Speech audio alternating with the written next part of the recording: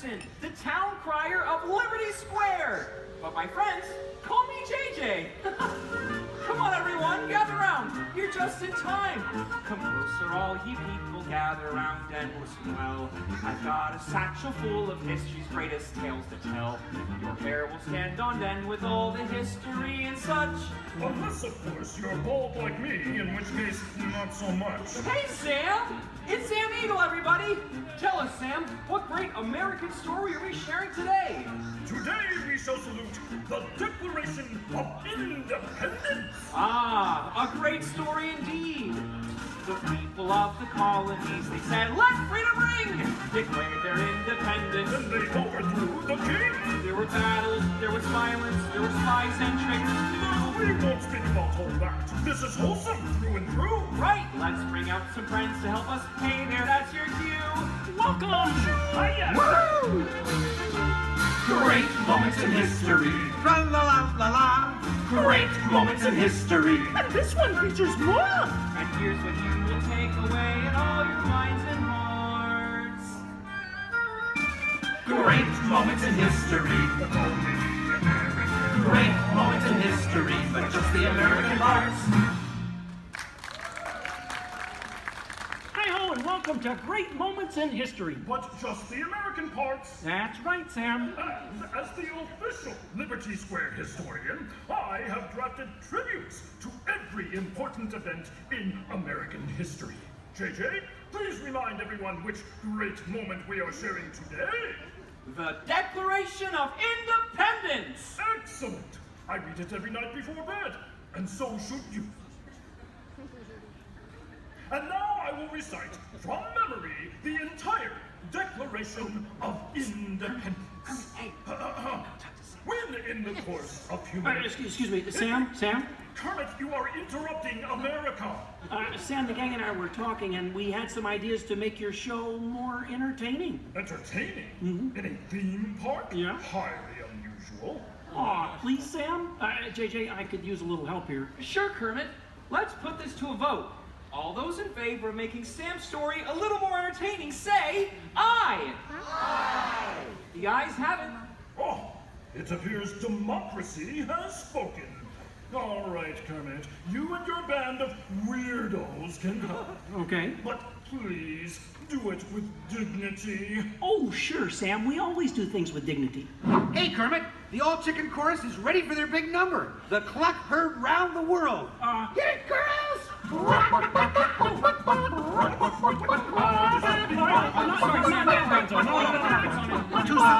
Back to the dressing room.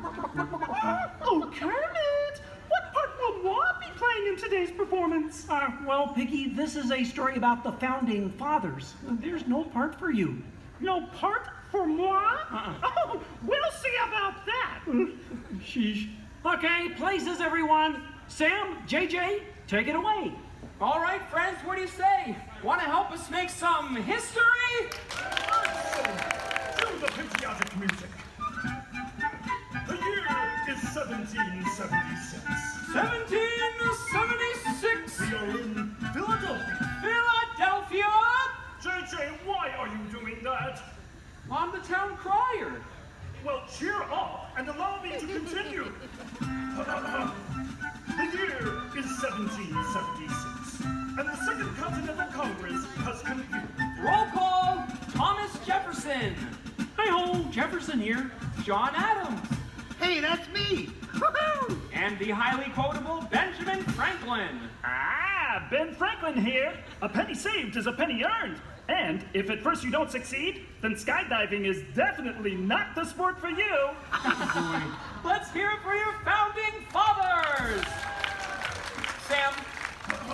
The delegates are discussing the question of America's independence from England, and there is much debate. Psst. Hey, that's you guys. Oh, right. debate. Debate. Point of view. Opinion. Says you. Argument. Point. Counterpoint. Order. Needle point. I'll take 2 hot dogs with extra mayo. A banana sounds appealing. Waka waka. Will you get on with it? Okay, Sam. Guys, look, let's get down to business. Does anyone have any arguments in favor of independence? I do.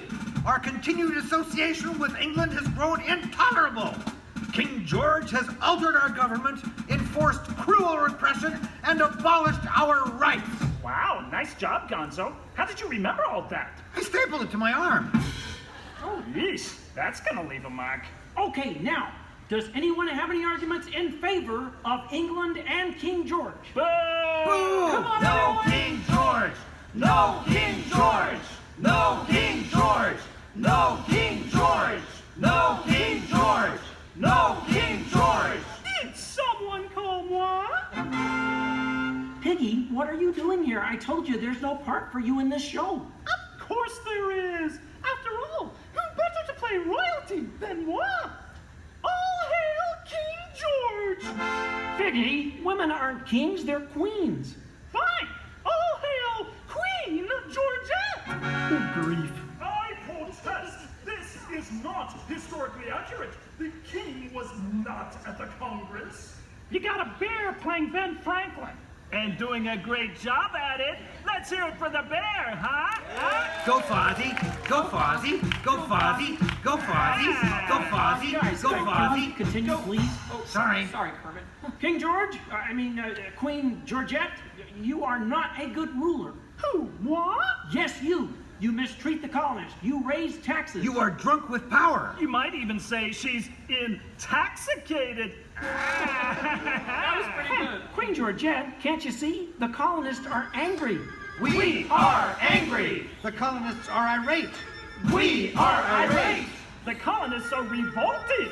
We are revolting! And say that again. We are revolting. Sorry.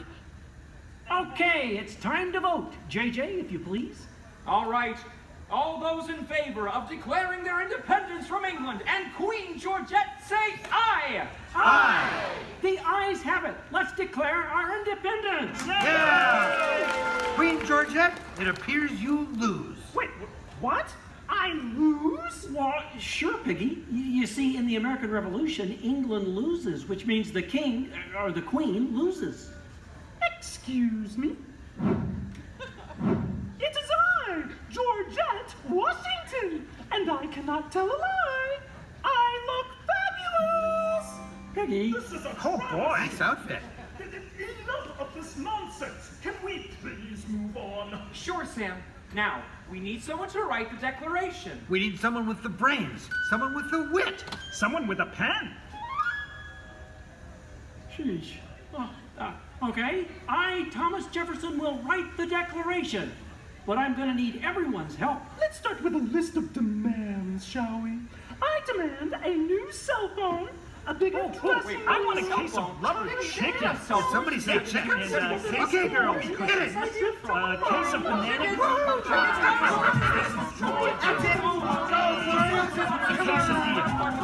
You're doing it. Guys, Guys, when Jefferson wrote the Declaration, it was more than a list of demands. What?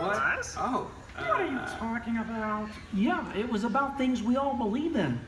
Things worth fighting for. Things that inspired the birth of a new nation. Gee, Kermit, what do you mean? Well, like the Declaration says, we hold these truths to be self-evident, that all men are created equal, that they are endowed by their Creator with certain unalienable rights, that among these are All together! Life, liberty, and the pursuit of happiness!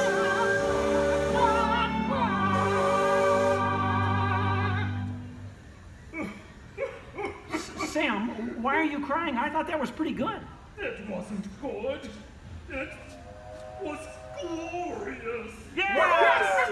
Way to go, everyone. Hey, Sam, looks like now you're the town crier. Just ring the bell. Let freedom ring! Great moments in history, the 4th day of July. Great moments in history, we said King George goodbye. And here's what we will take away in all your minds and hearts. Great moments in history, great moments in history, great moments in history. Great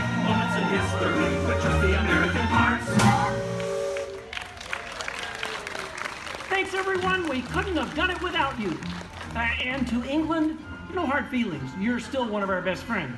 Thank you all for joining us for a great moment in American history. We hope you come by again soon and have a magical stay here at the Magic Kingdom.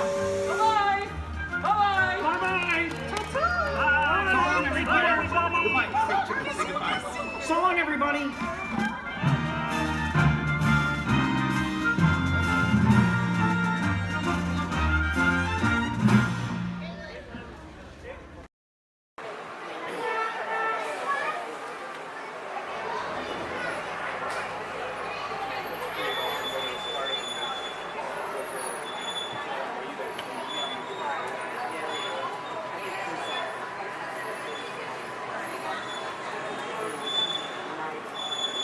Hello everyone, my name's Don and welcome aboard.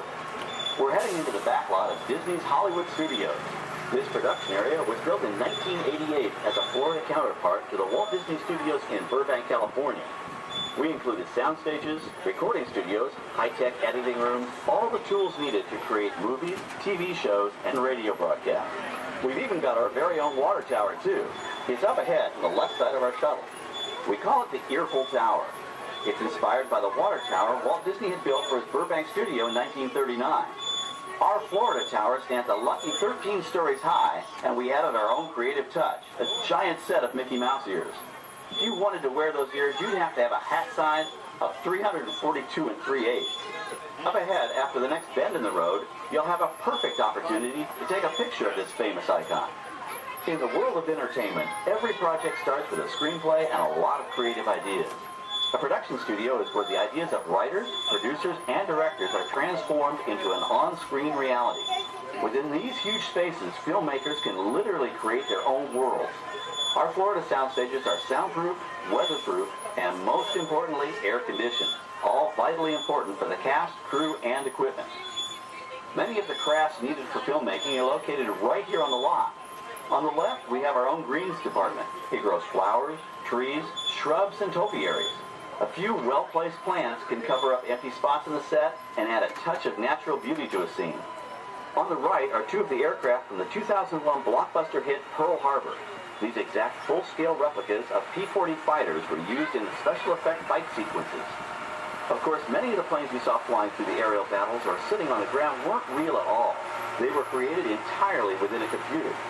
Oh, keep your cameras focused to the right. We're coming up on that perfect angle of the Earful Tower I told you about. It's a true masterpiece.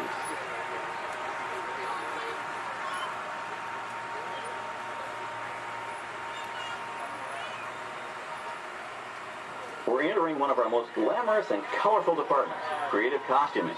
Every star has to have just the right wardrobe, and it all begins here with a designer's sketch. Our team of designers, seamstresses, and tailors can turn 1.5 million yards of fabric into over 25,000 costumes every year. Many of these costumes will become part of the shows and attractions of the Walt Disney World Resort. In fact, here in Florida, we have the largest working wardrobe department in the world. Why, Mickey Mouse alone has over 175 different outfits to choose from, while Minnie Mouse keeps more than 200 unique costumes in her wardrobe. On the left are costumes worn by the stars in recent studio productions. You'll probably recognize some of those costumes from the big screen.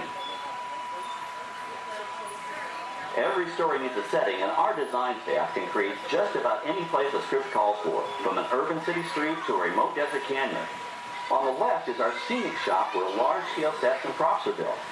Our team of set designers, carpenters, artists, and engineers has created caves and caverns, game show sets, even replicas of the U.S. Supreme Court and NASA's Mission Control, all on our sound stages. The shop also provides sets and props for our shows and parades here at Walt Disney World. The same skill and craftsmanship that goes into a movie set can also be used to create magic for our parks. Either way, it's all about making dreams come true.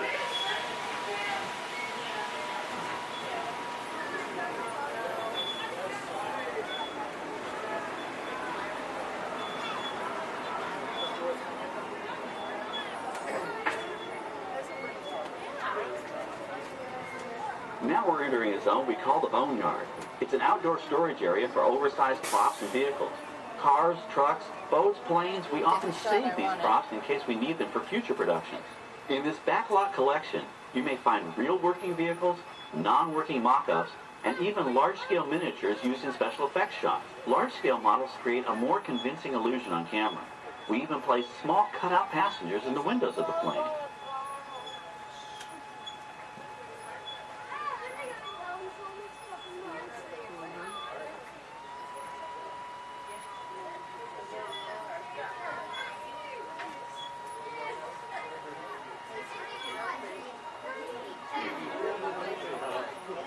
We're now passing by the sets for our Lights, Motors, Action Extreme Stunt Show. On the left, you may catch a glimpse of the Mediterranean fishing village that sets the stage for this thrilling attraction. We'll get a closer look at it soon, but for now, we're approaching one of the largest standing sets on our back lot. It's over on the right. It may not look like much from this angle, but it's pretty spectacular on the other side.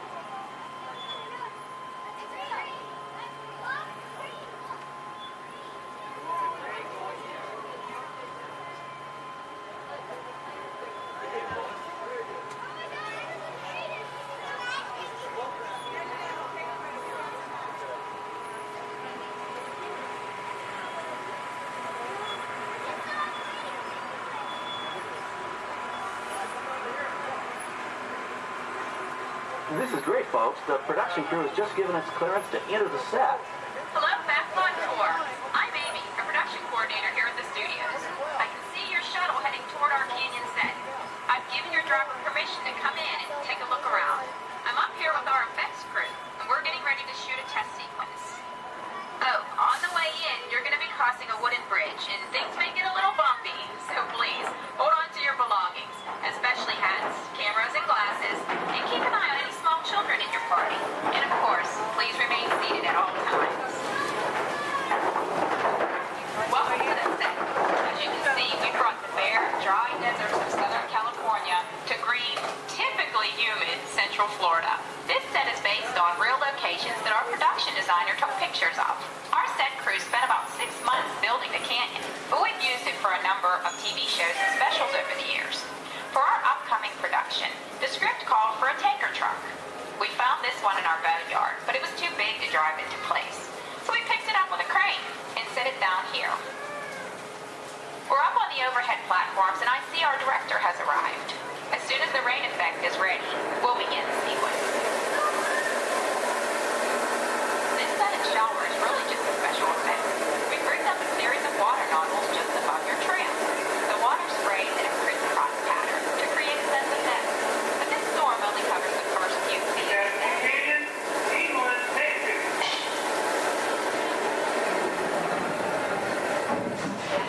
Okay, it's showtime. Everybody stay seated. Hang on to your belongings and watch your children.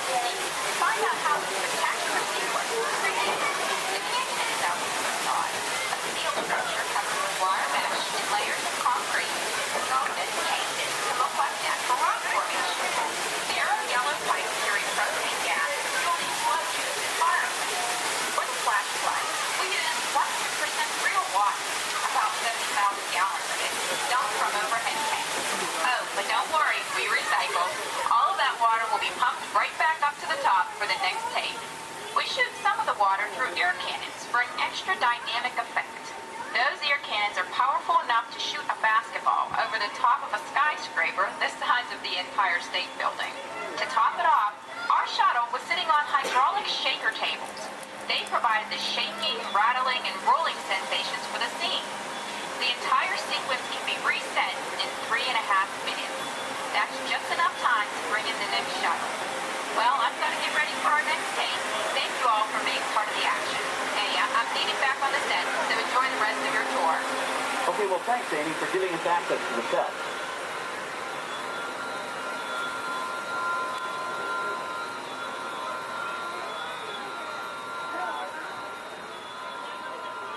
On the right, we have an authentic piece of Disney history. That Gulfstream 1 was known at airports across the country as November 234 Mickey Mouse, but we just call it the Mouse. In 1964, Walt Disney and his hand-picked team used this plane to scout locations for what he called the Florida Project. Soon, they secretly began purchasing thousands of acres of land, which became the Walt Disney World Resort in 1971. During the creation of the resort and later Epcot, the Mouse shuttled studio executives and Imagineers between Burbank and Orlando, making it the most used executive aircraft in the country. Appropriately, the Mouse retired here in 1992. As Walt used to say, it was all started by a mouse. In this case, the 234 Mickey Mouse. On our right, we once again sweep past the magnificent Mediterranean village of our lights, motors, action extreme stunt show. This high-octane attraction is based on the hit show from the Walt Disney Studios Park in France. In this action-packed production, you'll feel like you're right there on the set during the filming of a spy thriller, complete with custom-built cars, motorcycles, even jet skis. You'll experience the split-second timing, coordinated driving, and fiery special effects that make action movies a real blast.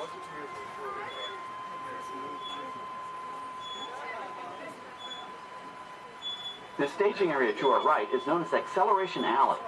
Here, the custom-built stunt show vehicles rev their engines up to 70 miles an hour before making their high-speed entrances onto the stage for our lights, motors, action extreme stunt show. Of course, these are professional stunt drivers. We hope you'll enjoy their daring driving skills, but please, don't try them yourself.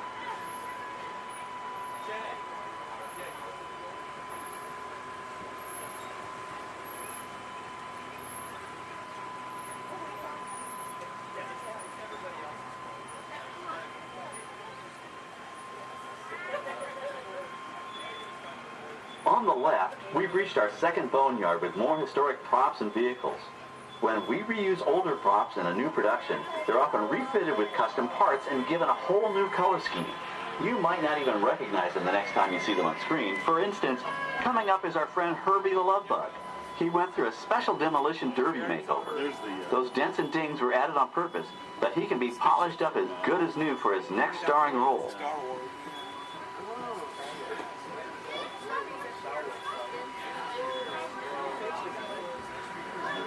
On our right, we now have a very different view of the fishing village set. From this point of view, you can see that there is no inside to the buildings. They are just false fronts or facades. In the movie business, set builders only create what the camera has to see. It's an old movie trick dating all the way back to the silent era. To add to the sense of realism and avoid the cost of set building, many of today's television shows and movies film on location in cities and towns across the U.S. But out in the real world, you've got to contend with noise, traffic, crowds, and various visual elements that may or may not belong in your film. Here on the backlot, we can avoid these problems because we created our very own flexible urban environment. Our Streets of America facades can stand in for a small town or a giant metropolis. As we come around the last corner on our route, you'll see the skyline of New York City in the distance. It's really a series of painted flats, expertly designed to fool the eye and the camera. We can dress and decorate these streets to look like any city we want, from Chicago to San Francisco. Depending on the choice of vehicles, props, and costumes, we can even turn back the clock and set our story in a different time. And what's more, these sets are built with Florida weather in mind. They're made to withstand 100-mile-an-hour winds. You're welcome to visit our Streets of America anytime during your visit today and get an up-close look at the skills of our set designers and builders. We've just about reached the end of our tour. Our final stop is the American Film Institute Showcase, where you can see the actual costumes and movie props used in some of Hollywood's most famous films. There are some pretty amazing items in there, so feel free to take all the time you like. Please stay seated until our tram comes to a complete stop and check around you for any personal items that may have fallen during our trip. Well, as they say in Hollywood, that's a wrap. Thanks for joining our backlot tour, and we hope you'll come back to visit us again soon. All right, we're going to stop up here in just a moment. I'll open these doors. I'm going to exit out through those blue automatic doors into the AFI Showcase tour.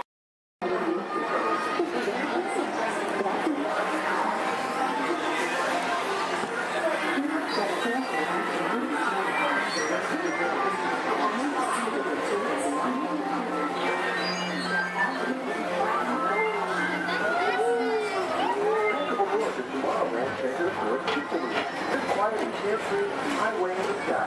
We invite you to sit back, relax, and enjoy this Along the way, you can preview many of the exciting places you want to be sure to enjoy today while visiting this land of tomorrow.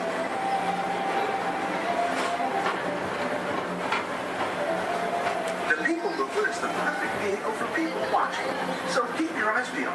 You never know who you might see.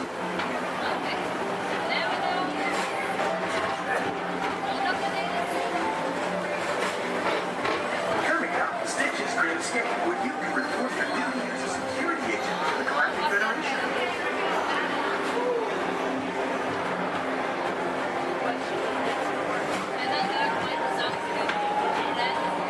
Your missions keep you in 366, the biggest little mischief maker in the galaxy, under control.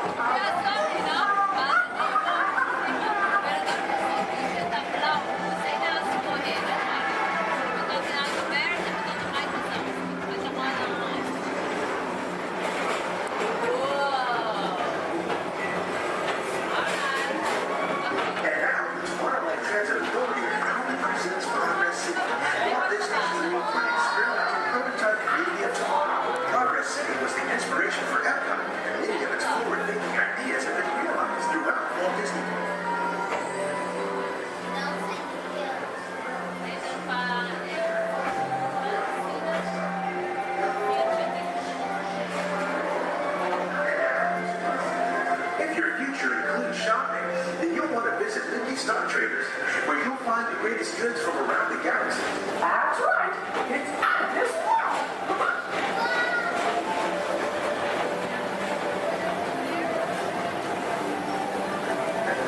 Speedway, put the pedal to the metal and speed towards the checkered flag in your very own race car. Young or old, this is your chance to drive in the fast lane without worrying about getting a speeding ticket.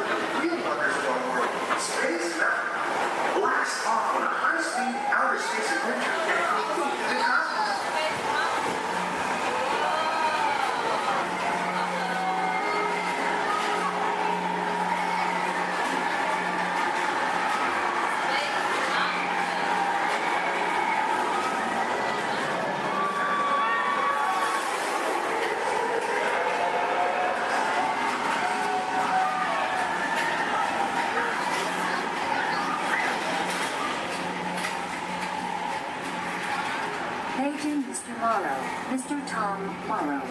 Please contact Mr. Johnson in the control tower to confirm your flight to the moon.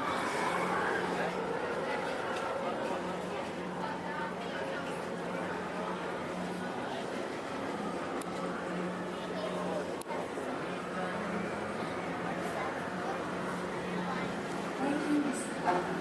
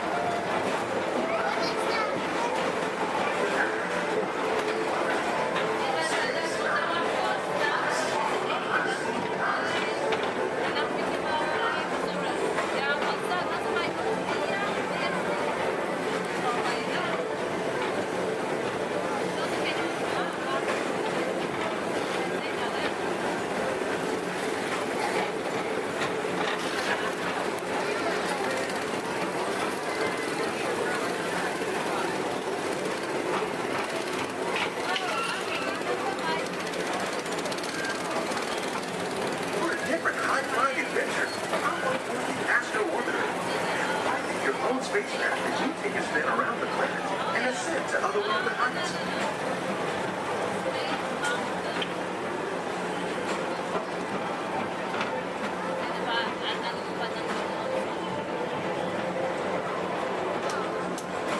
We're now approaching Walt Disney's Carousel of Progress.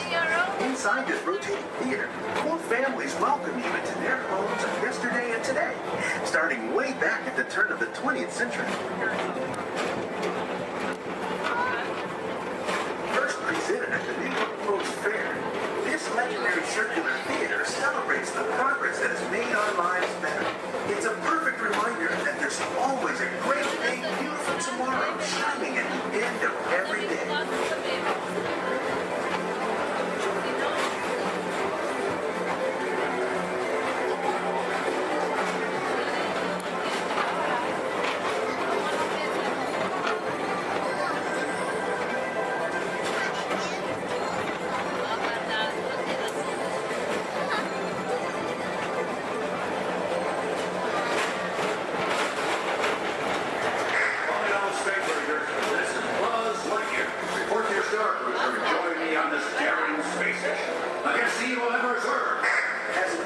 Space Ranger, you'll use your own personal laser cannon to save the entire galaxy.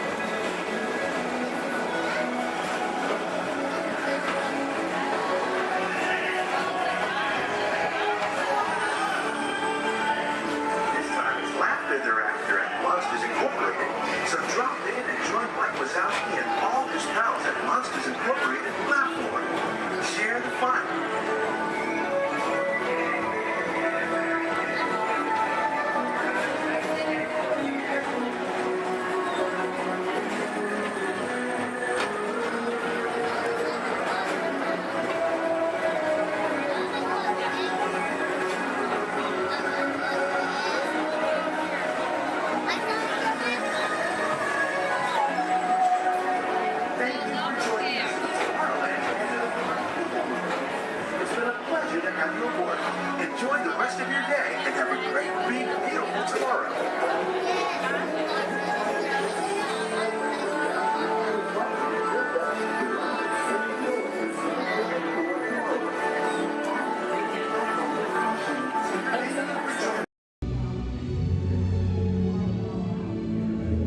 Hello, my name is Becky Klein and I'm the director of the Walt Disney Archives. Here at the Archives, it is our mission to protect, preserve, and make available the history of the Walt Disney Company. So in celebration of 100 years of Disney magic and entertainment, it's my honor to welcome you to Disney 100, the exhibition. This very special exhibition will travel the world for 5 years in 2 units, one in North America and one in international locations. Both units feature hundreds of iconic Disney artifacts from throughout its history, including props, costumes, models, attraction vehicles, and artwork, as well as original immersive activities that are sure to please visitors of all ages.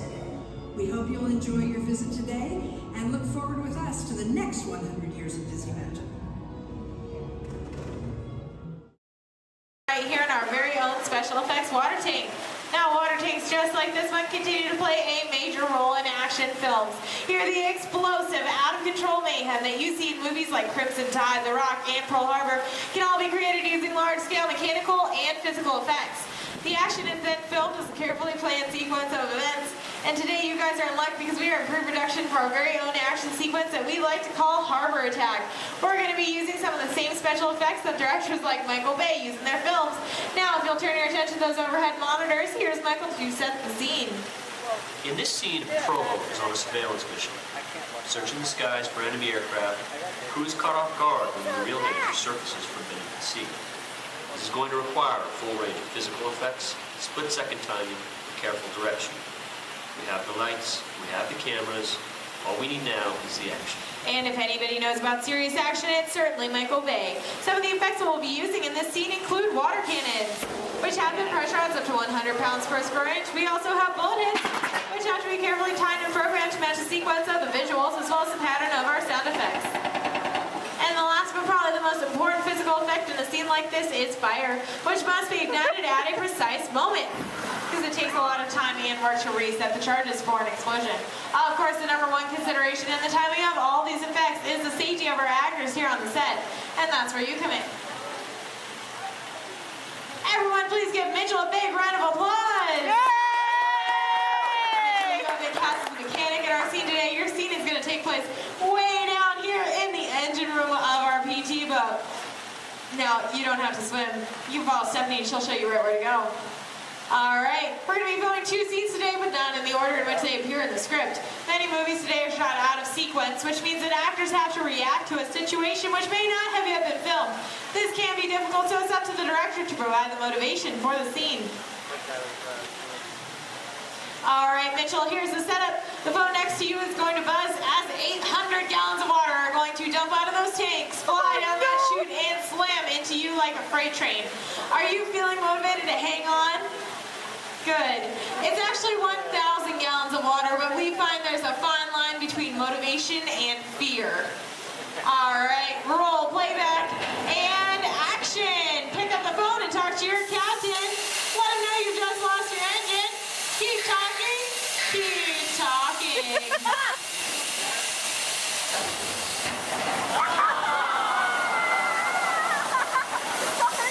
And cut! Everybody give Mitchell a big round of applause. Alright, Mitchell, you were fantastic in that last scene. Now I have one more acting task for you to do. I need you to sit there in that blue chair, stare dramatically out at the audience, and act dry.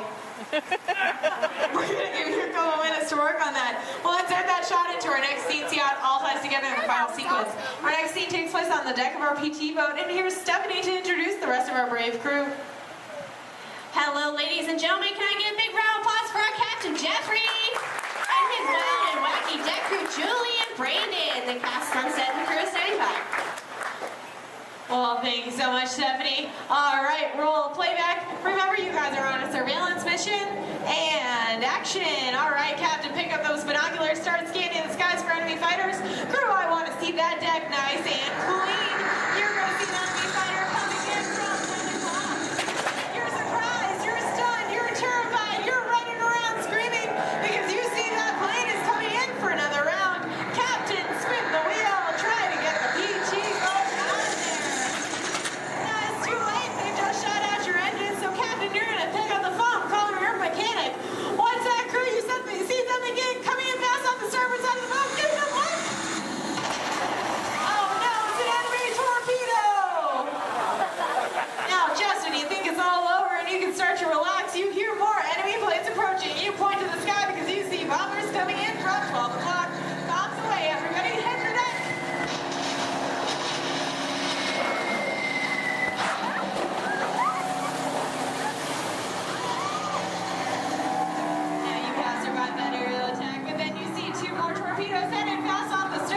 Lucky for you, they pass right underneath the boat, but unfortunately that means they're headed straight for our audience. Point to the audience and yell, look out!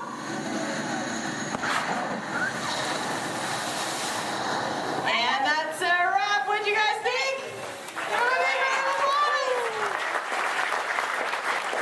Alright, now we're going to see what that whole sequence looks like when we have some computer-generated images, a couple of lines of pre-recorded dialogue, and an exciting musical score. Ladies and gentlemen, I'm proud to present Harbor Attack.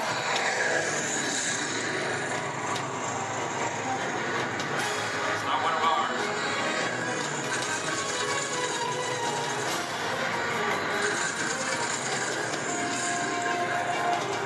Skipper, let's give it around for another run. Engine room, report. Both engines are gone. Torpedo, up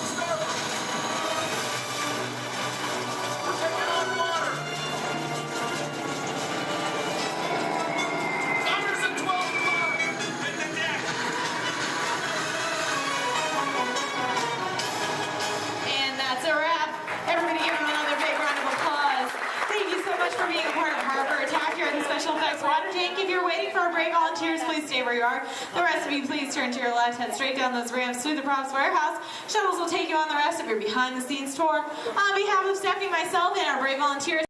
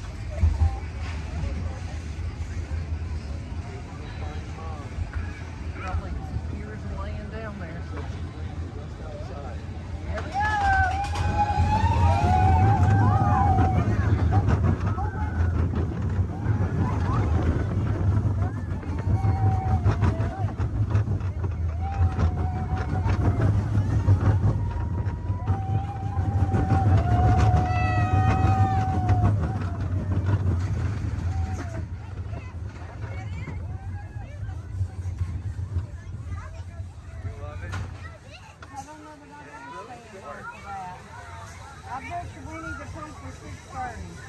Now what? You see all the ears laying down there? The bus. The big drop. Some cute ones, too. Donut ears. I see Minnie Mouse ones.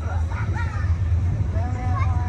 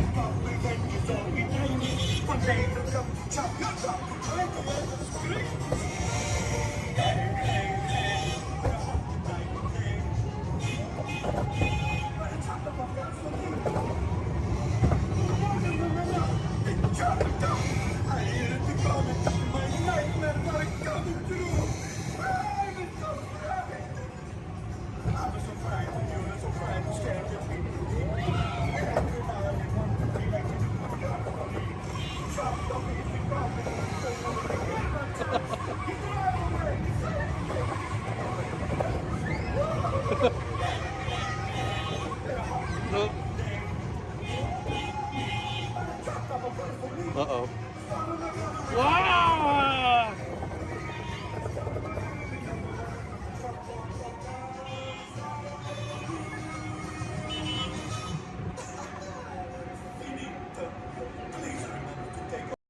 Welcome to Turtle Talk. My name's Andrew. Before we get started, there are a few things that I would like to go over with everyone. Now, here at Sea Base, there is absolutely no eating, no drinking, no smoking or vaping, and no flash photography. Thanks, guys. Now, this piece of equipment here is known as a hydrophone. It allows us to hear sounds from beneath the sea, and it's also going to allow us to hear from our very special guest today. Does everybody know who our special guest is? Please shout it out.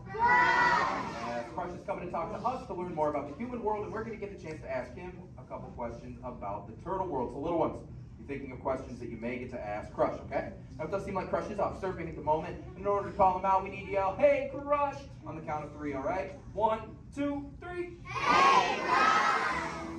Well, righteous, dude!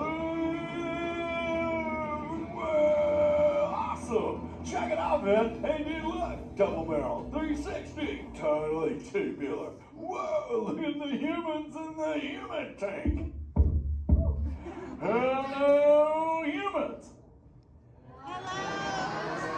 Righteous, man! Oh, dude, speaking of most righteous, look at this, bro. Hatchlings, grommets, offspring, totally chillin' sub-level. Look at this, right next to you, you got a little dudette, blue shell, brown noggin, goggles, and extra ears. Yeah, right there on the coral. Hey, bud, what's your name down there, dudette? Bella. Hey, what's up, bud? Are you having a good day, man? Yeah. Awesome. Can you talk like a turtle? No. Oh, I got your back. It's really easy. Just say, awesome. Awesome. Nailed it. Try this one. Say, totally. Put them together. Say, totally awesome. Totally awesome. Give it up for that dude. That righteous. Good job, bud. Totally good. Dude, you talk like the turtle. Hey, I got a dude over here with a gray shell, curly noggin, and goggles, too. Sweet. Hey, man, what's your name down there, bud? Gustavo. Hey, where are you from, Gustavo? Where are you from? New York. Whoa, dude. Who brought you here today? I went on my car. Oh, we'll find out together. Don't sweat it. Hey, dude, is there like maybe a parental unit, a life guardian of the Gustavo? If anybody's with them, right? Okay, let's talk to that chick and see what's up. All right, awesome. Hey, dude, what's up, bud? What is your name? Karen. Hey, Karen, what's up? How many kids you got? My English is not good. I'm from Brazil. Oh, I don't speak English either. I talk turtle. Karen, does it freak you out? Gustavo has no clue you're here. Don't worry, Karen. They come back when they get hungry. Karen, did you feel it, bud? Did you feel it? We're sharing a moment. Look at you, Karen. Awesome. Dude, my son Squirt, he's like this. He goes, Dad, what's up with all the humans? And I go, dude, I do not know. Human dudes, I need human help. Can all of you help out and answer Squirt's questions? If you want to help, say, Chaw! Righteous! You so totally rock, dude! Oh, wait a minute. Sorry, dude, my bad. Check this out. When a turtle says, you so totally rock, everyone says, dude! Here we go. You so totally rock! Dude! You so totally rock! Dude! Now all of you totally talk turtle. So, on to Squirt's question. Numero uno. He goes, Dad, if humans go to a beach, what do they do? I said, bro, I do not know. Humans, do you go to the beach? Yeah. Awesomeness. Okay, answer it for the Squirt dude. What does a human do at a beach? Shout it out. Swim. No way. Who likes to swim? Wave some fin if you love to swim, man. Oh, man, I got wavers, like even on the bench. What's up, wavers? Nice. Dude, want to see me swim? Say go Crush. Go Crush. Let's rock. Everyone yell. Rip it. Rip it. Roll it. Roll it. Punch it. Punch it. Rip it.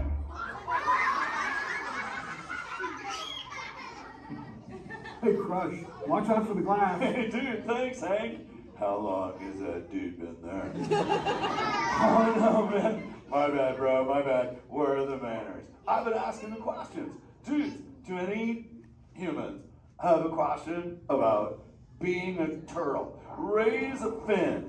Hi, if you have a question about turtles. Cool. Got a chick over here, aisle style, red shell, brown knock, hanging loose. Hello, bud. What's your name? Hey, bud. What's your question? What turtles eat?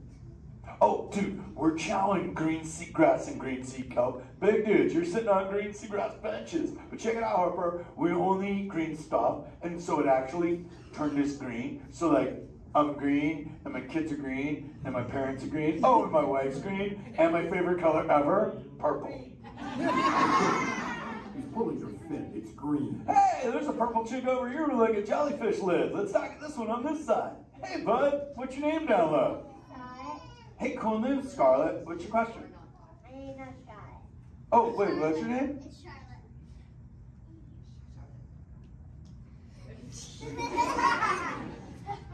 You don't have to tell me. Okay, what's your question, little bud? My name's not bad. Okay.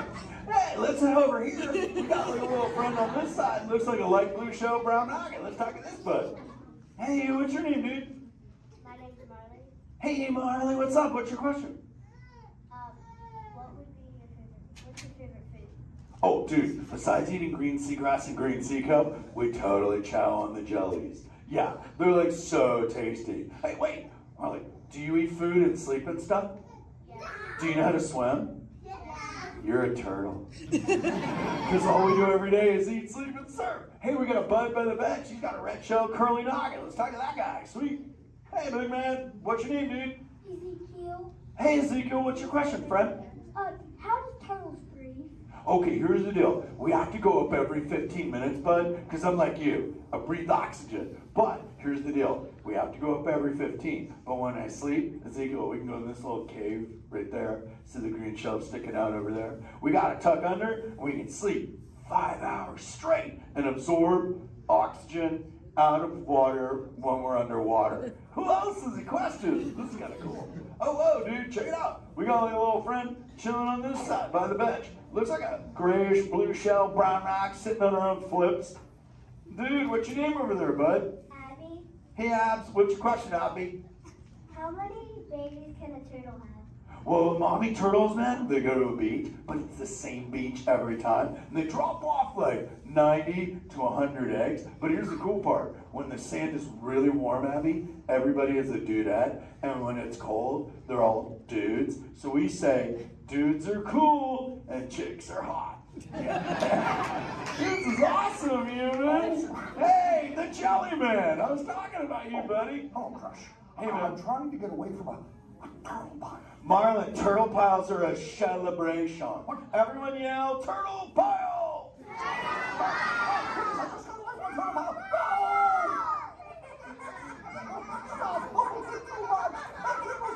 Oh, cool. Hey, boys, surf's up, dudes. Thanks a lot, Crush. For what? The turtle pile? Shout it out, humans! That dude has serious thrill issues. Humans, you rocked it! You so totally rock! Okay, like 4 kids remembered. The rest of you dudes pulled a hard dory. Dudes, don't space out! Remember, Turtle says you so totally rock. Everyone screams!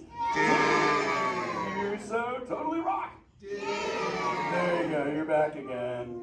Oh, bummer. Hey, bro, the frequency thing is not working. Whoa, it's Bailey. Call him back with your fins. Put your both fins up. Yeah, put your both fins up. Go.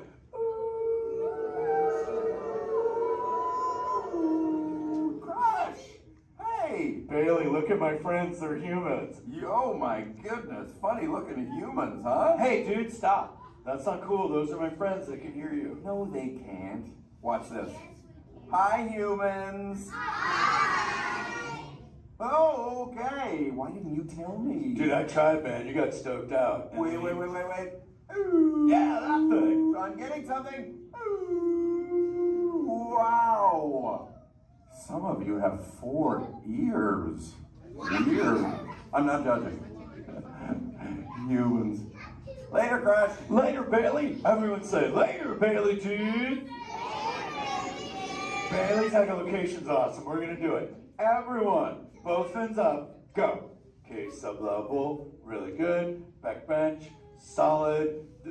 Grandma, in the corner. This is where we put our fins up. Good job, Grandma. Good job. Fins up. Eyes closed. Go. How many fins am I holding up now? No, you gotta go. Yeah, you so totally rock. Squirt, Squirt, come here. Squirt, look at this. Squirt, I just taught humans your ultimate favorite. Sweet. Dude, go for it. They'll blast you. You so totally rock! Yay!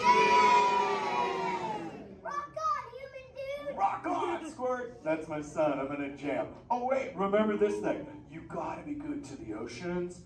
And the oceans will be good to you. And slap the fins together for my man Andrew. Rocking the mic, man. Oh, righteous. Little dude, use the word dude all day long. Because your parents will love you. Hey, Karen. You're welcome, Karen. Let's go! You so totally rock! Let's give it up for Frog. If you would like to learn more about friends and friends like green sea turtles, manatees, or sharks, you can do so up on the second floor of Sea Base. Now, little ones, don't move until your adult comes to get you. Adults, please collect your belongings, collect your children, head on up to those two right there exit doors. Or if you're taking, please don't stand up.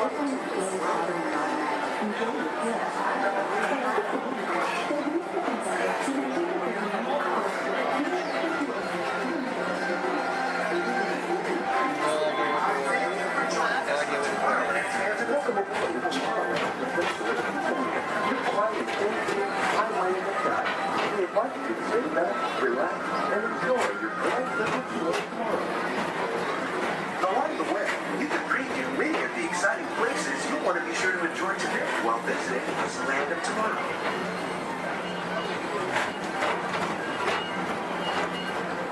The People Mover is the perfect vehicle for people watching, so keep your eyes peeled.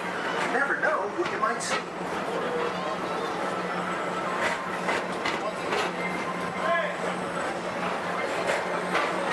Coming up, Stitch's Great Escape, where you can report for duty as a security agent for the Galactic Federation.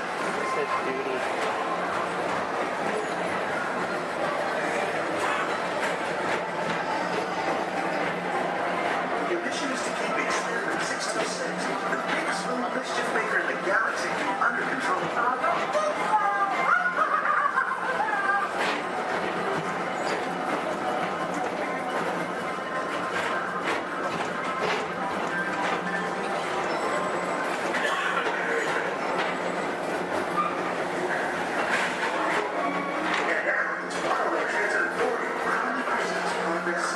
Walt Disney's dream for an experimental prototype medium. Progress City was the inspiration for Epcot, and many of its forward-looking ideas have been realized throughout Walt Disney.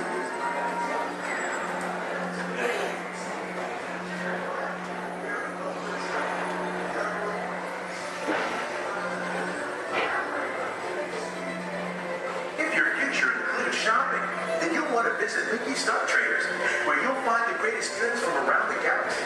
That's right. It's out of this world.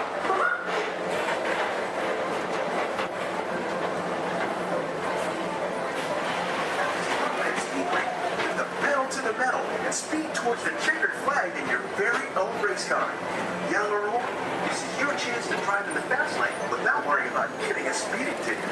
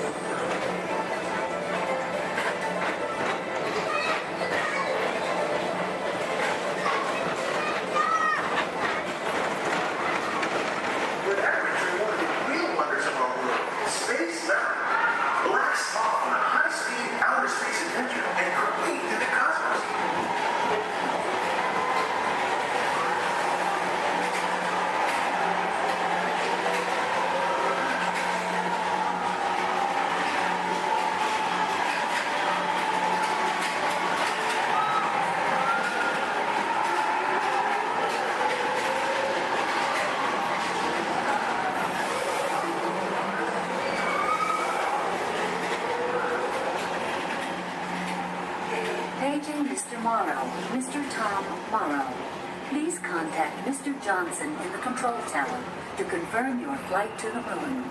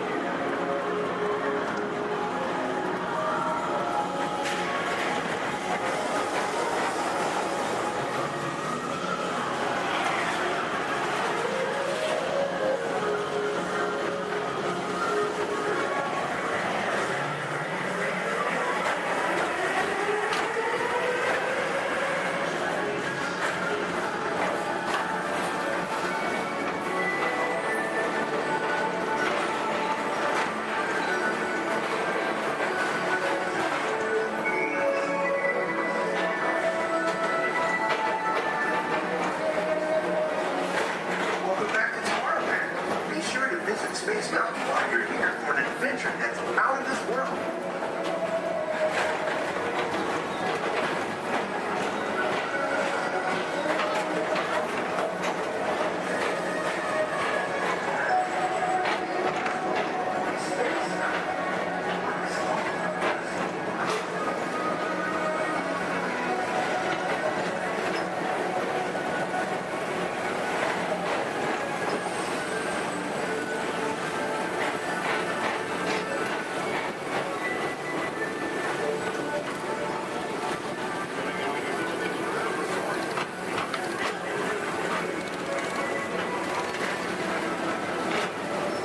For a different high-flying adventure, hop on board the Astro Orbiter and pilot your own spacecraft as you take a spin around the planet and ascend to otherworldly heights.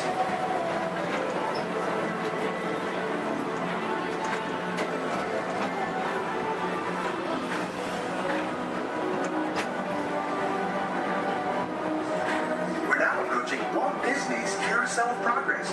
Inside this rotating theater, full families welcome you into their homes of yesterday and today, starting way back at the turn of the 20th century.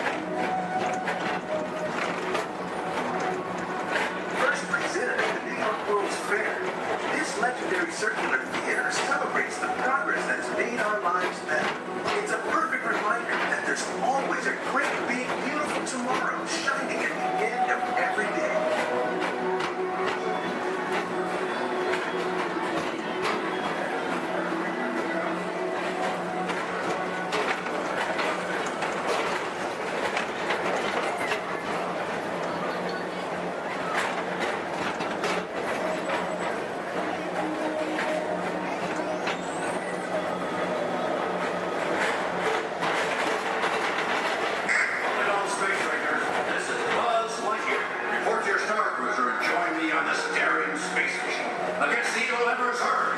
As an honorary space ranger, you'll use your own personal laser cannon to save the entire galaxy.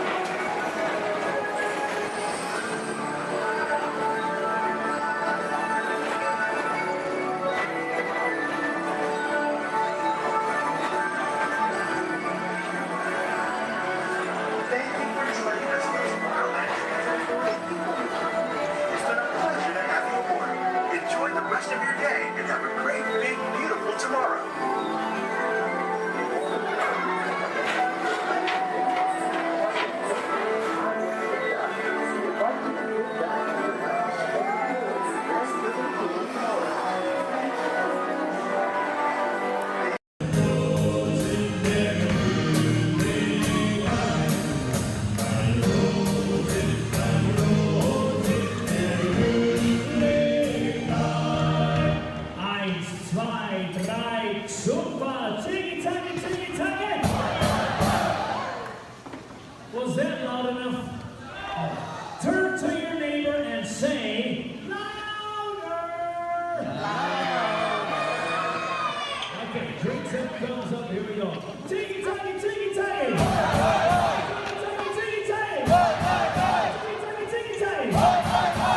Rolls, clean, and drink!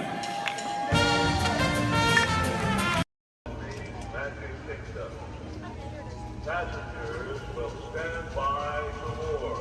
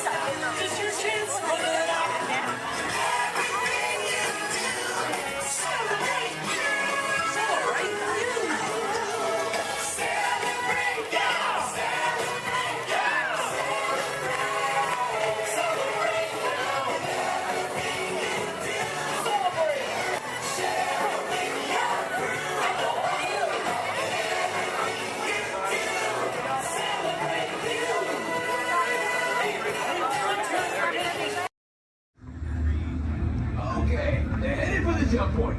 This plan is never gonna work. Ah, yeah. Well, okay, I'm locked onto your vehicle. We'll be right behind you. Nothing to worry about. Unless we cannot stop this unusually large man, then you're likely doomed. Good luck. You're gonna need it.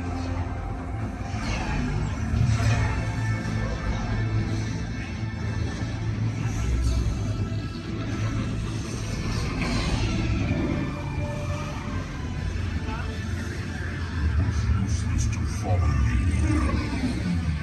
What is that noise? Boys, no one's gonna stop rock and roll from existing. What have we done? I think we done rock.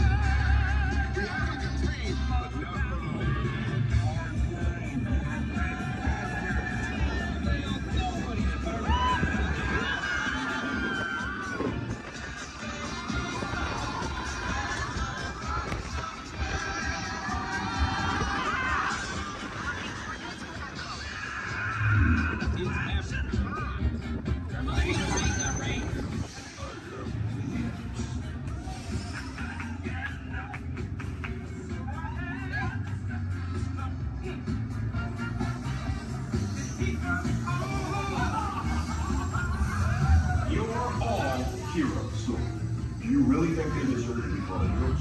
Do you see how they dress? It's just a figure of speech, Drax. You are lying to them. Now I understand. Welcome to the Guardians of the Galaxy.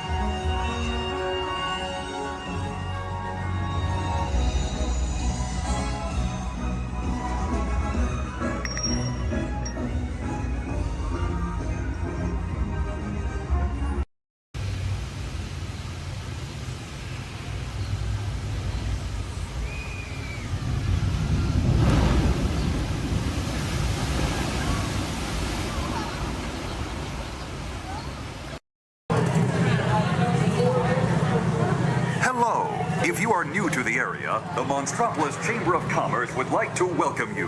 While you're in town, be sure... We interrupt this program for a special report. A child is on the loose in Monstropolis. A human child! If witnesses are to be believed, there has been a child security breach for the first time in monster history. We can neither confirm nor deny the presence of a human child here tonight. I tried to run from it, but it picked me up with its mind powers and shook me like a dog. It's true! I saw the whole thing! Happy birthday, Smokesy Poo! Oh, googly bear!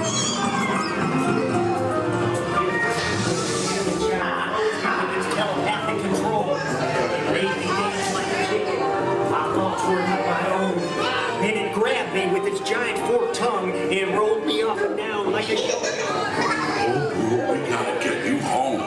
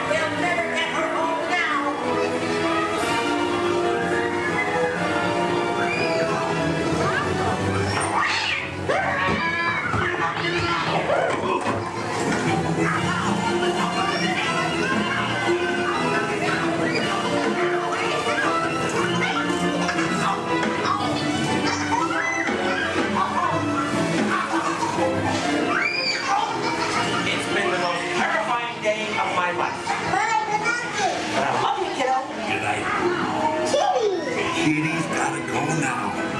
Sleep tight.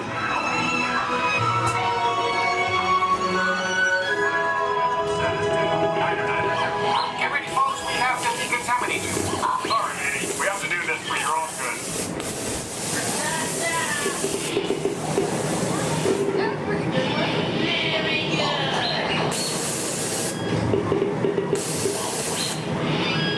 Sorry, sir. You're not my type. Yeah. We can neither confirm Sir, stop making goo eyes at me. I'm not that kind of girl. Progress and reported to the scene where we immediately staring at me. We spread out and locked it down. Hey, you left the lens cap on. Just kidding. Your stunned silence is very reassuring. Duh. Ta-ta. Come in. I have an opportunity for you all that is bad, dangerous. I was going to say profitable. You think I'm so heartless I would send my friends into danger? You insult my honor. And believe me, I have very little honor to insult. We'll talk later. Have to do everything around here. Hello, my friends. I am Hondo Onaka, and this is Onaka Transport Solutions. Today, I am offering the opportunity of a lifetime. I need flight crews to transport this valuable merchandise across the galaxy. Pilots to navigate, engineers to operate the ship, and gunners to defend the shipments. And that is where you come in. The Millennium Falcon. On loan for some very fast and very profitable expeditions. Chewbacca, my fine furry friend. Yes. As we agreed, you let us use the ship. We'll get you the supplies you need. In a win-win. You help the resistance, and I get all the profits. The first order will never know we were there. Okay, time to go, so, alright. We better go before he changes his mind. Move along, my friends. Listen carefully and remember, the better you work together, the more you earn. Your lives and my profit depend on it. Now go.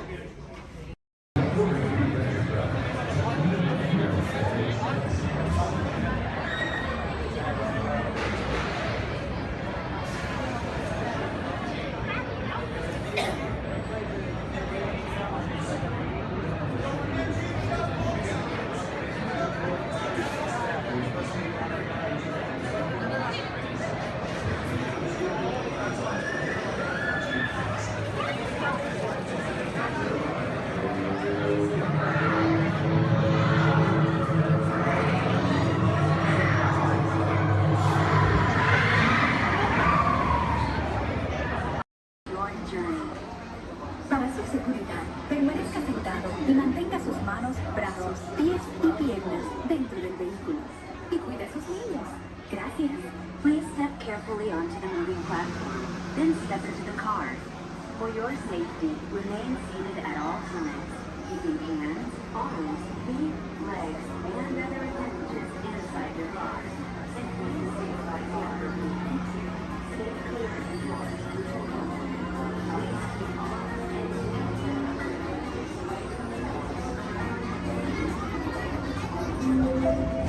This is the TTA Blue Line, non-stop service around the world.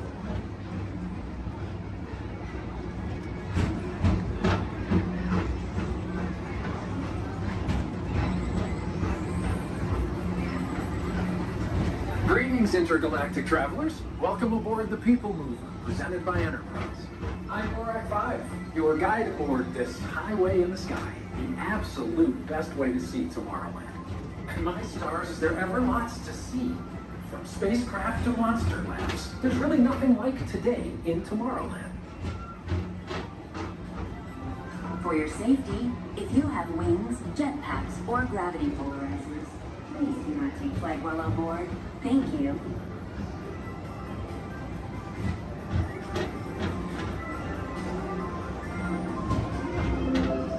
The next station is Tomorrowland Urban Planning and Star Traders.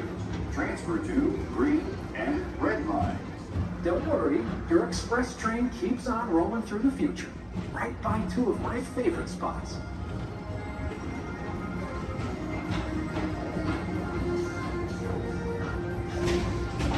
First up, Progress City, Walt Disney's amazing dream for a community of tomorrow.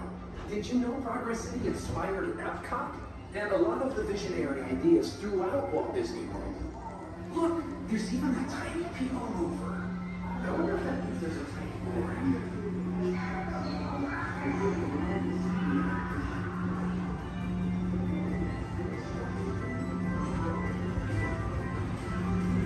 On your right is Star Traders, home to the greatest goods in the galaxy.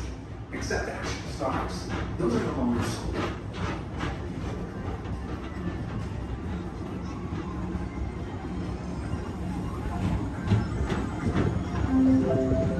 Now approaching Tomorrowland Speedway and Tron Light Cycle Run. I love a good circuit, and these are two of the best tracks of the cosmos for a bit of light, speedy competition.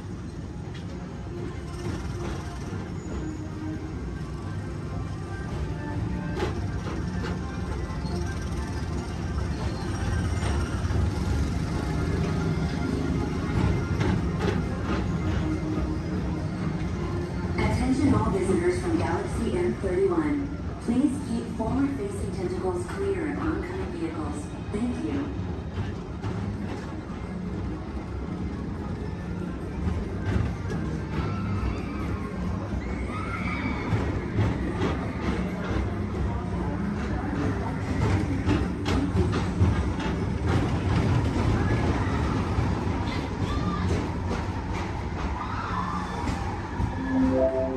This is Starport 75. Or as we locals call it, Spaceman. Our high-speed rocket port to distant deep space destinations.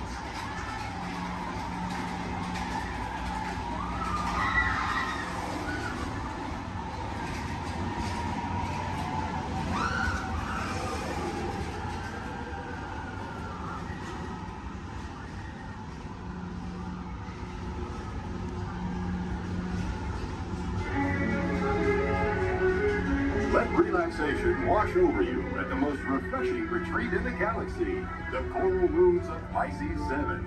You H2O it to yourself. Book today.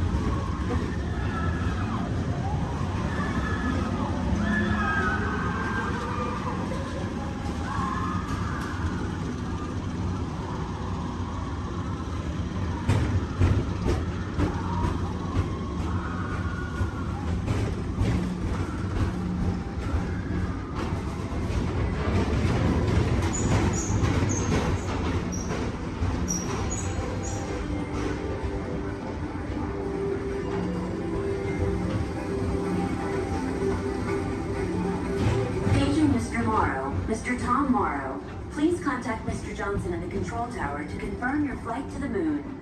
Thank you.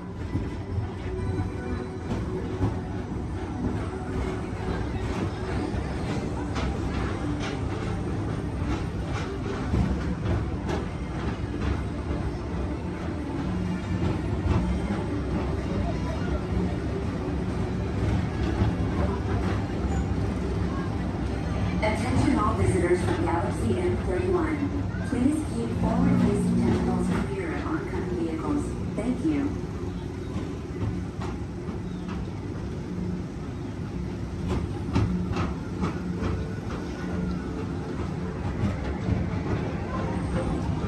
To your right is the Astro Orbiter, our celestial symbol of interplanetary harmony and fellowship. Hop aboard and launch high above Tomorrowland for a spin amongst the planets.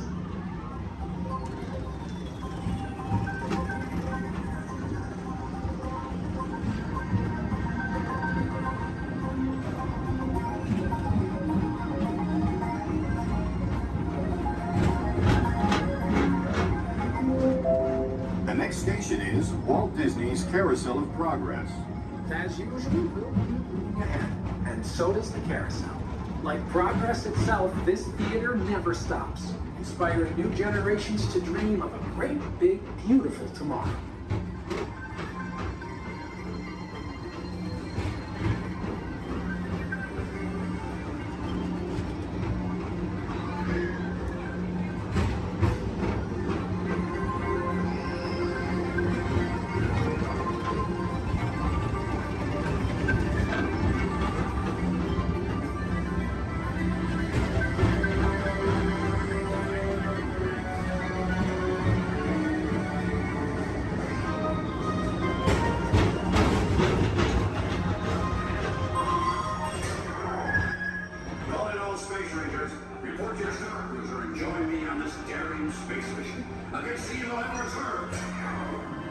Affirmative.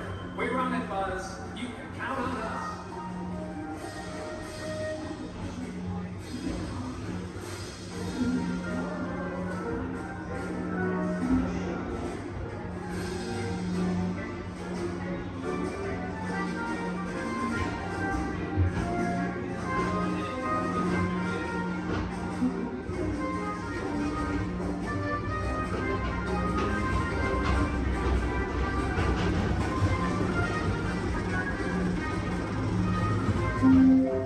Now approaching Monsters Incorporated laugh floor.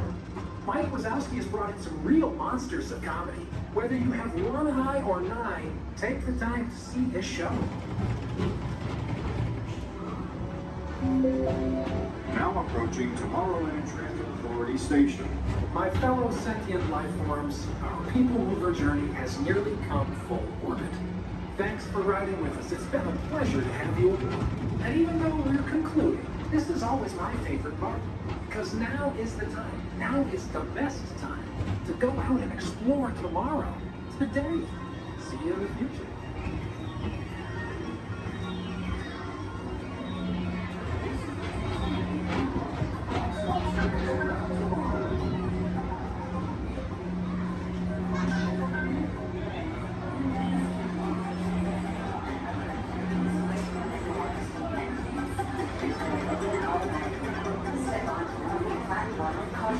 And exit by stepping away from the car. Thank you. Please keep arms and...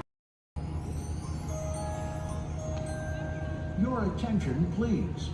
Disneyland has now ended its normal operating day. We thank you for your visit to the Magic Kingdom and that the memories you've made will bring you back again soon. While the rest of the park closes, Main Street will remain open for your shopping convenience. Thank you. Su atención, por favor. Disneyland ha terminado su día normal de operaciones.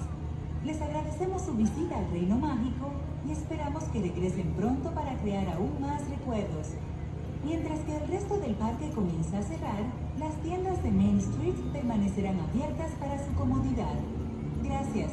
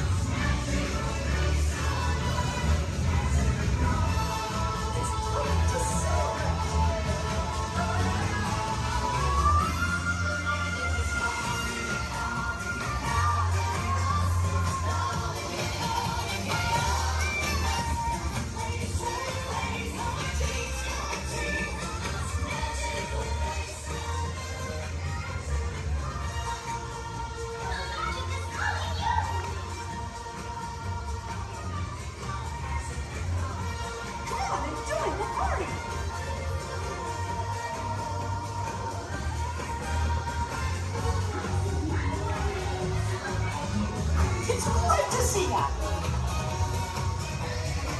Welcome to the celebration, everybody.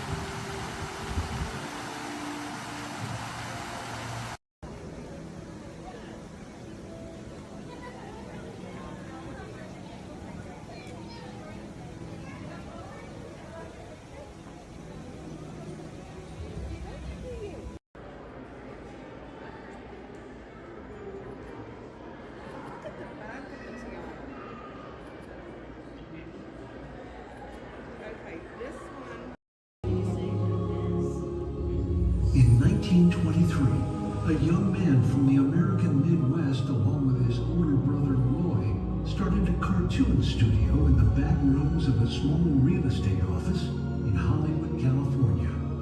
This was the small beginning of a family entertainment company that would create unforgettable stories, characters that become beloved friends, wondrous experiences, and music that has become the soundtrack of our lives. That young man was Walt Disney, a master storyteller whose imagination knew no bounds and who delighted in making the impossible possible. Disney 100, the exhibition, is a journey through 100 years of Disney magic, presented in themed galleries based on Walt Disney's creative concepts and philosophies. These include storytelling, creating believable characters, the spirit of adventure and discovery, the magic of sound and music, the world around us, real and imagined, curiosity, imagination, and technological innovation, the worldwide wonder of the Disney parks, and an everlasting sense of optimism about the future. Walt Disney famously said that it was all started by a mouse, but it really was all started by Walt himself. His philosophies became the foundation of the Walt Disney Company. They still inspire Disney's artists, filmmakers, Imagineers, and the storytellers of today. Oh boy! Oh, steady! Whoa! Hi, Mouseketeers! Well, here we go again, so hang on. Anything goes. You ready? And let the show begin! Here's my pal Walt to tell you how the magic is made. There's a lot of satisfaction in developing ideas into reality when we consider a new project we really studied.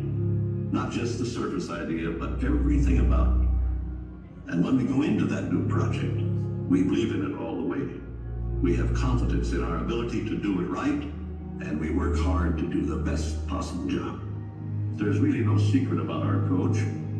We keep moving forward, opening up new doors, doing new things, because we're curious. And curiosity keeps leading us down new paths. We're always exploring and experimenting. Everybody ready? Then on with the show!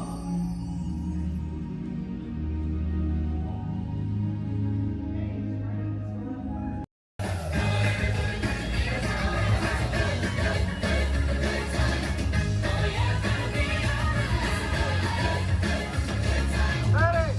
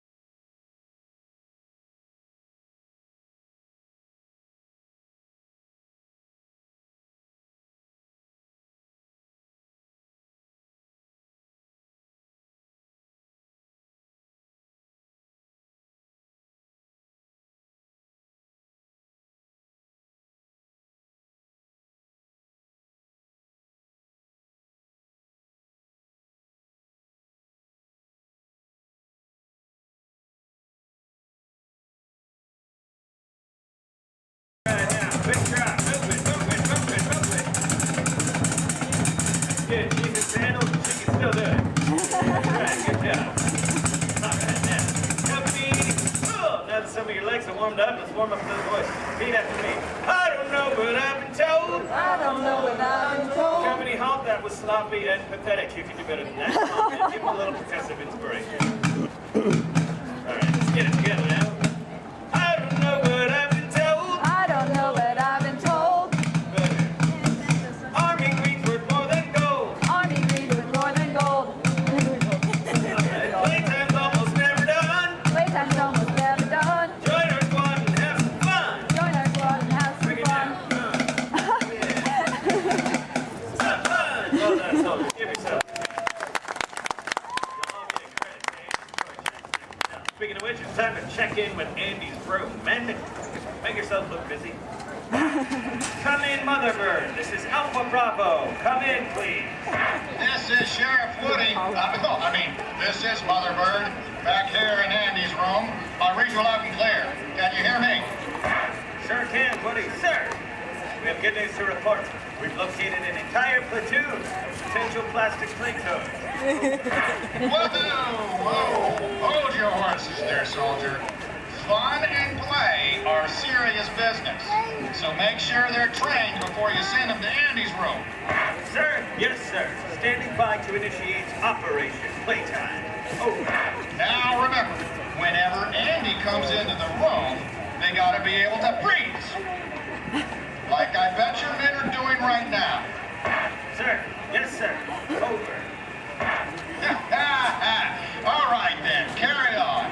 This is Sheriff Woody saying, hey, howdy, hey, and over and out. Over and out. Now, Sheriff Woody just mentioned becoming a toy requires a very specific set of skills. For instance, you need to be able to freeze whenever Andy, or anyone else for that matter, enters the room. They cannot know our secret toy business. Next, we will commence Operation Freeze, but first, my men will demonstrate. Put your hands together. Come on, Playtime's all about having fun now.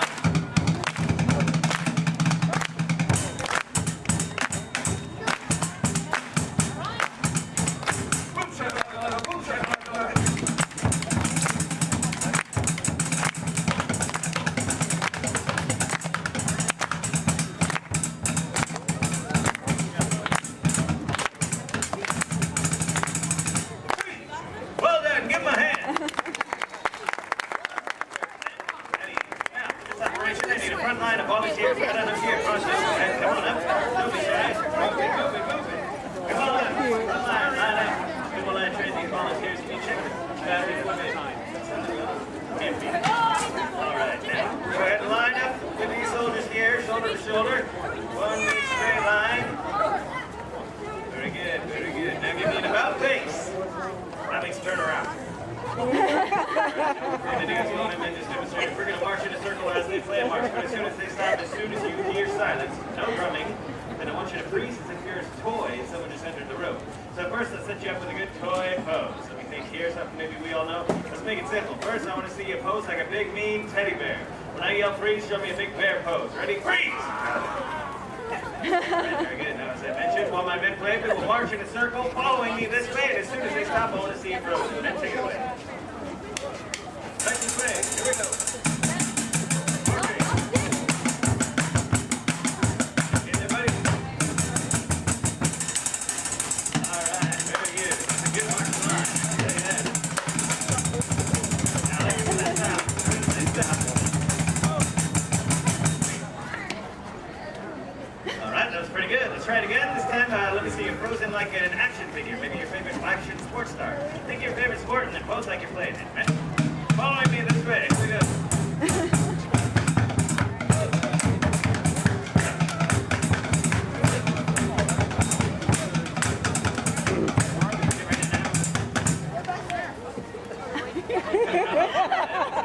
Got some soccer, some baseball, and some freestyle walking. Very nice. I want to see you frozen like a green army man. Like a green army man.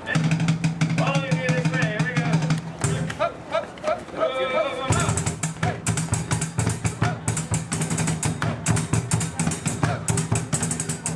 Taking your army man poses.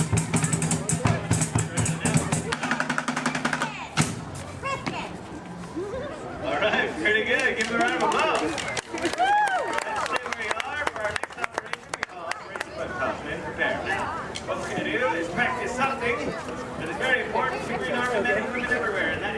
target practice, you must have your aim home at all times. You never know when you're going to need it. So, for Operation Bustouts, you will be presented with a target. This red barrel here is too filled with monkeys. They got out. It's a very sad day. So now we use ladybugs for our target practice. You'll each be armed with 1 round of ammunition, and in 3 rounds of firing, our goal will be to get 100% of the bugs back into the barrel. As I mentioned, in 3 rounds of firing, hopefully we can get better every single time. Like me, I get more skilled every day. All right, go ahead and hold up those bugs, squeeze in arms. When I yell fire, let them fly. And 3, 2, 1, fire! That was pretty good for a first time, but I know we can do better. Go ahead and pick up those bugs, recover those ammunition. Remember to observe the rules of playtime, share, play well with others, and be safe. All right, now, freeze and arms. Let's try round 2. See if we can do any better. And 3, 2, 1, fire! That was a little better that time. We're getting closer to 100%. Let's try the 3rd and final round of firing. As I said, our goal is to get 100% of the bugs into the barrel. I have faith in you. Now, freeze and arms, hold them up. And 3, 2, 1, fire! Wow, would you look at that? All 100% of the bugs made it into the barrel. Give me a big round of applause. Well done, men. Mission accomplished. You're dismissed. Go ahead and fall into formation as you were. Great work. You all make my plastic heart pump pride. All right, we have one final operation, which we call Operation Play 12 without the chance for this operation. We will practice playing 12 with others. That's right, and I need 2 volunteers celebrating their birthday. I see one right over here with Debbie. Come on forward, and you too. Come on up, Savannah. Debbie, go ahead and stand right here for me. Savannah, fall in next to Debbie. Right in line with my men. There you go. Give them a round of applause. They're going to be honoring members of my drum corps. That's right, you're going to be playing on lead. They're recently acquired from the Rockstar Canvas playset. They're not mine. Go ahead and hold on to those. Now, what's going to happen is my men are going to play march, and any time they may stop and point at you like this, go ahead and take a look at what they're doing. And when you see them do that, I want you to hit that tambourine 2 times like you mean it, and try to do it together right now. Good job. Yeah, you can hit a little harder than that. There you go. Perfect. Now, just take your cue from my man and 1, 2, 3, 4.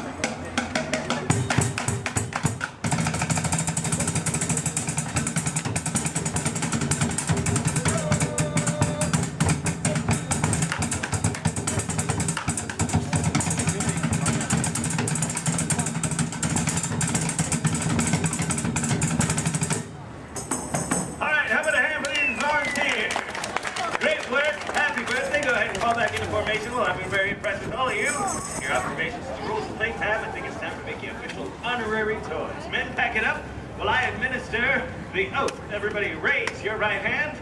That's in order. And repeat loudly, and I mean loudly, after me. I state your name. You solemnly promise to be a faithful and loyal toy. To follow any and all orders from my superior officers and or my parents. You can thank me later. And above all, my mission is fun. F-U-N. Now give yourselves a big hoopah! Congratulations, soldiers. You're now official honorary toys. Your first official order of duty is to enjoy the rest of your day. Stay out of the sun as much as you can because you are honorary toys, and after all, plastic melts. All right, men, mission accomplished. Let's get back to the toy business. Great work, everyone.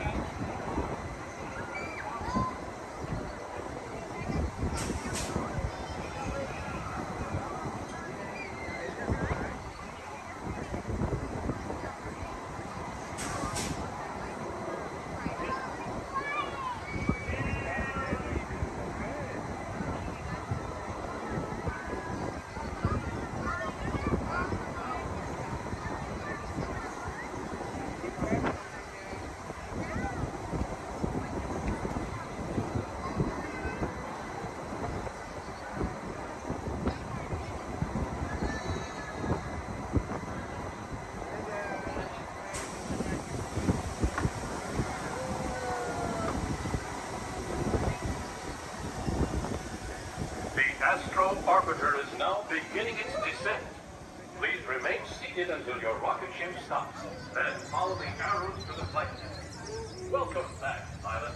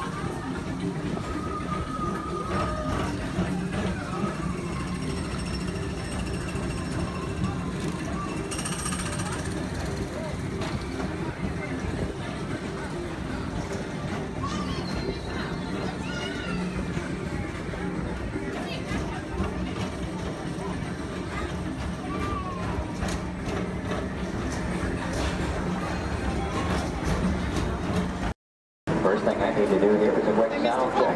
You can hear me up and down the shuttle waves. Give me a wave if you can hear me. All right. Thank you. It's important that you need to pass along a few safety reminders here. Please be sure hands, arms, and feet remain inside the vehicle at all times this morning. Most importantly, that you remain fully seated throughout the entirety of our tour. And for the courtesy of those around you, we do ask that please be no smoking at any point. Now we also have just a little word of caution as well. For those of you on the right side of the shuttle, and that's the side I'm on this morning, now be aware we could be getting a little bit wet on the tour today, okay? However, for those of you on the left side of the shuttle who are smiling about that situation, now be aware on the left side, you could get soaked. We're gonna On the left side is the wet side. If reality you do need to do any seat rearranging, please go ahead. Do that right now before we get underway. Once our shuttle goes into motion, I will ask everyone to remain fully seated throughout the tour. The left side is the wet side. The I left won't side. promise you so necessarily. However, the best chance to get a little bit wet on this tour is on the left side of the shuttle, so please take that into account. For those of you wanting to get wet today, that'll be your best opportunity. And I'd also like to take the opportunity to welcome you here to Disney's Hollywood Studios, then to Florida counterpart of Walt Disney Studios in Burbank, California. My name is Jerry, and I'll be your guide on the tour today. Behind me at the wheel of our vehicles, our driver Ashley, and she'll be steering us behind the scenes of our working production facility. We'll be getting underway here in just a few moments. If you would, please listen to these additional safety announcements. Welcome to the Studio Backlot Tour. For a safe trip, please remain seated with your hands, arms, feet, and legs inside the tram. And be sure to watch your children. Thank you. Bienvenidos. Para que tengan un viaje seguro, permanezcan sentados, con las manos, brazos, pies y piernas dentro del tren. Y vigilen a los niños. Gracias. And with that, we are all clear. Thank you.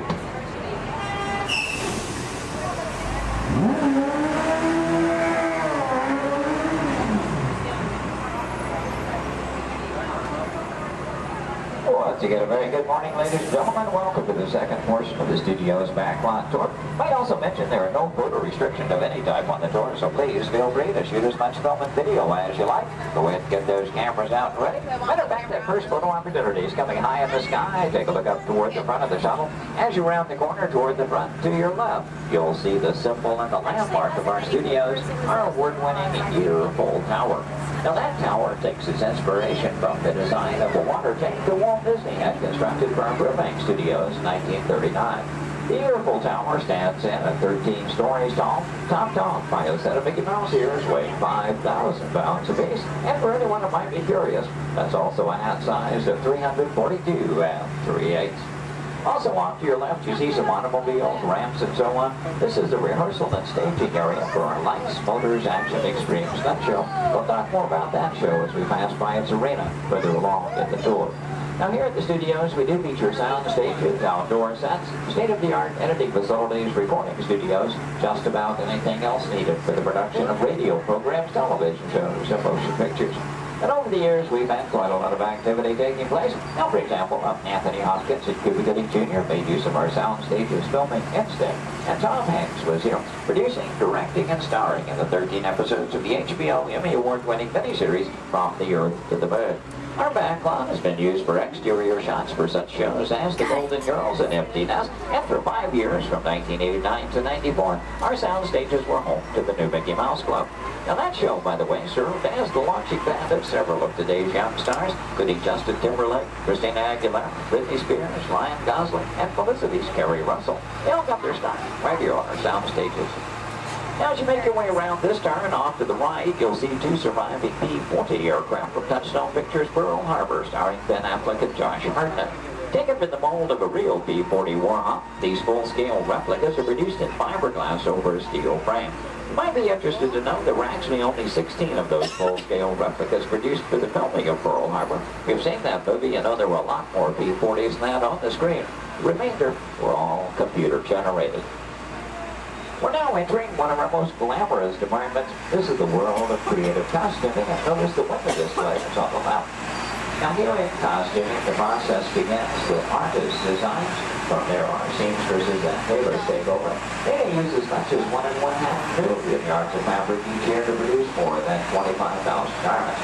In the display cases, you see original costumes from such films as National Treasure, Book of Secrets, Disney Channel's High School Musical 2, costumes from Step Up to the Streets, and in Real Life, and from Enchanted with Amy Adams and Patrick Dempsey. Also coming up ahead on the left, a special display of both costumes and props from Walt Disney Pictures, Pirates of the Caribbean at World's End. We have more than 250 artists involved in the design and manufacture of costumes for motion picture, television, and live entertainment needs, and are proud to say that here in Florida, we have the largest working wardrobe in the world. Now, what an art director needs to create a specific look for production, they may begin with the props department. Here, scenic designers buy and in some cases build everything they need to create the exotic worlds in which their stories take place. On either side of the shuttle, we're passing through a series of prop storage areas, but also to the left, the final large room we pass by is the scenic shop. Now that's where carpenters construct to maintain the sets to be used on the sound stages or out on location. Over the years, these talented artisans have created sets for such shows as the Rosie O'Donnell Show, Wheel of Fortune, Live with Regis and Kathy Lee, and more recently Live with Regis and Kelly, all when they were here at the studios filming on location. Also off to your left, we pass by two set pieces from Pirates of the Caribbean, Dead Man's Chest. You may recognize those as the bone cages from that film. As you make your way a bit deeper into the back lot, oddly enough, the next area we approach is known as the studio boneyard. Now, most studios have boneyards, simply areas where we can store oversized props such as vehicles, aircraft, anything we may need to reuse or refurbish for another production. The large steamroller, for example, appeared in the film Who Framed Roger Rabbit, starring Bob Hoskins and Christopher Lloyd. We also passed by a Venetian gondola here from the film Casanova with Heath Ledger and Sienna Miller. And that's followed by two model airplanes. Now the first of those two, the larger, used in the filming of exterior shots for Flight Plan, which starred Jodie Foster. The second one, you may notice the wording, the jailbird on the nose, from the 1997 film Con Air with Nicolas Cage and John Malkovich. The new period motorcycles on the end, used by director Steven Spielberg and Indiana Jones and The Last Crusade, starring Harrison Ford and Sean Connery. Now, anytime a production team has to travel to a city or town to film on location, they have to deal with a lot of problems they have little or no control over. Things like crowds, traffic, and noise. To avoid that, you often prefer to film on a studio backlot. Now, normally we have quite a lot of activity taking place, and well, this week is really no exception. One of the things we have been doing some special effects testing this morning in this large standing set off to the right. Now, when the tests are underway, the set becomes off limits to our tours, but see, we have been given green light here at the moment. You know that Ashley is in contact with our production coordinator, so apparently the between takes here. In case that gives us the opportunity to go inside the set, we'll get a look around and hopefully a good photo opportunity for you as well. Now, we will be going over a bumpy bridge, so please hold on to loose items like cameras and purses, and especially hold on to small children, please. For the safety of everyone, please remember to remain fully seated throughout the entirety of our tour. Now, this is a large standing set, and that's the type of set designed to be used over and over again. This one is modeled after an actual camper in Southern California, the special effects set that we call the Master of the Canyon. The large tanker truck is another large prop like goes out in the boatyard area. Not an easy task to get that truck into place. We actually had to hoist it up over the canyon wall and lower it with a crane. You know, one of the reasons that production teams like to film on a backlot is because of the things they can recreate and then even influence the weather. As a matter of fact, one of the effects they were testing earlier today was a rain effect. I wonder, anybody still upstairs? You might run the canyon's rain effect for us? We would appreciate that. Now, why might we need such an effect?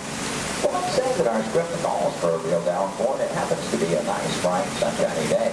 Time is money in the movie-making industry, and camera crews can't just wait around for Mother Nature. When it starts to cameras to roll, that has to be ready to fall. Thank you very much. We appreciate that. Now, this effect is being created by some high-pressure water shots over it, just out of the camera rain. Bring that water upward and outward and restricted the motion, giving it a little downpour to the fall. Now, we wanted to create a upward door effect. We could add some strobe lighting at one end of the other. No, I'm sorry. Another rain effect.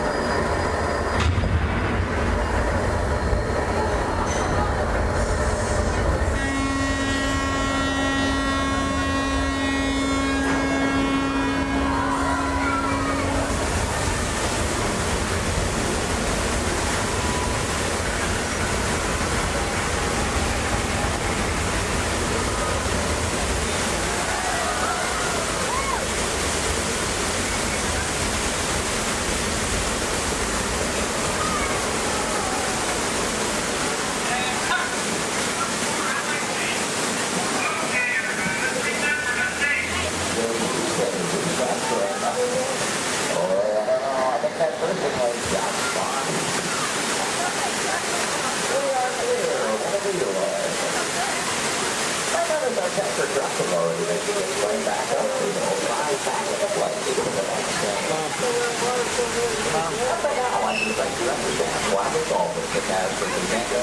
As we exit from behind the scenes, so let me share some of the secrets with you and how those catastrophes were actually created.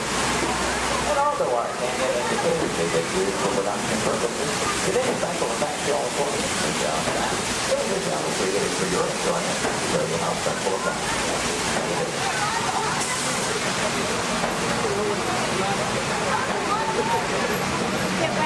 From behind, you'll see the canyon is really a steel structure covered in wire mesh and adjoined by a layer of textured cement and tar creates a natural rock formations up in the canyon.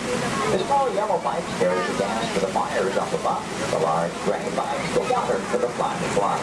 Now to start that flood in motion, you'll see 3 large holding tanks up at the top of the canyon. When we open the gates to those tanks, that allows 70,000 gallons of water to come running down toward our tunnel. And even more dramatic effect, some of that water was blown at you by hurricanes. The earthquake effect created by large hydraulic sugar minerals underneath the bridge. The Astrophy Canyon was originally put together with the help of a Hollywood special effects team, so that what seemed to be an out-of-control disaster was really a very safe, computerized sequence of events. The entire sequence can reset in just 3.5 minutes. During that amount of time, the 70,000 gallons of water gets recycled to begin our show all over again. Now, as you make your way out from behind the canyon, take a look ahead and off to the right. You'll see a special aircraft too, is here in a bit of Disney history as well. This one is not a prop, it was an actual aircraft, known in airports throughout the country simply as the 234 of Mickey Mouse. Among some of its earliest assignments were to shuttle Walt Disney and his Imagineers from Los Angeles to New York for the final planning stages of the 1964 World's Fair. That's where we premiered It's a Small World. Great moments with Mr. Lincoln and the Carousel of Progress. Then during the mid-60s, Walt made use of that aircraft on scouting missions over Central Florida, seeking the ideal location for our Walt Disney World resort. Now with a little movie magic here, we'll make our way from the canyons of California to the streets of New York City just by crossing our backlot area. As we do so, we'll also be passing by our newest attraction here on the backlot. You saw some warm-ups going on earlier. Now up ahead, the Mediterranean Village set in the large grandstand is a site of Lights, Motors, Action Extreme Stunt Show. That show is based on one of our most popular attractions in Walt Disney Studios Park in Paris, France. Lights, Motors, Action takes you behind the scenes. We show you how we create vehicle action stunts for the movies. Now you feel like you're right here on our set as the film crew shoots a series of highly orchestrated stunts using custom-designed vehicles and carefully controlled pyrotechnics. The resulting footage has been edited, mixed with visual effects and audio effects. We show you how we create a dramatic action sequence on film. To make that all possible, we worked with some of the world's top stunt directors and designed some high-performance vehicles capable of some pretty evasive maneuvers. Now this show involves automobiles, motorcycles, and jet skis. All in all, a very exciting adventure here. Do check your showtime guides. There are 3 performances scheduled today. The first one is at 11:50 this morning, just a little over 30 minutes from now. One at 2:45 this afternoon, and the final show of the day at 5:30 this afternoon. So, if you've ever wondered how they create vehicular stunts for the movies, try to work one of those shows into your schedule today. Now, they will start loading that show a good 30 minutes before those scheduled showtimes. Off to the left, we'll pass by another series of props. Miniature cattle cars, small jeep, both unique props from the filming of Mighty Joe Yacht. The Acme Waste Disposal Truck from the live-action version of 101 Dalmatians, and the large silver space pod from the 1986 Disney film, Flight of the Navigator. Star Wars fans may recognize the sand skip from Return of the Jedi.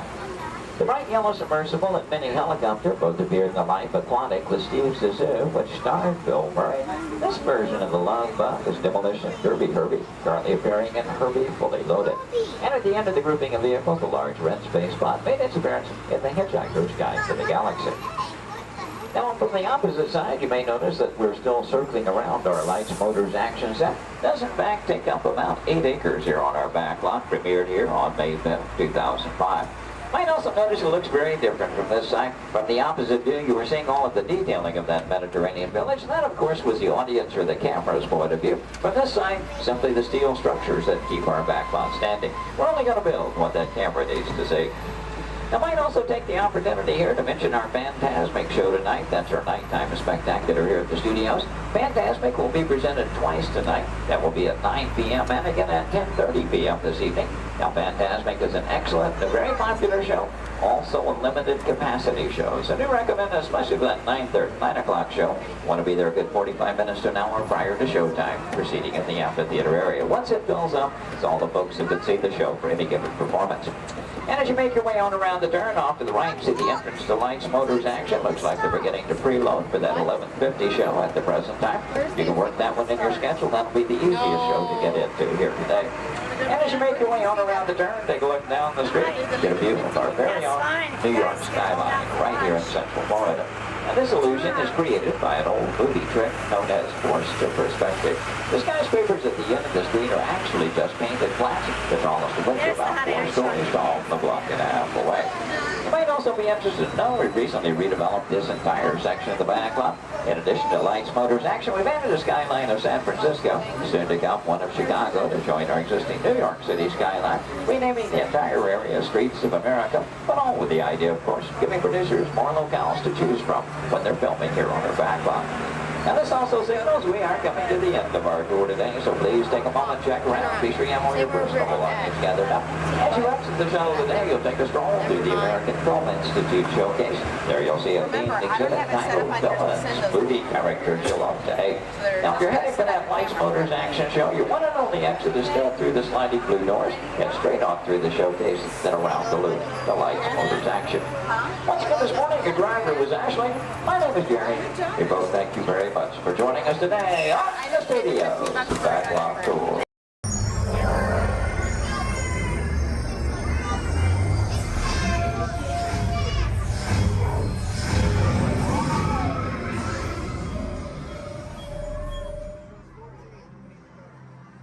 Head out. Please remain seated at all times. Please keep your hands, arms, feet, legs, and elbows inside the vehicle, and please supervise your children.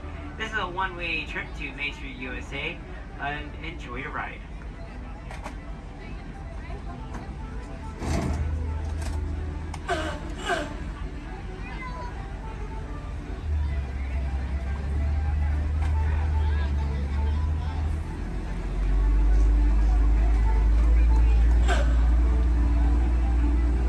On your right-hand side is Sleeping Beauty Castle, your gateway to Fantasyland.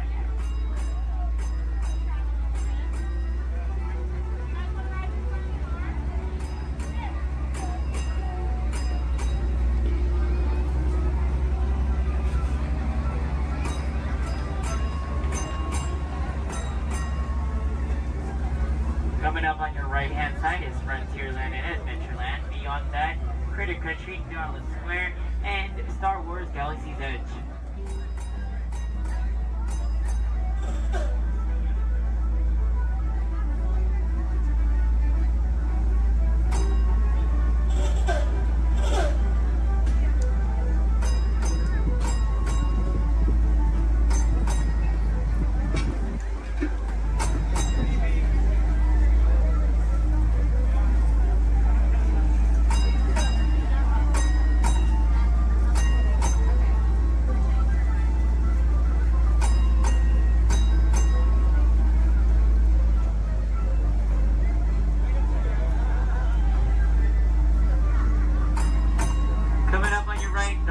Left-hand side, there's our first aid center, our baby care center, and our lost child center.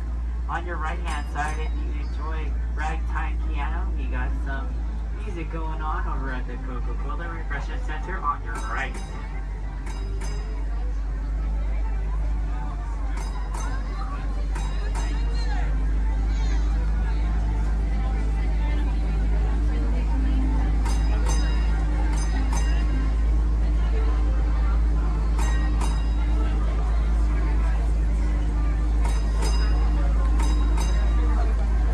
If you get hot later, on your right-hand side is our Dips and Grill ice cream parlor. And on your left is Market House, where you can find our Starbucks coffee and tea. Beyond that is our locker station.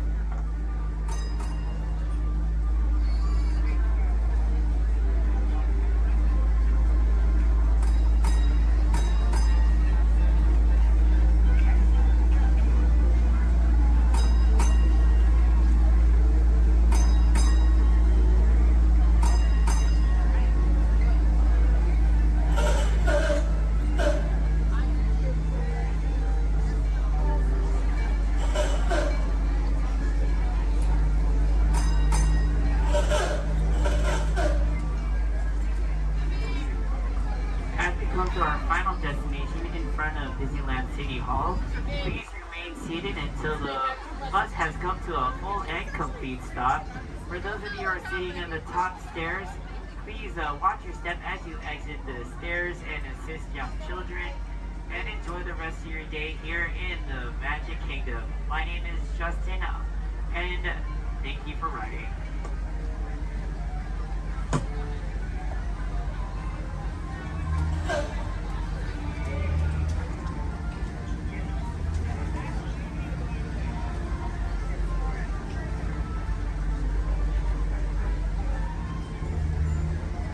Thank you. Please remain seated, folks. I do need to park like right over there. Yeah. Please remain seated, folks.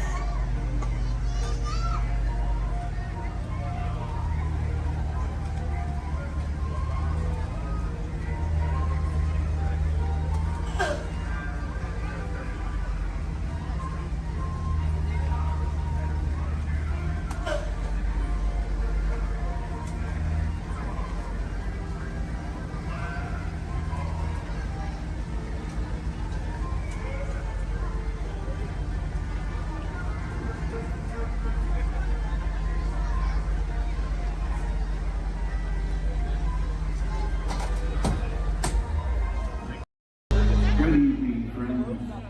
Look around you. There is a special magic that flows through this land. A magic of fantasy, swirling with pixie dust, made more brilliant by the light that lives within you. It inspires us to wish upon stars, follow our hearts, and find our happily ever afters. Tonight, as we gather together under the spires of this majestic castle, our dreams ignite the magic to create a beacon shining out and celebrate 50 years of the most magical place on earth.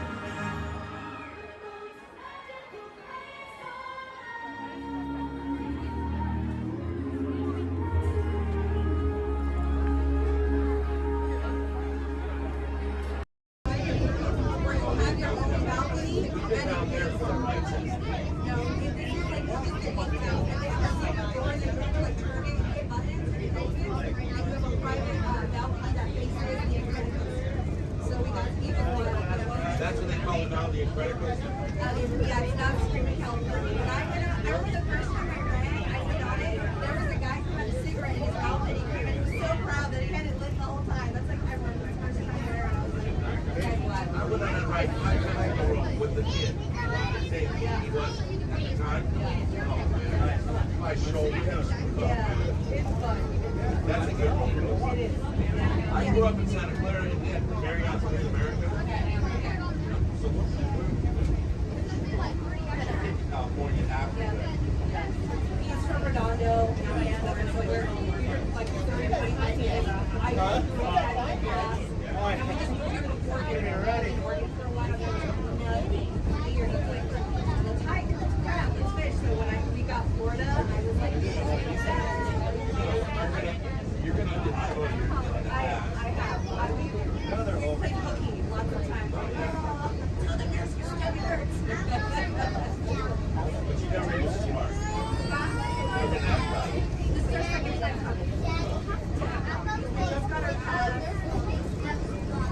We got our pass.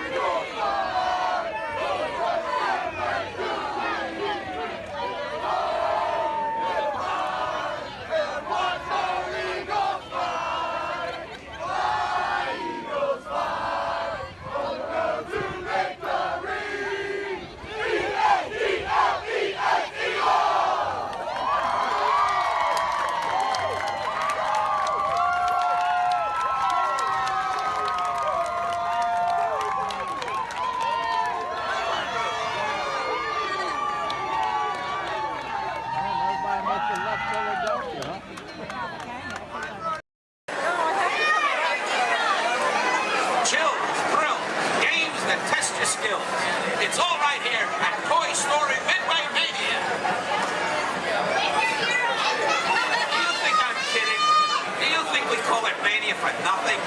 Oh no, you gotta see it to believe it.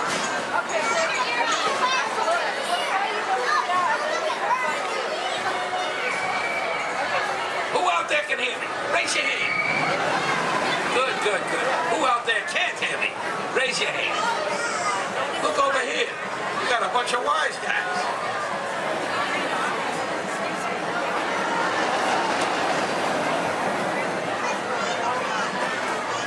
Now where was I? Oh yeah. Hurry, hurry, hurry. Right this way. Toy Story Midway Mania. It's a ride that's a game. It's a game that's a ride. Step right up and see what's inside. Now where was I? Hurry, hurry, hurry. Right this way. To Toy Story Midway Mania. It's a ride that's a game. It's a game that's a ride. Step right up and see what's inside. Do you think I'm kidding? Do you think we call it Mania for nothing? Oh no. You gotta see it to believe it.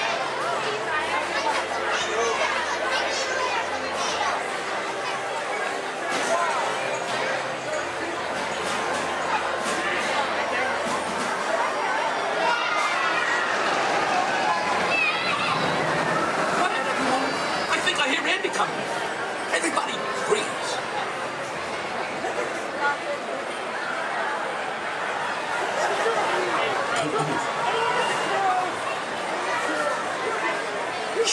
Greetings, everyone.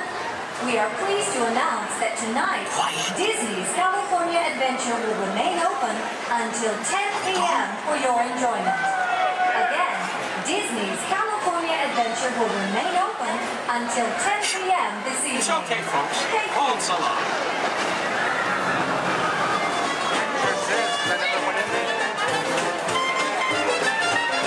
I'm saying you'll be playing. Yes, I am. With Woody, Buzz, Bo Peep, and Rex and Ann. My toy friends, they adore you, so they built the place in for you. Step right up, folks. I tell you, everybody can. Now I'm saying, you'll be playing. Yes, I am. Listen, pal, I'm saying, you'll be playing. Oh, what a treat. So sweet. Complete with Jesse, Army Men, and Stinky Pete. Me, you. Andy's room is humming. Close company's coming. You know everyone's a winner. That's the plan. I'm saying, you are playing. Yes, I am.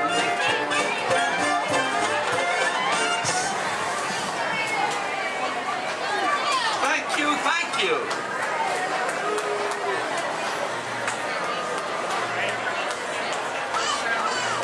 Last night, Mrs. Potato Head said, honey, there's a salesman at the door with a mustache. I said, tell him I've already got one.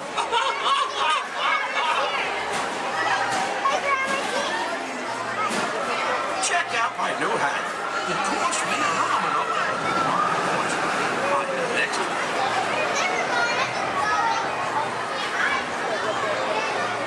Okay, now, give me a D. I said, give me a D. Give me another D. Give me another D. What do you got? 3D. Yes, that's right, folks. Midway Mania is in 3D. So don't forget to pick up your game glasses just ahead.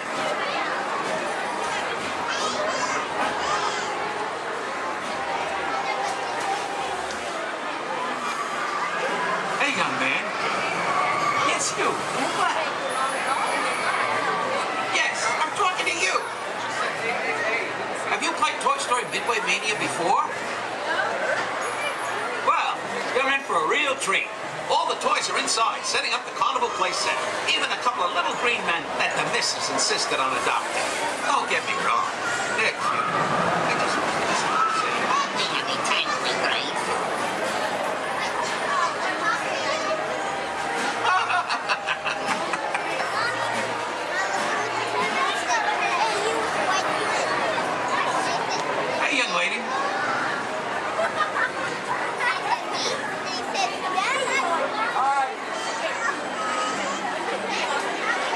is your favorite?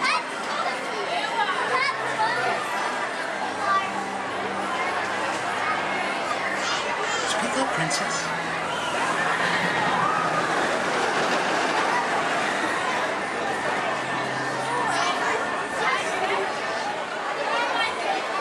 Take your time, kid.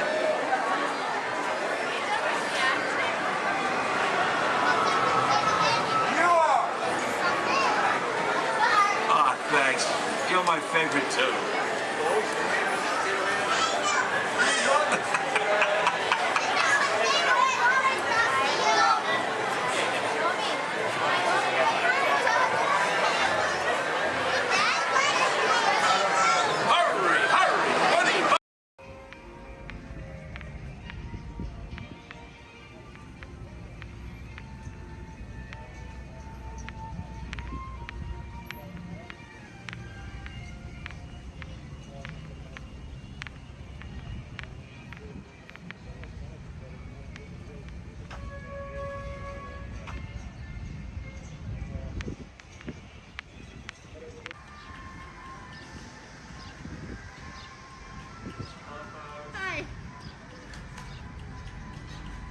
Tom, watch your step. Welcome aboard. All right, thank you. You're welcome.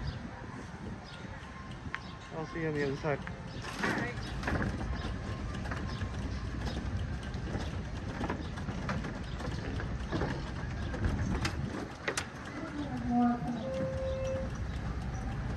I believe there's some more coming. Oh, okay. I'm gonna fill my water bottle in the bottle.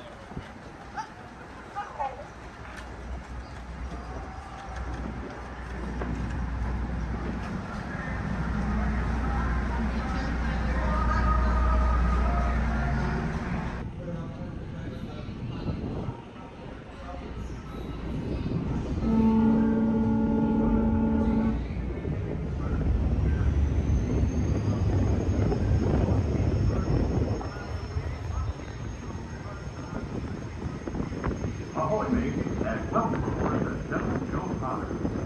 We will be arriving at our destination in just a few moments. On our way, we travel 1 mile on the Grand Bay 762, which took over 3 years to activate.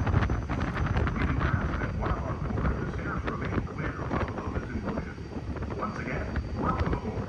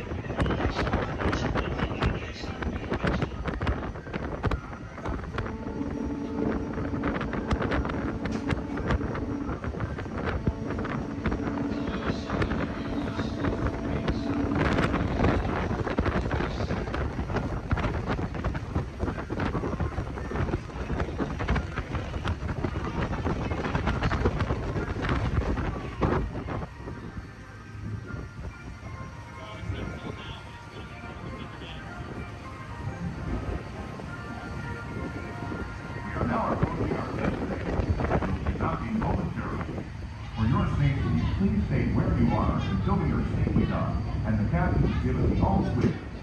Because this is a free floating vessel, we do have a tendency to bounce around a bit during docking. If you are standing or sitting on the stairs, we ask that you please clear the stairway. Everyone else, please remain where you are until we have completed our docking. Once again, please clear the stairway. You'll be given an all clear when it's safe to travel the stairs and doors. Por favor, manténganse alejados de las escaleras.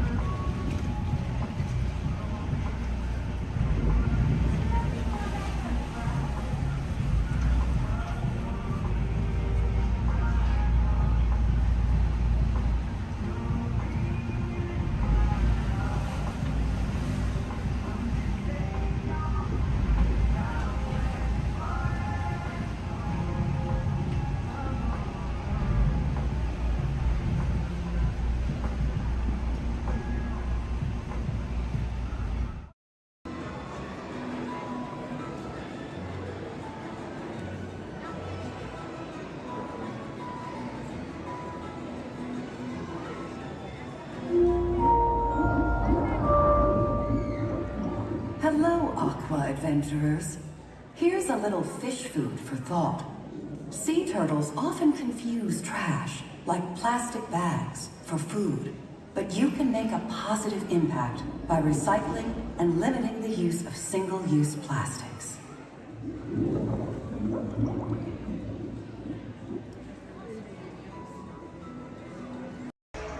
Ensure a safe and glorious drive in the way. It works!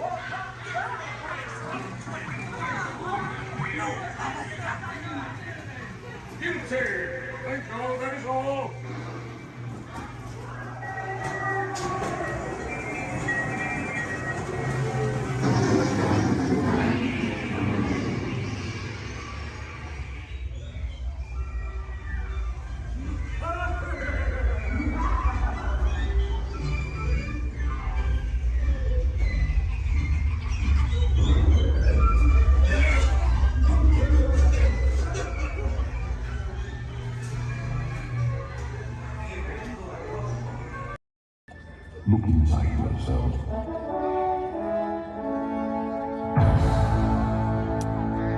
You are more than what you have become.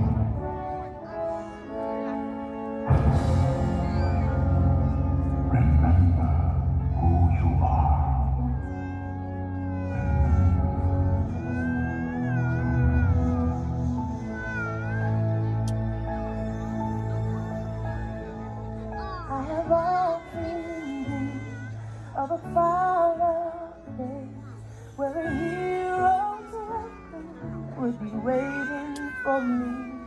where the crowds would cheer when they see my face, and a voice keeps saying, this is where I'm meant to be.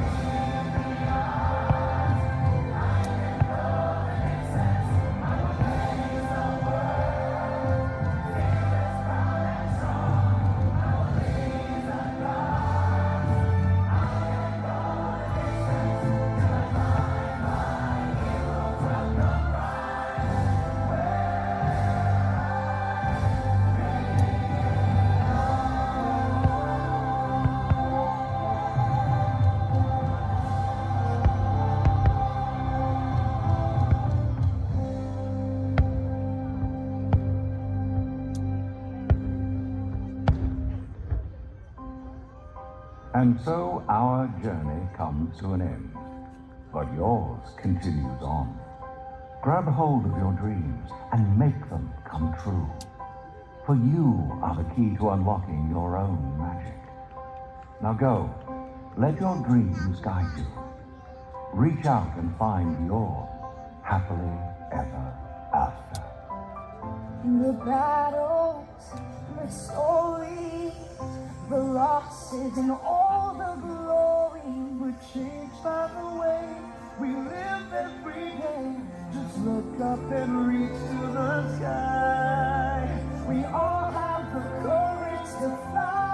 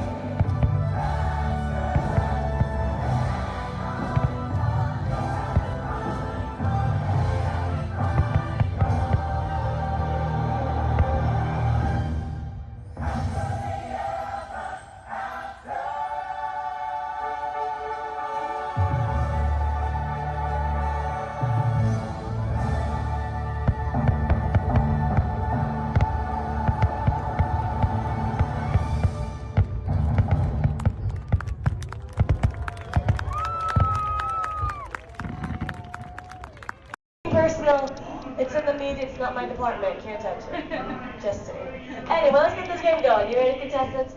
Our first question from a show called Dancing with the Stars. Here we go, everyone. It's Dancing with the Stars.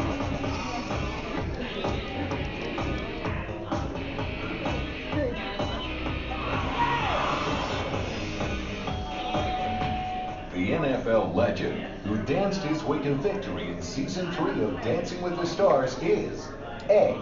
Jerry Rice, B. Emmett Smith, or C. Apollo Antonelli. All right, everyone, take it to the contestants. Contestants, what do you think the answer could possibly be? Contestant number one. You sure they're gonna be a better answer? Like maybe, like change it B? Maybe like to change it to something different? Like maybe you see something, B, Emmett Smith. Okay, how about you, T2? What do we think? You sure you don't want to change it to what contestant one said? Like, because I think there could be a better answer. Like maybe if we change it, B. Okay, you sure? Last chance. You sure? All right, contestant 3, what do you think then? B, Emmett Smith. Well, let's find out what we've got. Sure enough, let's go, Bobby. Emmett Smith. Good job, contestant 1 and 2, getting a shine started up on your board. Don't worry, still 2 questions left to go. And this one's from a long time running show. It's called America's Funniest Home Videos. Here we go.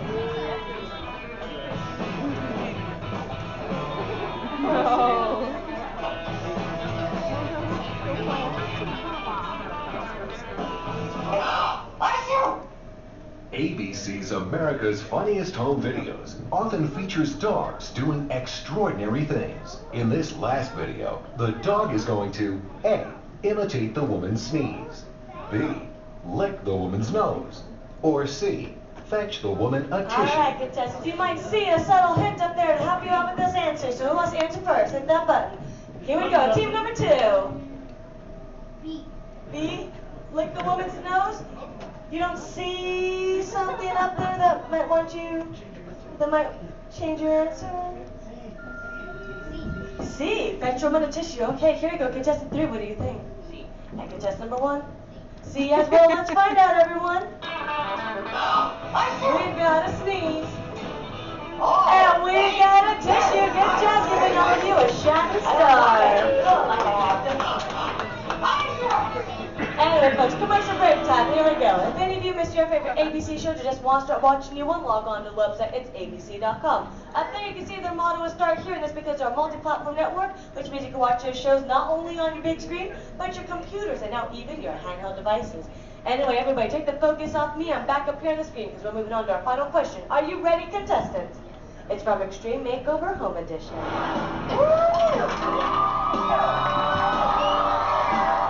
We finished the house! When you want to say with me, bus driver! On ABC's award-winning Extreme Makeover Home Edition, Ty Pennington is famous for saying these words before every new home is revealed. A. Bus driver, take it away. B. Bus driver, move that bus. Or C. Bus driver, hit it. Here we go, contestants. Here we go, team number 2.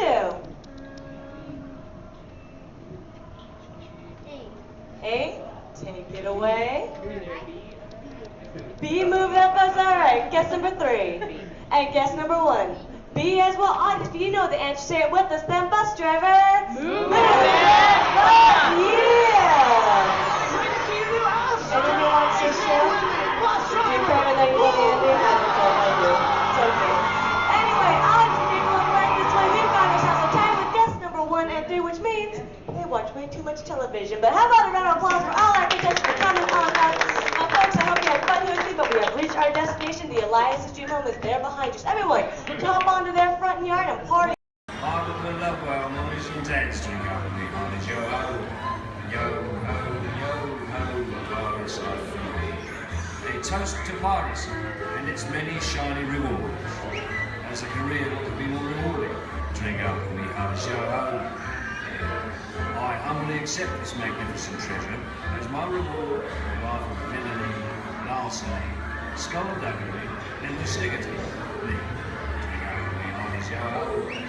Yo ho, Paris life for me.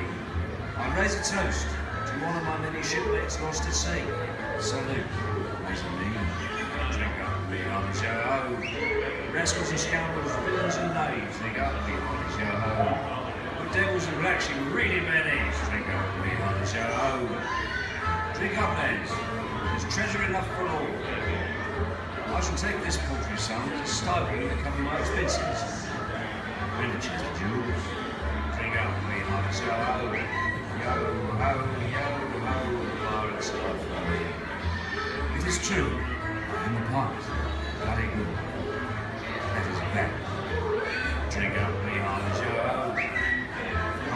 So much gold just lying about hidden away. Some miscreant might be tempted to steal it, eh?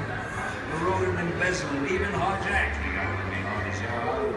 Hijack. Ah, my feathery friend, you've a divine singing voice. Do got yourself a trinket, small one. Drink up with me, hardest yo. Yes, 'tis a fine treasure. We have temporary that is some climatic immediately.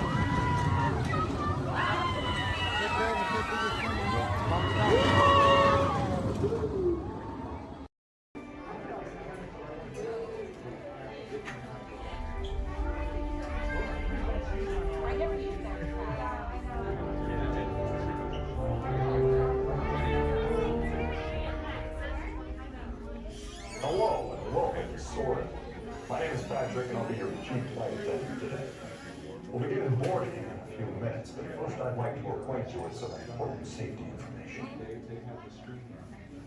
When the doors to your flight open, please take a seat and store all carry-on items in the under-seat compartment.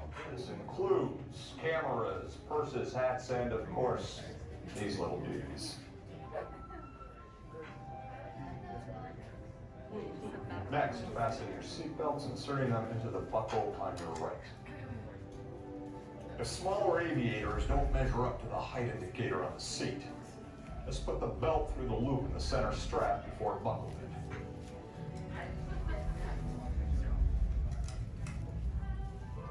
Nice work, pal. Soon you will be airborne. So if you or your little aviators have a fear of flying or of heights, you might want to wait for your party if you arrive in. Okay, let's review. That is seatbelt, carry-on item, safety strap, fear of heights, keep your hands and arms inside at all times. Anything else? Yeah. Have a nice flight. Alright, my friends, we're going to load row 3, followed by 2, then 1. Row 3, please follow me. 2, you're going to follow 3. 1, you're going to follow 2. My name is Christina, and here at Seabase, I do have a few reminders. There's no eating, no drinking, no smoking, and absolutely no flash photography. Thanks, guys. The equipment you see here hanging in the water is called a hydrophone. Hydrophones help us to hear things beneath the sea. Today, this is going to help us hear a very special guest. Does everybody know who that guest may be? Shout it out. That's right. Crush is going to come out and ask us a few questions about the human world, and we may have a few questions for him about the turtle world. So please think about the questions you may want to ask Crush. I do know Crush is out catching a wave, and he asks, on the count of 3, as part of a year of a million dreams, we are going to have Joseph count out from South Carolina. 1, 2, 3, and everybody else, scream out, hey Crush. Ready? Joseph? Hey Crush. Hey Crush. Righteous! Righteous! Dude! Oh, dude, I totally heard my name while I was catching that totally tasty wave, and I was just totally... Whoa.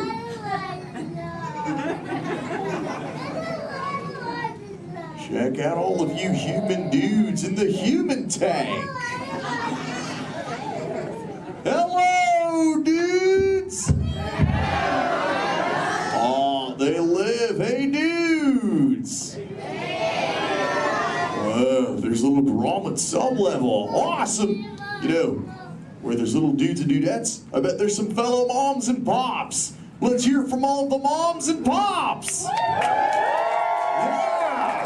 Awesome! Let's meet some humans up close. Hey, there's a dude here with a light lid and a gray shell. Hey, dude. What's your name, man? Mitchell. Mitchell. Mighty Mitchell, dude. Where are you from, dude? Kansas. Whoa. Never heard of it. That's cool, though, Mitchell. Do you think any of your friends back home knew you would be talking to a turtle?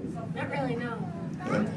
Well, dude, if you told me earlier I'd be talking to a human, I'd have been like, no way. Hey, Mitchell, dude, it's really nice to meet you.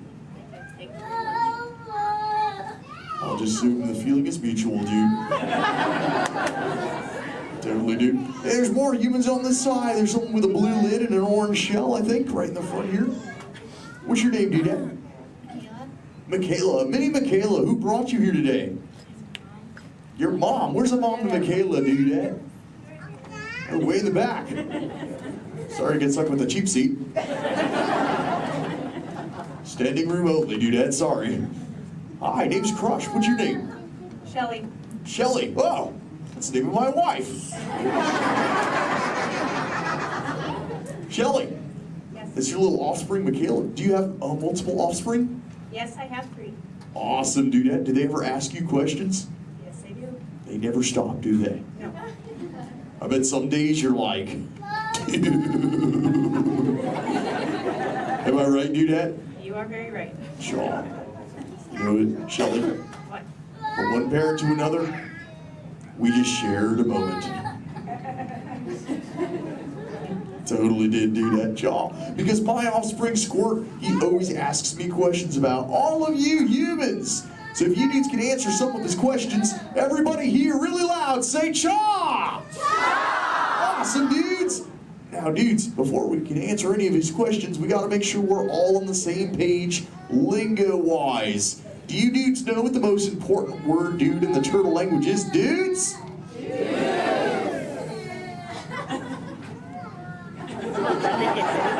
That's right, it's totally dude. Because dude can be used in so many different ways. Example, if something is totally awesome, you say dude like this. Dude! Let's try that, dudes, really loud on 3. Here we go. Uno, dos, 3. Awesome! But when you get bummed out, you go, dude. Try that one, dudes. Whoa, you're bumming me out. But no worries, dudes. If something is bogus, yet semi-humorous, you say dude like this. Try that, dudes. Dudes, you are totally talking turtle. Now here's Squirt's question numero uno. He saw some humans at the beach and he came back to me. He said, Dad, what is up with humans? What do you dudes do when you're at the beach? Shout it out, everybody! Oh, you swim, dudes! How many humans here swim? Raise your fin if you're a human that swims, dudes. Lots of human swimmers here today, dudes. Most excellent. There's even a dude sitting on the front row bench on the corner of this side. He's wearing a white shell. Where are you going?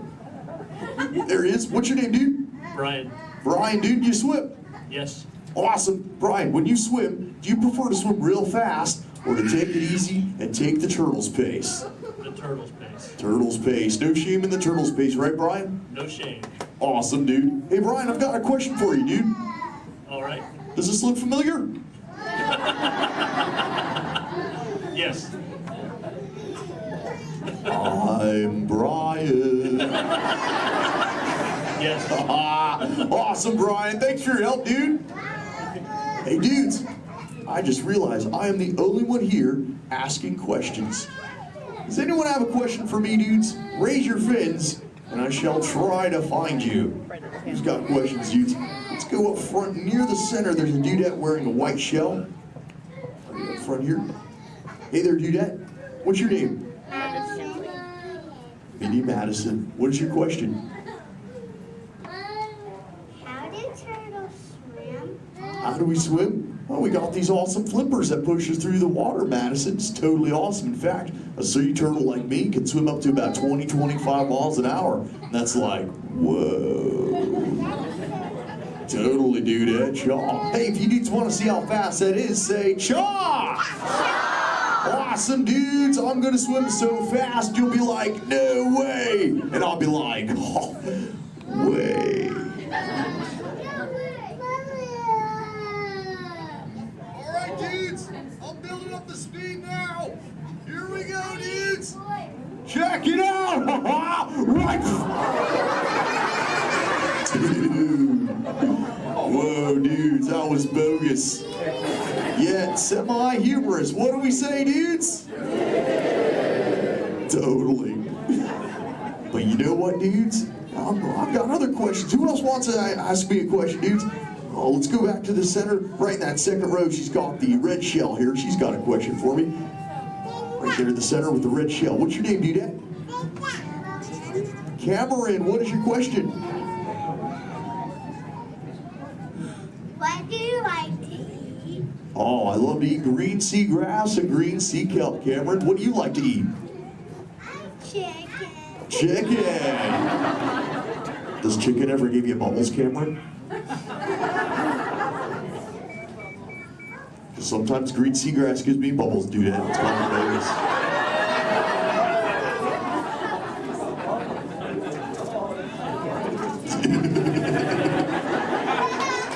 Sorry about that, dudes. Who else has a question for me? Whoa. Let's go over towards this side near the center. He's got the dark shell in that second row. Really dark shell in the second row, sub-level. What's your name, dude? Well, Cameron. Another Cameron? Interesting. Guess they're running out of names in the human world. Well, Cameron, dude, what is your question? What is it like in the water? Oh, wet. Cameron, have you ever, what? How do you ever feel in it? How do I, wet. Well, have you ever been in the water, dude? Yeah. How do you feel in it? Good. Good. Oh, awesome. Well, oh, and wet. Well, that makes sense. Cameron, dude, what do you wear in the water? What you're wearing now? No, I wear a swimsuit. Oh, a swimsuit, Cameron, dude. Check it out, dude. Squirt said this is called a swimsuit right here. Check it out, dude. This is what Cameron wears. Awesome, dude. That's what you wear, right, Cam? No, it's a boy one. It's what? It's a boy one. This isn't for boys? I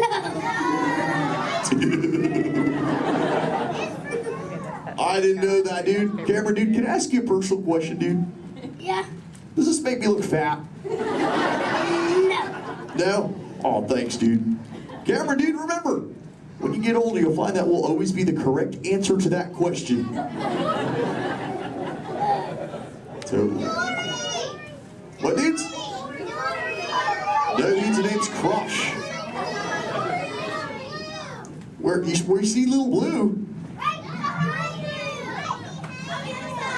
On the other side?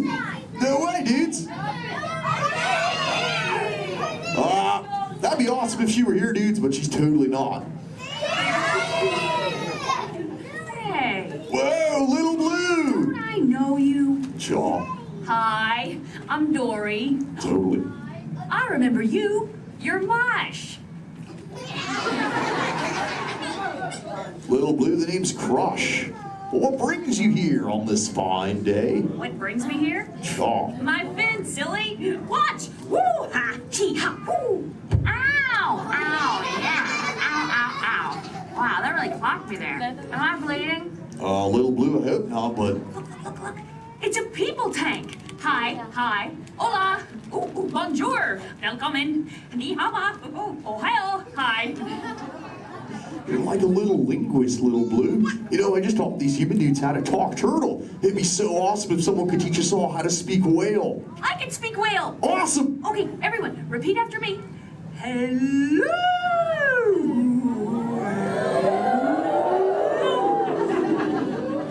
That sounded pretty good, dude. Let's try it all together real loud.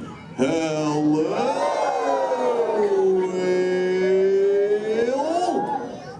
Awesome. You know, sometimes you speak whale and there are like 80 whales swimming around you. Sure. Not today. What do you mean, dude? No whale. Where? You see one behind me? Oh! Little Blue! Oh! Conversation. There's totally a whale, Little Blue. Swim, Little Blue!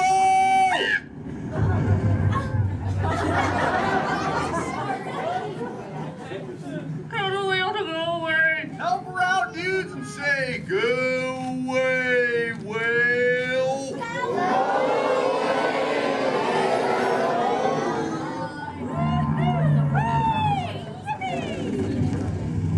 You did it, dudes. You saved Little Blue. Put your fins together. That was awesome.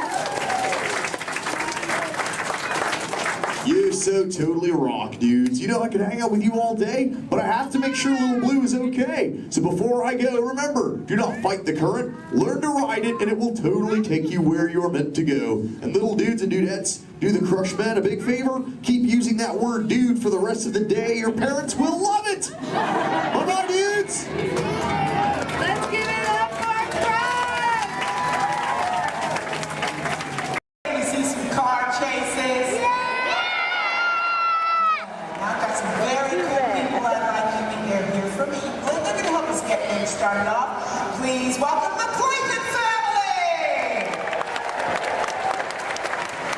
And we're going to get everybody in the mood by showing you a few gags from some soon-to-be classic action movies. So, cue, Clayton family. Nice!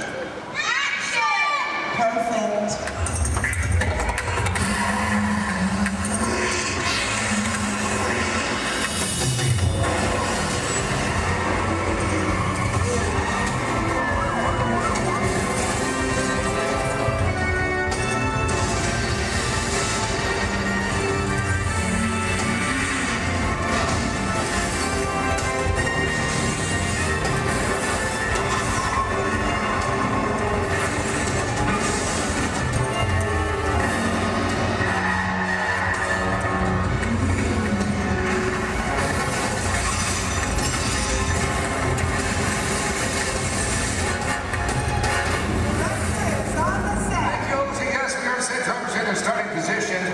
this first scene as quick as possible. Just need to know, is everybody fired up? Are you ready?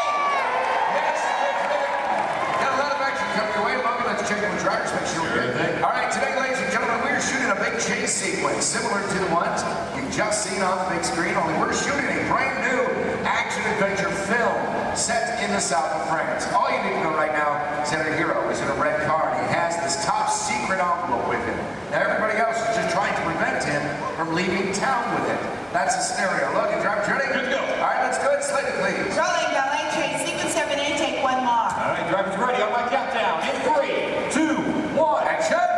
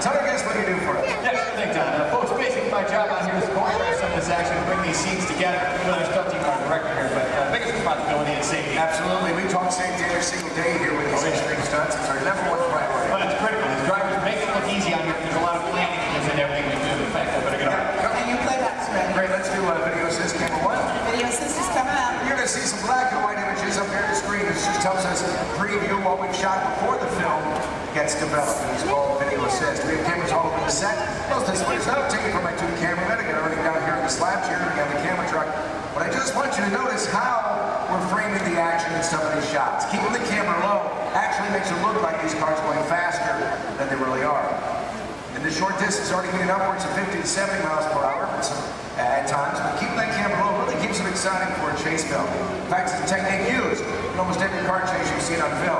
Oh, it's just great footage. Let's just get right to the height of the chase. Ramps, Lloyd, all of it. Heard a lot of cheering, a lot of excitement when this was happening. There it is, that high-performance machine, the hero car. Look at this reverse jump. Slow-mo for you so you can really capture that detail. Ernie, my main cameraman, right underneath those cars, and then zooming right in on the driver. There it is right there. Main man, Ernie. Here's a look from inside one of the vehicles, give you a perspective of what the drivers are looking at. I do want to talk about the hero cars, so let's bring up the camera forward, let's freeze that jump, okay? All right, Lloyd, I'm going to need you to roll into camera 4, yeah, go straight on, and then freeze it at the top of the jump. There you go. Cha-ching. Right there. There you go. All right, this is a very special car for us. Yeah, sure is. Ladies and gentlemen, this hero car out here was designed and built specifically for our film. It is built with 4 forward gears, but unlike the cars we drive every day, it also has 4 gears in reverse. Now, obviously, we can go a lot faster that way going backwards. Something else a little bit different than the vehicle is where we put the motor. It's not in the front or in the back. It's actually mounted right behind the driver. And the reason we do this, it balances out the car, gives it better overall stability, and of course, maneuverability on all these tight turns out here. That's right. And speaking of time, I'm still setting up here. Let's just bring out the hero truck. You know, let's do that. Let's introduce it tomorrow. All right, let's do it. Here, 2 set. Thank you. Oh yeah, there he is, speaking into place. Ladies and gentlemen, how about a nice warm welcome for your hero from Brazil, Mr. Eduardo Nice to meet you, my friend. Great work, Edu. Great work, my friend. Now we've worked together for a little while, and he's pretty awesome with the 180s, 360s, at 540. Pulled that out. Look good. Look good. Glad we put that in. How about you? You glad we put that in? Yeah, you're glad. Okay. It's all right. This thing's on. You can talk. Hey, Eddie, go ahead and look at the camera and tell everybody how you do the jump backwards. They love that too. It's going to take a long time? Yeah. All right. Well, I'll summarize for you guys. As good as he is at what he does, this unique, one-of-a-kind car has its win. Let's check that out. Here are 2 on set. All right. Now you see, folks, it's really not safe to drive in reverse at high speeds, of course, or jump a car backwards for that matter. So what we did is we had a duplicate car built. This is exactly every detail as Eduardo's hero car right here, except for one tiny modification. It's built, so our driver faces out the back. Check this out. We even took it a step further. Built a reverse stunt driver. It made it look like he was facing out the front. Hello, everyone. I'm not Bill. So reverse hero. Let's hear for Ron Fox. Nice work, guys. Great shape. Now, folks, you may be wondering out there how we're able to switch these vehicles mid-take like that without you noticing. In fact, also, we got that video system. We bring it up. You got it. I need cameras 1 and 6, Lloyd. Roll. There we go, guys. You can see right over here, this is our first hero, Eduardo, drove on the set. Our reverse hero, well, he was actually waiting in position to take over for him. That's right. The 2 cars are like runners passing a baton in a relay race. Once the main car disappeared, well, this reverse car took over without missing a beat. Let's hear it again for these drivers.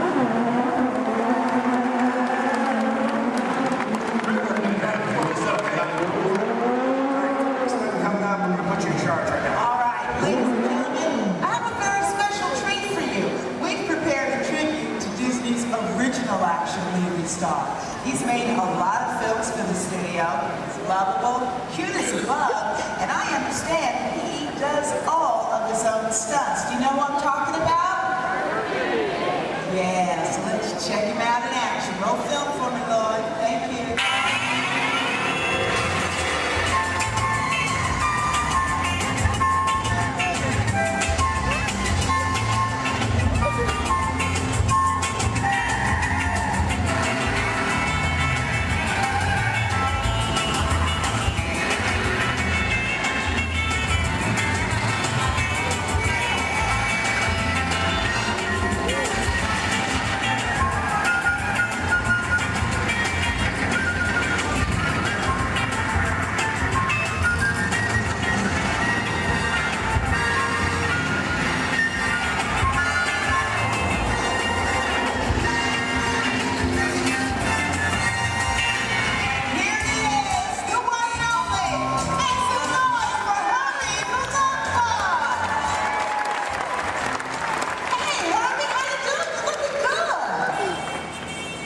You are welcome.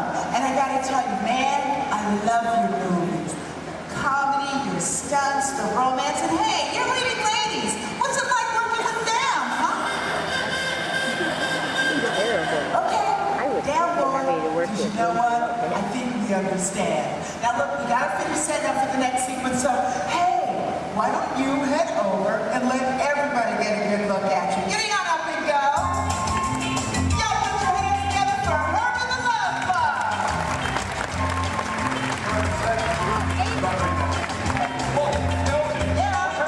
Send it over and say hi to everybody. Okay, well, I've got the close to the title on the top. Hurry, go now, hurry.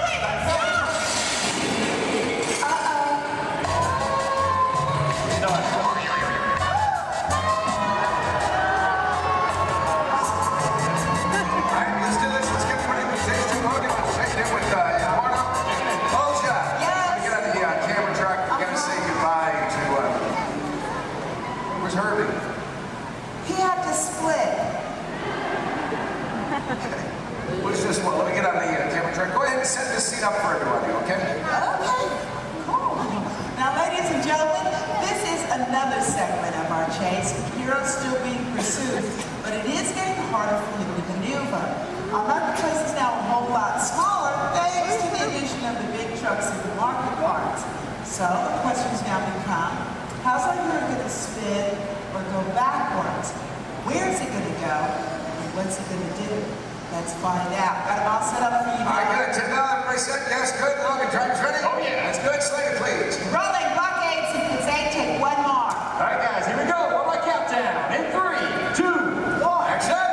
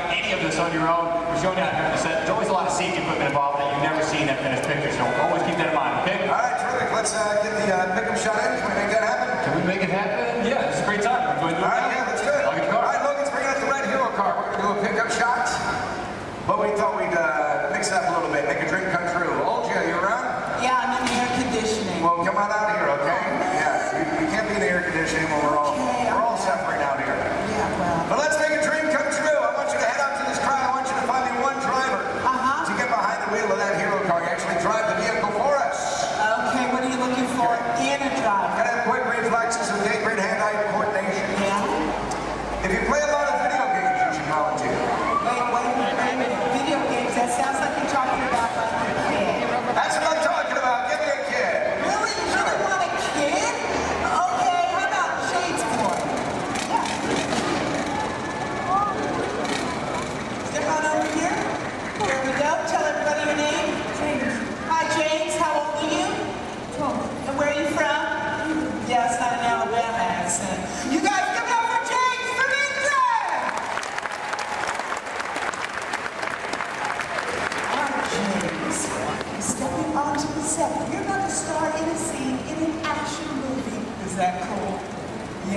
high five to your boss. All right, look right up here at this big screen. I'm going to show you a part of the film. Then I'll tell you what you'll do for us. Okay? 6 first student, Lord. All right, our hero's on foot. He's in trouble. He literally calls for his car. Look at this. Using a remote in his watch. Car gets to him on its own.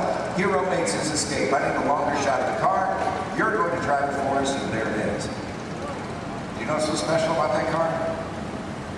Well, it's a full-size remote control vehicle. That's right. You drive it with this remote here in my hands, guys. Let's take a look inside. I'll show you the hardware on this vehicle. The hardware, I should say. There you go. Now take a look at the steering wheel. I'll give you guys a quick demonstration. If I want to turn this vehicle to the left, all I do is press this lever here to the left like this, then to the right. There you go. Right in the center. Oh, that's a fun little toy. Now, guys, this is just like any other remote control car that you find in a store, except it's a little bit bigger, obviously. It is custom built, bumper to bumper, all of our safety features inside. The great advantage of having a remote car out here on set is that we can operate safely from a distance, especially when this even requires explosion. Pyrotechnics, we've got to keep everybody away, of course. So there you go. All right, beautiful. Have you ever driven a remote control car before? Yeah. Just keep in mind that this is a $100,000 vehicle. Now, James, is going to be really easy. As a matter of fact, Logan's already shown you how to steer. But for this particular sequence, dude, you have so got to concentrate on directional. Now, make it go forward. You can push this knob straight away from you. For reverse, pull it straight down towards yourself. Does that make sense? Cool. We're going to practice. I'm going to help you out this time. You go ahead, put your fingers there. Now, I'm going to push it away from you. Slow and easy, James. Nicely done. Watch your car. Now, to make your stop is even easier. All you got to do is pull it. Let go. See that? Comes to a stop. Now, put your fingers back in place and pull it down towards yourself. Again, with a slow and easy. Now, Donna steers back to what we in the business call one. That's the starting position for anybody in a scene, whether that's even a movie, TV show, commercial, or even a music video. Let her go, make her stop. Beautiful. Now, James, I need you to be very, very careful with that car. Is that over there? Dude, that's your entire college career, man. Roll fast. Let's go faster, okay? Take this, move it all the way up. Ready? Go ahead. Action, straight. Punch it.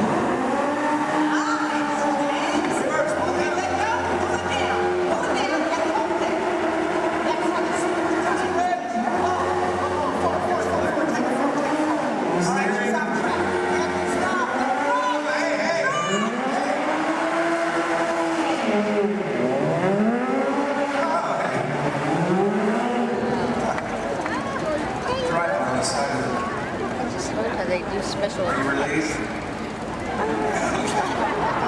We're just having fun here, but there's a part of the movie we use a remote car. That's how we do it. This is our remote car driver, Corey. We're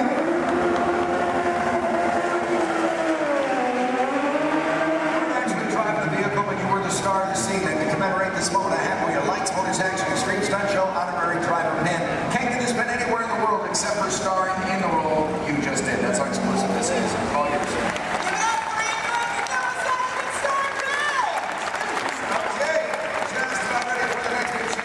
Now we're shooting this, as we often do in movies, out of sequence. We have a lot of complex stunts coming up for you in this chase. In fact, I highly recommend you have your camera standing by. You're going to see some incredible stunts in this one. One by my stunt coordinator, Logan. There he is. Where's my fan? They're all out here. 5,000 from Logan. All right, that was almost good there, Don. Thanks. Guys, right up here, we got a great team coming your way. Full of more action, I promise you that. Working in the stunt business, guys, it's a lot of fun. A lot of responsibility, too, but for me, every day changes. One day I might double for our hero. Next thing you know, shooting at it just all depends on what our director needs. I'm pretty sure by now you guys all figured out how to get down, right? Pretty obvious? Yes, I'm standing just over 40 feet high during the scene. Falling into that pen, we're going to kick it off here momentarily. So, Don, when you guys are ready. We are shooting the very beginning of the film. This is where you see the hero for the first time. He's in a gray jacket, just picked up this top secret envelope. This, of course, you met him earlier, our hero, Eduardo Olivera. And he's done a lot of stunt driving for the film already, but for this scene, he's playing the role of stunt double. Then we'll bring out a moto, so you're going to see a motorcycle chase. Ready to go? All right, let's go. Hold your slater, please. Rolling, motorcycle chase. Sequence 3, take one more. On the countdown, in 3, 2, 1, action!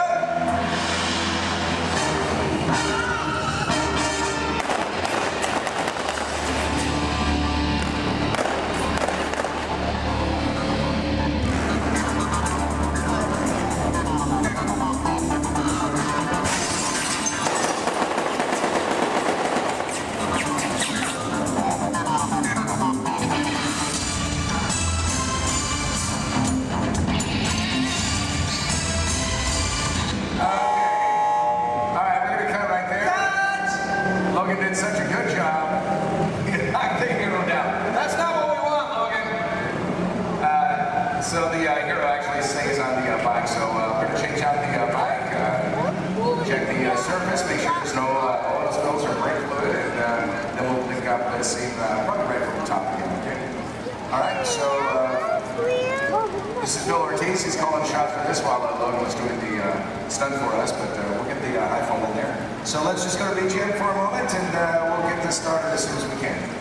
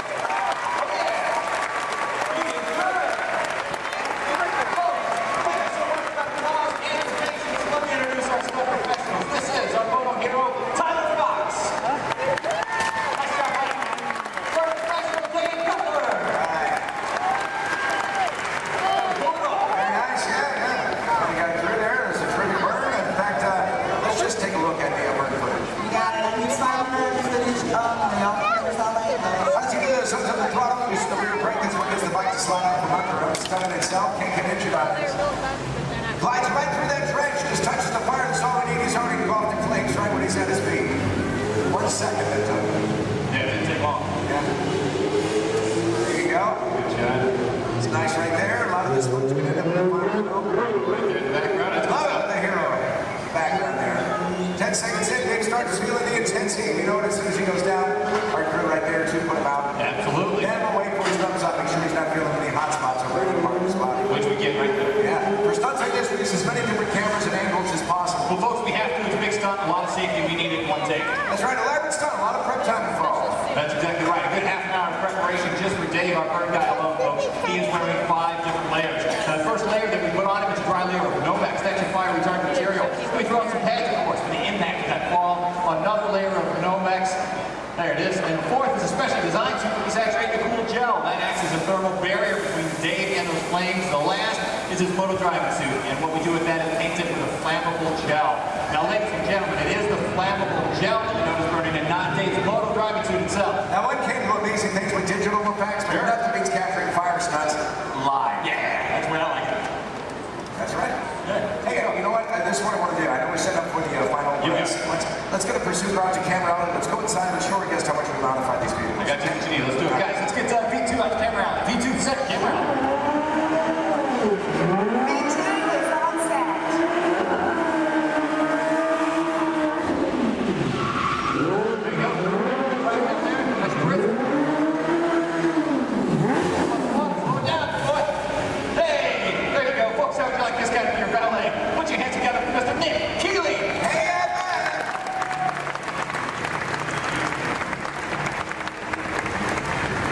because the set is village in the south of France, that means we have to make everything match, and that would include the cars. These are local courses.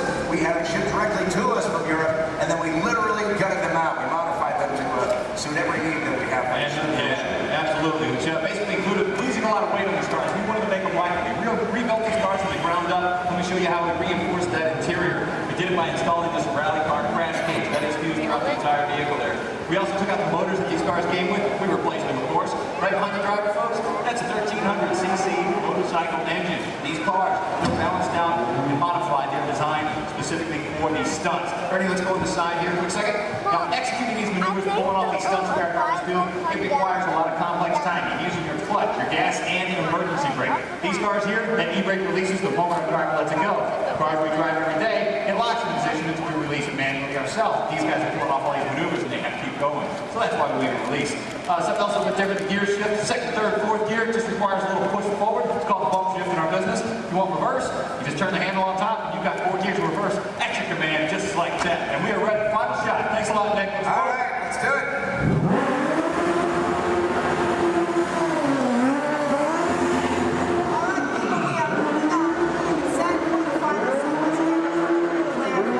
We showed you a lot what goes into creating complex vehicle stunts. Right now I want to show you the film.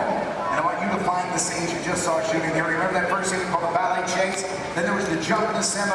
Now this motorcycle chase you'll see first in the film. Also look for an additional stunt that Logan did for us on that rifle. We're going to heat things up right now. Let's roll that film.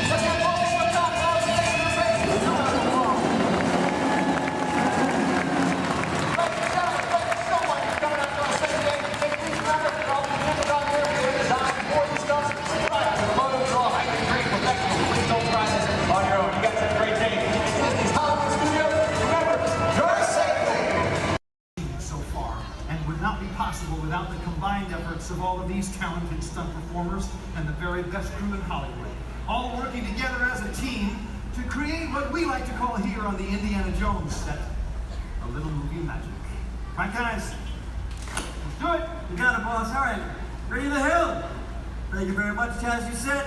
We're good, John. Cameras ready, Jason? Standing by. Quiet and set, everybody, please. Roll cameras. Rolling and speed. 6C3 Charlie, is it flight? Take one mark. Playback.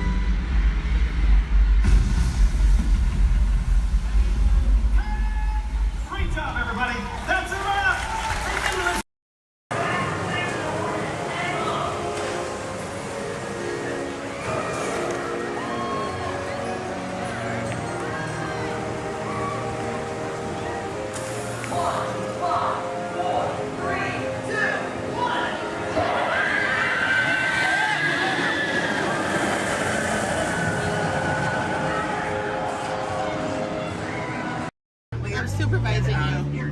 Now everyone pick up your favorite hand and wave goodbye to those people on that dock. Bye. Goodbye. Yeah, you're never gonna see them again. pretty short. But you don't know them, so why would you see Wicked, right? Unless that was your family up there, then you know what? You're welcome. I just got you a 10-minute break from them. You probably need it. You've been at Disney World all day with them. But now let's see. Is this anyone's first time on the Jungle Cruise? Can I see a raise of hands? Perfect. Me too. Is this anyone returning to the Jungle Cruise? Can I see a raise of hands? Perfect. I can't wait to be a sore disappointment for all of you and exchange a lot of awkward eye contact has already started. How beautiful. But hello everybody, welcome in. My name is Skipper Kevin. First name Skipper, last name Kevin. I'm going to be your best friend, guide, discounter, dance instructor, tour guide, dragon slayer. And if you don't laugh at my jokes, I'm going to be your swimming instructor. I said that just for you. I said that just for you because I knew you were going to interrupt me. Yeah, thank you so much. I really do appreciate it. Wow. But now here we are in the Amazon rainforest. If you look over to your left-hand side, you're going to see what I like to call an inspiration ball. I call it that because the longer you stare into it, the more it's going to inspire you to go. Oh, deeper into the jungle, of course. Yeah, I don't know about you guys, but that certainly does look like inspiration to me. So much that I now feel inspired to take you guys into the Congo River. So why don't we see how far this boat can go?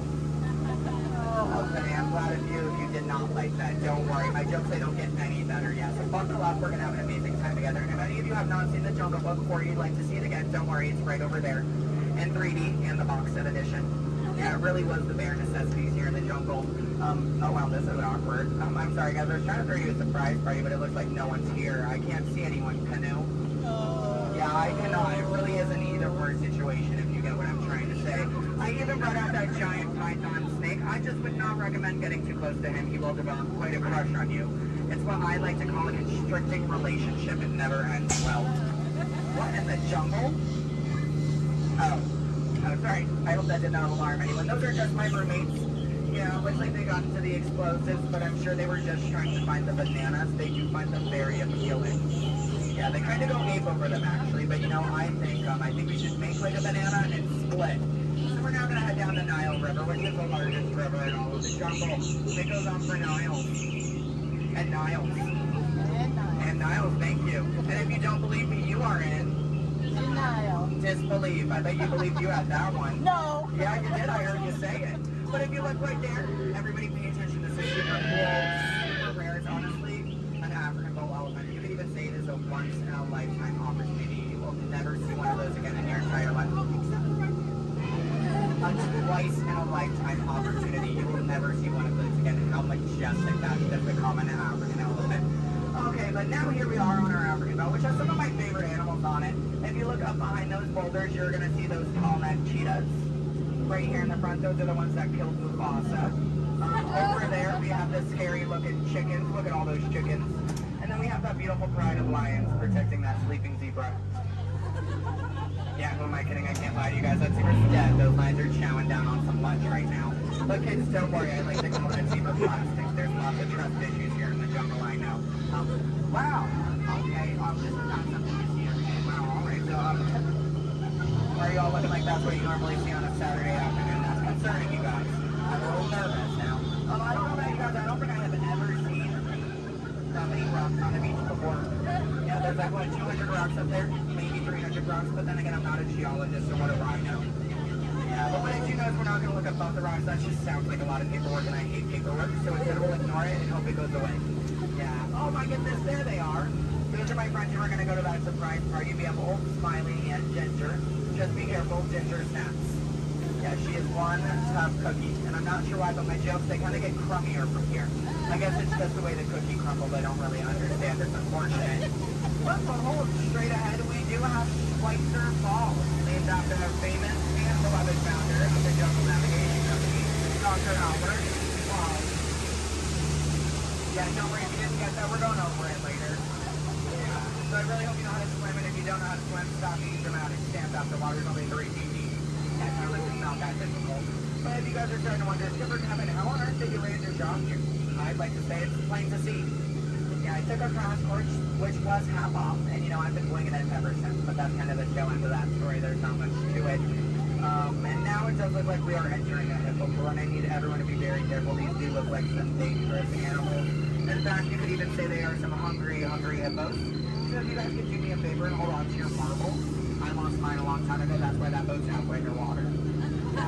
Oh no, I'm just kidding. The legal team tonight can't keep saying that. That's gonna get me fired. Yeah, the last time I took a boat out, I went to a volcano and everybody came back without eyebrows. But lucky for you guys, I took a wrong turn this time. But this is probably the point in the cruise where people start thinking my job is so easy, I'd let a monkey do it. But I promise you, that's not true. Those are chimpanzees. Yeah, there's a very clear difference between the two. Just don't ask me what it is. I have no idea, and I didn't think we'd actually see any, so that's kind of crazy. But lucky for you, I do have a very fun fact about monkeys.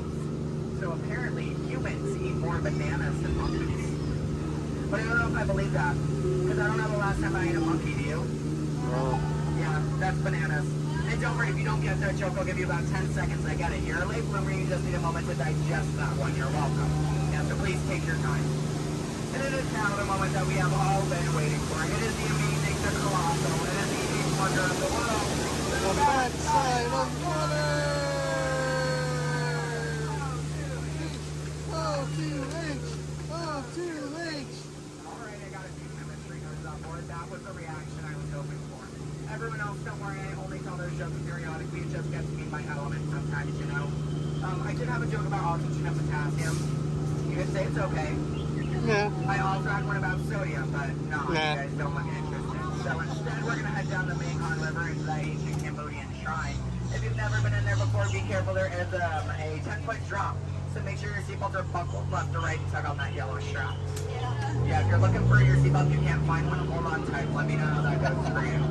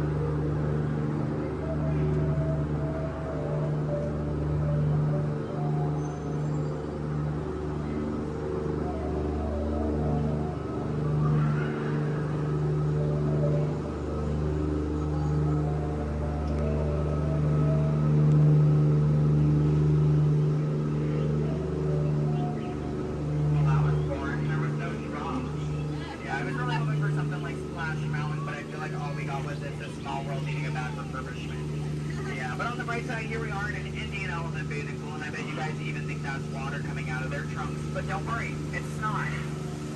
Yeah, and as a double feature, if you look up ahead to your right, you're going to see those two baby elephants playing under a full moon.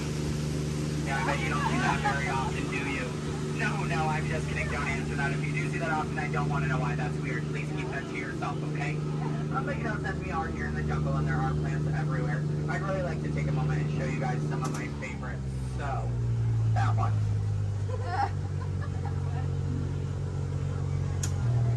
That one. Okay, pay attention everyone. The one right there with the green leaves. The one next to it. That one.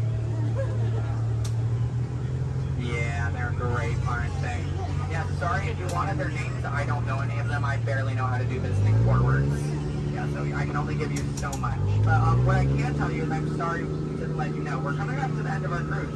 And you know that's happening because look to your left. That's a gift shop. Everything at Disney ends with a gift shop. It's how we steal your money. Yeah. And it's our Lost and Found gift shop, which is sponsored by everything you've left behind over the last 5 or so years. So thank you so much for keeping us in business. I really do appreciate it. And if you're curious about who's in charge of this gift shop, I know it can be kind of confusing because there's a sign that says back in 15 minutes by Sam. That sign's been there for a few years. I have not seen Sam. I don't think he's coming back. It's also not those monkeys, because you know that'd be a monkey business, and we don't monkey around here in the jungle. That's completely unacceptable. It's actually that elephant. Because did you guys know that elephants have the best memories in all of the jungle? I wish I had a memory like that. It really helped me with my job. Oh, fun fact about elephants. Did you guys know that elephants can grow up to 4 feet? Which is super impressive. We only grow up to 2, 1 on each leg. And if you don't get that, look at your legs, look at theirs, you're going to see an extra pair. If you see any more than 2 legs on yourself, go to a doctor immediately. Yeah, that's not normal, okay? gift shop. If you see anything you like, you might notice we have a whole bunch of hats in all different shapes and sizes. Once you get off the ride, just ask one of those skippers about it because, you know, we're really great at capsizing. It's something I think we've honestly perfected. But what I can tell you is that if you did enjoy your time here today, my name is Skipper Kevin. I'm trying to give you my full name. And I do spell it a little weird, so I'm going to go ahead and spell it out for you. It is spelled H-E-L-P space M-E. Do it that way, you will, okay? If you did not enjoy your time here today, then you know what? That's unfortunate for you. You willingly got in my boat and wasted 10 minutes of your own time. My name is still Skipper Kevin. Thank you for leaving. And I think I would go one step farther to say that out of all of my cruises today, you've been the most recent. No, I'm just kidding. I'm just kidding. You've actually been outstanding. Especially those of you who just awkwardly stared at me for 10 minutes. It's been mutually awkward. Yeah, I'm not a robot plot twist. I'm not an animatronic. I can move my feet off the floor. And I can hear and see everything you haven't done since you sat down. And you know what? That makes us like a family. Because I did my own family after 10 minutes of quality time together. Look at that. She's even giving me a heart. This is why I have attachment issues. You're going to get out of my boat in about 2 minutes and it's going to make me cry. You need to leave is what I'm going to say. So in just a moment, you're going to be outstanding on that dock. Yeah, it really is great. Oh, and while we're looking over at the dock, let's do a little bit of a dock orientation. Everybody on this side, this is where we're going to be getting out. So if any of your rebels are hanging out of the boat right now, leave them there, stay comfortable. But when we get over there, you might want to pull it in the boat because that dock is really hard to replace. Yeah, your elbow, I can send you to an urgent care lab dock. I don't have a contact card for it. I don't know how to replace it. But you're going to see those two docks in between the boat. I like to call them the paradox. Yeah. The two skippers, they're paradorks. Yeah, they really are adorkable, aren't they? And you can tell them I said that. They're going to hate it, but I love it. Yeah, and thank you for saying I'm so funny. You're really inflating my ego as we speak. Yeah. I'm getting some compliments from you. She's falling in love with me. She's stealing my jokes. He's recording me. This is like a reality TV show. I'm better than the Kardashians. Yeah. Oh my goodness. And what do you do? What's your story? Do you walk across the country? Yeah. You do? That's I have insane. metal spreads. Do you? Yeah. What kind of metal? Golden ones, silver. Do you sell them? No, I just wear them. You just, but, so have you not won any? No. You haven't, yeah, you're not wearing any, so I kind of assumed. Yeah. When you get one, are you just going to wear it all the time? Yep. Oh, are you going to name it? No. Why not? If it's going to be that important to you, I think it deserves a name. Why do you think your mother named you? I'm just saying, okay, your story's boring me now. What is your story? Talk to me, Miss Epcot Center. She's wearing a shirt that says Epcot. Is that your story? Yeah. That's it? Yeah, and that I'm sticking to it. That was a pretty short story. Yeah. It's been a long life. Short story for a long life. Something about that doesn't make sense. Oh, goodness gracious. My friend in the middle with the Leia shirt. Hello. Are you a Star Wars fan? Good to know. What's your story? Alabama? My friend's from Alabama. He's bald. He normally works here, but he's not. His name's similar to mine. It's Brevin. I'm Kevin. We also have a Devin and a Heaven. If you can, yeah.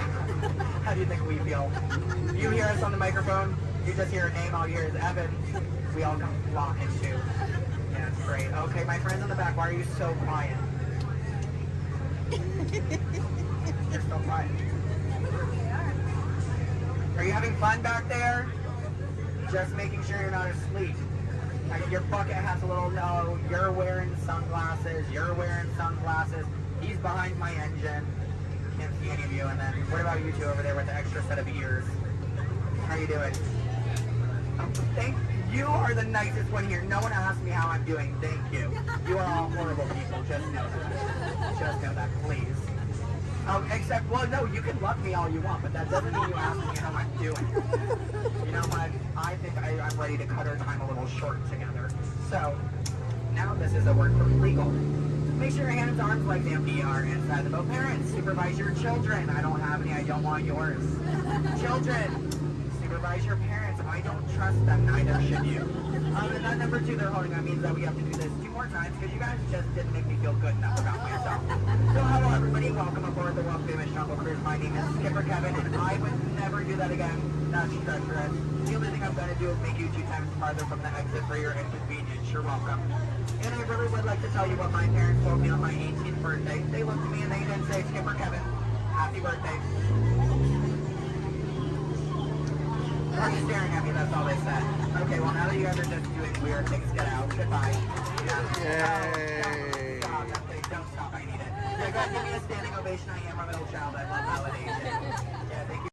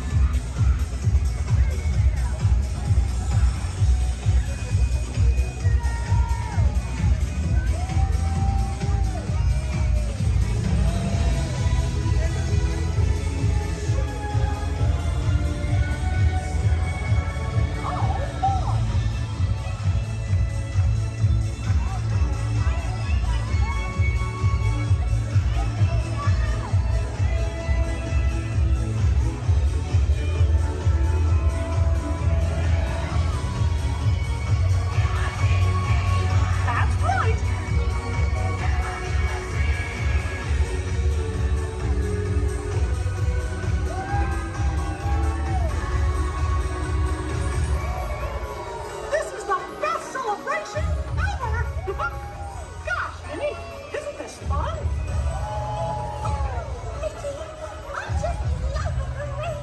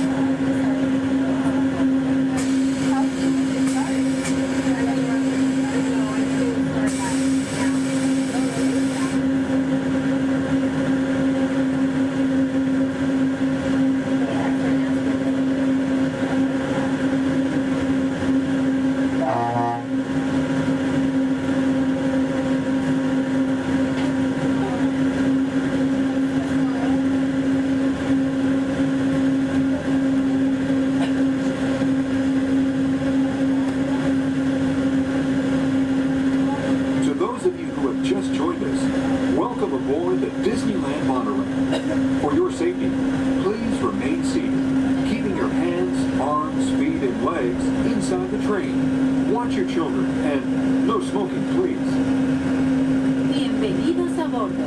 Para su seguridad, permanezca sentado y mantenga las manos, brazos, pies y piernas dentro del tren y cuide a los niños. Por favor, se detengan. We're now en route to our final stop, the Tomorrowland monorail station.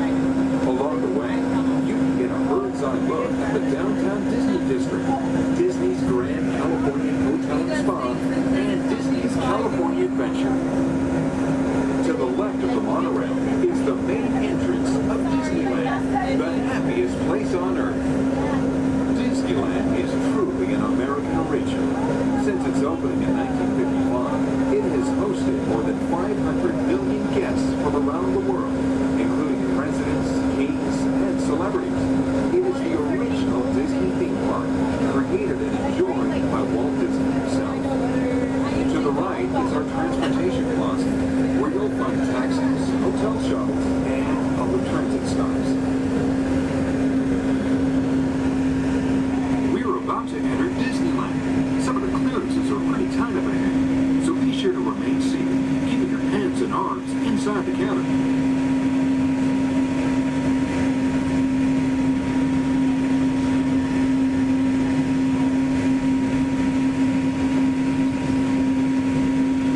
This is Tomorrowland, a land inspired by science fact and fantasy.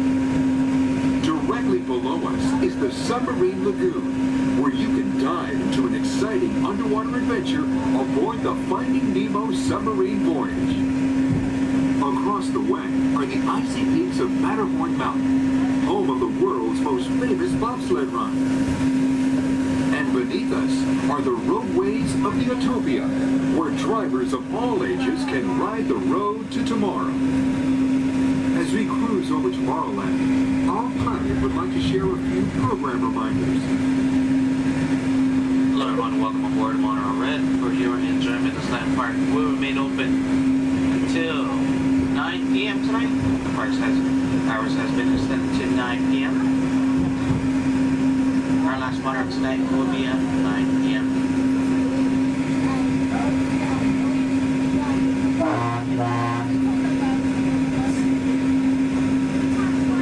Later today we have celebration East Street party stepping off at 5:30.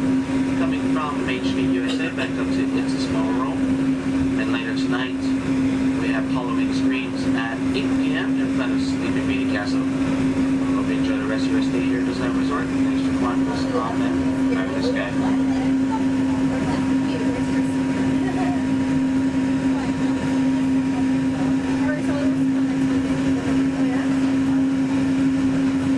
Just ahead and to the right of the train are the sparkling gold spires of one of Disney's most beloved attractions, It's a Small World. Beyond it is the wacky world of Disney's classic cartoon characters, Mickey's Toontown. We're now riding alongside the happiest kingdom of them all, Fantasyland, home to Pinocchio, Snow White, Peter Pan, and other storybook characters.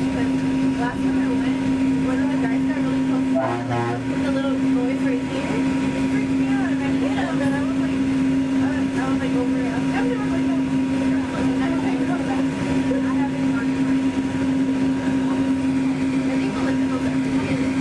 We're now approaching the Tomorrowland Monorail Station, our final destination. Please remain seated until the monorail comes to a complete stop. Then, collect your belongings, watch your head, and step carefully from the train. On behalf of all of our crew, thanks for traveling with us, and we hope you'll have a happy and memorable visit here at Disneyland. This is the Tomorrowland Monorail Station.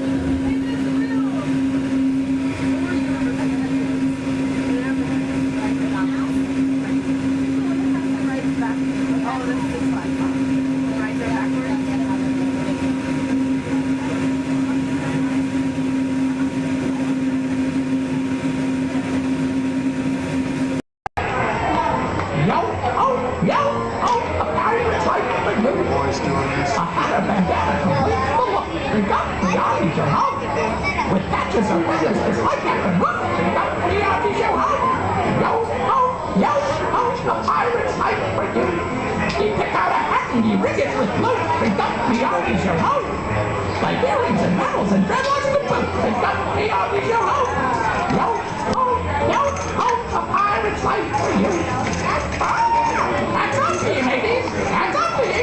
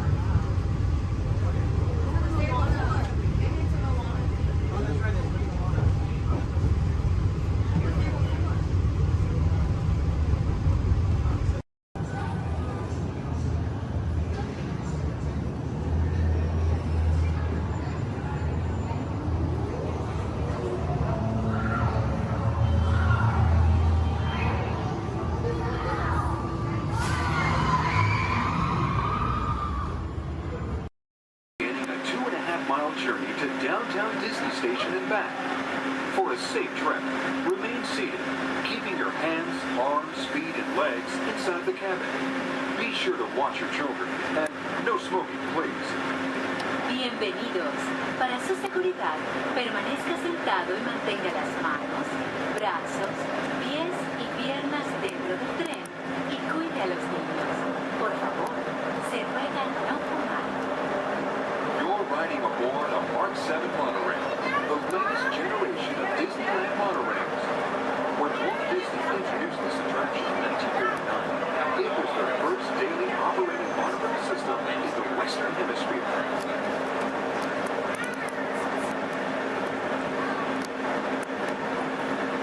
Just ahead is Disney's California Adventure, where you can live the ultimate California dream through attractions and live shows that are as diverse as the Golden State itself. The Towering Hotel is home to the Twilight Zone Tower of Terror, where you can literally take a thrilling drop into Hollywood history. The bear-shaped rock formation is part of the Grizzly Peak Recreation Area, a haven for outdoor adventures. Beyond it, you'll find the high-energy fun of Paradise Pier. Coming into view on the left are the villas at Disney's Grand California Hotel and Spa. It's the first Disney Vacation Club resort on the West Coast and shares the same arts and crafts style as the famous hotel, which we are now entering.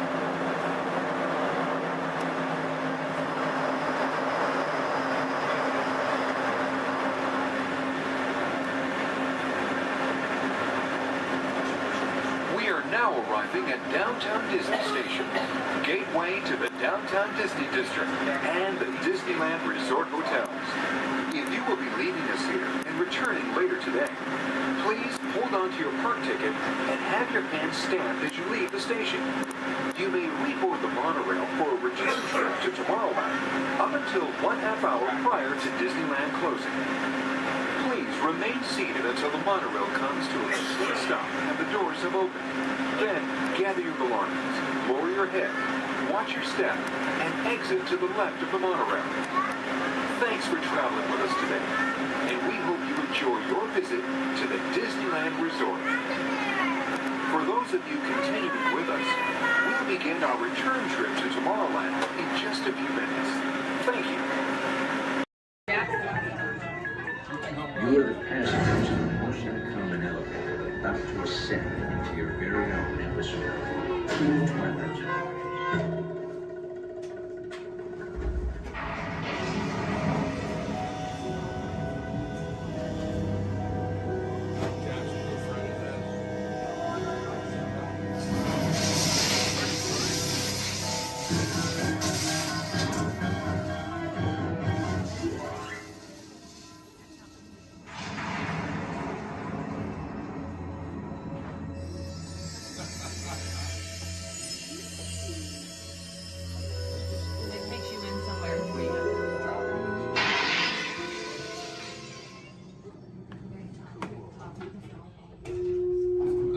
One stormy night long ago, 5 people stepped through the door of an elevator.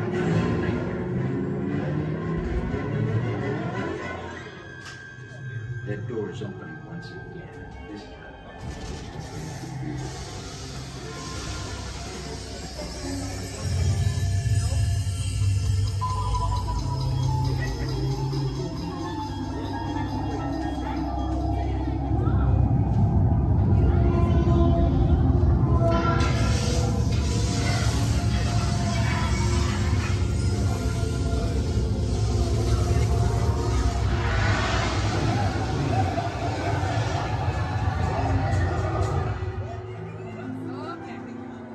You are about to discover what lies beyond the 5th dimension, beyond the deepest, darkest corner of the imagination, in the Tower of Terror.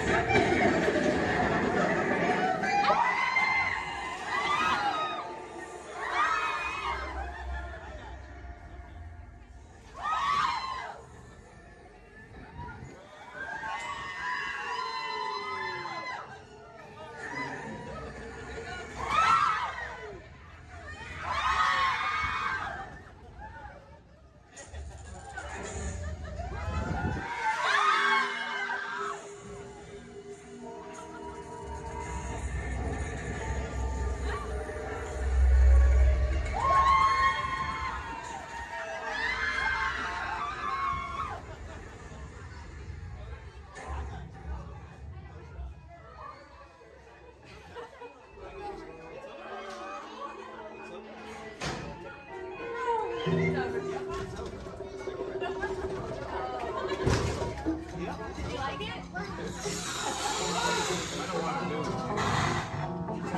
warm welcome back to those of you who made it, and a friendly word of warning. Something you won't find in any guide.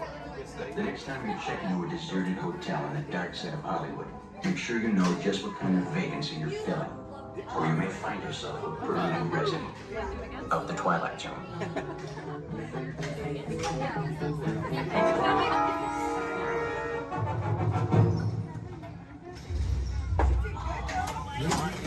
Welcome back, everyone.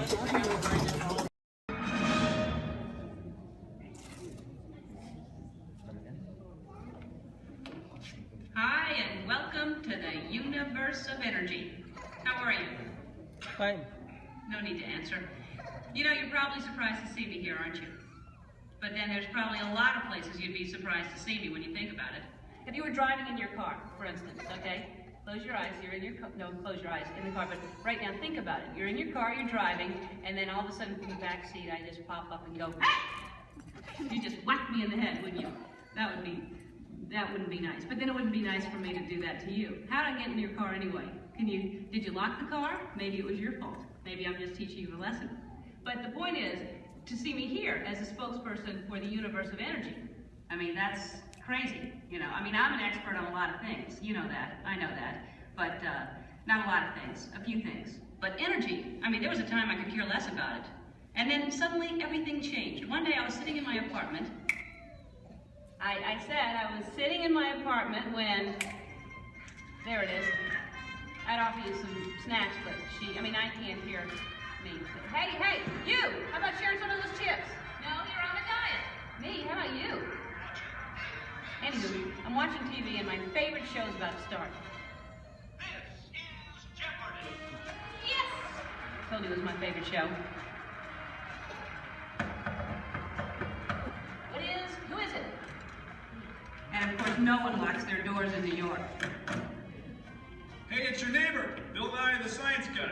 Hey, Bill Nye the Science Guy, it's Ellen, Just Ellen, I guess. What can I do you for? I'd like to borrow some aluminum foil, a clothespin, and a candle. Another hot day, huh? Actually, I'm working on a new experiment. Take whatever you need. I don't want to miss any of the game. What are you watching? Jeopardy. Yes.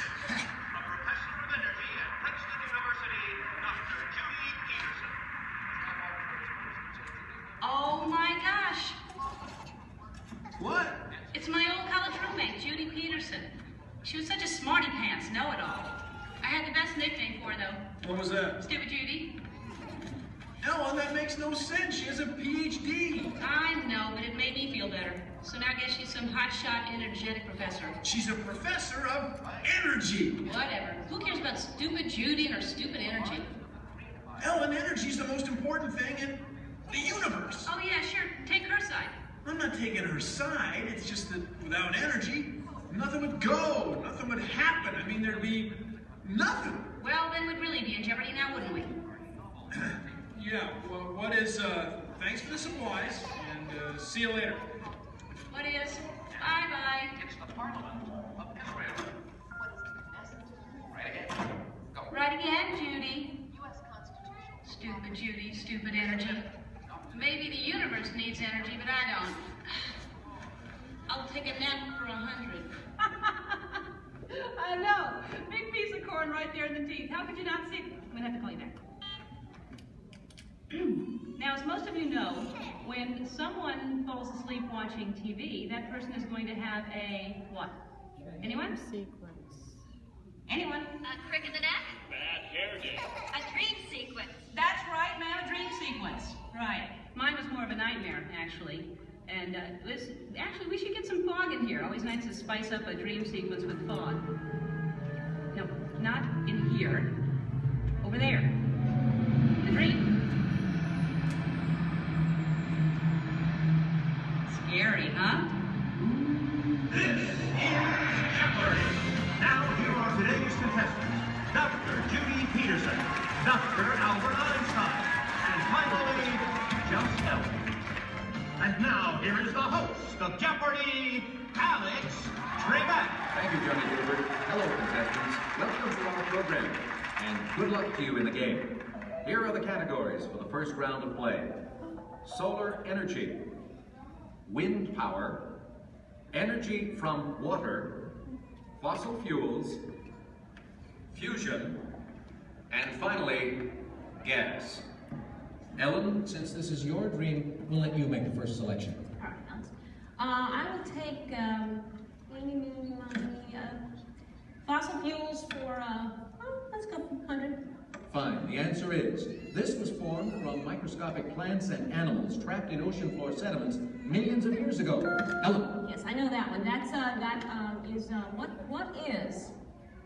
what is the stuff trapped?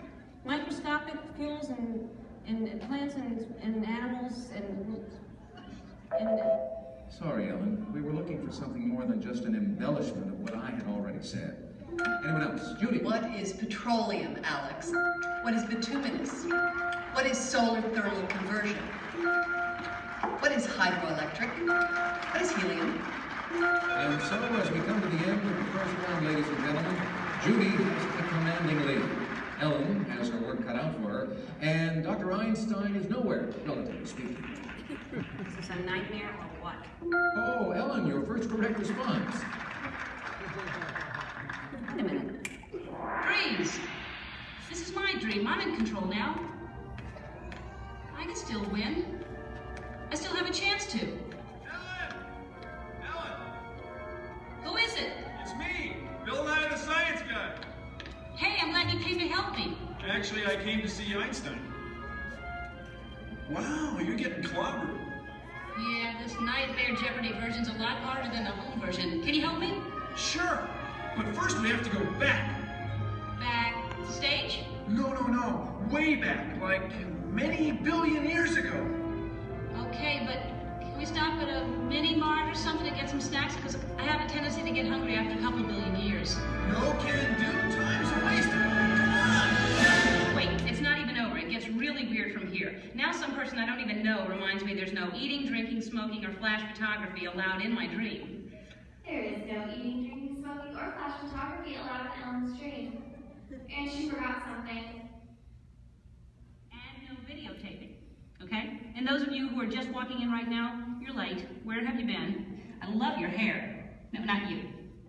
No, I mean, it's all right, but that's cute, yeah. Anyway, so you're not completely lost. Here's a recap of what has been going on. I'm Ellen. Hi. I love Jeopardy. I used to not care about energy at all until I had a nightmare that I was on Jeopardy and all the categories were about energy. Oh, don't I know it's scary. So my neighbor, Bill Nye, stepped in to help me out. Bill Nye, the science guy. You know him? Anyway, so he comes in to help me out. That's what's going on. Got it? Good. If you don't, then that's your problem because you're late. And you think about that next time.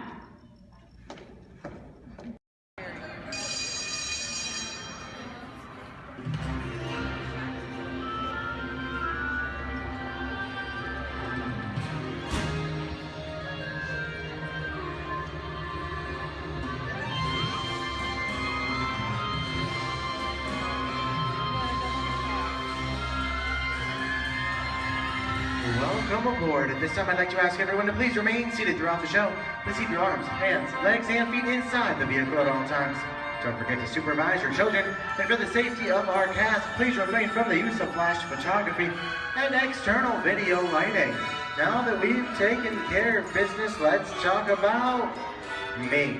My name is Justin, and I will be your guide for this magical journey into the movies. It's the perfect job for me because I love movies. Is everybody ready? Well, great, because it's showtime. Ready when you are, CB.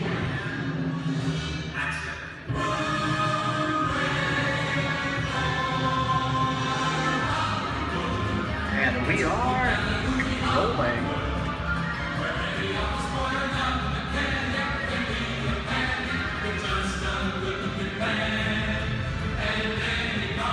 Hello everyone and welcome to the Great Movie Rack. Once again, my name is Justin and I will be taking you from this Hollywood soundstage into some of the greatest movies of all time. All on one tour. But just between you and me, this is no ordinary tour, as the Great Movie Ride brings movies to life and puts you right in the middle of the action.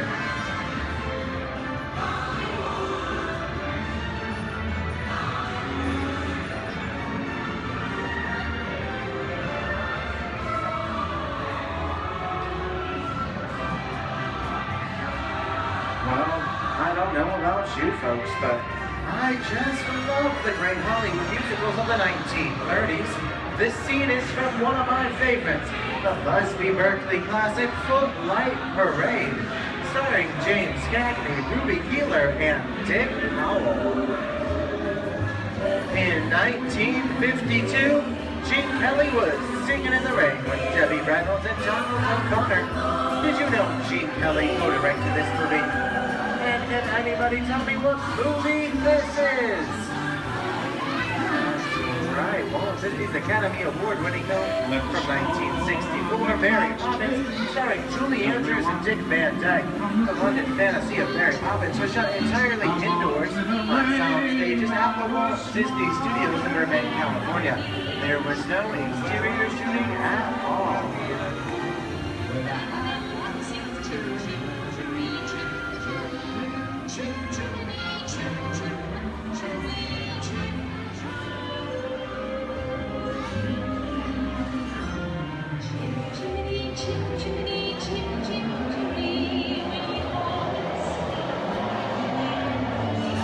Hold on to those wallets and purses, folks.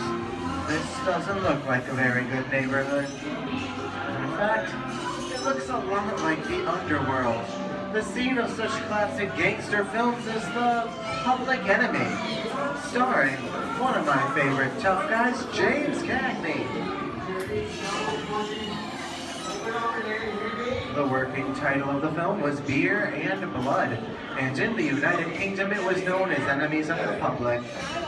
In one scene, Cagney shoved a grapefruit in Meg Clark's face. She could never look at breakfast the same way again.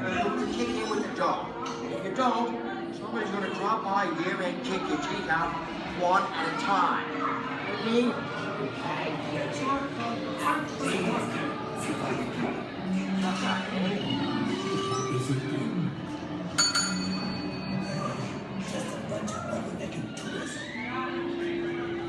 Sorry about the delay, folks, but I don't want to run a red light, even if it is just a movie. You talking to me? You talking to me?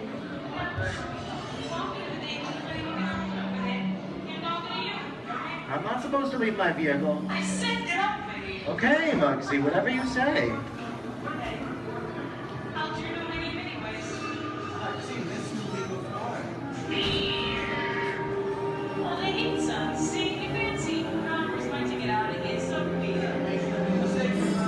said screw out of here. You're gonna get hurt. I can't just walk out. Here they come, Bus! Get out your grinders!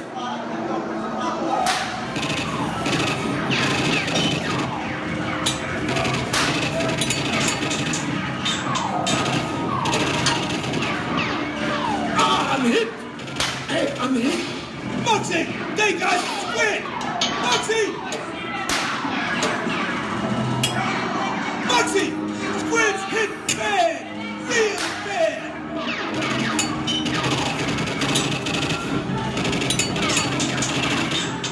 Everybody just excited. When the red lights against the law, and I would never break the law. Kick it. Watch this.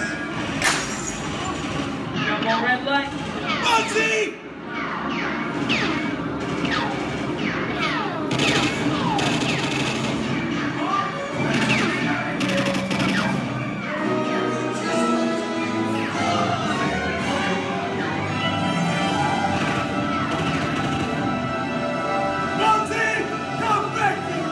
Sorry, boys. I'm making my getaway. I'll see you some change. Wait, what are you looking at? Everybody mind your P's and Q's and maybe you won't get a... What's this? JC? And now, the Old West, and two of Hollywood's legendary stars, Clint Eastwood and John Wayne.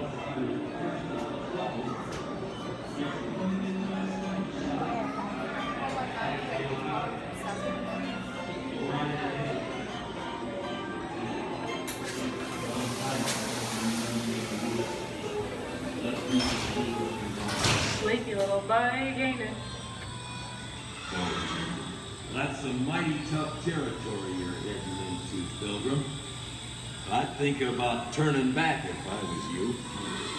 That is, if you want my opinion, but I reckon you Well, ought to do now that we're in the clear, it's the perfect time for me to collect a couple of your valuables. We'll start with the juniors.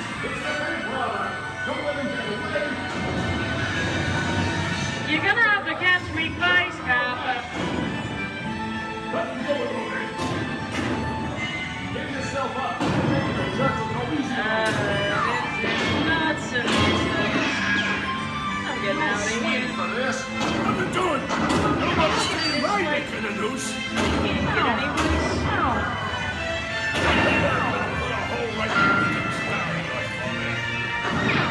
Okay, that's worse. I don't know about you guys. This is kind of creepy. What is this? This is alien. You are with Sorry Reaper aboard the spaceship Nostromo. Something has gone wrong. One by one, the crew has vanished. And somewhere in the ship, a terrifying creature waits to claim its next victim. Look now, bring the victim. Warning, remain in your vehicle. The area you are entering is extremely dangerous. Proceed with caution.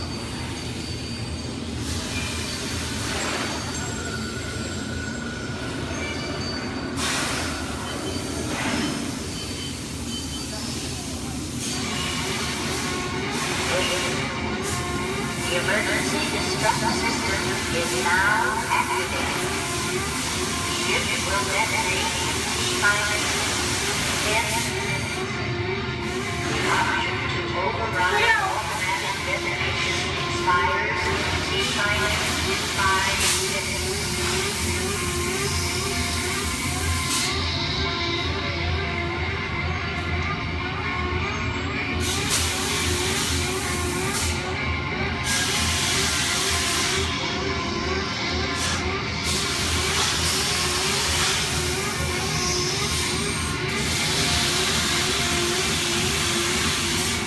There he is again. Okay, this is a creepy crawly thing for one day, right? Oh.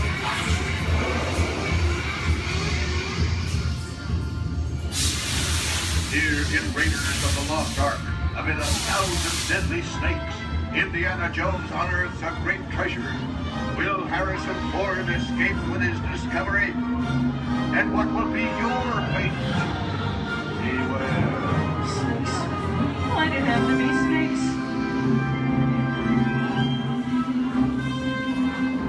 The dust of 3,000 years lies undisturbed in this ancient burial chamber. On the chest, the great stone god, priceless jewels. Get a load of that, you guys. Time for me to get back to work. Don't nobody move while I go get the goods. I don't think they notice a few extra bodies around here. But the jewel is guarded by a curse, and those who dare defy that curse must pay with their lives.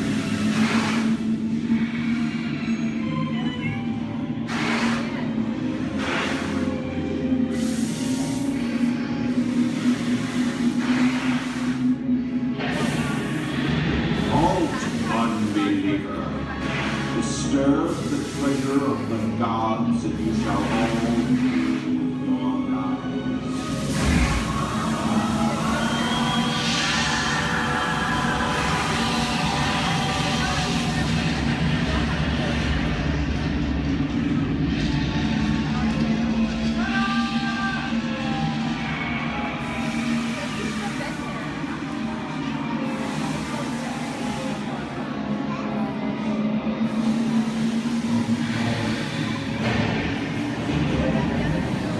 Well, I told you folks I was just going for popcorn. That just goes to show you anything can happen at the movies. So let's get on with the show. I see dead people. The horror movie is my all-time favorite genre. Some of the best horror films are produced in the 1930s and 40s, but monsters, mutants, and maniacs are still audience favorites and continue to haunt us today. Now that's what I call a wrap. We are now entering the jungle home of one of George of the Jungle. Actually, it's Tarzan played there by Johnny Weissmuller. Over here we have Marino Sullivan as Jane and the one and only Cheetah as herself. Tarzan has appeared in nearly 50 film adaptations since 1918, including Disney's 37th animated feature.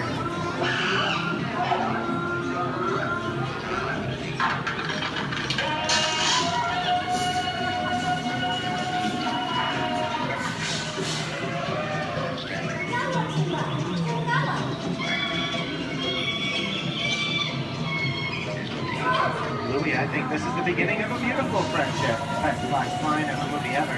Humphrey Bogart to Ingrid Bergman in the classic romance, classic long show. Inside of us, both of you belong to victory. It's worth nothing to keep secure. Maybe not today, maybe not tomorrow, but soon, the rest of your life. You'll always have past. You didn't have it. You lost it until you came to Casablanca. You got it back first.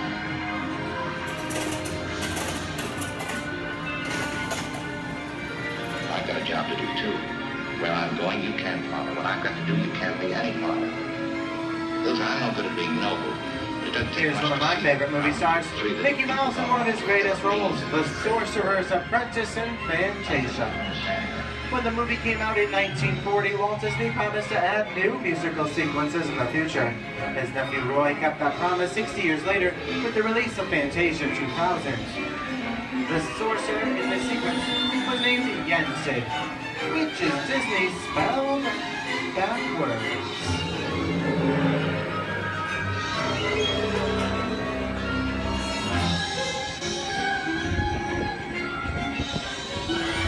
I don't have a feeling we're not in Kansas anymore. How often do you get to say that? I'd say we're definitely somewhere over the rainbow in one of the most beloved movies of all time, The Wizard of Oz.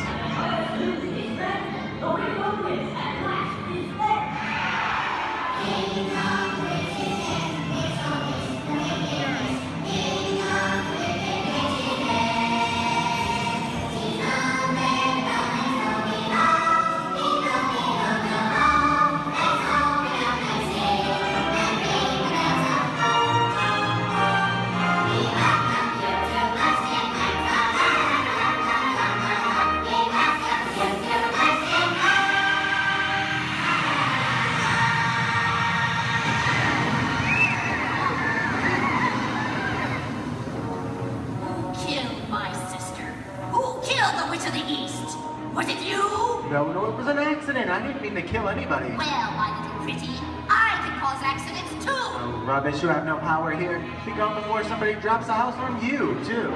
Very well. I'll bide my time. But just try to stay out of my way.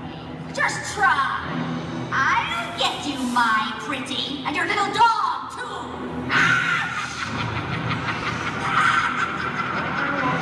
We get out of here. What do you folks think? Which way do we go? Follow the yellow brick road. Follow the yellow brick road? Now, why didn't I think of that? Sing along, folks. You know the words.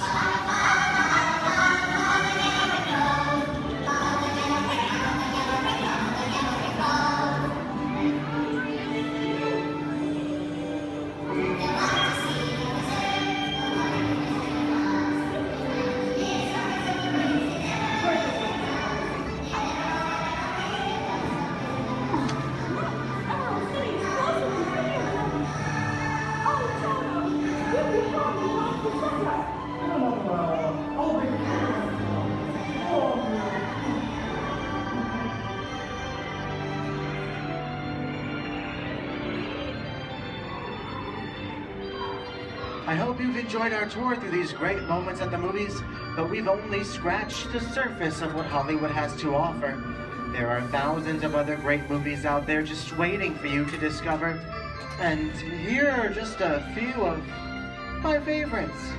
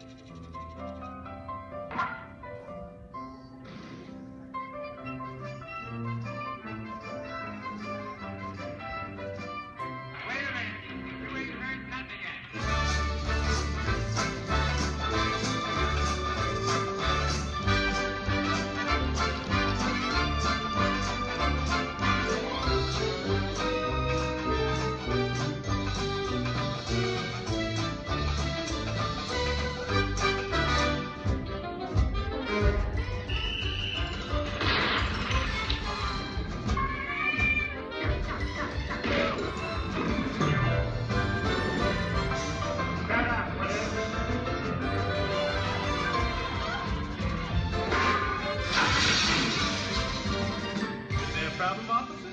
I'm gonna make him an offer, Captain.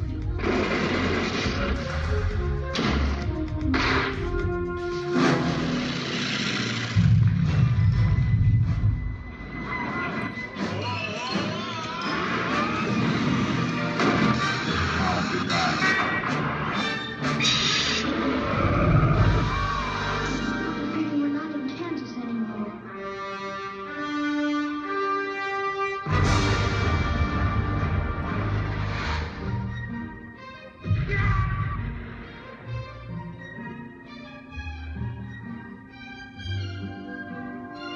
The locals.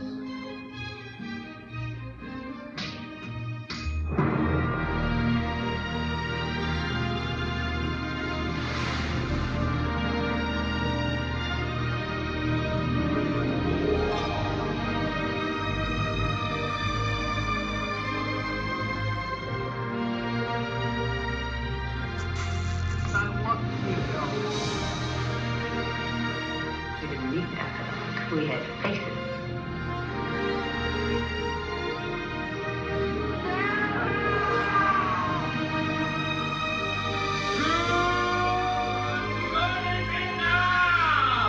There's your secret.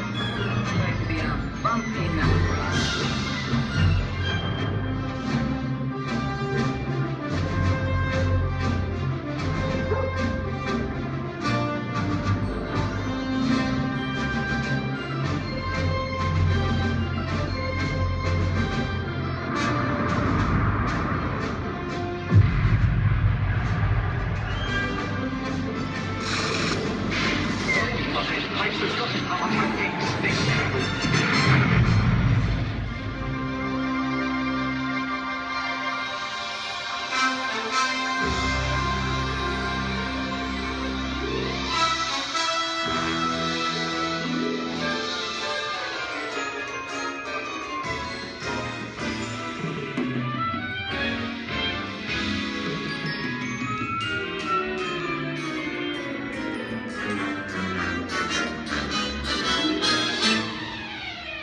On behalf of Disney's Hollywood Studios, I'd like to thank you for joining us on the great movie ride. Now, before we wrap this production, there still is one scene left to do. It's called The Exit. The action begins with you remaining seated until the vehicle comes to a complete stop. Then gather your belongings, take small children by the hands, and when these doors open, rise dramatically to your feet and make your grand exit directly to the rear of your vehicle. Oh, and one more thing. When I yell action, don't forget the thunderous applause for yours truly. Okay, places everybody, and action! Thank you. Have a wonderful day here at Disney's Hollywood Studios, and also to you and the movies the stuff dreams are made of. Good.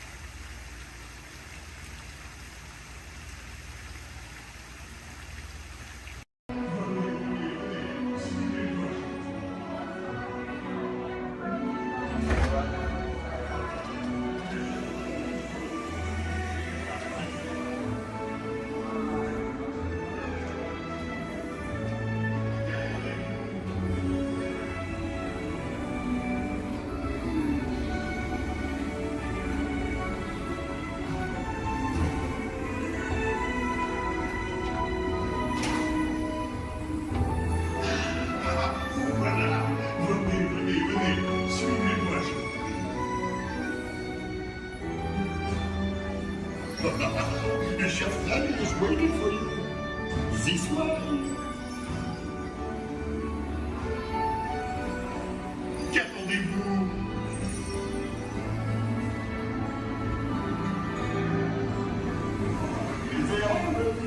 Les invités pour le dîner. Hein? Pour le repas idéal. En commun? Non. C'est pour un. Too simple. What? Mais oui, that's it!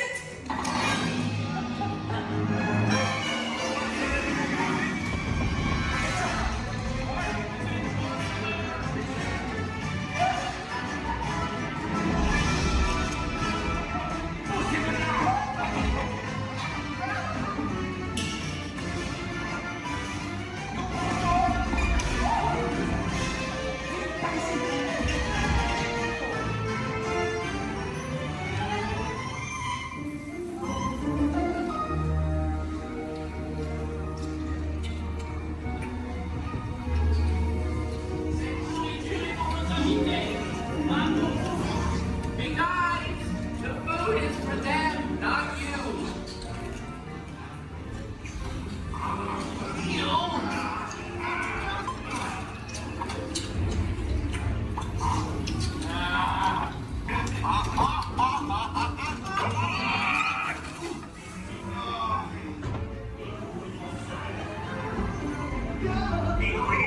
What are you doing?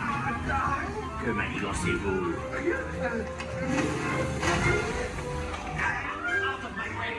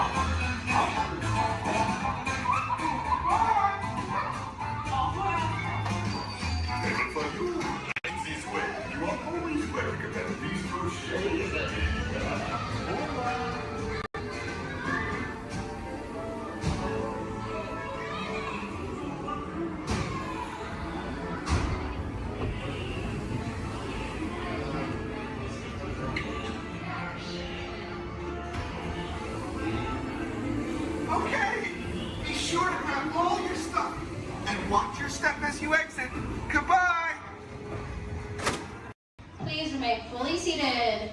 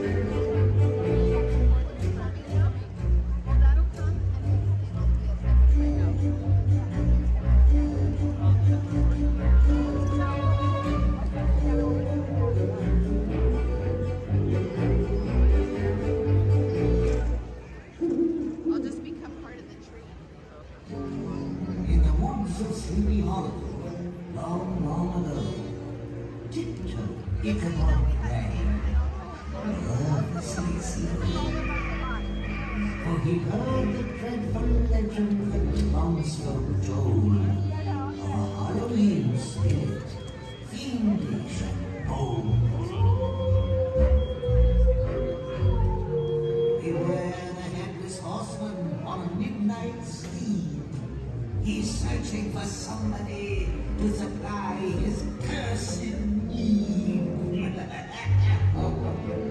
Scurry faster, schoolmaster. Tonight you're not alone.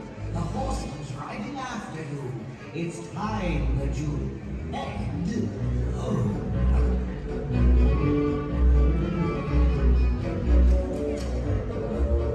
Travel quickly, cross the bridge.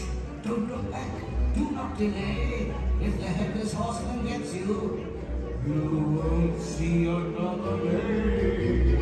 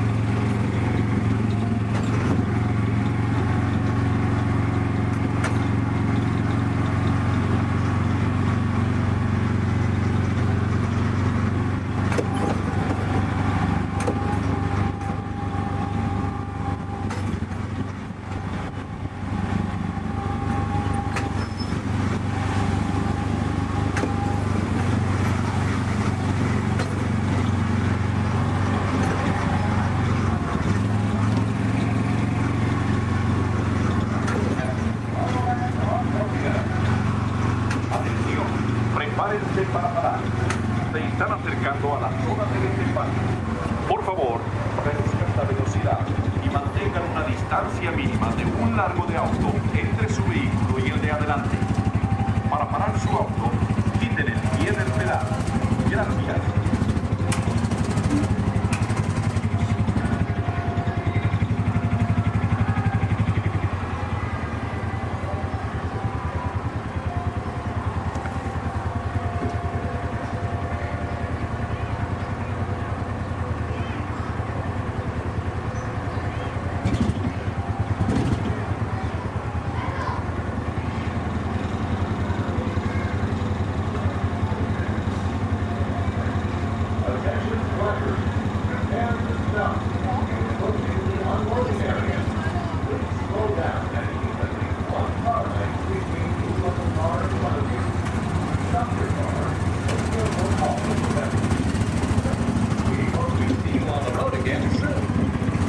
Atención, prepárense para parar.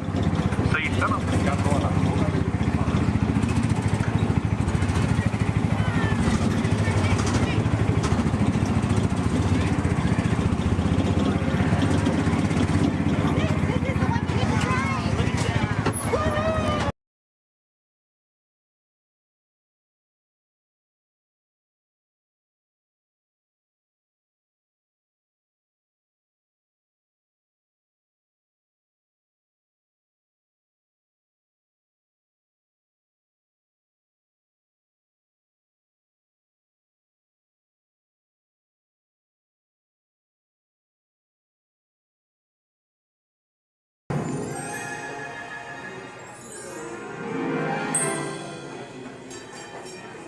Ready?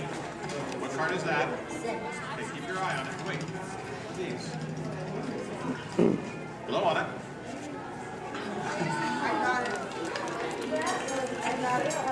Hello and welcome to Disneyland's 50th anniversary celebration. For this truly historic event, no ordinary host would do. No, the Disney folks wanted someone who's been here from the beginning. They wanted a household name. A name that means family entertainment. Donald, calm down. You're just too animated. I'm referring, of course, to me, Steve Martin. Oh, really?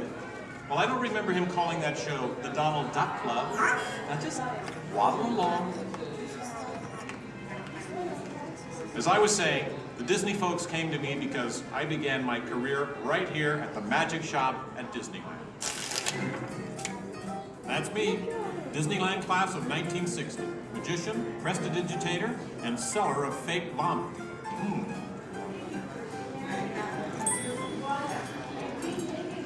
So young Steve Martin starts performing magic here, and lo and behold, they start calling the place the Magic Kingdom. Coincidence? I don't think so. But right now, I'd like to introduce you to the man who started it all, Walt Disney. Walt, tell us how it all began. Now this is the original, so we get from the original show here in Disneyland. And then, So we start out planning him, and then when they the merry-go-round and run from different places. As I sit there while they all these things, sit on the bench, eat peanuts, I felt that this is something that we as parents and the children could have fun together. Great idea. So that's how Disneyland started. I'll take it from here. Oh yeah, and I did not. This priceless artwork shows the first design for Disneyland. A small park that would have been near the Disney Studios in Burbank. It's sweet, isn't it? But he couldn't stop there. Not Walt. He wanted a world of the future, an exotic jungle, a wilderness frontier. This is just the most rare and valuable piece of art for Disney Archives. That's the painting that sold the concept of Disneyland to the bakers. It was a painting. You guys really. Thank you, and just get this lobby just open this morning, so you were here day one. It's just open today. Then Walt heard about an orange grove in Anaheim. Thank you. An hour away from any major city, at the end of a dirt road. Talk about impossible dreams. If I could take you back in time. Wait a minute. What am I saying? I'm a magician. I will have to finish already. It's going to be very patriotic, which is something. Here is the actual Orange Grove 1 year from opening. And that's actually Walt Disney in the actual Orange Grove. Let's listen in on his top secret plans. 1, 2, 3. Aha! Some sort of code. I get it. Walt also had a code for all the trees on the property. Red ribbons for the big trees he wanted to save for Disneyland, and green ribbons for the ones he wanted removed. But, as fate would have it, the bulldozer driver was colorblind! Oops. So, Disneyland, less than a year from opening. No one, in their wildest imagination, could ever build an entire theme park here in just 1 year. Yeah, I'll show ya. Watch this, Magic Boy. That kind of sound. Keep going, boys. Faster, faster. That's it, good. That's it, good. Opening day. Take it away, Walt. All come to this happy place. Welcome. Walt's dream had finally come true. And to celebrate, ABC organized the biggest live telecast in history. Some of the most famous stars in Hollywood showed up, including host Art Linkletter. Frank Sinatra. Hello, Franco. Who's driving? Sammy Davis Jr. Hello, Sammy. Bob Cummings, Ronnie Reagan. Come on in. Davy Crockett. Buddy Epson's there, too. But right now, it's my pleasure to introduce the famous star whom Mr. Disney has asked to christen the Mark Twain. Ladies and gentlemen, Mr. Disney. I'll take it from here, Mr. Linkletter.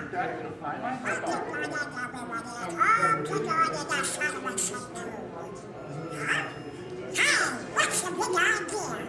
I'm translating. Nobody can understand what you're saying. You can't do. Cannot. Can't. Not. I'll show you. Ignore the duck. As I was saying, the lands that America saw on the Disneyland television show became free. I'll show you what's going on. Now, where was I? Oh, yeah. On opening day, we had Frontierland, Tomorrowland, Fantasyland, and Adventureland. It was a perfect day. Oh, really? I wouldn't say perfect. It was 100 degrees in the shade, and the freshly poured asphalt was still wet. 11,000 people were invited, but 28,000 showed up. Newspapers predicted the worst for Walt and his park, and only 90 days later, the 1 millionth guest walked through the gate. Disneyland not only survived, it thrived. First grade one was with Mr. Deacon Show, and then we had another show that was called The Journey. We've been down since 2005, where we've been doing the Steve Martin Show. This is honoring Disneyland's 50th year. So this film is what's left. So it's going to continue.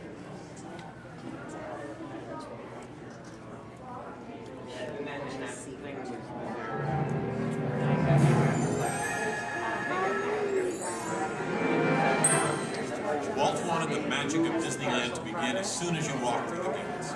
And your first stop was this turn-of-the-century street inspired by the small town where Walt grew up. He felt so at home here. He even had an apartment built for himself above the fire department, and it's still there today.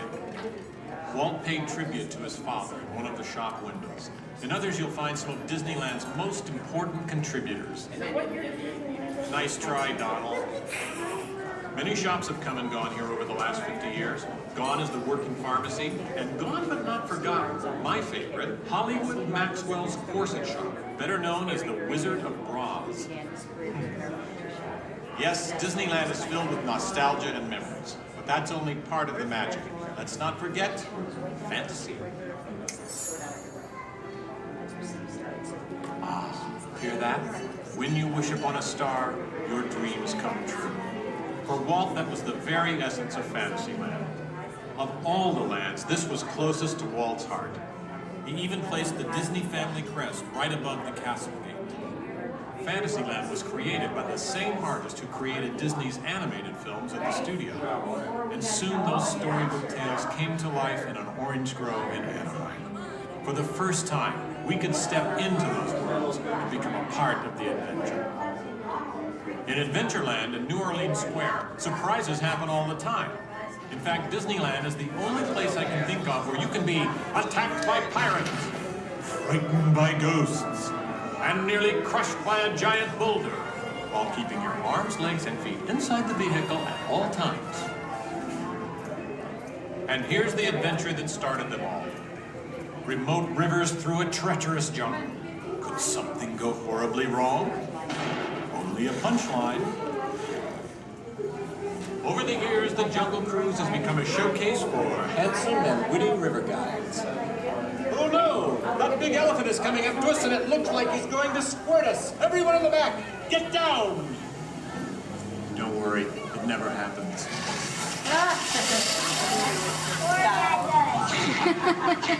Donald. It was the duck, right? The duck? You know, every time I get all dressed up in my cowboy hat and pearl-handled pistols, I think about the heroes of Frontierland.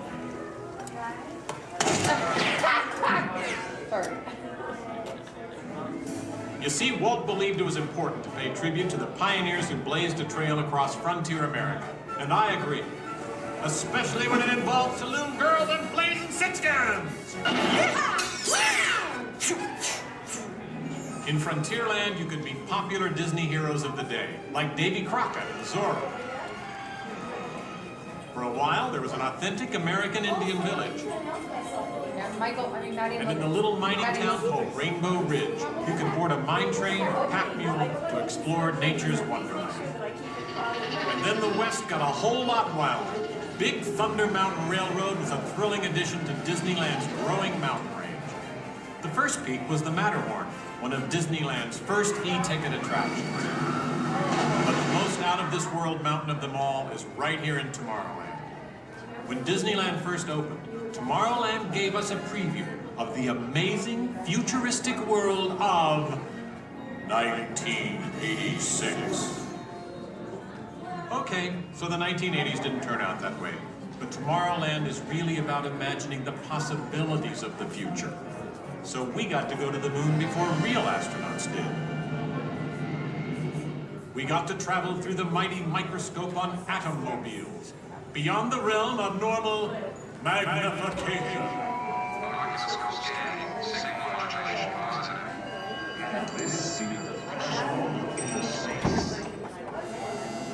Tomorrowland has always been a showcase for new ideas and new inventions, including one of Walt's most famous. Audio animatronics? Right, audio animatronics. And this technology wasn't just for the birds. Walt's idea got better and, as always, bigger. With my new wash day marvel, it takes only 5 hours. Not only could these robotic performers talk and act, they could jam. Hit it, boys!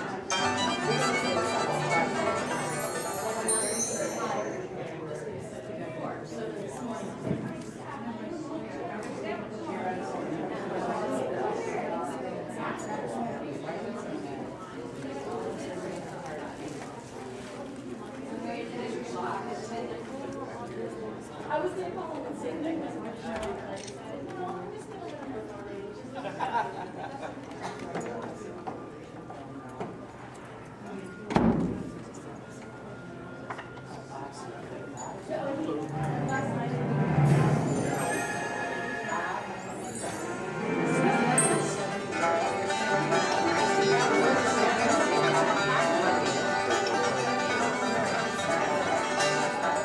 Yes, Disneyland has had thousands of great entertainers over the years, and not all of them have had servos and circuit boards. I learned a lot about comedy by watching Wally Bogue, star of over 47,000 shows at the Golden Horseshoe Revue. And he was only one of the great homegrown acts that brought their unique magic to Disneyland over the years.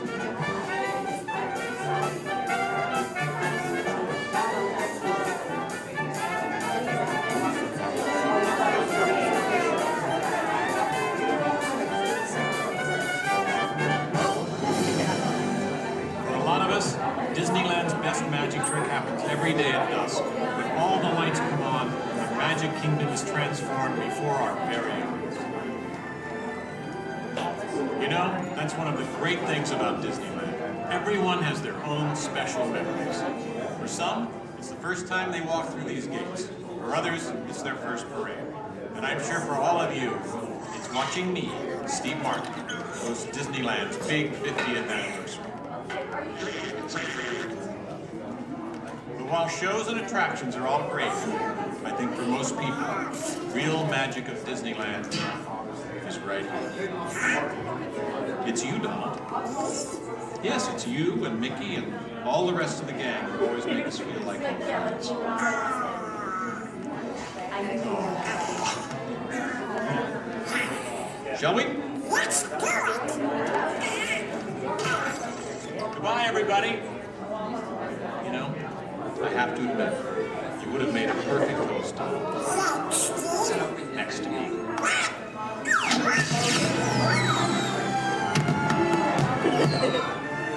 All come to this happy place. Welcome. Disneyland is your land. Here age you live fond memories of the past. And here youth may savor the challenge and promise of the future. Disneyland is dedicated to the ideals, the dreams, and the hard facts that have created America, with the hope that it will be a source of joy and inspiration to all the world.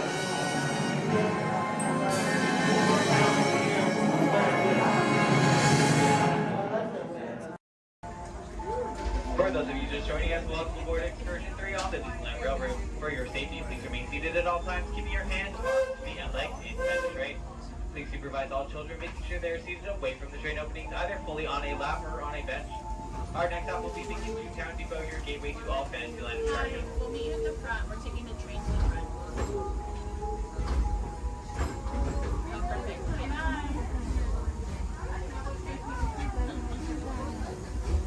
To those just joining us, welcome aboard the Disneyland Railroad.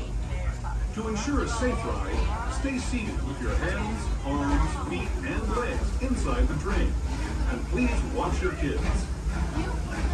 Para su seguridad, permanezca sentado y mantenga las manos, brazos, pies y piernas dentro del tren y fuera del tren. We're now entering Splash Mountain, rumored to be the location of the one and only Laughing Place. If you look real hard, just a reminder, it's where the critters are celebrating a zippity-doo-dah day.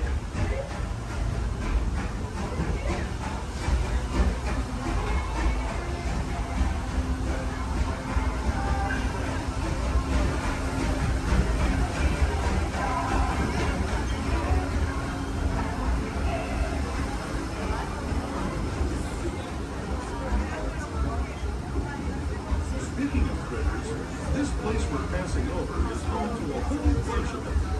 Here in Critter Country, you can join Winnie the Pooh, Tigger, Brer Rabbit, and Brer Bear on their fun-filled adventures.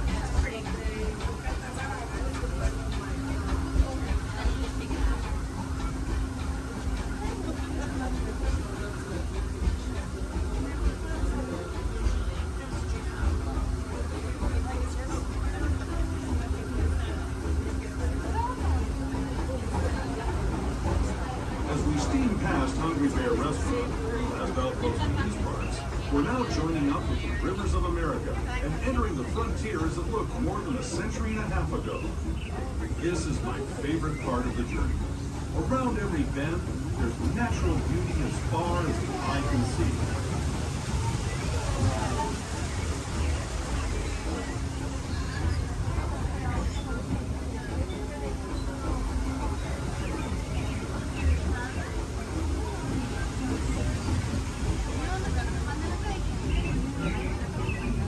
There is the revered Indian shaman, sharing his stories with those in the great river valley below.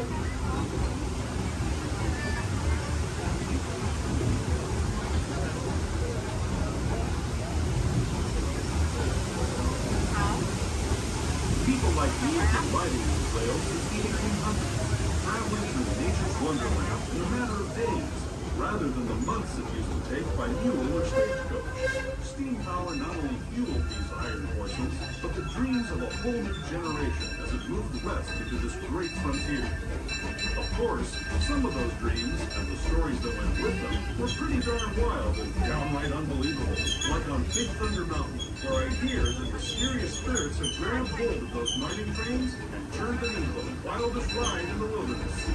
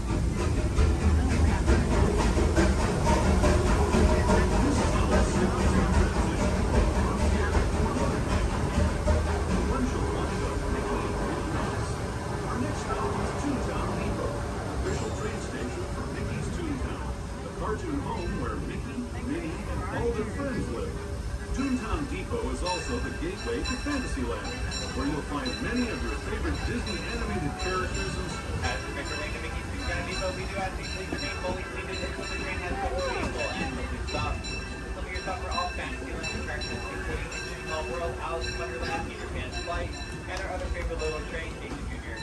Once again, please remain fully seated until we have come to a full and complete stop. Depot, Mickey's Toontown.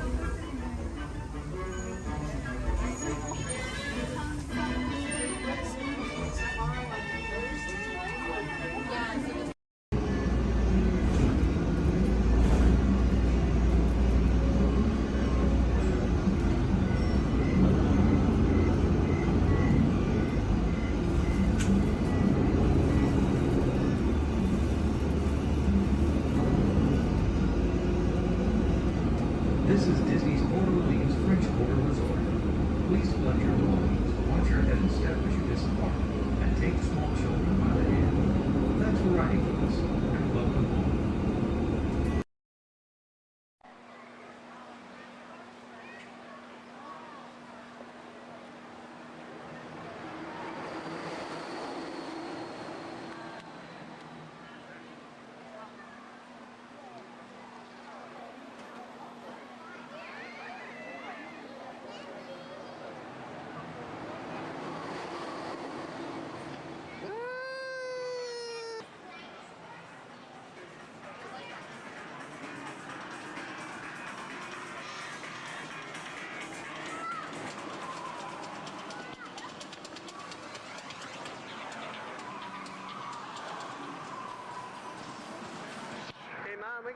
We can look around a little bit too.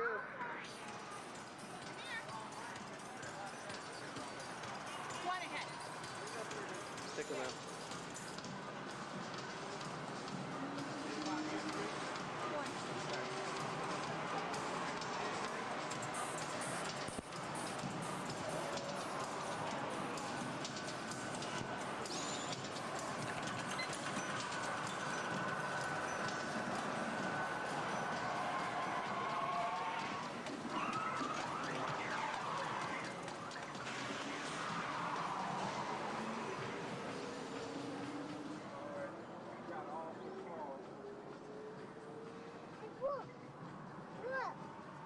Look at that car. Look at that car. Come on. And look at this car.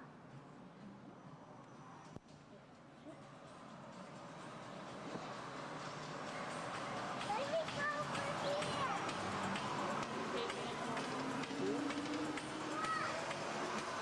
Look at this one. Look at this.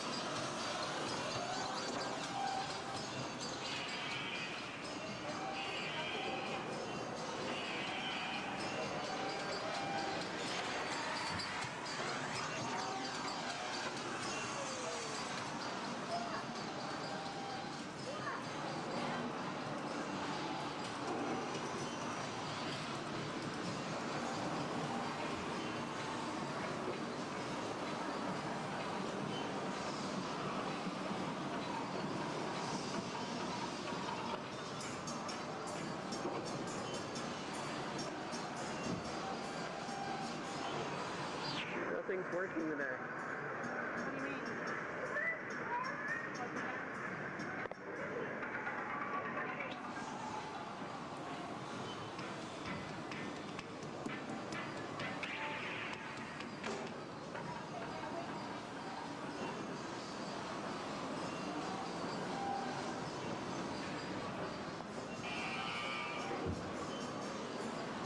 Mom. Oh, look at, watch this.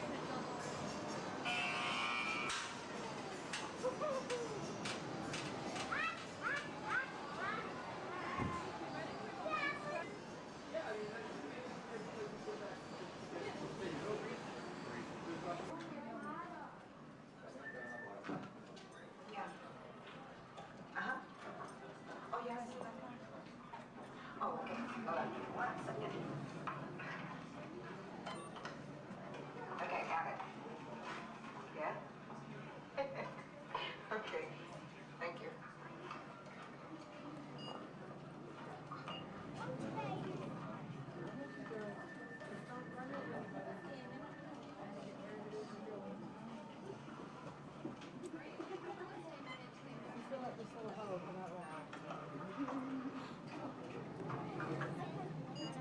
Bill. Yeah. The next group's ready. Oh. Thanks. Hi, everybody. Welcome to the test track. My name is Bill McKim. I'm up here in the control center. In just a couple of minutes, you're going to be out there on that track. But first, let's put together your test schedule. These are the same kinds of tests that are run at GM test facilities all over the world. Let's put up the 26-8 grade. You got it. Okay, we're going to start you off on an accelerated hill climb. Now, these steep grades give us a chance to evaluate the effects of heat and stress on your engine and on the transmission. Twist stitch or blocks? Let's put up the blocks, German and Belgian. Next, your vehicle is going to go over a variety of rough road surfaces. These are designed to test the integrity of the suspension and the chassis. It's going to get a bit bumpy. Yeah. Next, you're going to see and feel what it's like when your brakes lock up. And you lose control of the steering, not such a good feeling, but hang in there because we're going to do the test one more time, this time with the ABS or the anti-lock brakes. Okay. All right. What's next? Let's do some environmental tests. Put up 2, 5, and 7. 7? Yeah, 7. Okay. After that, we're going to subject your vehicle to some extremes in temperature, as well as corrosive conditions to see how it handles nature's worst. And finally, we'll take you out for some handling runs. Off-road or corner? Let's do the corner. I'm going to send you through some hairpin turns, and then we'll take you out and do the high-speed loops. And depending on how your vehicle and you hold up, we'll even throw a few surprise tests in there. Surprise test? Yeah. Pick one. Jack? Now, if this whole routine seems a bit extreme, you're absolutely right. That's what a test track is all about. The cars you drive at home are made up of over 15,000 different parts, and every one of them has to pass the test under very extreme conditions before we ever let it off that test track and out onto the road. Now, as you can imagine, safety is a big concern of ours, so we're going to insist that you buckle up your safety belt securely. You'll be glad you did. Oh, we're ready. Oh, great. Well, Sherry says we're ready, so we'll see you out there on the test track. So please make sure your safety belts are securely fastened, as they always should be in your vehicle. We're clear for dispatch. Okay, let's move them up to the test area.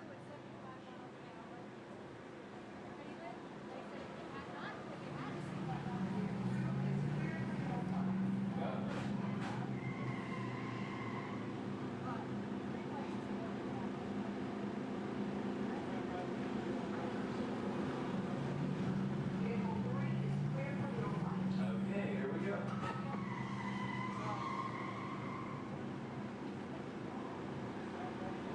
Mitchell? Vehicle 4 is clear for hill climb. Okay, here we go.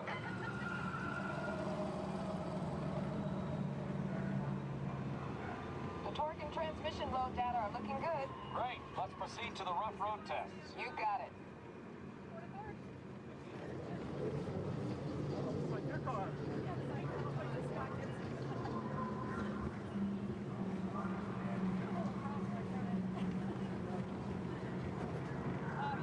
Okay, I'm going to take you right up to the cones, hit the brakes, and see if I can steer you through. Hold on. Okay.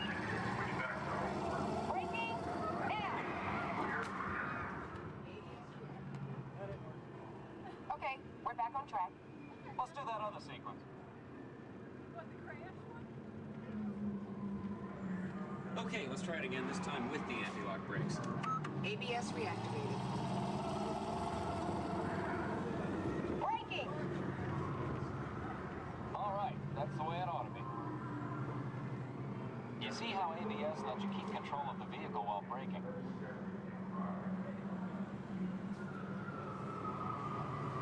Let's demonstrate some extreme test conditions. Okay.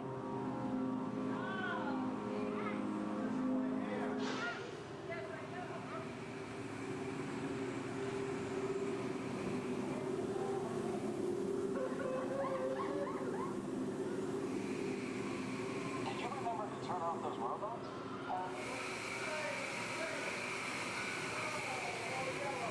Clear for track course A. All right, let's pick up the pace. Increasing speed, 10%. So it's not a matter of making it long, it's a matter of 20%.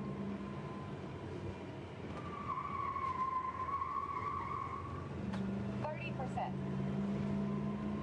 Are you seeing an increase in lateral forces? Sure am.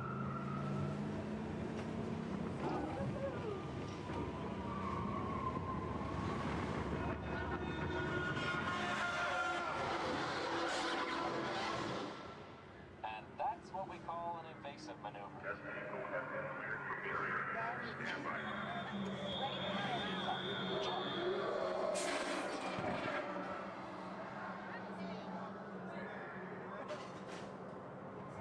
Hang on tight.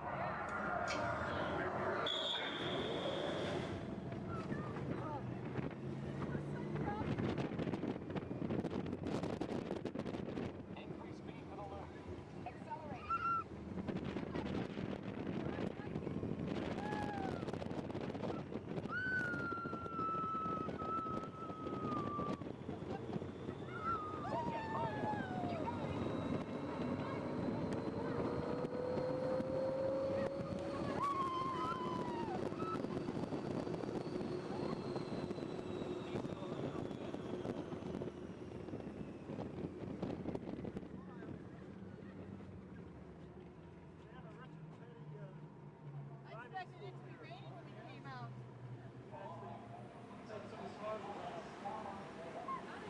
As long as they're heated up, let's grab a thermal image. Will do, cameras on. Looks like all components are well within test parameters. Well, all right, that completes our test schedule. Let's download the data.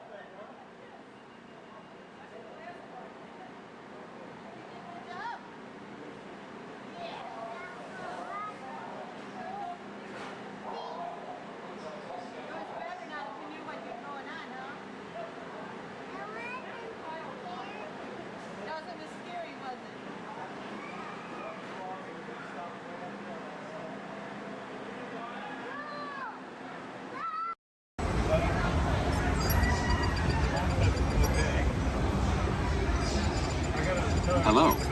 The seatbelt check is around the corner. For your safety, remain seated with your seatbelt fastened in your hands, arms, feet, and legs inside the vehicle at all times. And please supervise children. Thank you. La estación de control de cinturones de seguridad está a la vuelta de la esquina.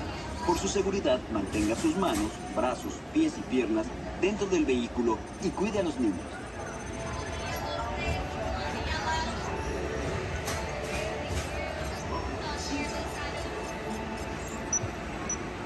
Automated driving technology activated. Welcome to the sim track.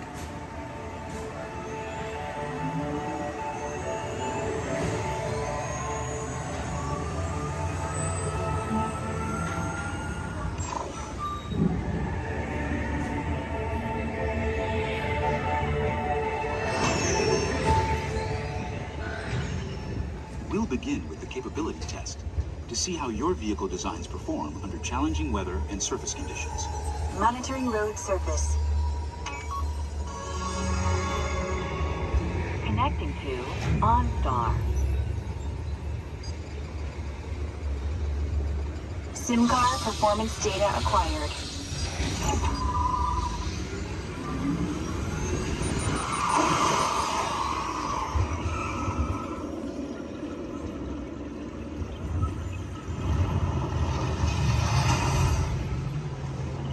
Let's see how your designs hold up now. Commencing SimCar off-road and extreme weather sequence.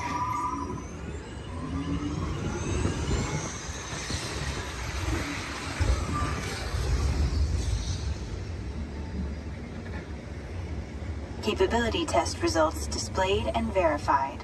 Now let's see how your vehicles compare when it comes to their efficiency. Scanning SimCar for optimal eco-efficiency.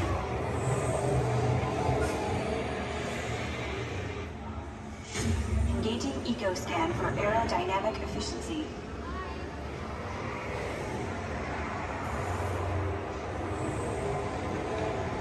Drive systems analysis. Hyperspectral imaging in progress.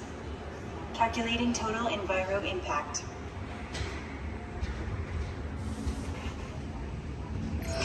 Commencing responsiveness test. Okay, the responsiveness data is now being synchronized.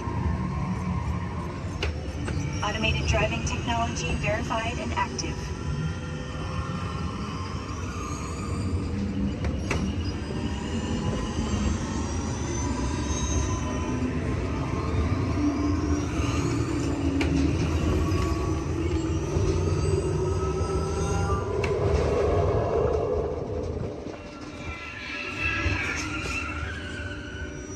Automated crash avoidance technology disengaged. Displaying responsiveness data. Here comes the final test. Energizing for power test.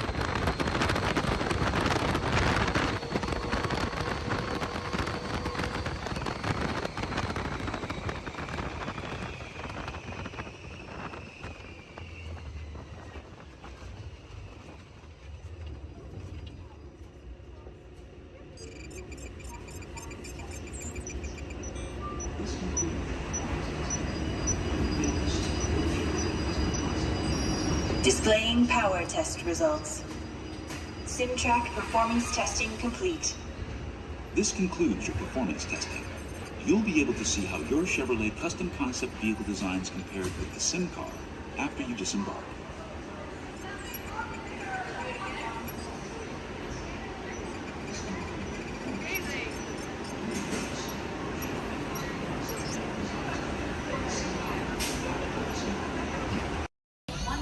Playback, background, action!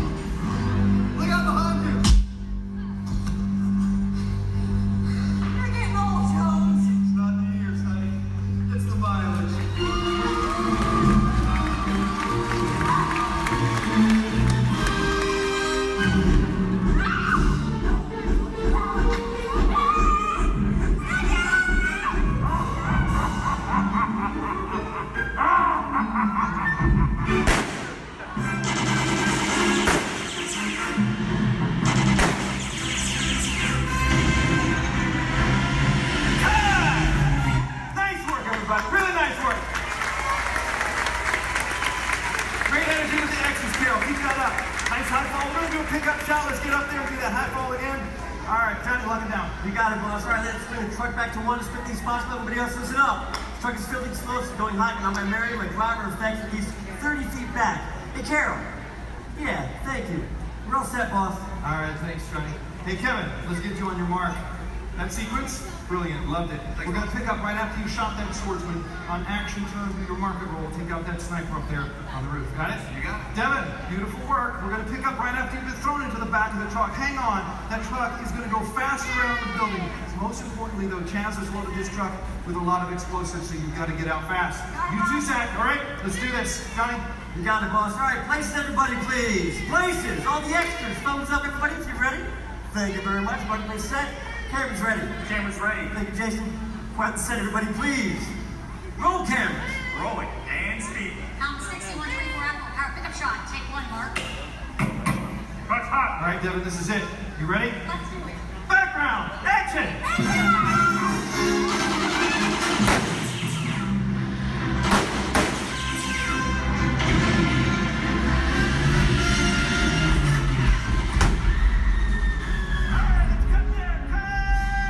Nice work, everybody. Really nice work. We're moving on. All right, look at that. Get them.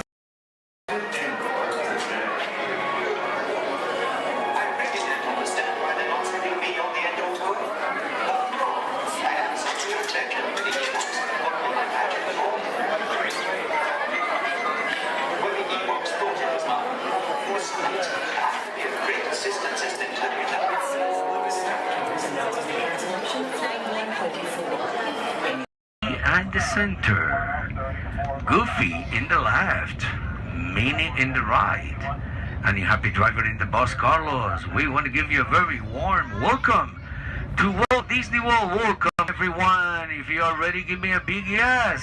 Yes! All right, you ready? Engineers. Automatic repair engaged.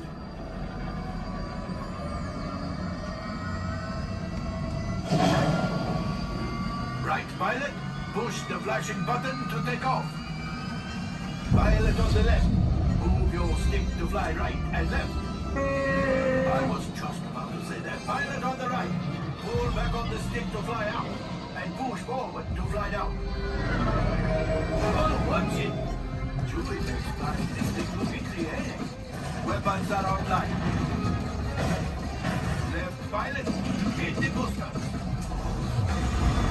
Now let's go get that coaxial. Right pilot, make the jump to light speed.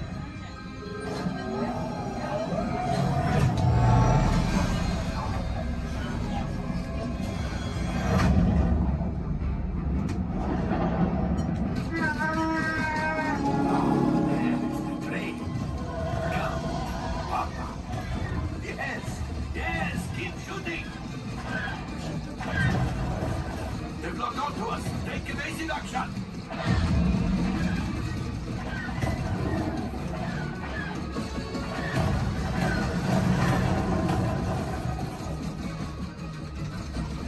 Ah, there it is. After that train.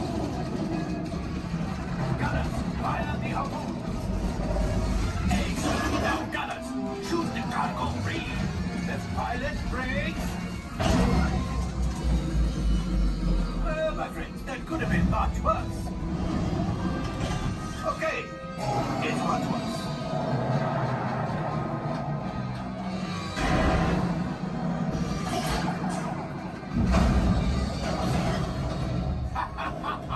Yes, you got one. Excellent, my friends.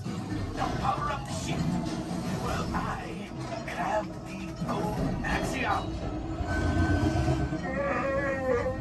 You see, just as I promised, my friend, now that the resistance has what they need, maybe a little something for Hondo. Pilots, line up behind the train so we can harpoon that last car. Gunners, fire the harpoon. Gunners, shoot the train. The cargo is breaking free. Keep shooting. Good job, my friends. Yes, yes, yes. We got the coaxium. I will grab it. You keep up to the train.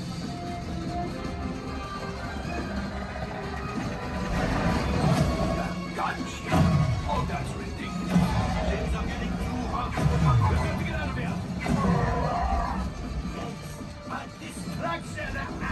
Fire the missiles at the train.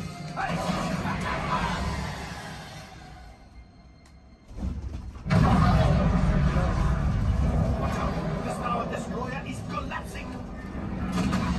Left pilot, hit the boosters. Boost. We made it. I don't believe it, but we made it. Now, let's get out of here.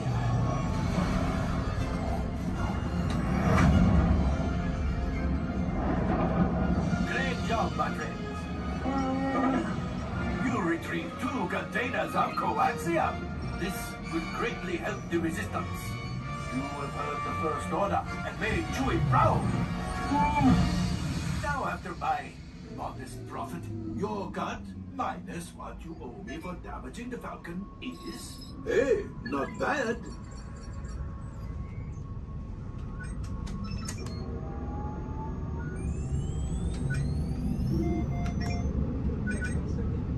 R5, damage report. Engine failure. All right.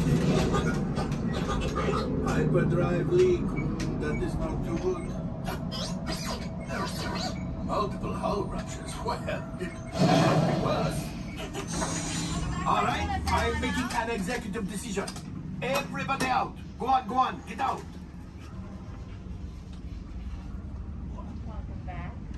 All available techs, we have a Corellian freighter that needs immediate transport back to the maintenance bay. This thing has seen better days. Better fix all that before the Wookiee sees it.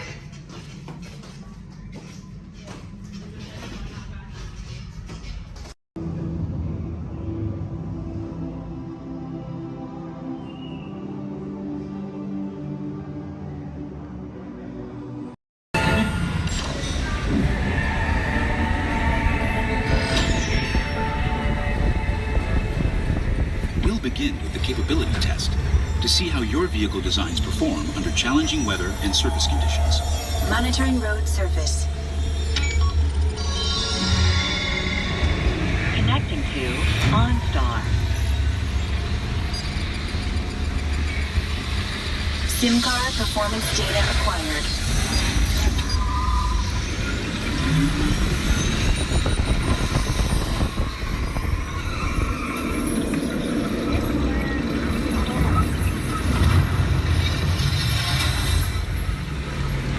Let's see how your designs hold up now.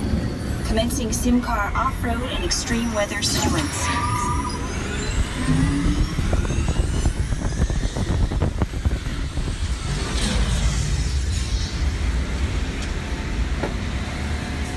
Capability test results displayed and verified. Now let's see how your vehicles can do when it comes to their efficiency.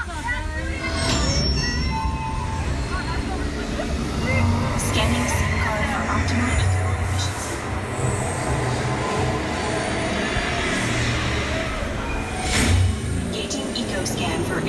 dynamic efficiency.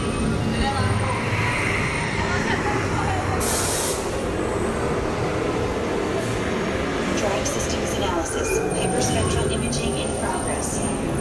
Calculating total empire impact.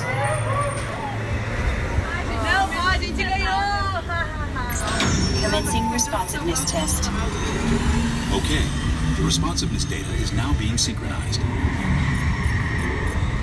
Automated driving technology verified and active.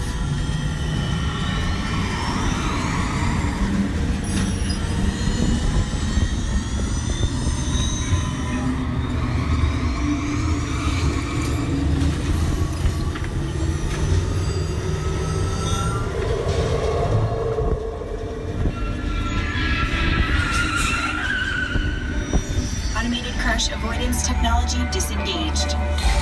Displaying responsiveness data. Here comes the final test. Energizing for power test.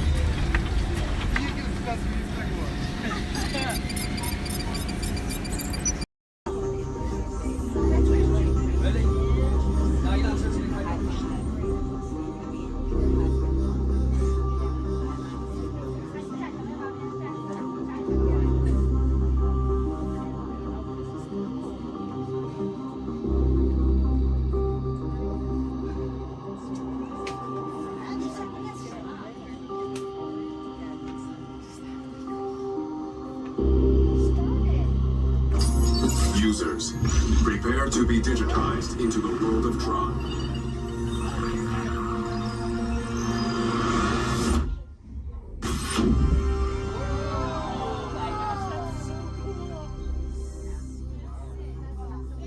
Team Blue, welcome to the grid. Proceed to gates.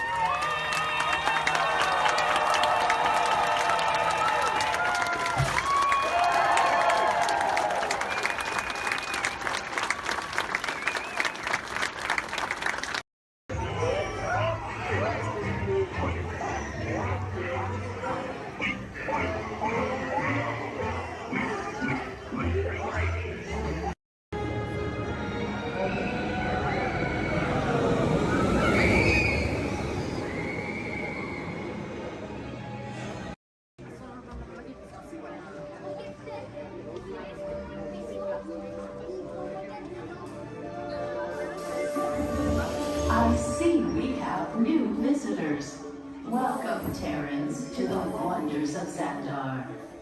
I am World Mind, sentient supercomputer of Xandar. I hold the knowledge, memory, and experiences of all Xandarian citizens, past and present. This gives me extensive knowledge, yet I am constantly learning, and I am now learning about you and your planet, Terra.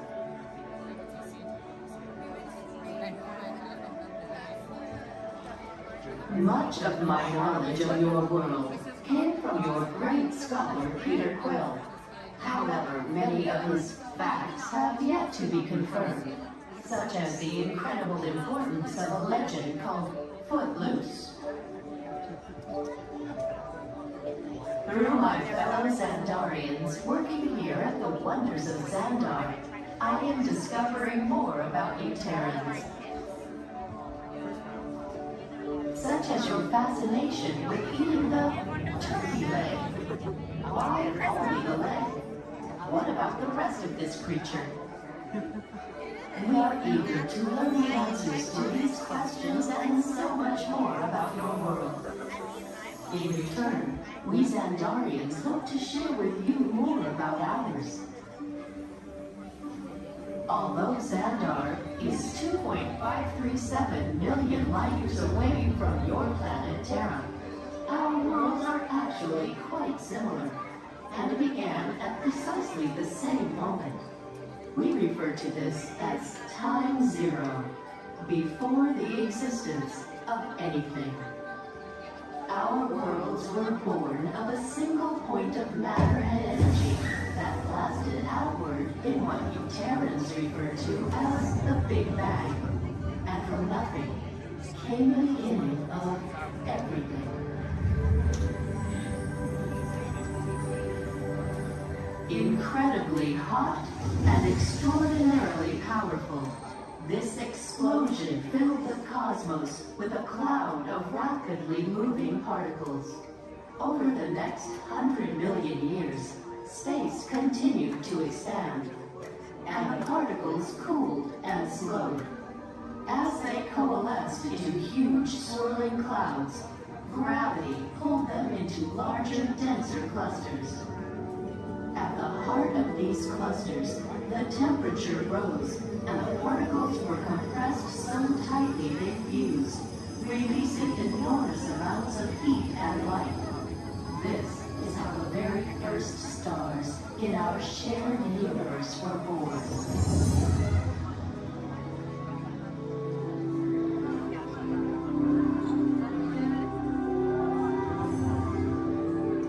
The singularity is just one of the commonalities between our two worlds that we will explore today.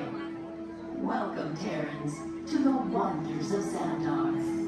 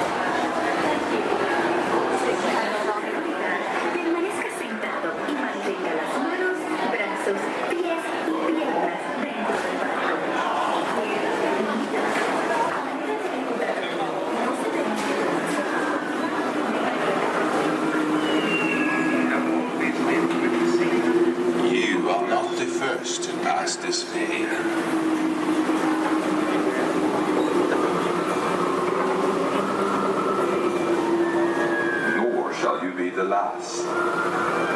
Those who seek the spirit of Norway face peril and adventure, but more often find beauty and charm.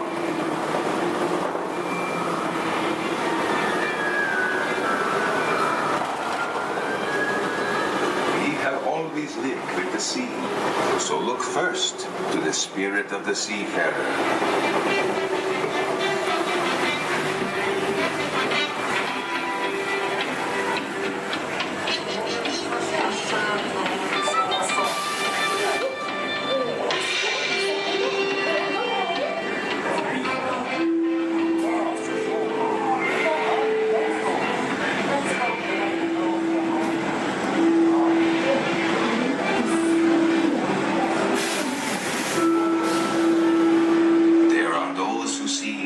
Spirit veiled in a land of forests and mystery, where trolls still prowl the water's edge.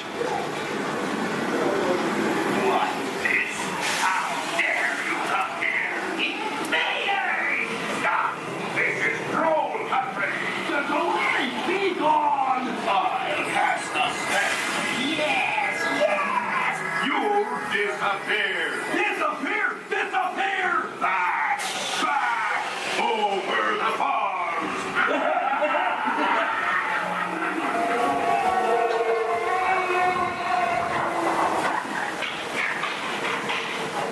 Before recorded time, Norway's spirit roamed the seas of the far north and beyond.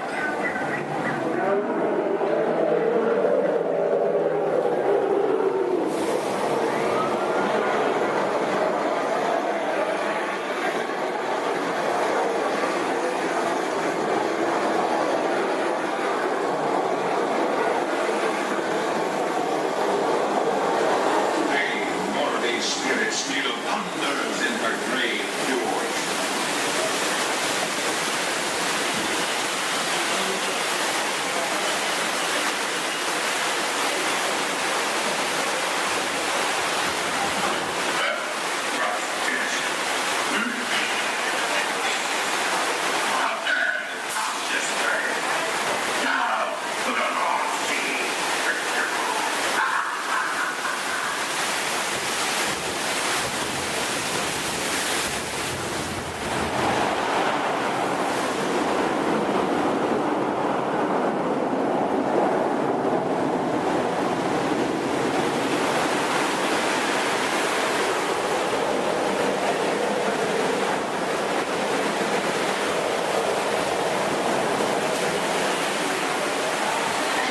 Norway's spirit has always been, will always be adventure.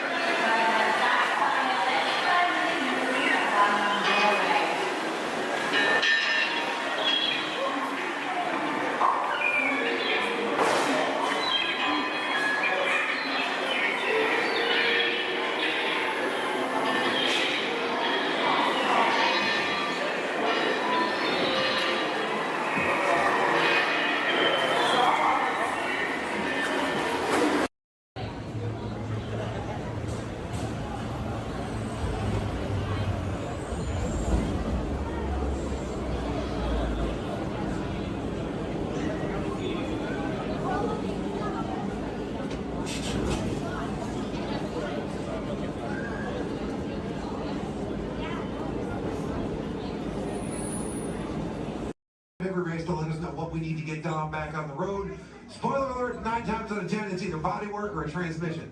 Guys, spread on over to this side, left side, left side. People on the left side, step forward, step on up, make a friend. Everybody here looks freshly laundered, okay? You'll be fine. Come on in, right this way, everybody. Keep on coming, folks in the hallway, let's go. I don't want to see anybody end up working on the transmission that doesn't know what they're doing. Come on in. Hey, oh, look at that, there's Mia. What's up, Mia? Hey Pat, I see our party goers have arrived. Yeah, they're still coming in, but say hey, everybody.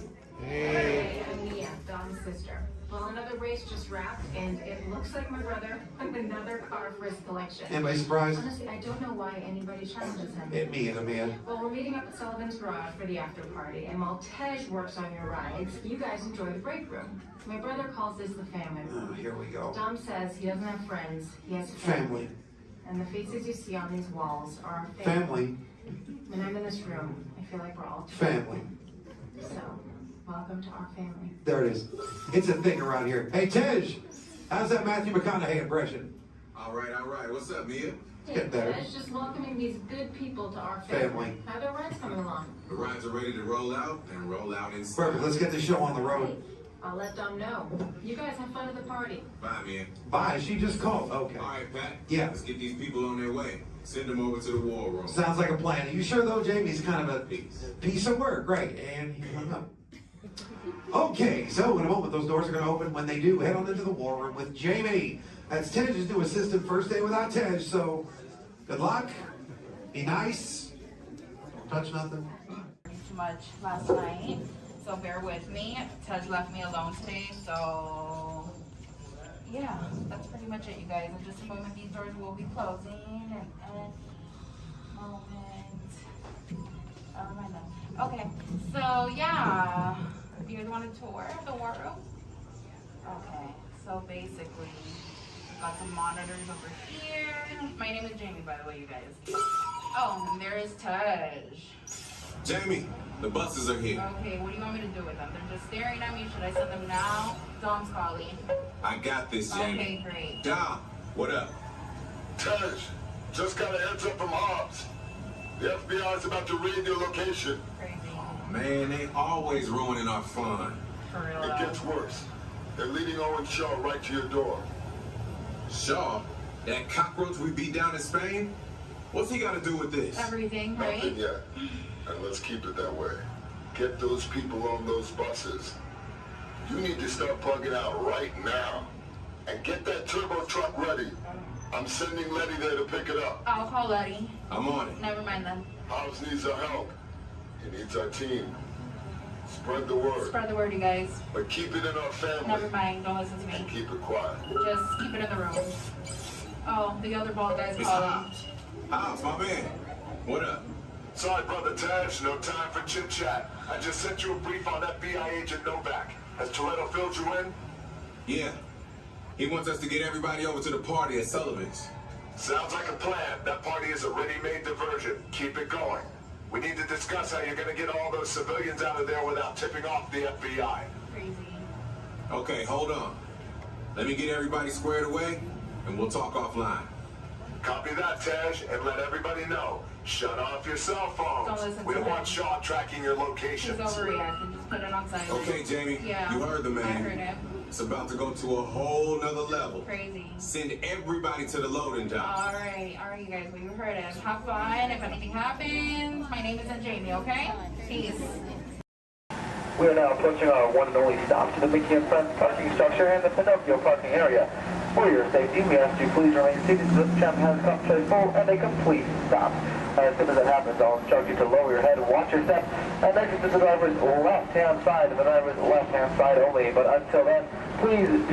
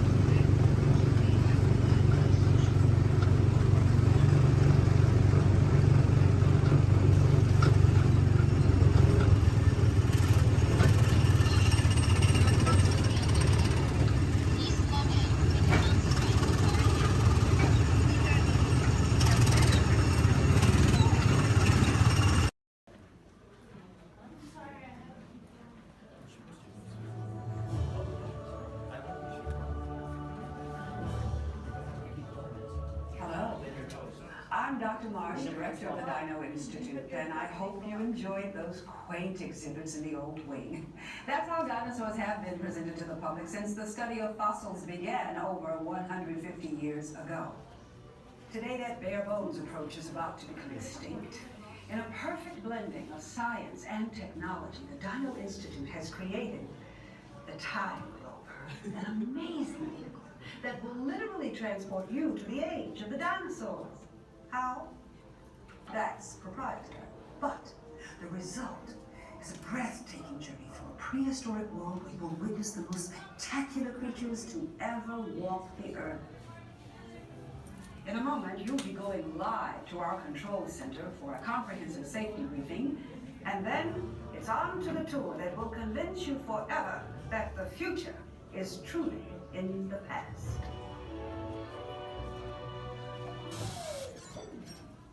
Hello there.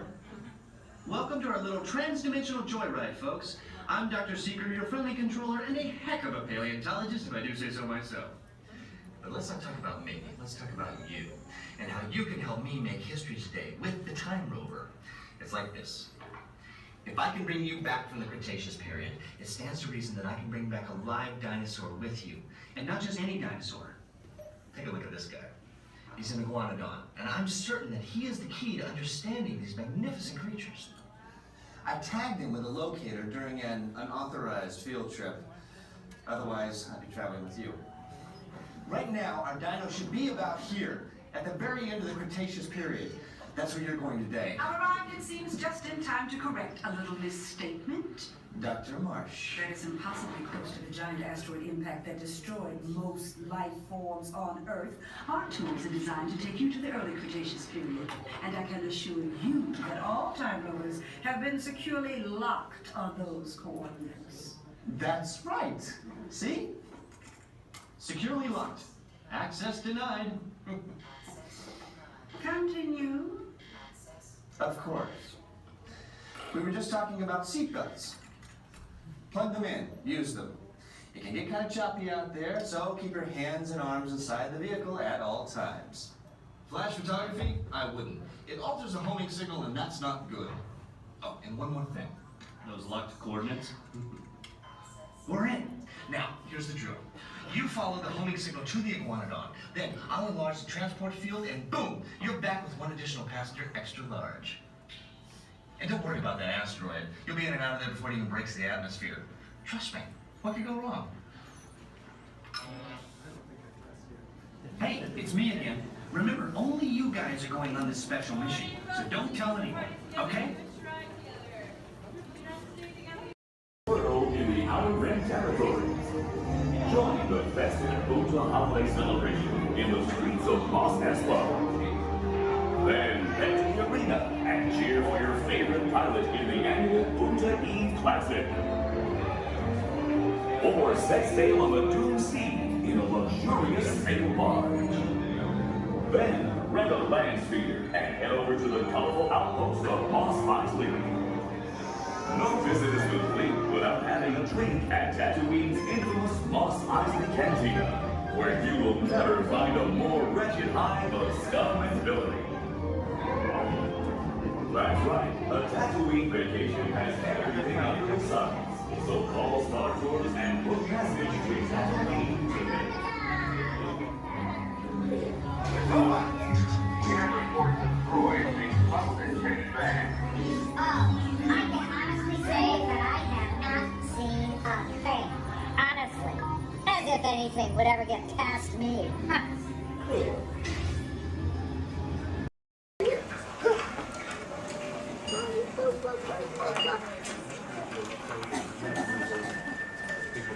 Sorry.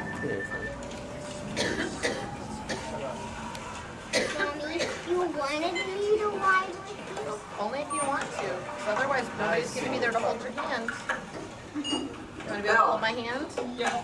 The next group's ready. I put my hands up in the car. You gotta get. Hi, everybody. Welcome to the test track. My name is Bill McHale. I'm up here in the control center. In just a couple of minutes, you're going to be out there on that track. But first, let's put together your test schedule. These are the same kinds of tests that are run at GM test facilities all over the world. let's put up the 26-8 grade. You got it. Okay, we're going to start you off on an accelerated hill climb. Now, these steep grades give us a chance to evaluate the effects of heat and stress on your engine and on the transmission. Twisted turbo blocks. Let's put up the blocks, German and Belgian. Next, your vehicle is going to go over a variety of rough road surfaces. These are designed to test the integrity of the suspension and the chassis. It's going to get a bit bumpy. Yeah.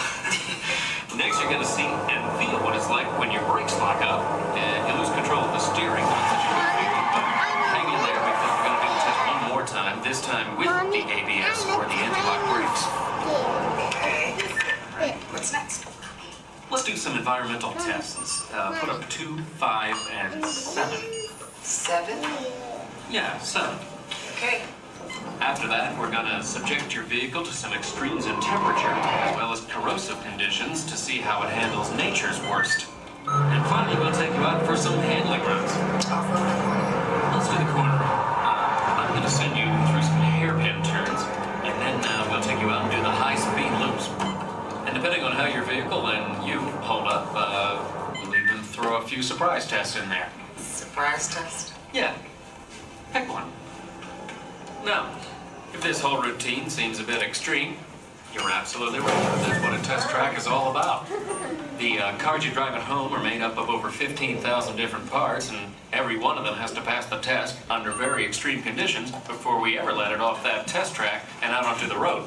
Now, as you can imagine, safety is a big concern of ours, so we're going to insist that you buckle up your safety belt securely. You'll be glad you did. Oh, we're ready. Por su seguridad, permanezca sentado con sus manos en brazos, pies y piernas dentro del par y cuídalos pequeñitos. A manera de recordatorio, no tomar fotos con flash y luz de video antes de llegar a la universidad.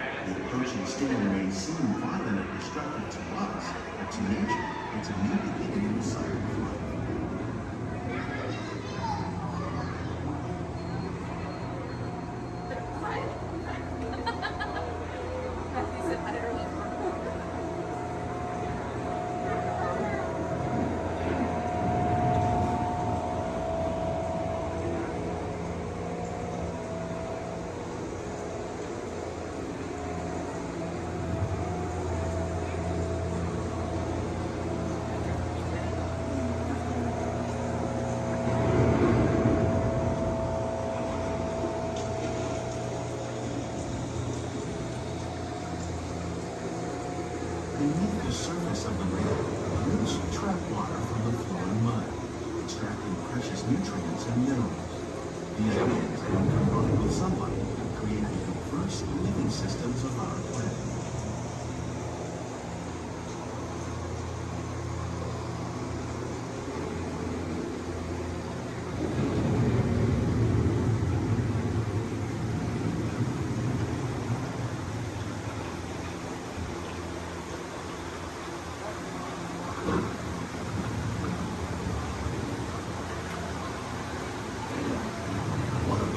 Systems is the rainforest, home to the most amazing concentration of life on our planet. These dense and beautiful forests cover only a tiny portion of the Earth's surface, but they contain more than half of its plant and animal species. Rainforests are also extremely rich in productive living systems, providing us with oxygen, food, medicines, and other elements essential to our lives.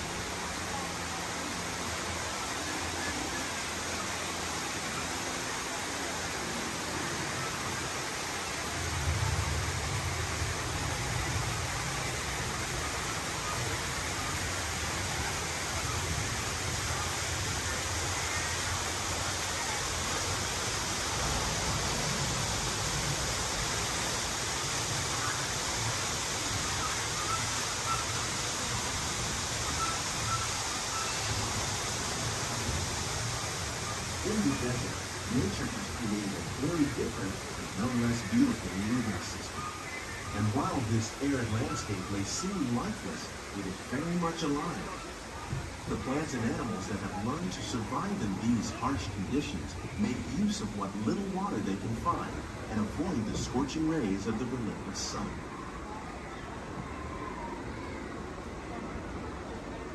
The American prairie once appeared as desolate as the desert, but over time, rainwater and nutrients gradually penetrated the hard surface of this land. Even the hooves of the mighty buffalo helped create the rich soil, one day become home to the American farm.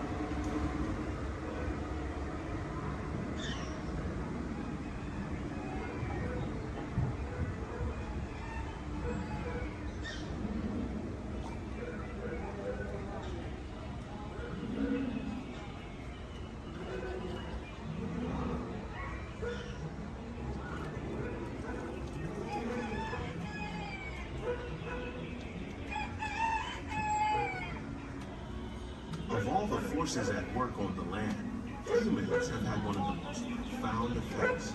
The need to produce food for a growing world led to the enormous use and sometimes overuse of the land. In our search for more efficient ways to grow food, we often fail to realize the impact of our methods.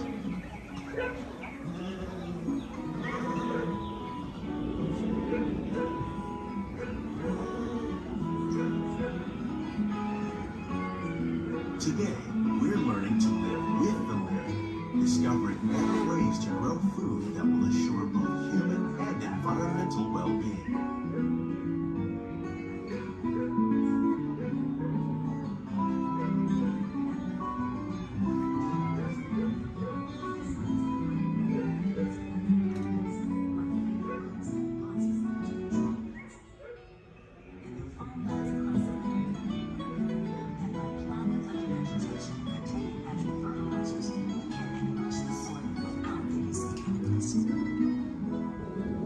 In arid regions, we're learning to produce food on desert seacoasts by developing and planting crops that thrive on salt water. In Japan, we're learning that by mixing leaves and other living materials into our soil, we can make farmland more fertile without the need for chemicals. Here at Epcot, we're learning to reduce the need for chemical pesticides by breeding and using natural predators, like ladybugs and wasps, to control pests. How will we meet tomorrow's growing needs for food production, yet still respect the needs of the land? Some of the answers are being discovered just ahead. To help us maintain these carefully controlled ecosystems, and for your safety, please remain seated in your boat at all times.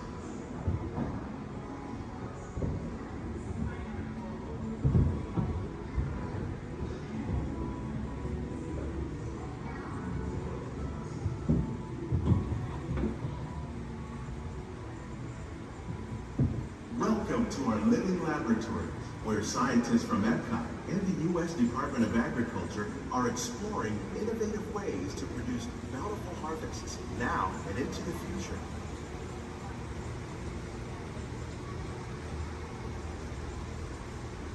The tropics are home to the greatest diversity of plants on the planet.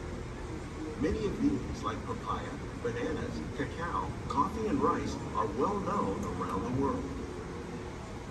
These are just a few of the edible plants that have been an important source of nutrition for people living in the tropics. Many are rich in vitamins and minerals, while others are well adapted to growing in less than ideal conditions. Some, like the water lily, thrive in wet, swampy areas and waterways. All parts of this plant, even the flower petals, are edible. The starchy root of the plant has long been used to make flour for baking.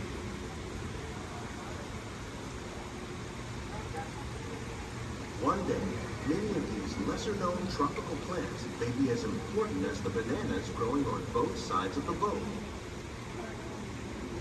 More than 28 million tons of bananas are eaten annually, making it the most popular fruit in the world.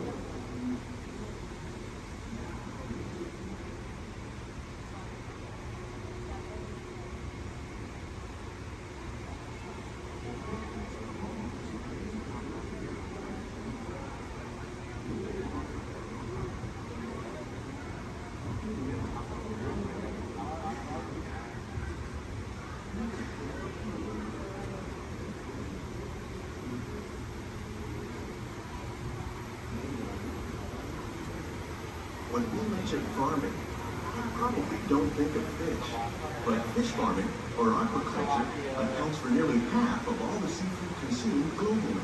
Tilapia, bass, and catfish, like the ones you see here, are three of the more popular crops raised by fish farmers.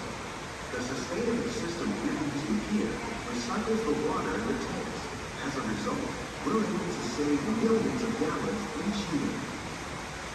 Our small fish farm produces nearly 5,000 pounds of fish each year to serve in restaurants around Walt Disney World. Innovations like this one can play an important role in our efforts to produce bountiful harvests and still protect natural resources.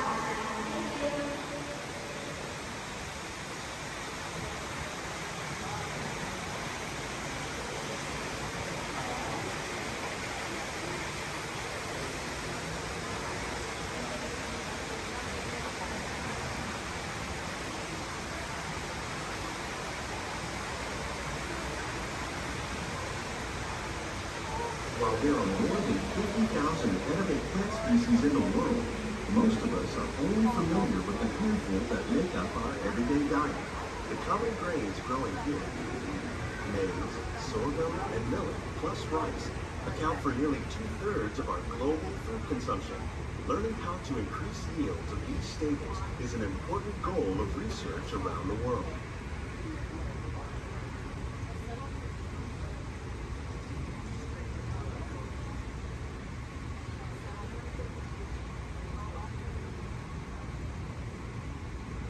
These plants are definitely on their way up. Innovative growing techniques like these increase yields while more efficiently using resources like water, fertilizer, and pesticides. Another innovation at work here is our integrated pest management program. By populating our greenhouses with beneficial insects that prey on harmful pests like aphids and flies, we are significantly reducing our reliance on conventional pesticides. We're growing these crops using our nutrient film system.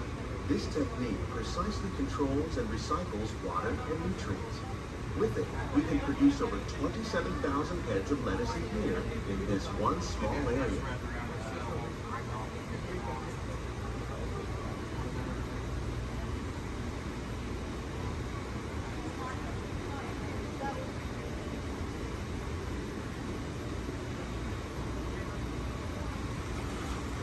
Some of our best ideas have been inspired by nature, like these fruit and vegetable trees. By growing these ground plants vertically, we can increase yields and better control diseases. These crops taste as good as they look. In fact, we serve more than 15 tons of produce from our greenhouses in restaurants here at the land every year.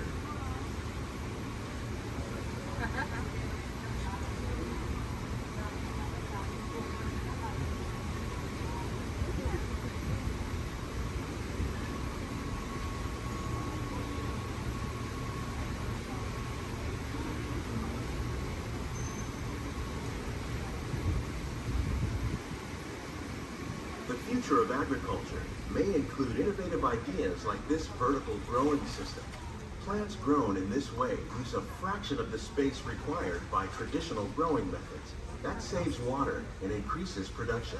The aquaponics system on your left combines hydroponics with aquaculture.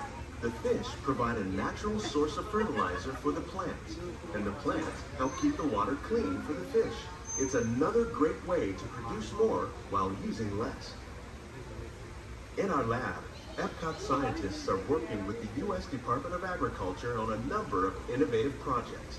The goal of these efforts is to produce higher yielding and better quality plants.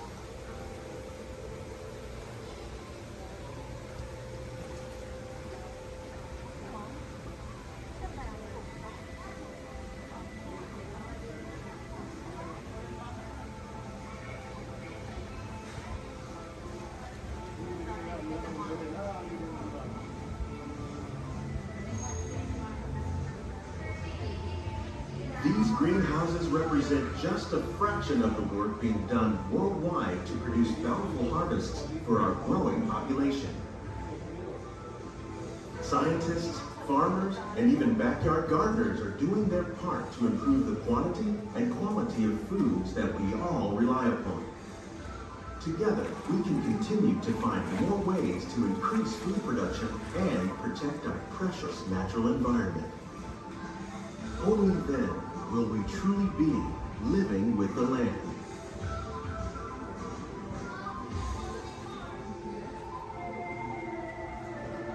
On behalf of Walt Disney World, we hope you've enjoyed this unique journey through our living laboratories. If you'd like a closer look, then check out the Behind the Scenes walking tour. It's a chance for the whole family to get up close and personal with the plants and growing techniques in our laboratory. Please keep your hands and feet inside the boat and remain seated until the boat comes to a complete stop.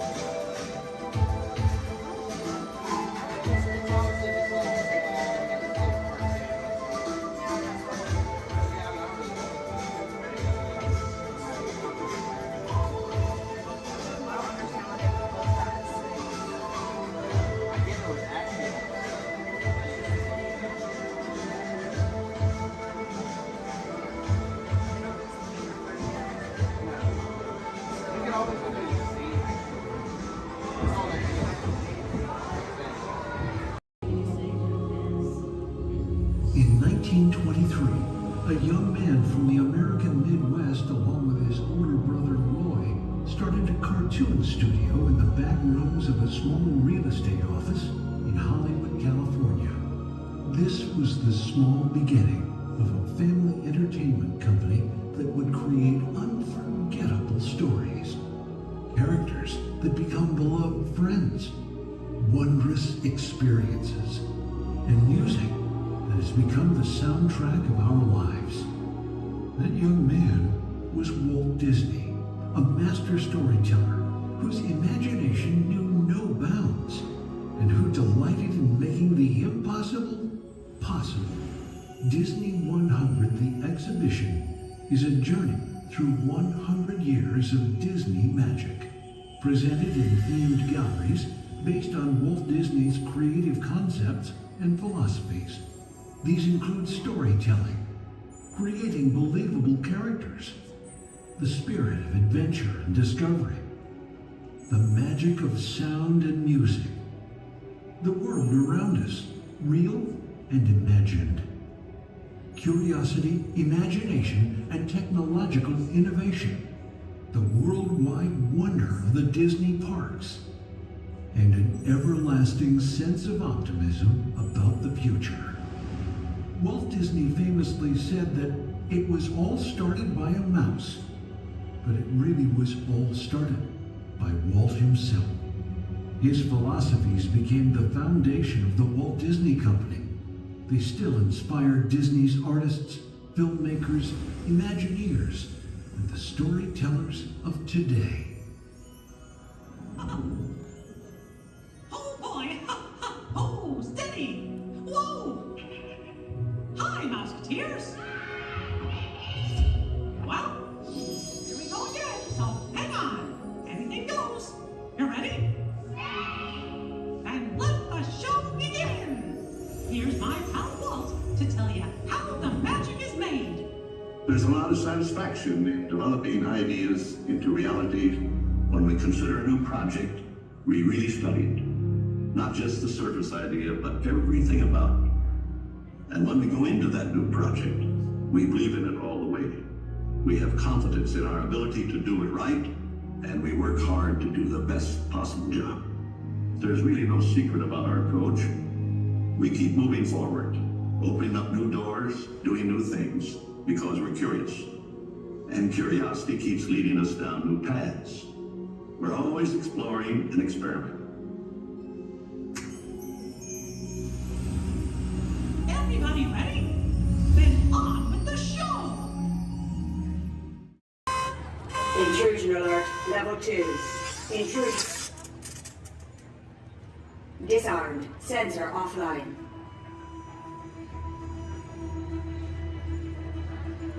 Nothing to see here. Move along.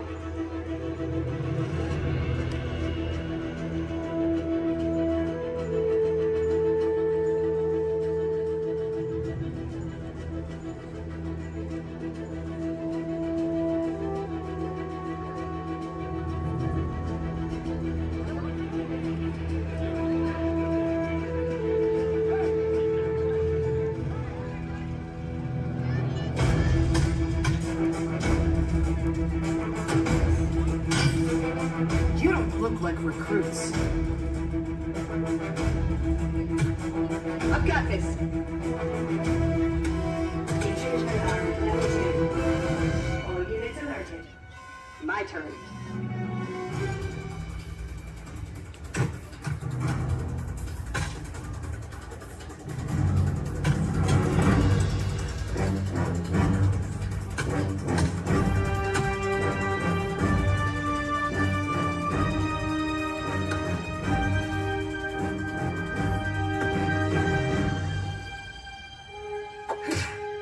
Let's try this again. Who sent you? An old friend. System offline. Assets at risk. Reinitializing. Taskmaster. What do you want? HQ back online. Ms. Romanoff, the Wakandan cargo has been secured safely inside the Quinjet. It's in the jet. Let's go.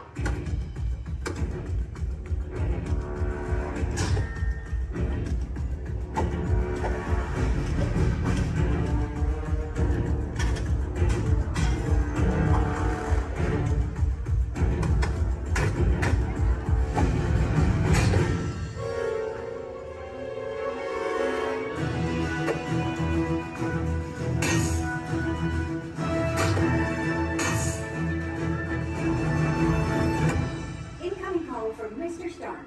Friday, don't put him through! Yeah, she put me through. Hi, Nat. Everything okay? You need help? I don't need help!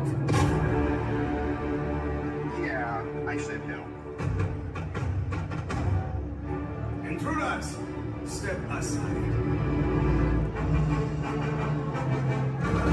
I won't ask a second time.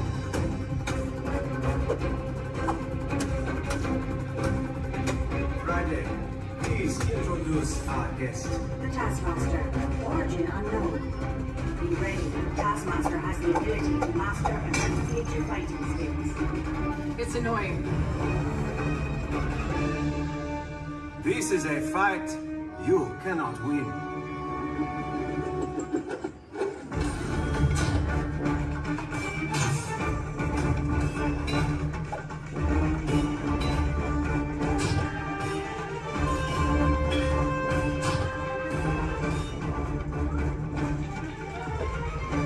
T'Challa, the vibranium!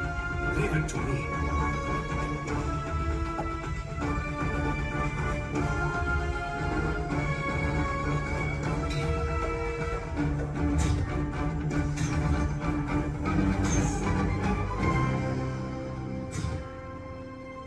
We've got it. Let's go. Friday, seal off Bay 94. Yes, Ms. Romanoff. Bay 94 secured. This is not going to end well for you.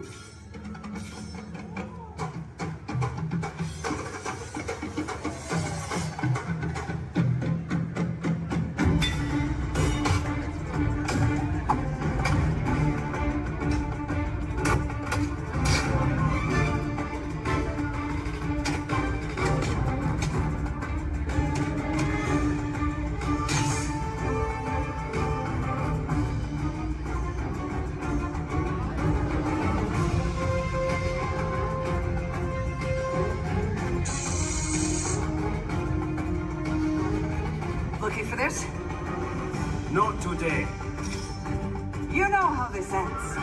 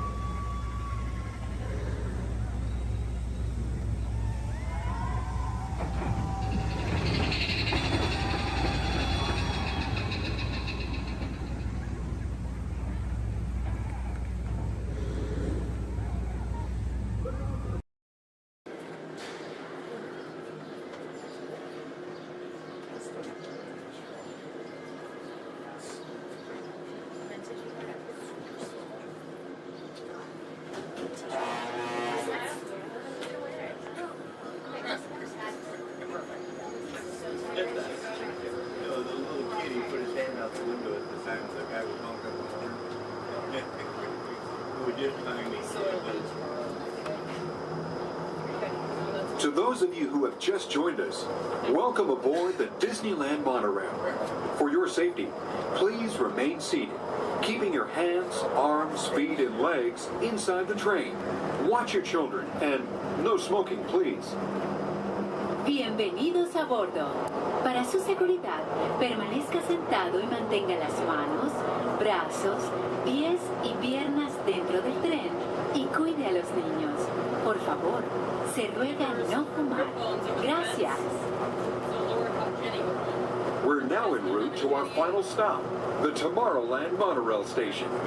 Along the way, you can get a bird's eye look at the downtown Disney district, Disney's Grand Californian Hotel and Spa, and Disney's California Adventure. To the left of the monorail is the main entrance of Disneyland, the happiest place on earth. Disneyland is truly an American origin. Since its opening in 1955, it has hosted more than 500 million guests from around the world, including presidents, kings, and celebrities. It is the original Disney theme park, created and enjoyed by Walt Disney himself. To the right is our transportation plaza, where you'll find taxis, hotel shuttles, and public transit stops.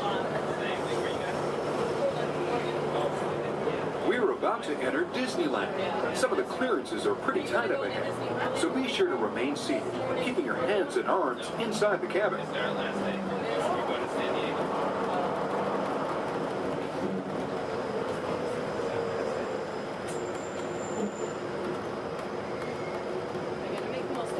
This is Tomorrowland, a land inspired by science fact and fantasy.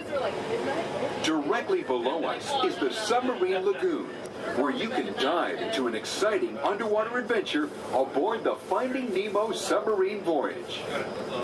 Across the way are the icy peaks of Matterhorn Mountain, home of the world's most famous bobsled run.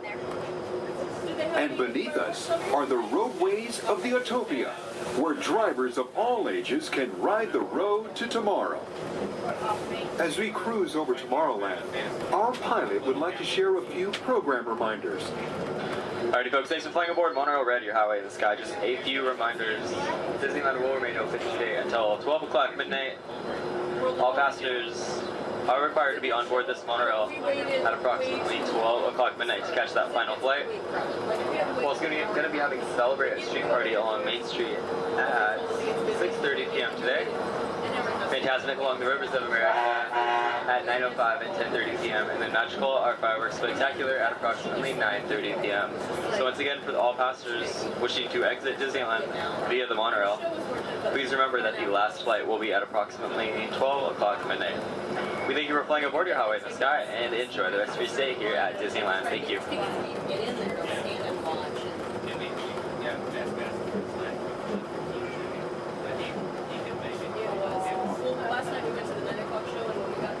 Just ahead and to the right of the train are the sparkling gold spires of one of Disney's most beloved attractions. It's a Small World. Beyond it is the wacky world of Disney's classic cartoon characters, Mickey's Toontown. We're now riding alongside the happiest kingdom of them all, Fantasyland, home to Pinocchio, Snow White, Peter Pan, and other storybook characters.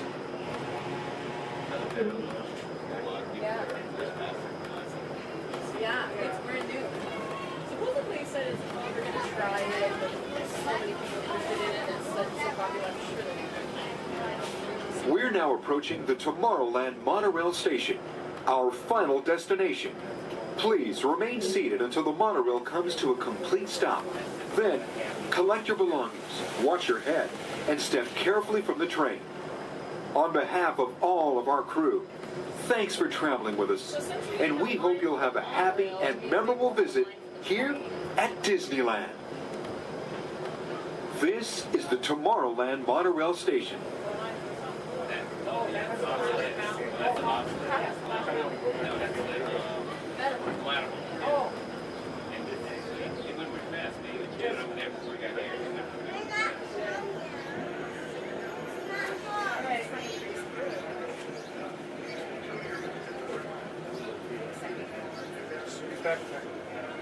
We did? Okay.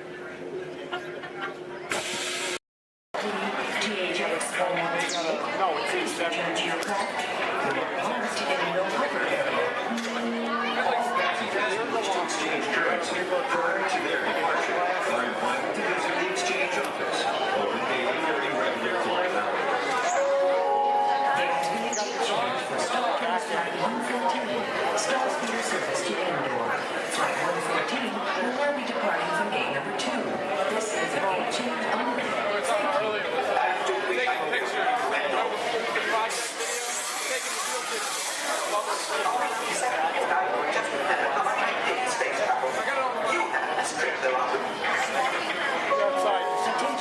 Starfighter's Flight 1119, non-stop service to Endor, is now ready for boarding at gate number 1. All passengers, please proceed to the boarding area immediately.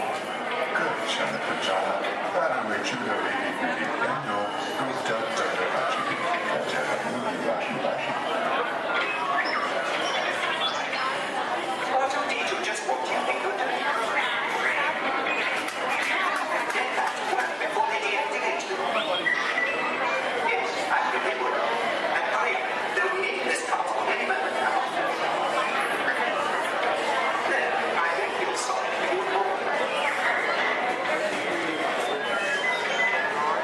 Well, how should I know what's wrong with the ship? I'm an interpreter, not an astronaut. However, you won't just check the wrong things.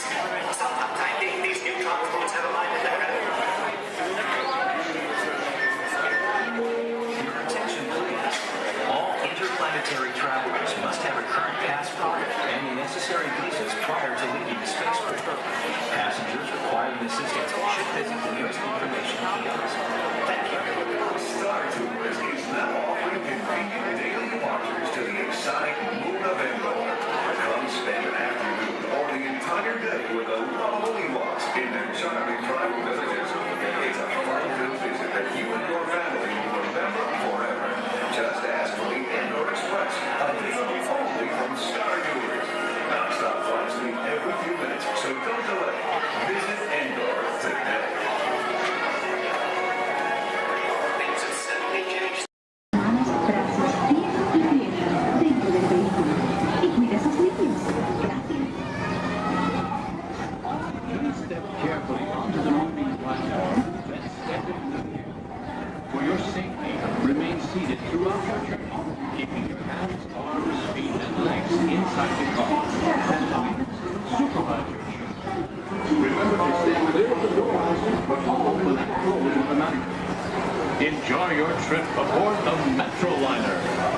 Para su seguridad, permanezca sentado con sus manos y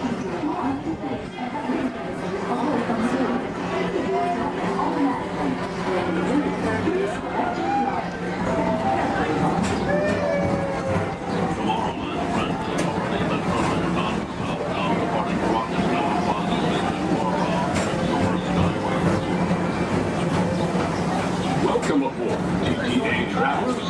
We hope you enjoy Tomorrowland Transit Authority's Super Skyway.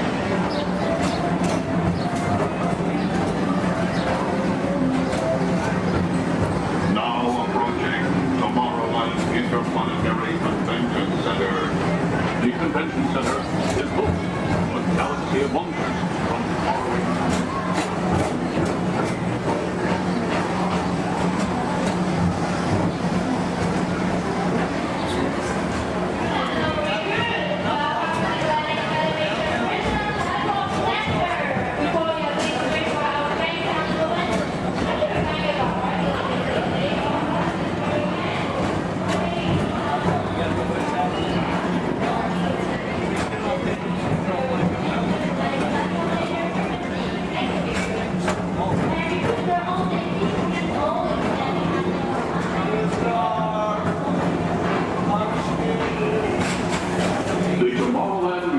Metro Historical Society presents Walt Disney's 20th century vision for the future. This model city dared to dream the perfect community in which to work, live, and play.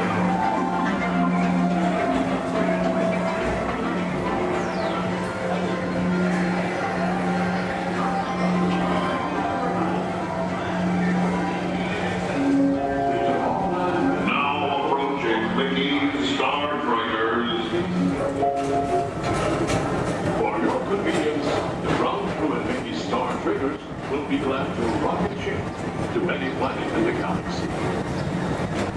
Hi there, Tomorrowland travelers. This is Mr. Johnson and Sky Hovercraft One, bringing you the latest Tomorrowland traffic report. As usual, everything is perfect on Tomorrowland Superhighway. Back to you at DTA Center.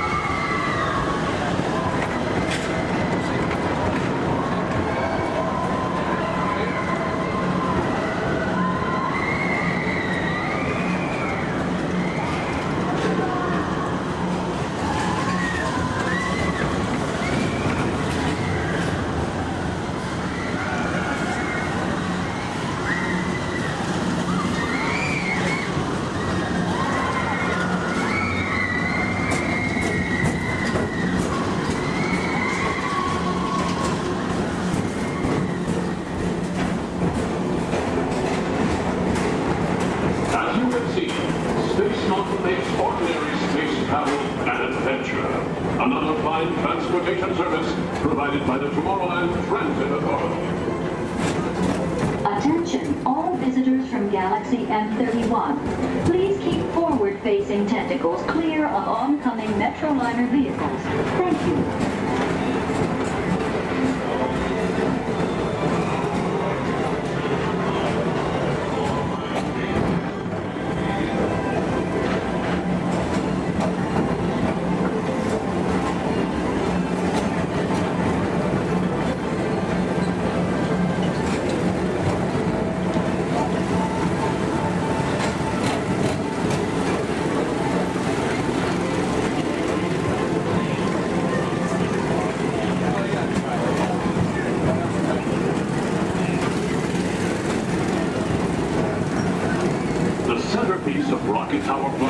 Is the League of Planets Astro Orbiter. This symbol of universal harmony and interplanetary fellowship provides all beings with an exhilarating spin around the planets.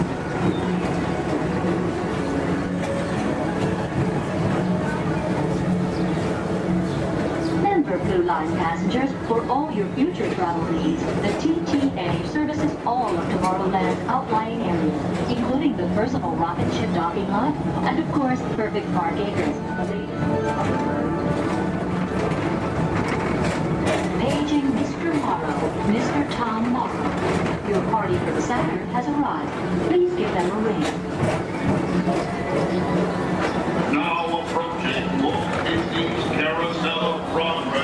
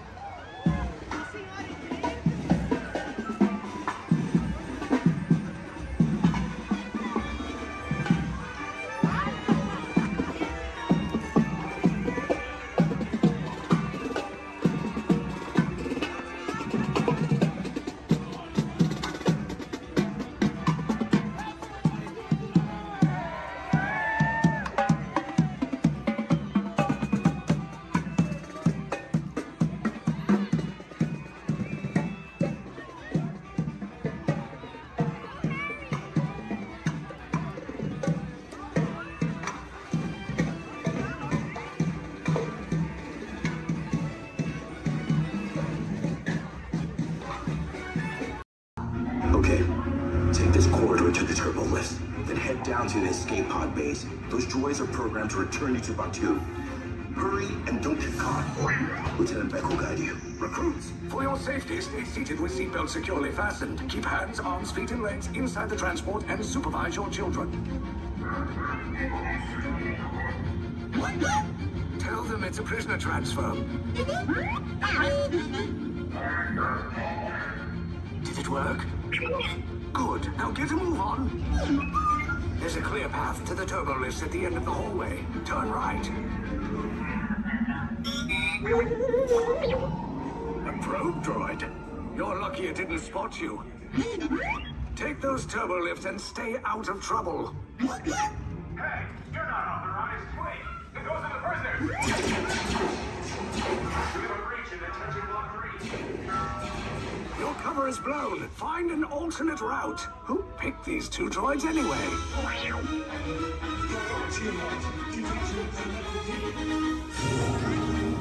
There we are! Fire!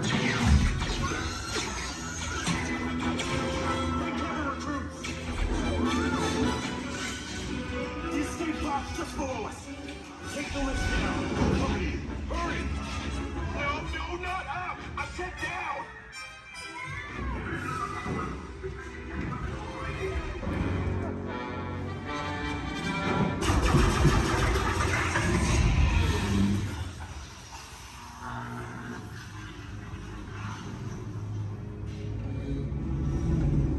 The Resistance will attempt to rescue the prisoners. They have neither the resources nor the courage to engage us. You underestimate their conviction. Raise the shields! Shields? I see no evidence. Now! Sound the alarm! All personnel to their stations! Sir, the prisoners have escaped. How brave, but ultimately hopeless. There's nowhere to run.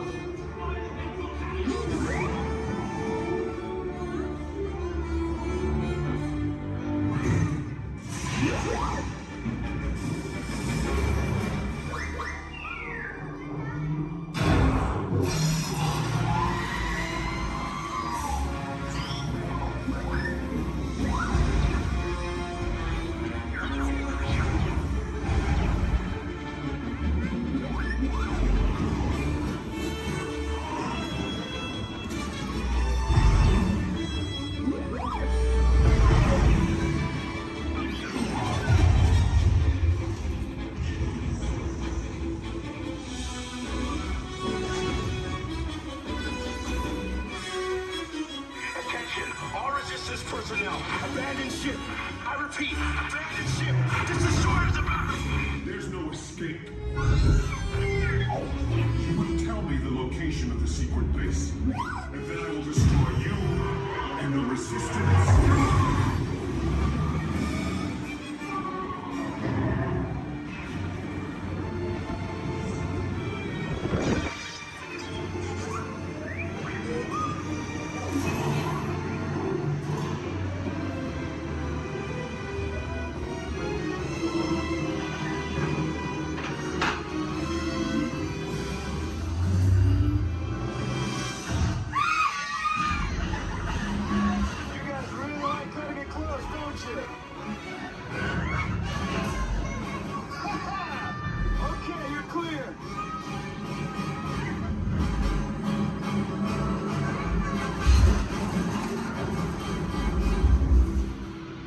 Escape pods came in a little off target.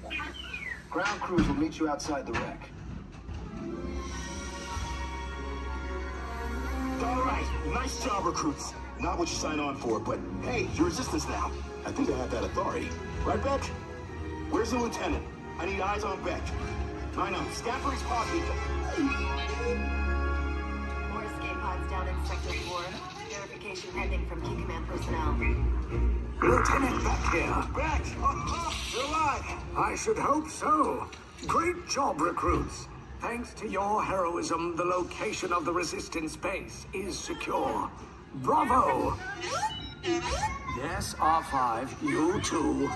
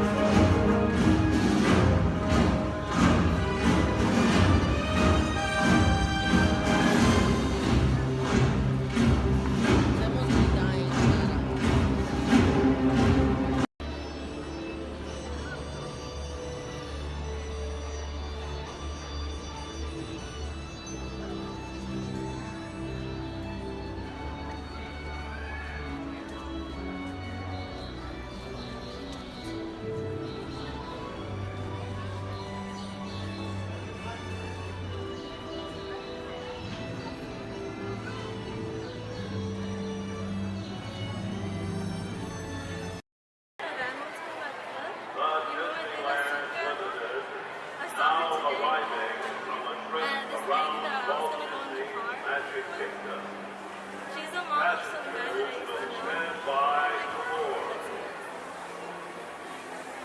It's because you guys both have the same band. That's what the whole thing gets. Big glasses on.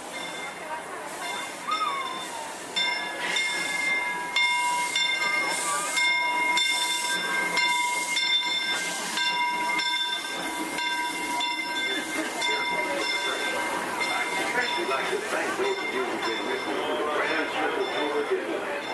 We sure hope you enjoyed your travels with us and get a chance to see the train. I'd especially like to thank those of you who've been with me for the Grand Circle Tour of Disneyland. We sure hope you enjoyed your travels with us.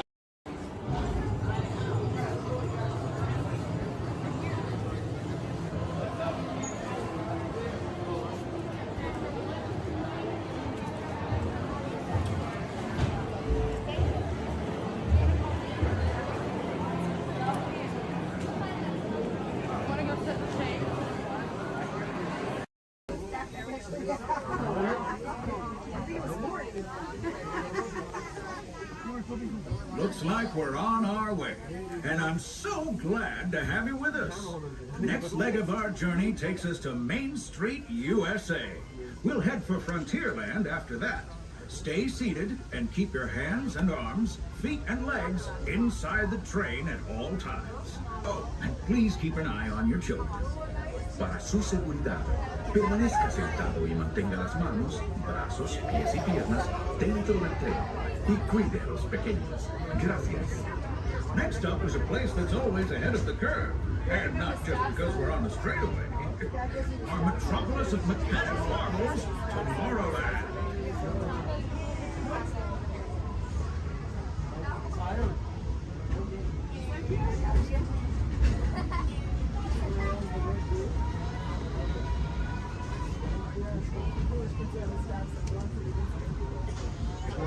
As you know, I love this railroad about as much as a songbird loves the morning.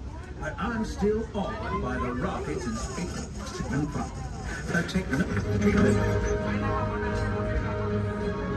Unidentified users detected in upload conduit area. Scanning. Calculating. Locomotive maintaining trajectory. Intervention not required.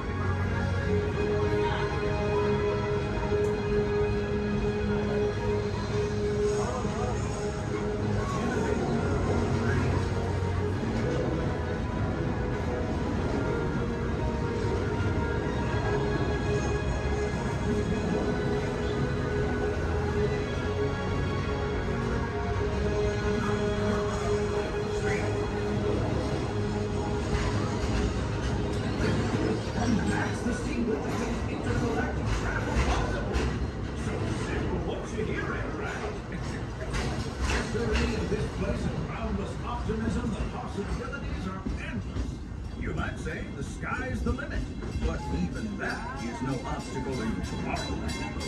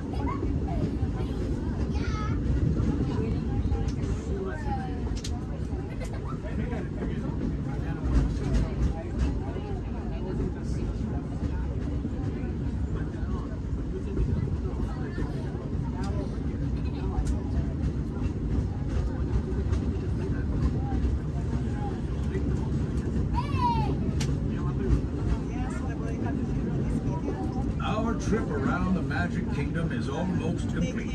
I can't thank you enough for spending part of your day with me, and I hope you've enjoyed your journey as much as I've appreciated being a part of it.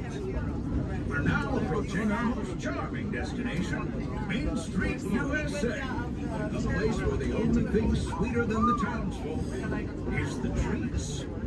After our stop, we'll be heading for Frontierland, following try a visit to Fantasyland. Now, stay seated until our train comes to a complete stop. Then pick up your belongings and carefully disembark.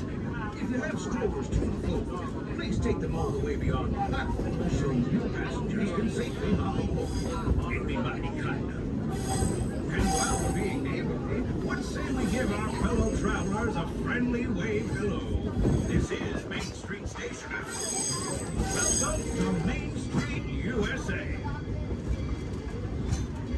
As we come into Main Street Station, please remain seated until I give the all clear. Please remain seated.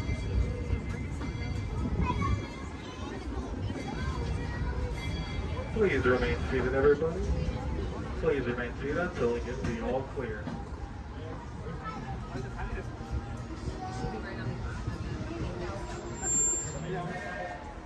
You are now all clear to enter Main Street Station.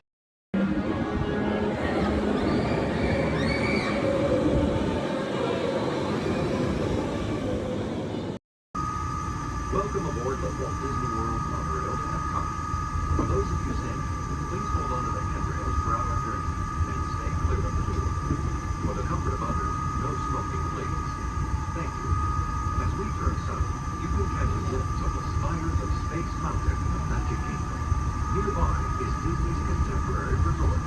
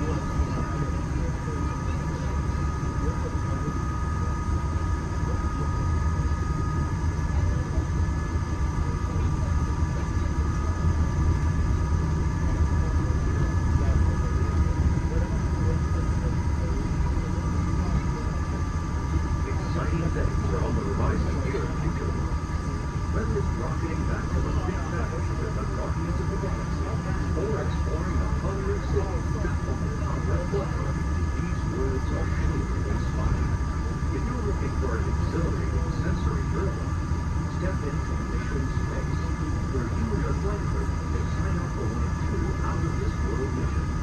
And just next door is the new Space 220 restaurant, where you can eat adult and enjoy stellar dining in space.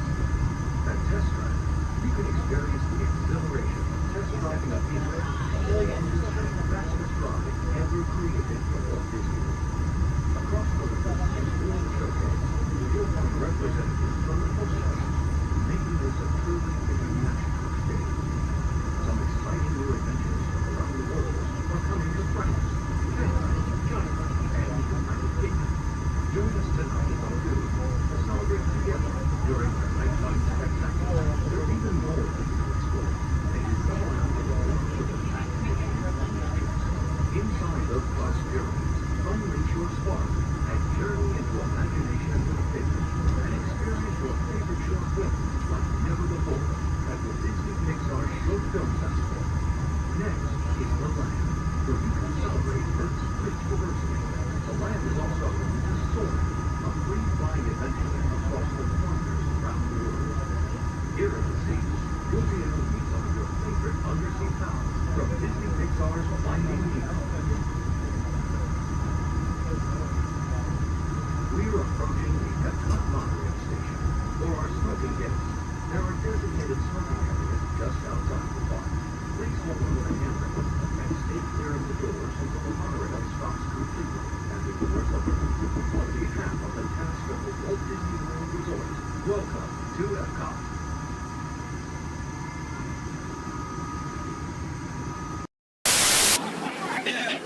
Just kidding, you'll never see them again. Yeah, but chances are you probably never saw them before, so who cares? Ladies and gentlemen, welcome aboard the world-famous Jungle Cruise, world-famous for being world-famous. My name is David, and I'll be your skipper, your tour guide, your social director, your dance instructor, and if you don't laugh at my jokes, your swimming instructor for the next 2 weeks. All right, the first river we're entering is the Amazon River, where everything is larger than life. You can tell to the left and to the right of the boat by these butterflies coming up over here.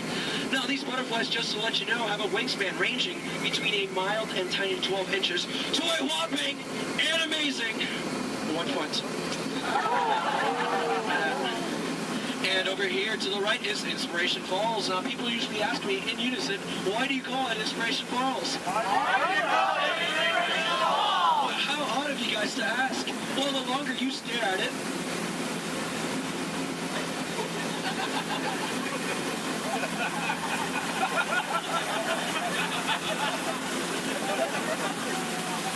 the more it inspires you to travel deeper and deeper into the jungle. Everyone say, ooh. Everyone say, ah. That is an inspiration that I don't know what is. So let's keep going. We are now entering the Congo River, where we have a very special treat for you guys. A special welcoming party set up for you by the Pygmies. Ladies and gentlemen, here they are. The Pygmies!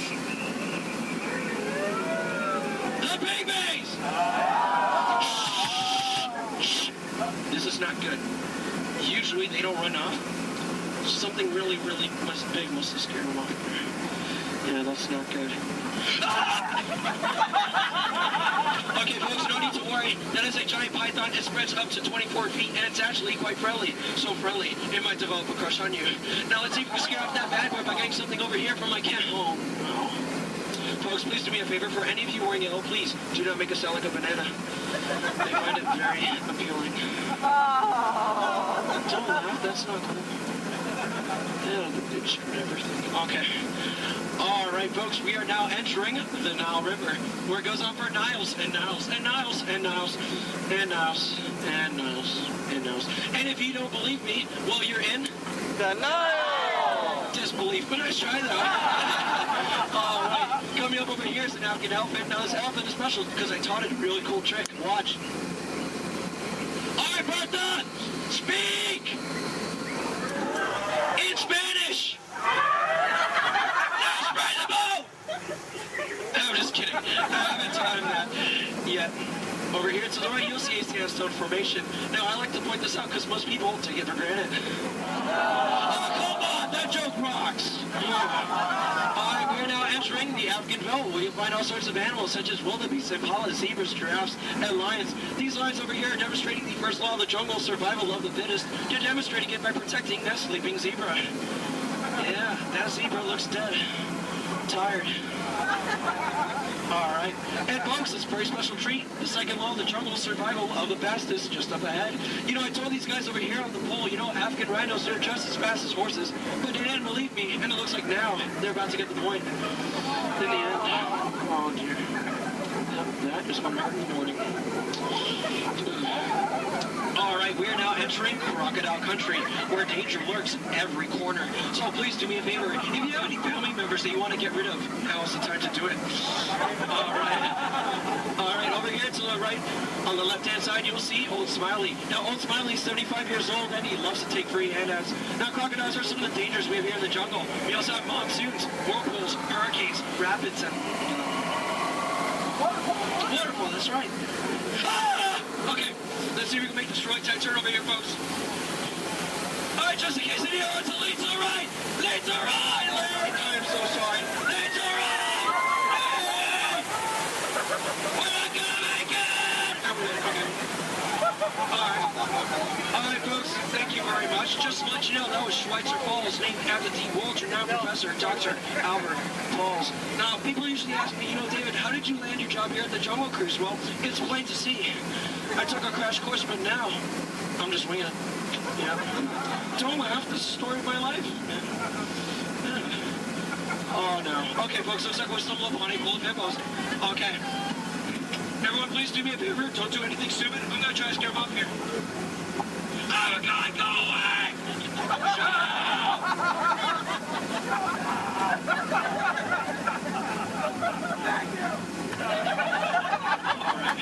Oh, no, folks. Looks like we're now heading into headhunter territory. This is not a good place to be headed. You can ask my last crew over there. Yeah, they were just yelling the entire time. Oh, dear. All right, from my years of experience, I know when the natives are dancing like that, that means they're going to attack the boat. Usually they attack this side, so there's nothing to worry about if you're on this side of the boat. So, you know, keep your eyes peeled and see if we can avoid the attack here. Establish your attack! Don't worry about looking stupid, because I'm doing that for you.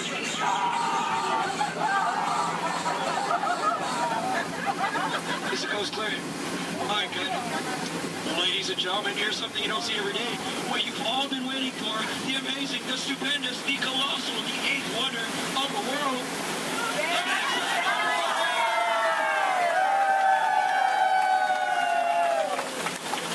I love you guys. I love you guys. I'm just fun. Thank you. Thank you. All right, we are now entering the Mekong River, deep in the heart of Cambodia, where the Khmer Empire used to rule for over 7 centuries, and they used to build temples just like this one. Although I clearly remember the entrance being right here. Okay, I don't like the look of this at all. All right, this path could lead to danger. It could lead to treasure. It could lead to doom. Should we go in? Yeah! Really? Oh, no? Well, I agree with you, but it looks like we don't have a choice, so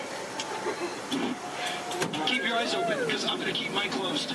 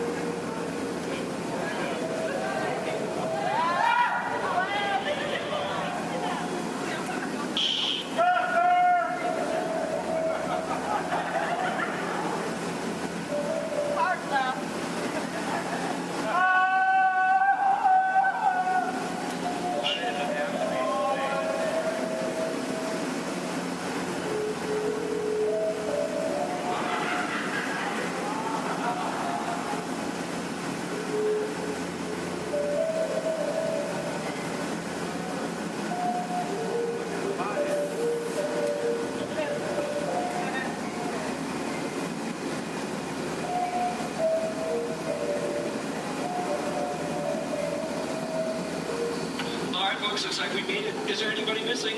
Please raise your hand if you're lost. Oh, cool. Me too. Looks like we're on the same boat. Get it? Because we're... Never mind. Okay, folks. Looks like we stumbled upon a sacred Indian elephant bathing pool. It's right to take pictures because it looks like they have their trunks on. You know, people usually wonder, is that water coming out of their nose? Well, it's not. It's not. Hey, guys, look. On a beautiful night, we have a full moon. All right. Wait, what's he doing? What's he doing? No, no, no, no, no! No, guys, what's up? gonna try to squirt the boat, so everyone on this side of the boat, get ready to duck. Duck, duck, duck, duck, duck, duck, duck, duck, duck, duck. Ah! That was close. Hey, my friend, everyone on this side of the boat, duck, duck, duck, duck. I'm just kidding, that's an elephant. Alright, ladies and gentlemen, listen up. We're now entering the educational part of the tour, where I love to point out my favorite plant life. Ready? Listen up. Ready?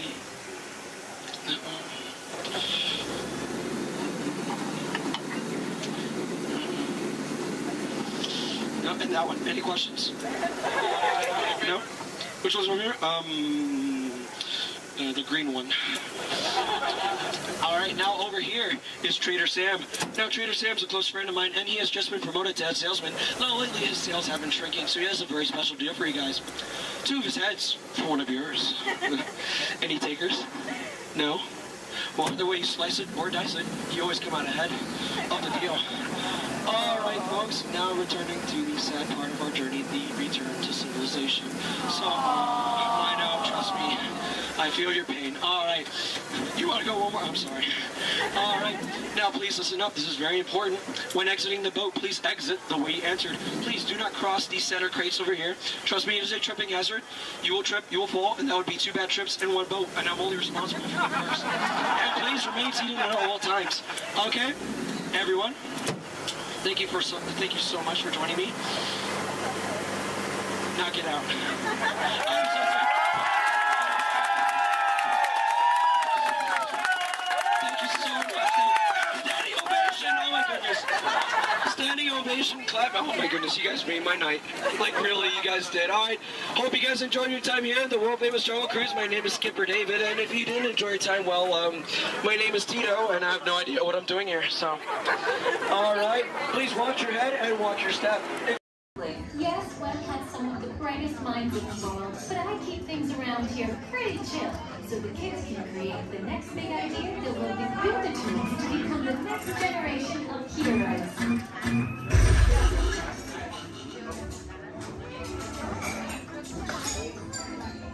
We hope you have a great time on your visit to the Worldwide Engineering Brigade Open House.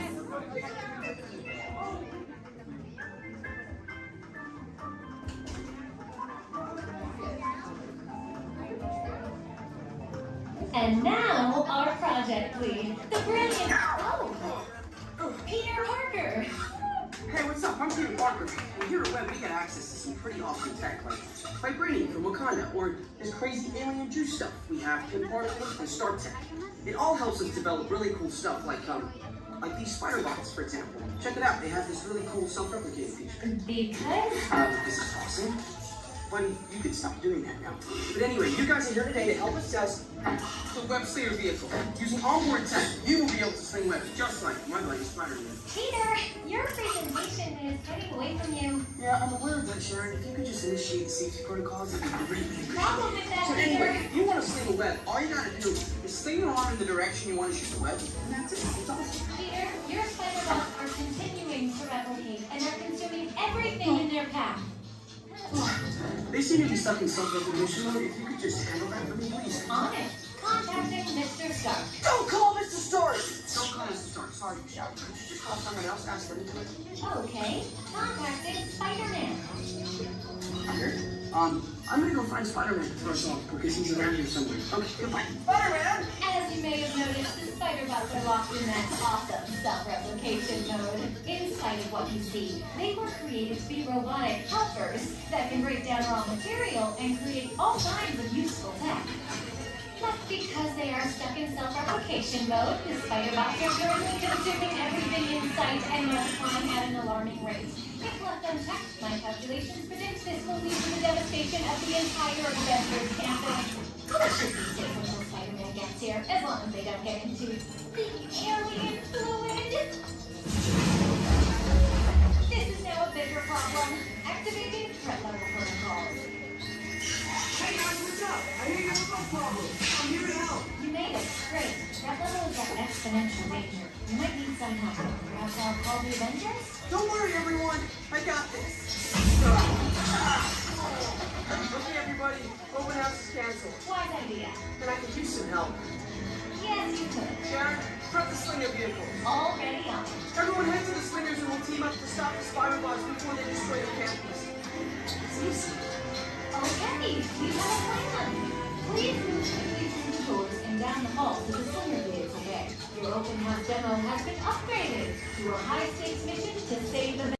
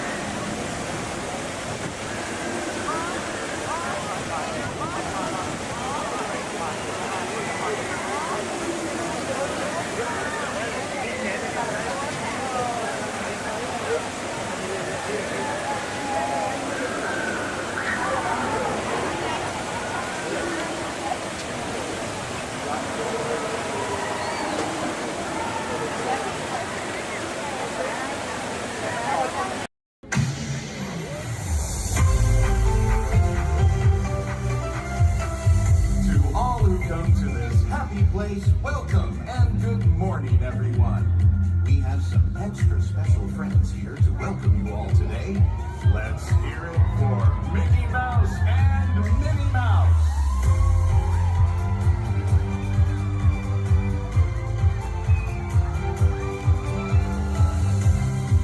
Well, hi, everybody. Good morning. Gosh, it sure is great to see so many amazing friends. It certainly is. Oh, I have a feeling today is going to be the best day ever. You said it, me. And now that we're all together, we've got a surprise for you. When everybody heard that you were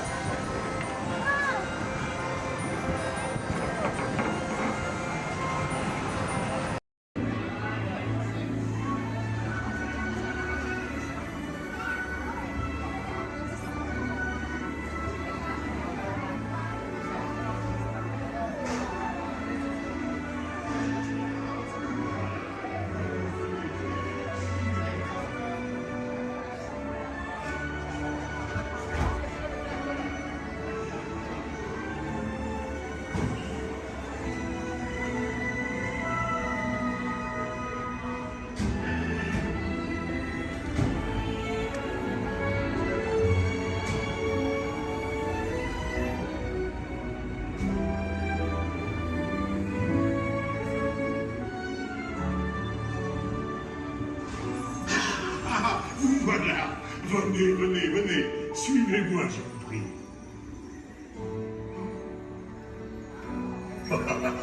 Chef Rami is waiting for you.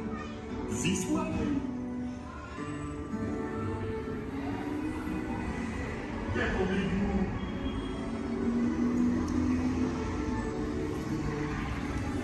Hier zijn des invités pour le dîner. On n'aurait pas idée en commun. Non. C'est pour un oui. Tout simplement. Voilà. Mais oui, that's it.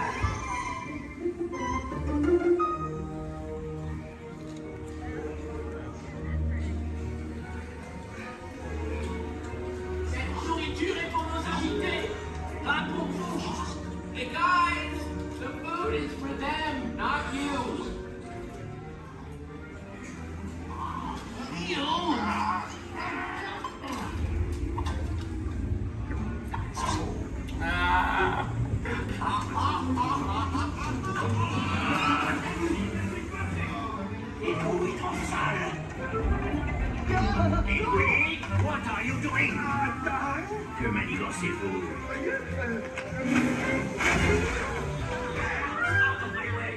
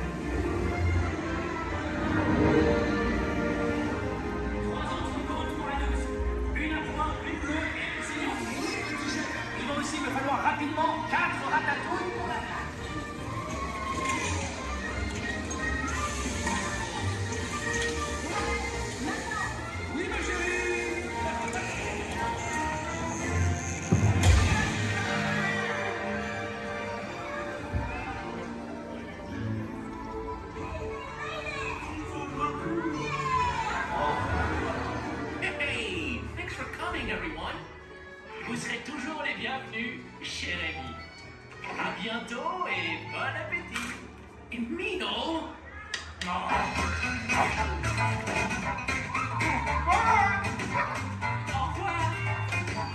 Never for you, right this way. You are always welcome and peace to shade heavy. Au revoir.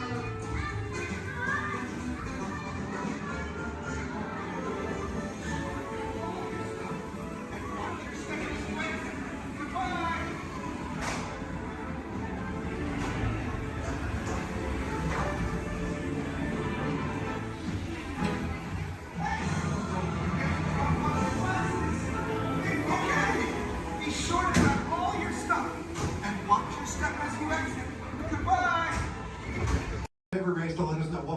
until I'm back on the road. Spoiler alert, 9 times out of 10, it's either body work or a transmission. Guys, spread on over to this side, left side, left side. People on the left side, step forward, step on up, make a friend. Everybody here looks freshly laundered, okay? You'll be fine. Come on in, right this way, everybody.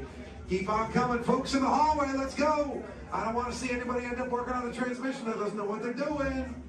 Come on in. Hey, oh, look at that, there's Mia. What's up, Mia? Hey, Pat, I see our party goers have arrived. Yeah, they're still coming in, but say hey, everybody. Hey, I'm Mia, Dom's sister. Well, another race just wrapped, and it looks like my brother with another car for his collection. Anybody surprised? Honestly, I don't know why anybody challenges him. Hit me in the man. Well, we're meeting up at Sullivan's Garage for the after party, and while Tej works on your rides, you guys enjoy the break room. My brother calls this the family room. Oh, here we go. Dom says he doesn't have friends, he has Family. And the faces you see on these walls are our Family. When I'm in this room, I feel like we're all Family. So, welcome to our family. There it is. It's a thing around here. Hey, Tej, how's that Matthew McConaughey impression? All right. What's up, Mia?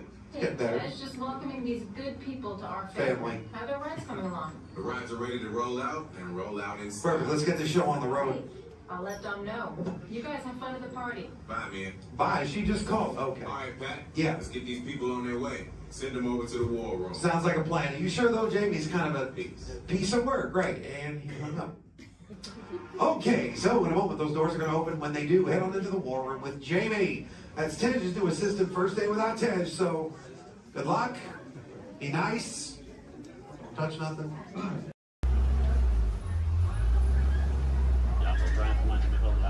going to be your guide today. Just a quick couple of reminders. A bumpy road, so please stay seated with your arms, hands, feet, and legs inside the vehicle at all times. With that in mind, please keep a hold tight to those phones, cameras, hats, and sunglasses. If one of them falls, sadly, we won't be able to stop. On your top side, you're going to see an animal spotting guide. Hopefully, we're going to see most of those animals today in our safari. Once again, bumpy road, moving truck, so please stay seated at all times. I do advise you to get those phones and cameras ready. This is a photo area, but we might not be able to stop for every animal. I'm gonna make sure I stop for most of them. But sometimes they won't stop for us. Just be ready. And 20. So we're gonna start off our journey here in the Little Ituri Forest. The forest animals are kind of exclusive and they depend a lot of camouflage into things but sometimes they're kind of hard to see. So here on the right side, we're going to see an okapi. Even though the okapis have zebra-like pants, they're actually related to giraffes. It wasn't until 1901 that okapis were discovered. Before that, they used to be thought as a myth. And much like the giraffes, okapis also have those long tongues that are going to help them reach tall places. And only the male okapi is going to have ossicones. Ossicones are basically the same type of horns that giraffes have, but it's made out of their own skin, so it doesn't count as a horn.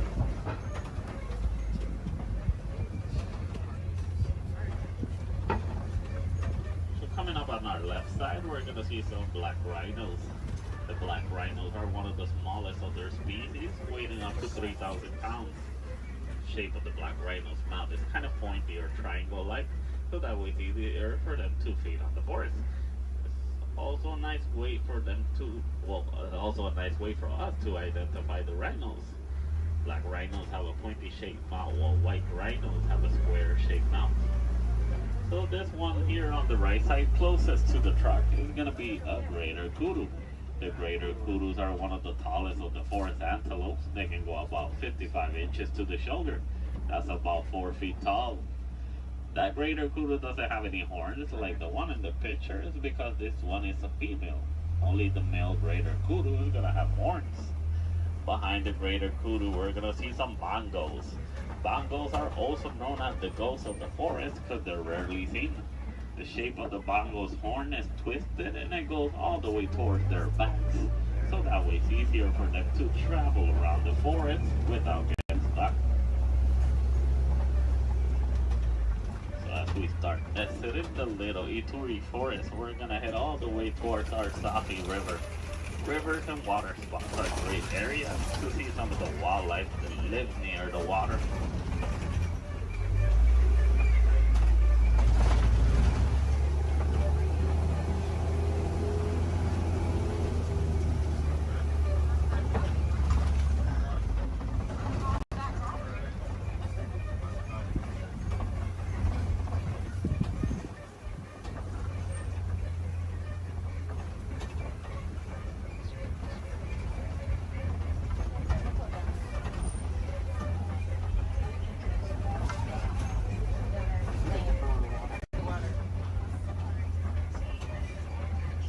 Alright, so over here on the left side, we're going to see some Nile hippos.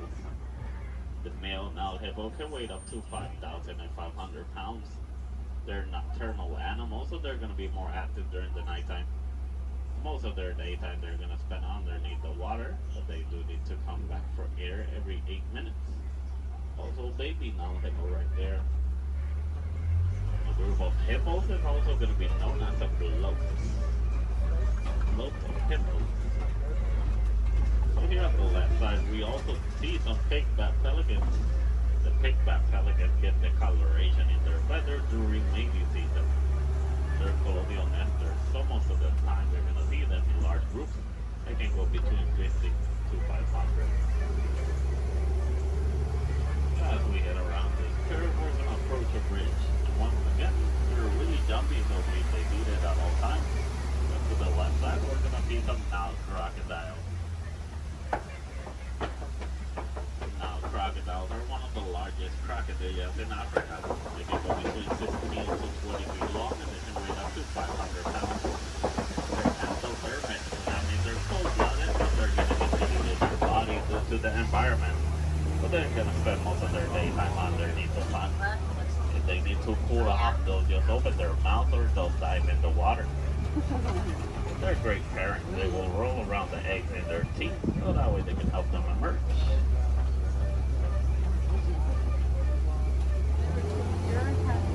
So as we exit the Safi River, we're going to head all of the way towards our savannah.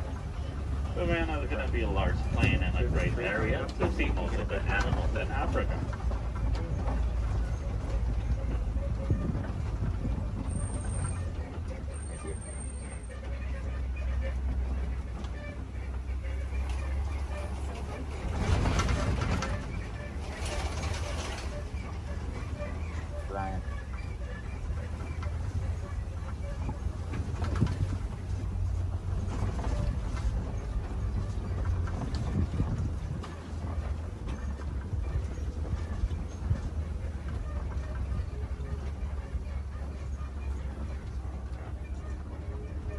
You can see the savanna ecosystem is going to be a large plain of grass with tall trees and a lot of termite mountains. Each ecosystem is going to be unique and shaped by the animals that live on them. Between savanna, deserts, rivers, mountains. Most of the animals will actually use the termite mountains as fast crashers. Some of the smaller species like springboks will stand on top of them, so that way they can have a better view. Here on the left side, we do see a pack of African wild dogs.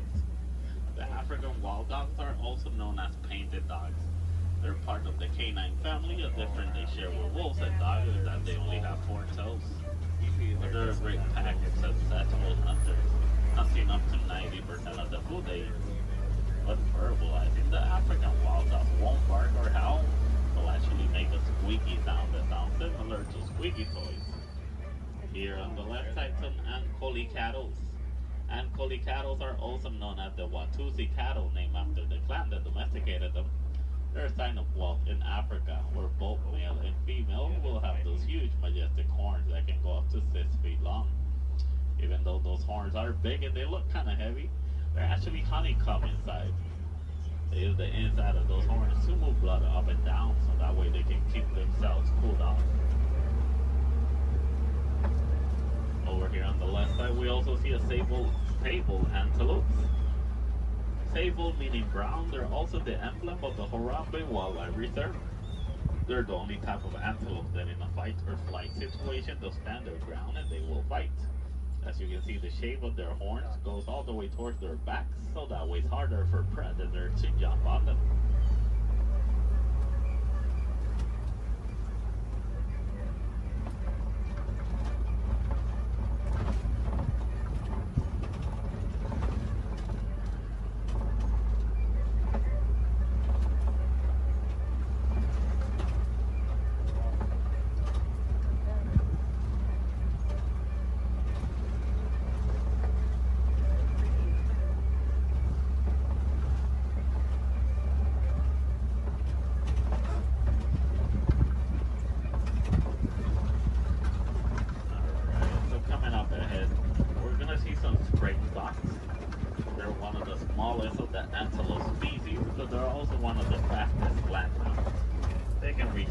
Between 50 to 60 miles per hour.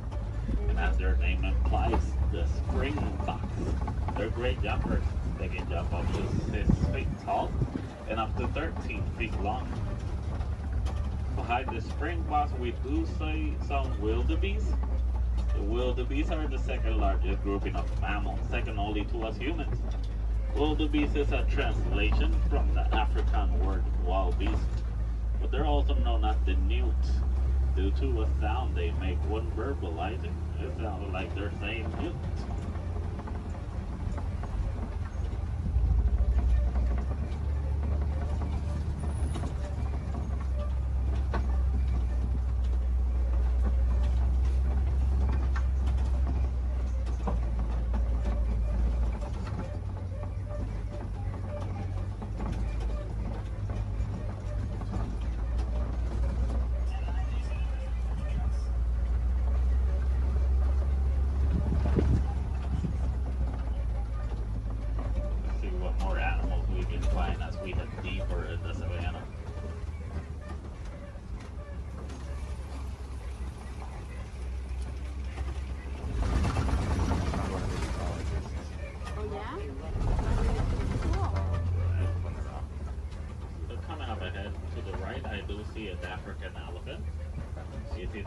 Due to their huge size.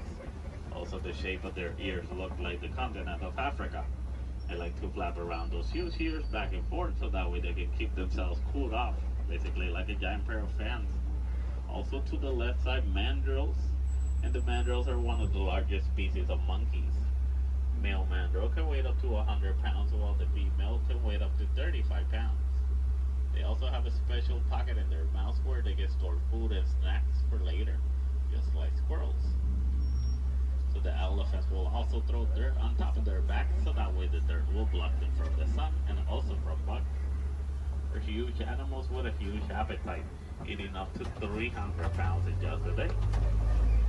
So a nice easy way to identify a male elephant is because male elephants, whenever they reach adulthood, they like to go on their own. And sometimes they'll join other elephants and they'll form a group known as a bachelor.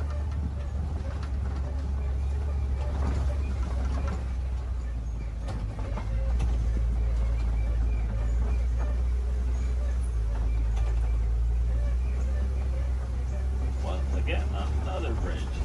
These days need it.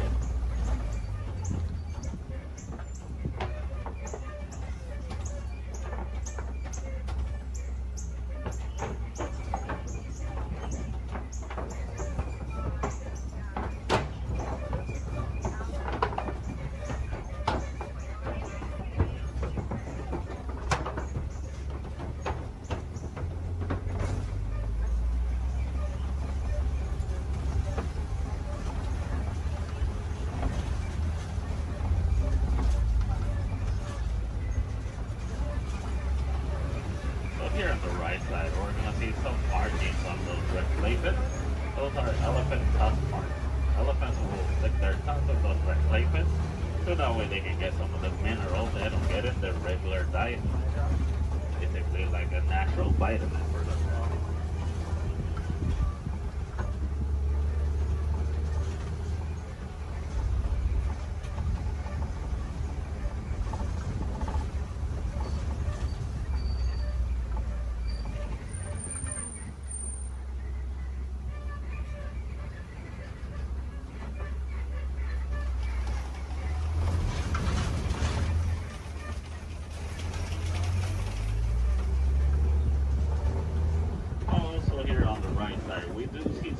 that look like they're upside down.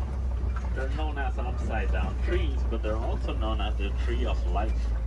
The real name is the baobab trees. And baobab trees can go leafless up to 9 months of the year, so that way they can store inside of them thousands of gallons of water. Some of the animals will actually try and reach that water, like elephants will stick their tongues on them. Yeah.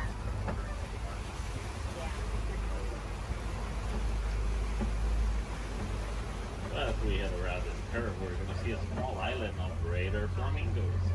Greater flamingos are not greater because they're better than the other flamingos, it's just because they're bigger in size. As you know, flamingos have pink coloration in their feathers. Actually get those due to their diets. They consume dried shrimp, and shrimp is high in keratin. If you guys ever get to see baby flamingos, you're going to know that they have great feathers instead. A group of flamingos like this one is also going to be known as a flamboyant.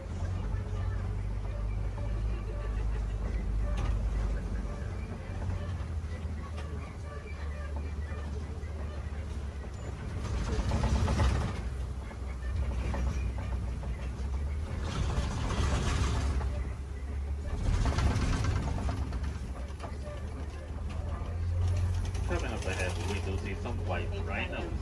And the white rhinos are one of the largest of their species, weighing up to 5,000 pounds. That doesn't make them slow, because they can actually run up to 30 miles per hour. As you can see, the shape of their mouth is kind of squared, so that way it's easier for them to feed on the grass on the floor. And you'll usually find them in the savannah around mud pits. They like to roll around those mud pits, so that way the mud will help them against the sun and also against bugs. It's a nice way for them to stay cooled off. Basically, white rhinos are a different type shade of gray from the black rhinos. The reason they get the name white rhinos is not because of their colors. It's actually a mistranslation from the Afrikaans word white. That means wide as in bigger.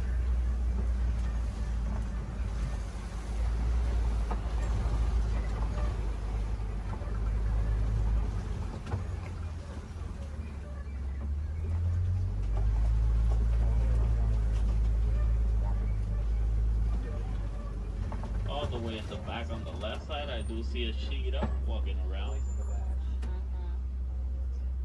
Cheetahs are one of the fastest land mammals. They can reach a speed from 0 to 60 in about 3 seconds. There's also another one laying on the grass all the way in the back. But with that in mind, the cheetahs are built for speed, not power. So after running so fast in such a short amount of time, they're gonna need a couple of hours to rest their energies. And cheetahs are also diurnal big cat predators, so that means they're more active during the daytime.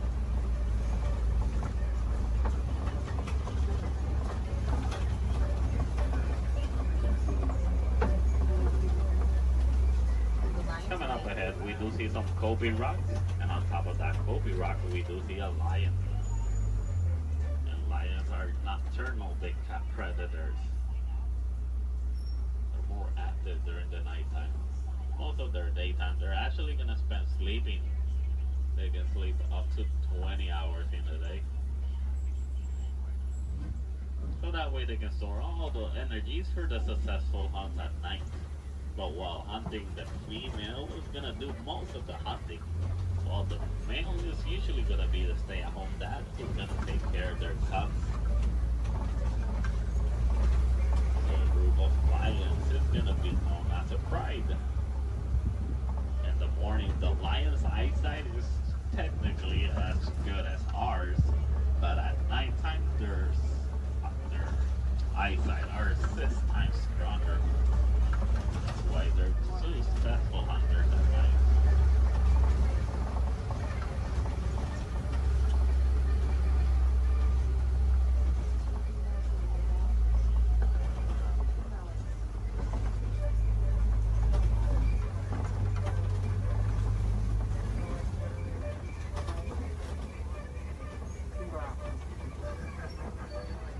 Up ahead, we're gonna see some warhogs. There's one behind that tree, and there it is. And warthogs are one of the largest burrowing mammals. They like to make burrows like those in which they will sleep on facing outwards, so that way they can see anything that's coming toward them.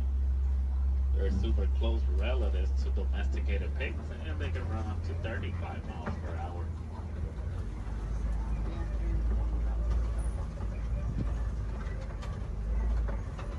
Another white rhino on the right side.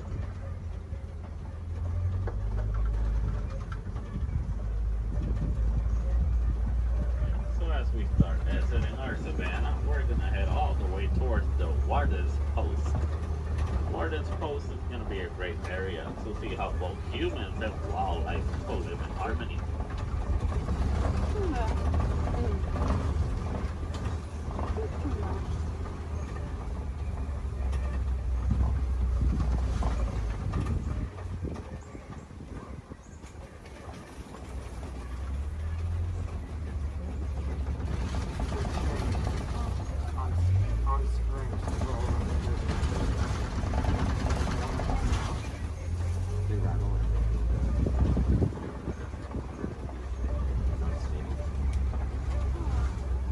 Alright, so here in the Warden's Post, we're gonna see some Nigerian dwarf goats. These goats are super cute, but they're also really friendly. They're a great source of milk and cheese, and they're really agile with a great sense of balance. They're also one of the few domesticated wildlife that we have here in our reserve. So next to that yellow barrel, there is a yellow box. The farmers found out that elephants are afraid of bee sounds. Most farmers are gonna have a box like that filled with bees, so that way whenever the elephants get near the farms and they hear the bee sounds, they're gonna steer clear away from them, and that way they won't eat the farmer's harvest. It's a nice way for both humans and elephants to co-live in harmony, but it's also a great source of honey. Most of the farmers will actually sell that honey for an extra income. Because sadly, due to a mining of a mineral called coltan, most elephants are losing their habitats and homes, causing them to migrate into human farms and villages more commonly so than it used to. So having bees in a box is going to be a nice technique for both keeping elephants safe, but also staying safe.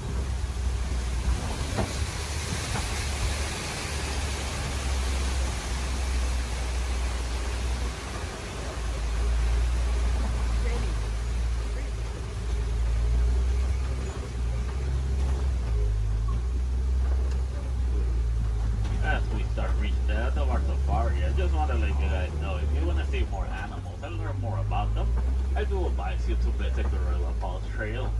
It's a nice 20-minute pathway that will take you all the way to meet a family of gorillas, while meeting more animals, learning more about them, and also more about conservation. If you're really lucky, you might even get a better close-up view of the hippo through a glass. Also, well, here in Harambe, we have the Raffiki's Planet Watch. The Wildlife Express train is going to take you all the way towards Rafiki.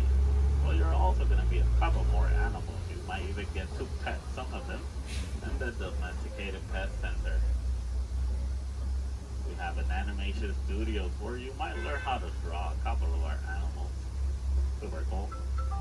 And we also have an animal clinic. Any chance we need to take care of one of our animals, you guys can actually see the process through a glass. It's super cool. It's got nice AC, but it takes about a whole hour to complete. So you gotta plan ahead. The last Wildlife Express leaves at 4:30 from the Sana Ward. Why did you look to see where we are? Alright, also while here in Harambe, you guys can visit the Celebration Festival, the Lion King. It's a great show to watch while visiting Animal Kingdom. There's going to be animals wherever you go throughout the park. We do have the lesser flamingos. Those are going to be the smaller flamingos. In some area of the park, I believe, is one of the pathways that leads you to the Tree of Life. If you go all the way towards Asia, they're going to see a similar walking trail to the Gorilla Falls, but it's going to be known as the Maharashtra Jungle Trek. Oh, there, you're gonna meet some of the Asian animals like Komodo dragons, tigers. Also super cool to visit while you're in Animal Kingdom. So for the Gorilla Falls, once you head out of the truck and you head down the ramp, if you go to the left side, you're already on the Gorilla Falls trail. Keep going around, enjoy your time, see more animals. If you go to the right, you're gonna go back to the village, where you can see the entrance towards Rafiki.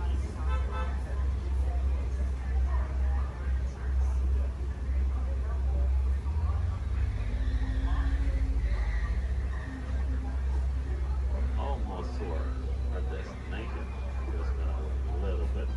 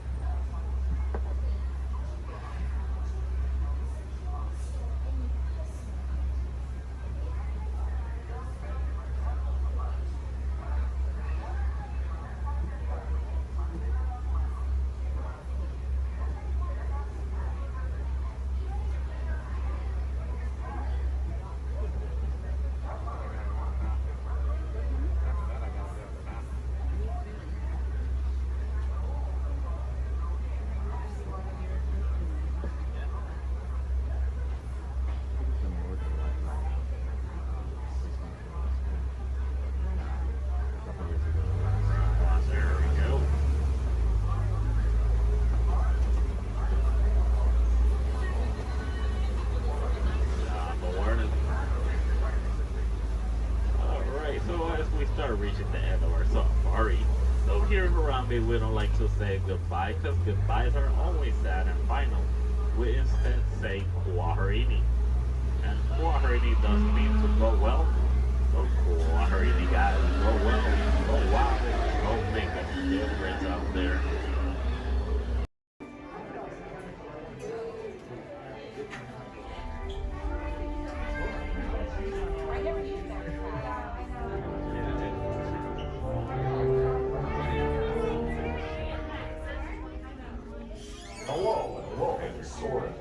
My name is Patrick, and I'll be your chief flight attendant today. We'll begin boarding in a few minutes, but first I'd like to acquaint you with some important safety information. When the doors to your flight open, please take a seat and store all carry-on items in the under-seat compartment. This includes cameras, purses, hats, and, of course, these little beauties. Next, fasten your seatbelts, inserting them into the buckle on your right. The smaller aviators don't measure up to the height indicator on the seat. Just put the belt through the loop in the center strap before buckling it.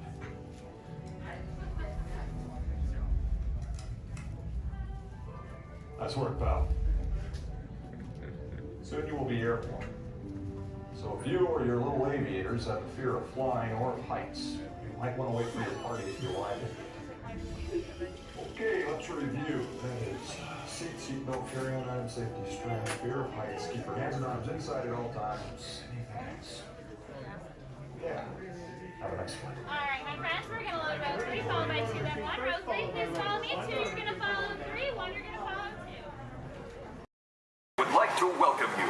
While you're in town, be sure We interrupt this program for a special report. A child is on the loose in Monstropolis. A human child!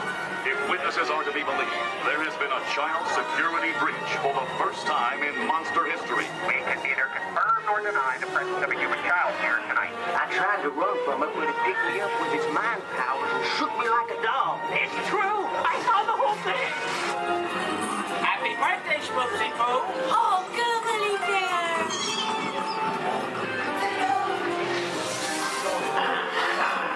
It grabbed me with its giant fork tongue and rolled me up and down like a yo-yo.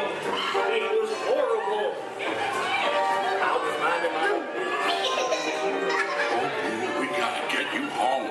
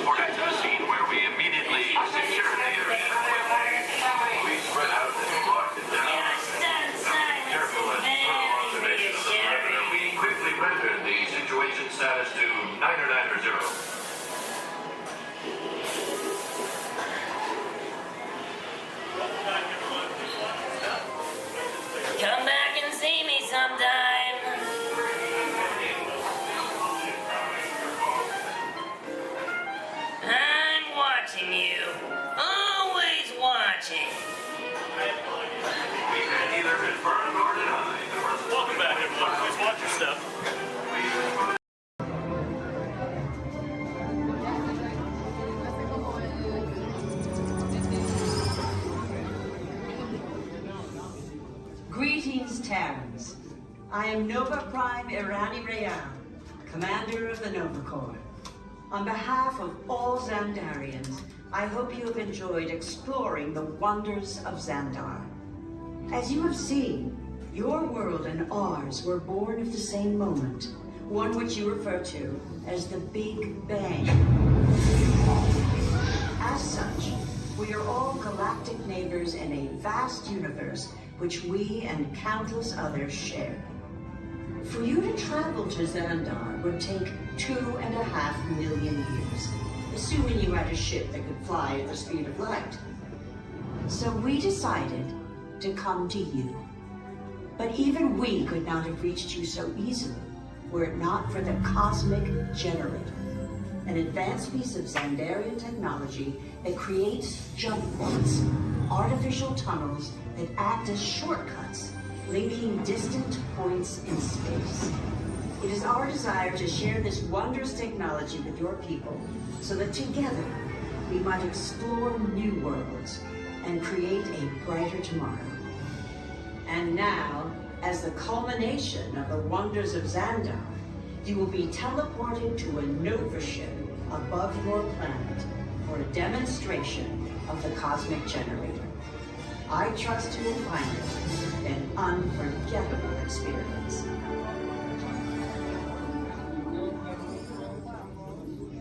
Welcome, people of Epcot, Epcoters, Epcotians, citizens of Epcot. Does anyone know what they call themselves? What? I'm on? Someone needs to tell me when I'm on. Welcome, Epcot Terrans. I am Centurion Tal Merrick, and we're just about ready to teleport you up to the ship for the demonstration.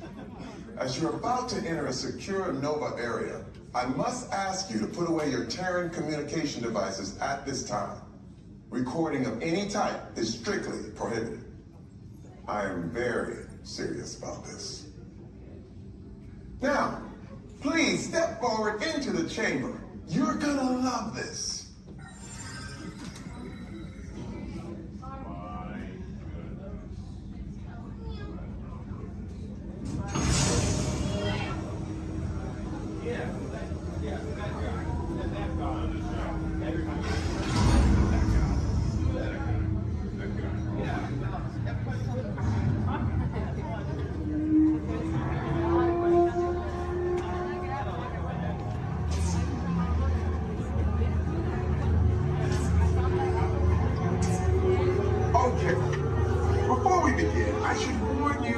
Never teleported Terrans before, but since your molecular structure is very similar to Xandarians, it should work.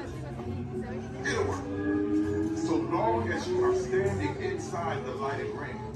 You do not want to know what happened last time someone did not stand where I told them to, okay? Please make sure you're all the way inside that lighted ring on the floor. We must teleport you till you're all the way inside that lighted ring.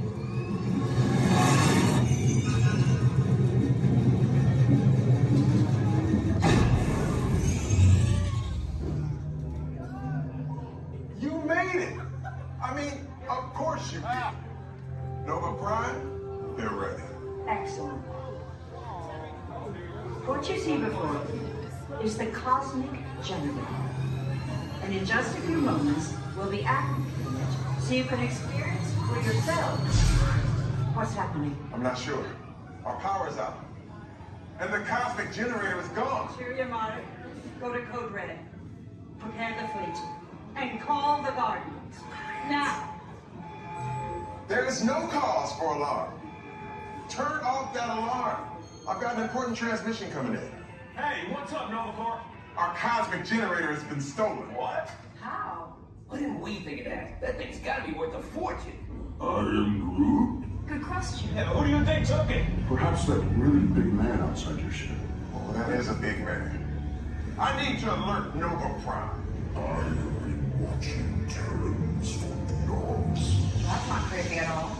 This species has failed. Wait, whoa. We didn't even know there was a test. He's got the Cosmic Generator. He's creating a new jump point. Jump point to where? Not mutant jump point. It's going back to the dawn of time. Dawn of time, why? To erase an error. Well, that doesn't sound good. Your time is over. Wait, what do you mean? What do you mean it's so vague? The jump point is closing. Hey, no, dude, you're not recording to follow that whatever it is until we get there. We can't. Our power is down, and I've got to get these Terrans onto evacuation shuttles. I got it. We broke in the shuttles to follow through the jump point. Wait, what? Look, they're our only chance of keeping track of that whack job until we get the cosmic generator back. Piece of cake. Wait! There's cake. Where's this cake? The odds are impossible, Yeah. but it's our only shot. Good luck. Are you sure you can control it? Come on, it's me. I got this. We're all toast. First it was cake, now there is toast. This plan is making me so hungry. Terrans, listen up.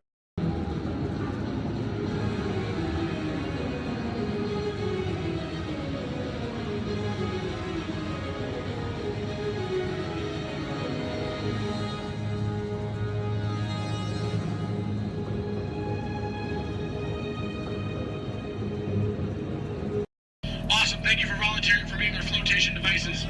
Does anybody think that the captain should go down with your ship? Raise your hand. Awesome, sir, what's your name? Jim, thank you for volunteering for being the captain.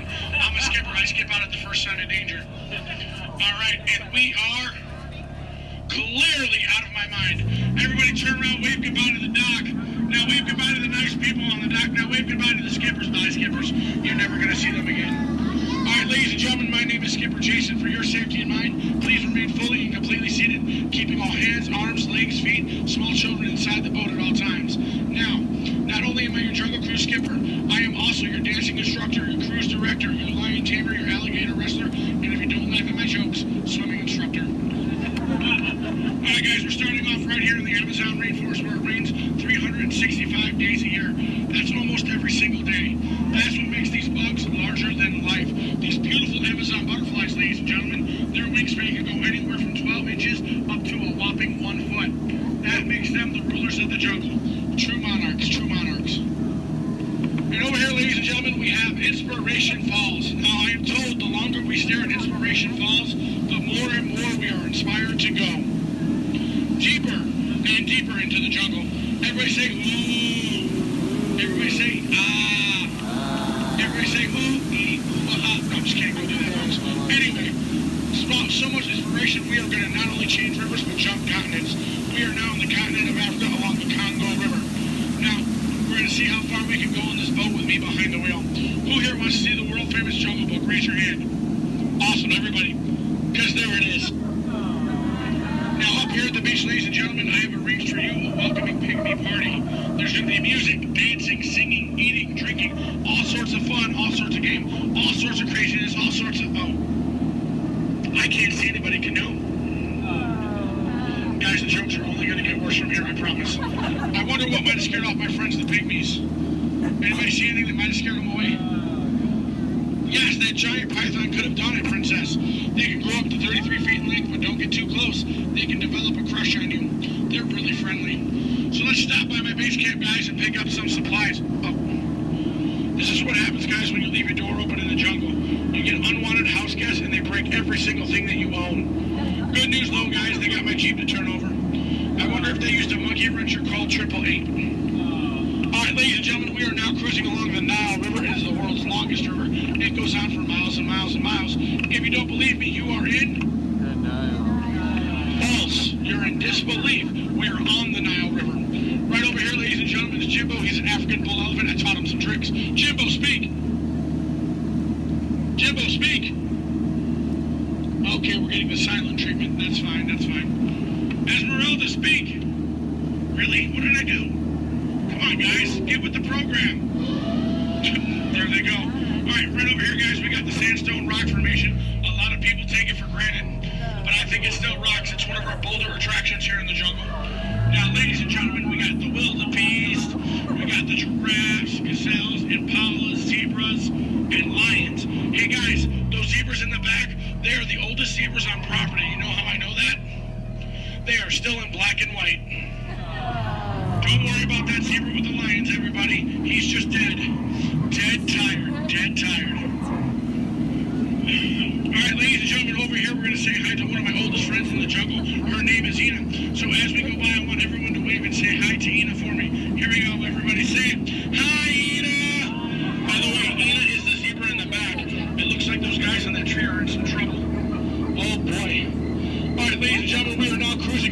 crocodile country. Crocodile country, there's a lot more dangers than just crocodiles. There's monsoons, there's rapids, and there are these giant things called waterfalls. So if you guys see a waterfall, point it out for me so we can avoid it. We don't want to go over it just yet. We want to go through it later. What's that? Where? Oh, that is Schweitzer Falls, ladies and gentlemen, named after the late great Dr. Albert Falls. As we go by, I want everyone to lean. Don't worry about looking stupid. I'm doing it for you. Lean. And we will make it. All right. Ooh, that was close. Man, by now a lot of people will ask me, Skipper Jason, how is it you became a world-famous Jungle Cruise skipper? And I tell them, quite frankly, isn't it plain to see I took a crash course? Toughest thing about flying, ladies and gentlemen, is the ground. It's totally the ground. So we're going to keep cruising right along, people, until this pool full of hippos. It had to be hippos. All right, guys, cover your ears. This is going to get loud. They gave me something to scare away the hippos. Cover those ears. Shoo, hippos, shoo! Make way! Be gone! Be gone, hippo, be gone! I showed those hippos who's boss. All right, guys, we're now cruising out of this hippo pool and right into headhunter territory. It is not the greatest of places to be headed. If you don't believe me, you can ask my last crew. Those boneheads did not believe me. Wait, you guys hear those drums? Are those warriors dancing? Yes, they are. That can only mean one of two things. They're either going to attack the boat or they've lost the key to the men's room. Do me a favor, guys. Keep your eyes peeled on this side of the boat for an ambush. If you see an ambush, point it out and let me know. I'm going to look over here. Where? Princess, that's not an ambush. That's an ambush. You can tell by its leaves. All right, ladies and gentlemen. This is what everybody got up early to come to Disney for. Are you ready? Are you ready? Here we go. The eighth wonder of the world. The backside of water. Kids, do not try this at home. You'll hit your head on the faucet and that hurts. Don't ask me how I know. All right, guys, we're now in the Mekong River here in Southeast Asia. There's this really cool temple I want to show you guys. It's awesome. It's amazing. The entrance is just up over here. Oh. It looks like there's been an earthquake since the last time I've been through. What do you guys say? Do we go in? Yeah. There could be danger. There could be adventure. There could be treasure. Or worst of all, it could be another Disney gift shop. All right, guys, stay seated. Keep your eyes open. I'm going to stay seated and keep mine closed. Oh, wait. It's just a root canal.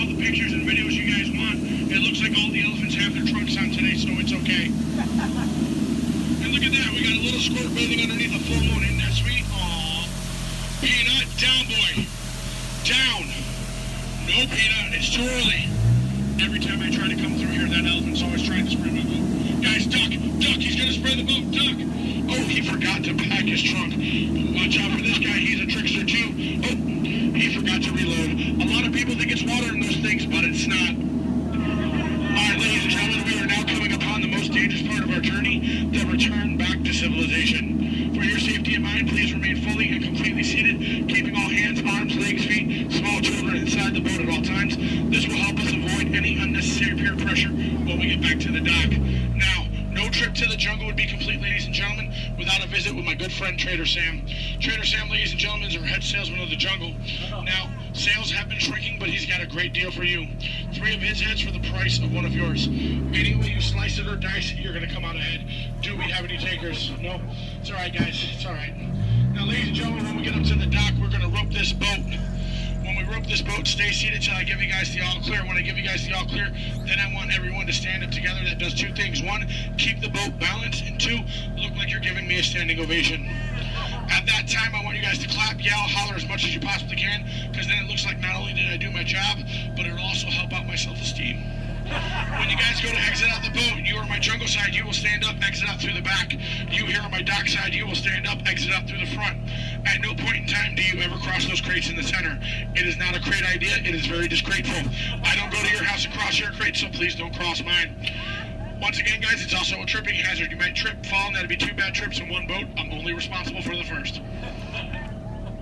Now, guys, I really want to thank you guys for joining me out in the jungle today, but most of all, I want to thank my legs for always supporting me. I also want to thank my arms for always being at my side, and I really do want to thank my fingers and toes because I can always count on them, always. All right, ladies and gentlemen, out of all my crews today, you guys have been my first. Yeah, you've been my first. Now, you guys have been obviously the most recent. Now, guys, you've been awesome. You've been amazing, and pretty soon you're going to be outstanding. Outstanding on that dock. All right, guys, here we go. Once again, guys, for your safety, please remain fully and completely seated, keeping all hands, arms, legs, feet, small children inside the boat. Linda, Skipper Linda, what are we teaching that rope today? 2 plus 2. Okay. Now, we're going to wait. Linda has been practicing for like years. She's been training for months. She's going to learn and show you guys how to rope this boat at the first shot. All right, Linda, here we go. It's your turn. You can do it, Linda. You can shine like a star. No. Back of the boat, Linda, not the guest. Stay seated, guys. Stay seated. So now we're going to teach this rope about 2 plus 2. Now, in some cases, rope secure. A lot of people think 2 plus 2 equals 4. But in some theories of math, people say 2 plus 2 equals 3. Or 8. Or 12. But I say you're done. Let's go. Rope's done. Everybody out of my boat. Bye, guys.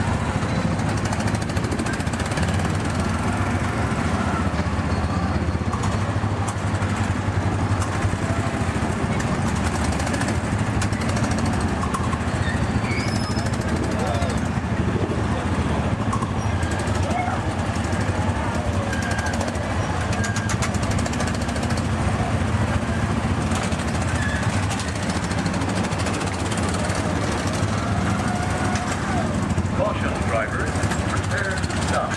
You are approaching the unloading area. Please slow down and keep at least one car length between you and the car in front of you. To stop your car, take your foot off of the pedal. Thanks for driving at the Tomorrowland Autopia. Atención, prepárense para parar. Se están acercando a la zona de desembarco. Por favor, reduzcan la velocidad y mantengan una distancia mínima de un largo de auto entre su vehículo y el de adelante. Para parar su auto, quiten el pie del pedal. Gracias.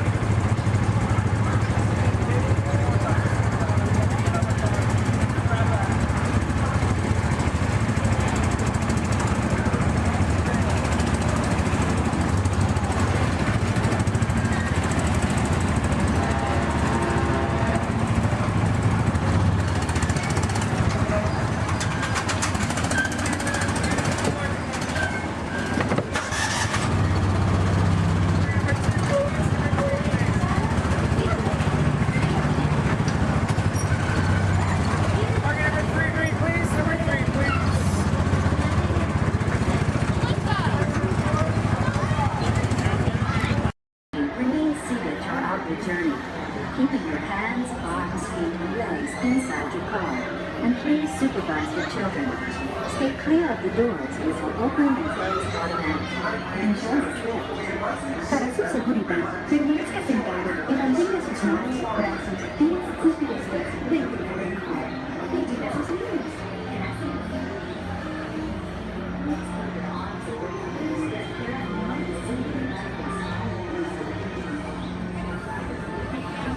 Welcome aboard the Tomorrowland Transit Authority People Mover. You're quiet and carefree, highway in the sky. We invite you to sit back, relax, and enjoy your next several days. Along the way, you can preview many of the exciting places you'll want to be sure to enjoy today while visiting this land of tomorrow.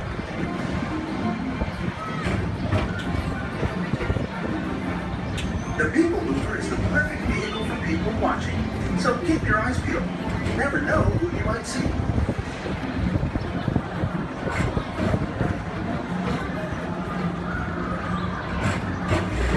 Coming up, Stitch's Great Escape, where you can report for duty as a security agent for the Galactic Federation.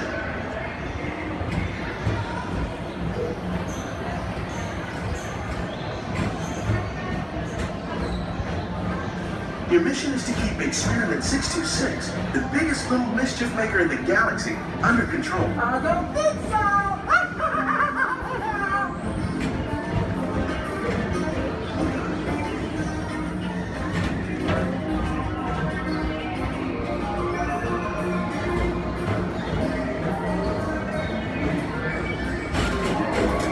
And now, the Tomorrowland Transit Authority proudly presents Progress City, Walt Disney's dream for an experimental prototype radio tomorrow. Progress City was the inspiration for everything Disney was forward moving.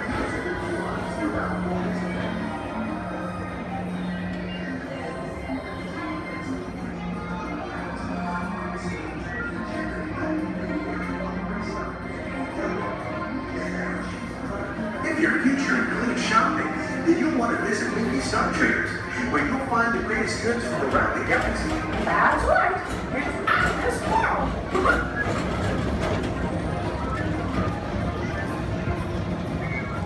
At the Tomorrowland Speedway, put the pedal to the metal and speed towards the checkered flag in your very own race car.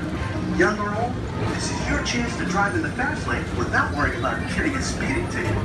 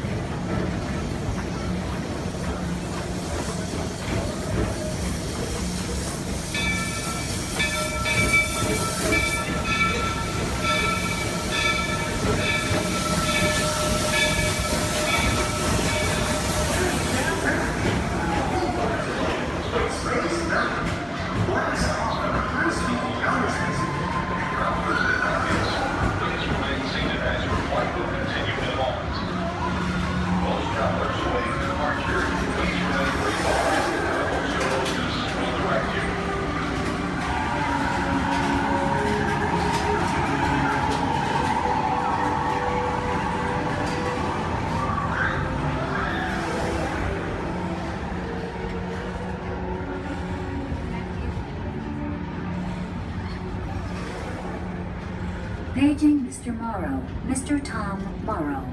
Please contact Mr. Johnson in the control tower to confirm your flight to the moon.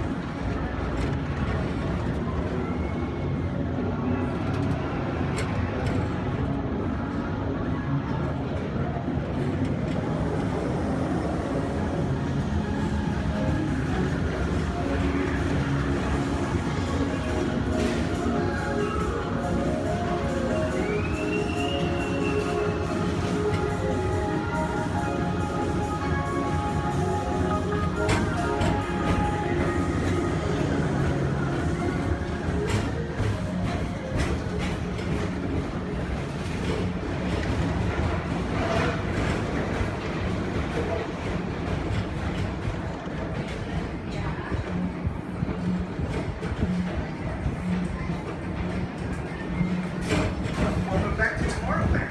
Be sure to visit Space Mountain while you're here for an adventure that's out of this world. Space Mountain. Last off last week, outer space.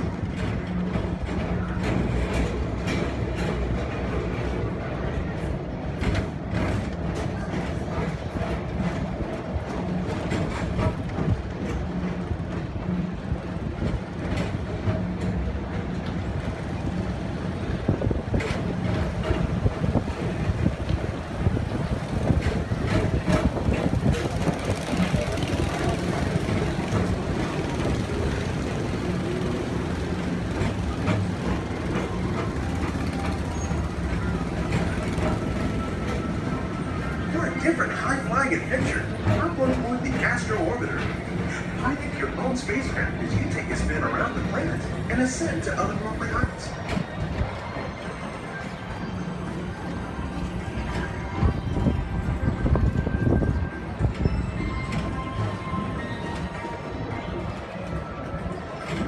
We're now approaching Walt Disney's Carousel of Progress.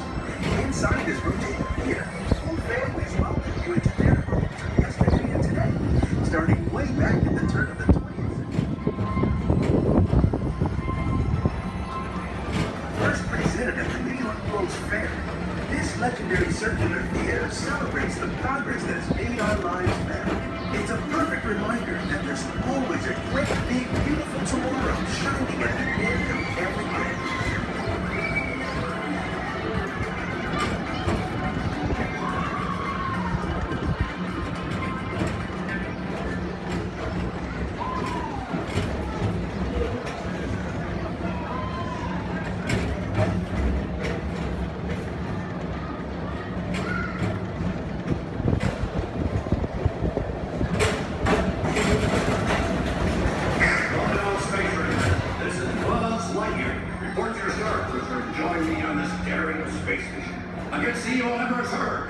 As an honorary space ranger, you'll use your own personal laser cannon to save the entire galaxy.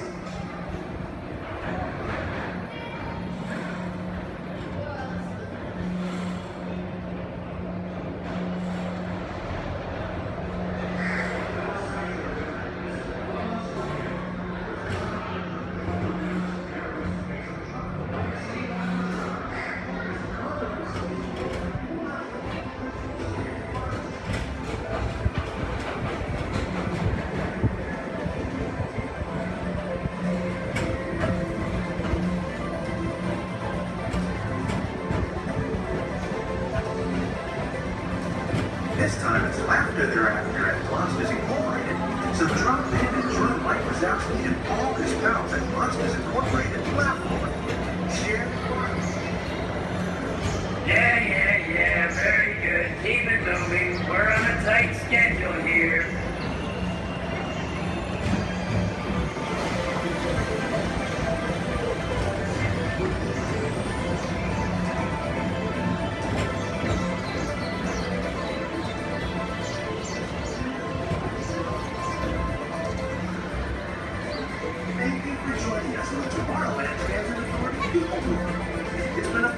have you aboard.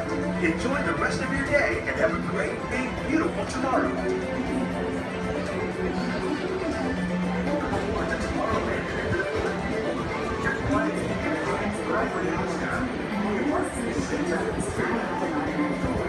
Step onto the moving platform with caution and exit by stepping away from the car.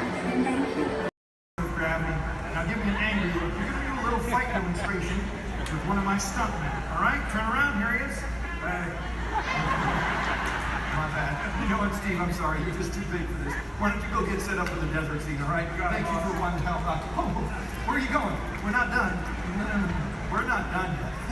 He was a little big, right? Scared you a little bit? Sign that waiver, all right? You're good. You're good. Let me see if I can find you somebody a little bit more your size to pick on. Hey, Devin. Yes, sir. Come on over here. So I'm doing a little flight demonstration for our guests, and I've got a volunteer. RT, this is Devin. Think it's something real simple. Okay. Basic, all right? Nothing too crazy. Just listen to her. Do exactly as she says. I've actually got to go over notes. I'll be right over here if you need me. No problem. I'm like, okay, thanks for helping. So I guess I'm going to show you a few things. I'll make it super easy, but I tell you what, let's turn around. We're going to face this way, and you're just going to stand right here facing me. Just like, try not to move. I'll do everything, okay? Okay. All right, you guys. Well, when we're doing flight routines, taking a punch, it really is just as important as throwing one. Sorry, okay? I'm so sorry. I know you're okay. Okay, no, you look all right. Okay. Well, as you guys can see, you really can't get hurt if you don't have the right timing. Sir! Okay, I think I know what's happening. You're moving just a little bit. No, we're not going to see anymore. Okay, no problem. I'll wrap it up. Here's your little hat. You see, it just takes guts. Coordination. And a real level head.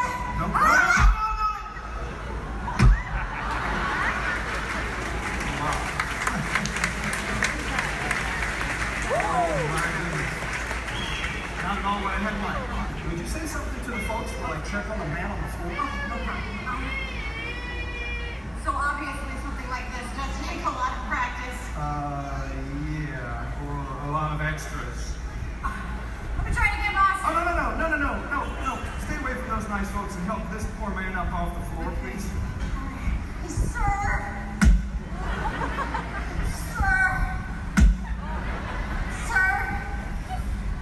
Ladies and gentlemen, that is indeed one of my stuntmen. Give it Keep that applause going for all of our background extras! So move a little if you can't. Before we send you into the link chamber, let's watch this piece by Dr. Ogden, who runs the program. Welcome, everyone. I'm Dr. Jackie Ogden from the Pandora Conservation Initiative. You're about to experience a ceremony that's very special to the Na'vi, flying on the back of an ikran, or as we call it, a banshee. To the Na'vi, connecting to an ikran and flying on its back is an incredibly important rite of passage they call Ikni Maya. With permission from the Na'vi and in partnership with Alpha Centauri Expeditions, we can now bring this amazing experience to you. The way you'll be able to fly is by linking to an avatar that's already on the back of an ikran. Let's see how this works. We establish a link using powerful psionic amplification equipment. A human driver is connected to an avatar, which could be physically hundreds of kilometers away. When you follow our technician into the link chamber, you'll see a series of 16 link chairs. Please go to the number that matches the number you're standing on now. First, stow your gear in the storage containers on the back wall. This should include all bags, cameras, and other items, including cell phones. It's important to push them all the way into the bin. Then get onto the chair as you would a bike. Straddle the seat, step forward, and sit down. Slide your hips forward until you are against the chest pad, and then move your feet all the way forward. Wait until you're seated before you put on your flight visors. Hold onto the hand grips as shown. It's important to hold onto the hand grips at all times. After you're seated, back and leg restraints will be firmly engaged. For your safety, throughout this entire experience, always remain seated and supervise your children. Once the link takes place, you'll be connected to your avatar and sitting on the back of an ikran. It'll feel like you're really there. Moments later, you'll begin your flight. A Na'vi guide will lead you out. You'll experience the breathtaking beauty of Pandora, but you might also face some of its greatest challenges. Some of this flight might be intense, but trust your guide and be brave. As the Na'vi say during this important rite of passage, Sivak Ho, rise to the challenge. Good luck. All right, you ready? Let's get you into the link chamber. All right, everyone.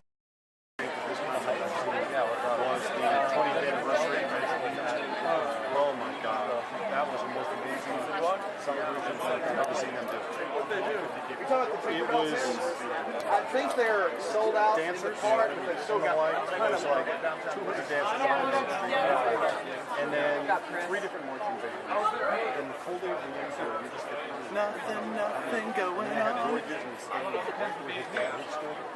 Reading the dedication synced with his dad. I was the only one that got that joke. Then, nothing to see here. Ladies and gentlemen, boys and girls, 55 years ago today, Walt Disney dedicated the happiest place on earth. Since then, Walt's dream has brought joy to millions around the world. Join us now as we go back to that memorable day, July 17, 1955. To all who come to this happy place, welcome. Disneyland is your land. Here age relives fond memories of the past. And here youth may savor the challenge and promise of the future. Disneyland is dedicated to the ideals, the dreams, and the hard facts that have created America, with the hope that it will be a source of joy and inspiration to all the world. And now, let's all join together in singing Happy Birthday to Disneyland. Are you ready?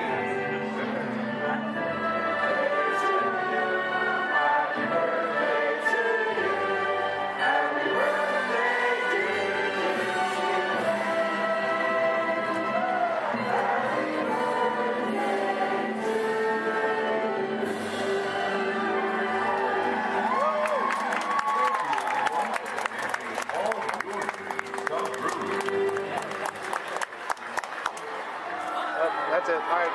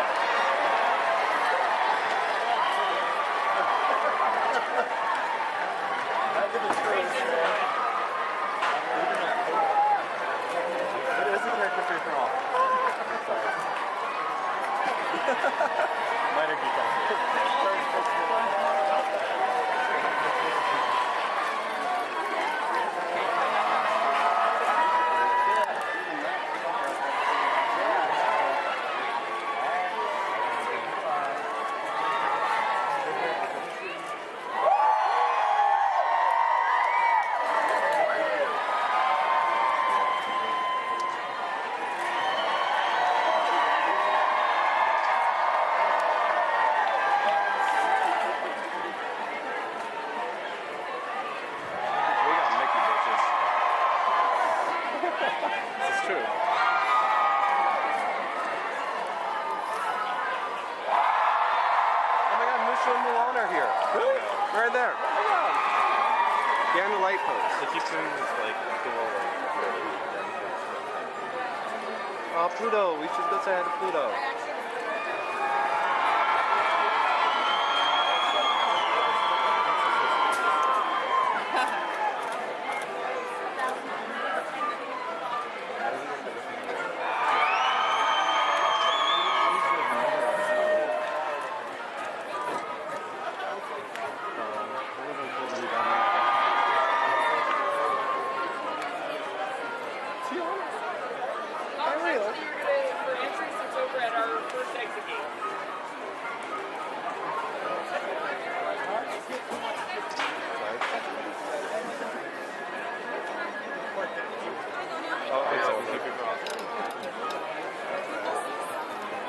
Some of them are leaving now. It's over. Everyone go home.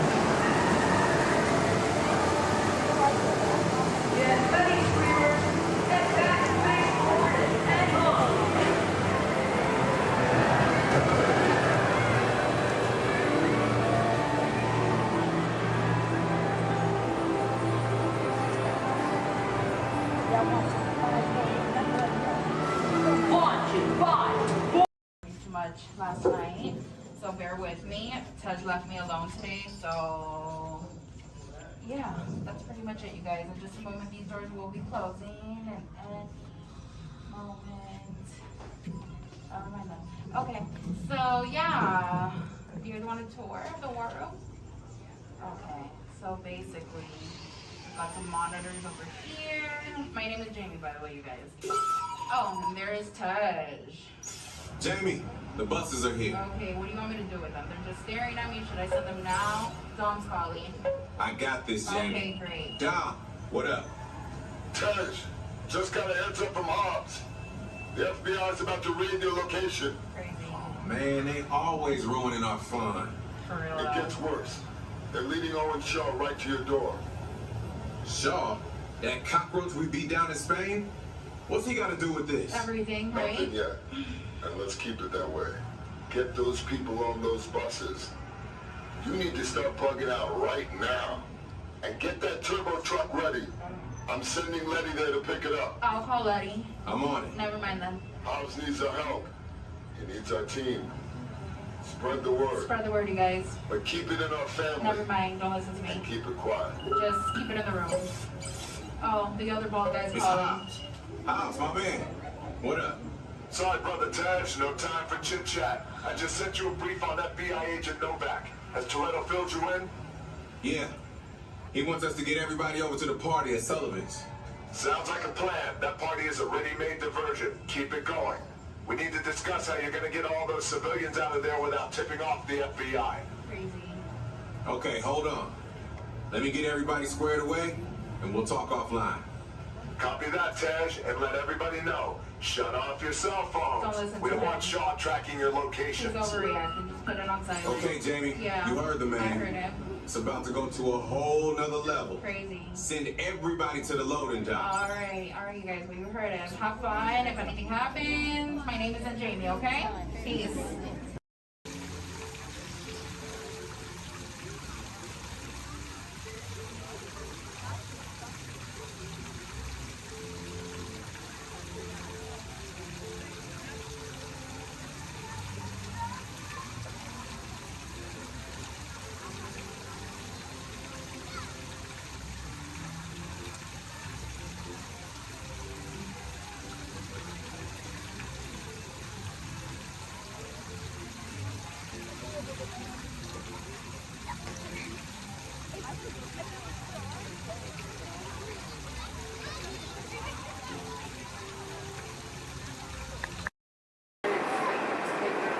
Stand clear of the door.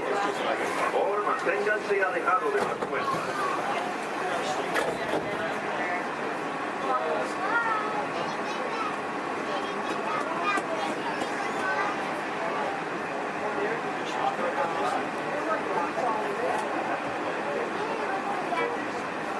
Welcome aboard the Walt Disney World.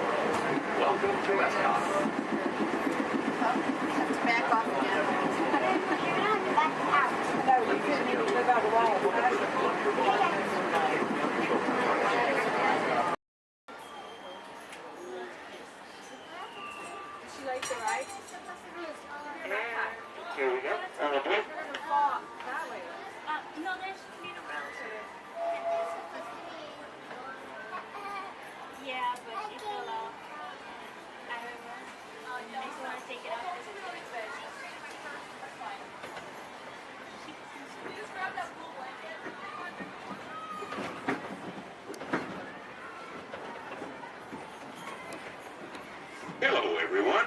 Thanks for joining us on the Disneyland Railroad.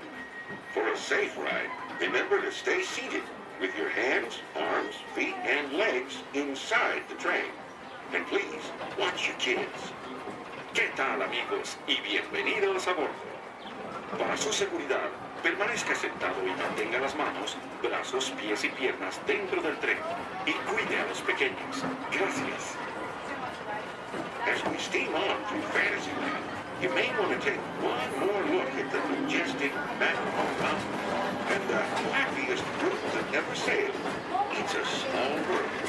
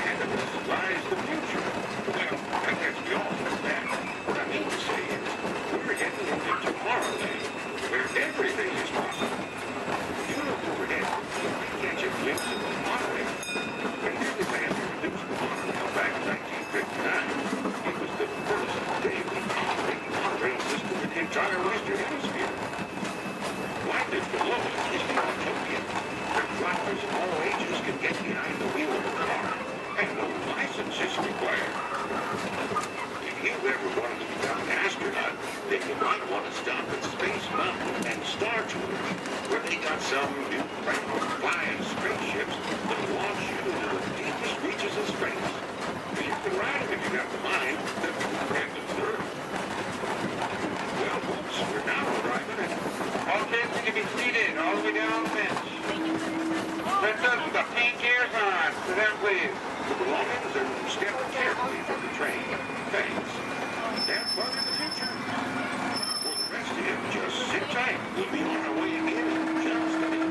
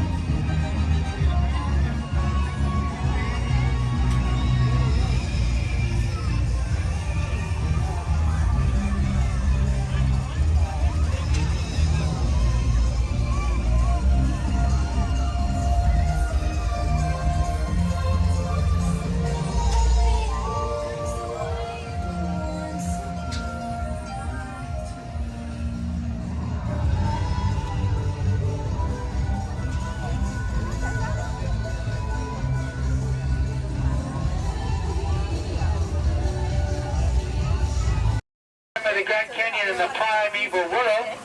In the tunnel, you'll notice there is a window pane. If you use a flash on your camera, it's going to bounce back in your face. You will not get a picture. You will annoy your neighbors. And you'll make the dinosaurs, and especially our front conductor, very angry. Please, no flash cameras in the tunnel. I only get a little angry. I don't. I keep my eyes closed.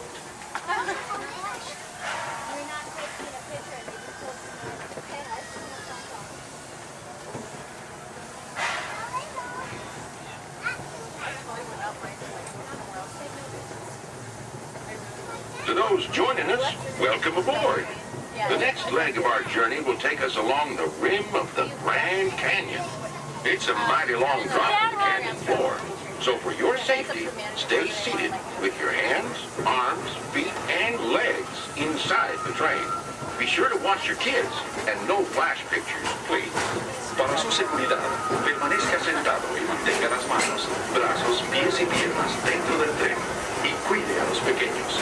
Por favor, no tome fotografías con flash.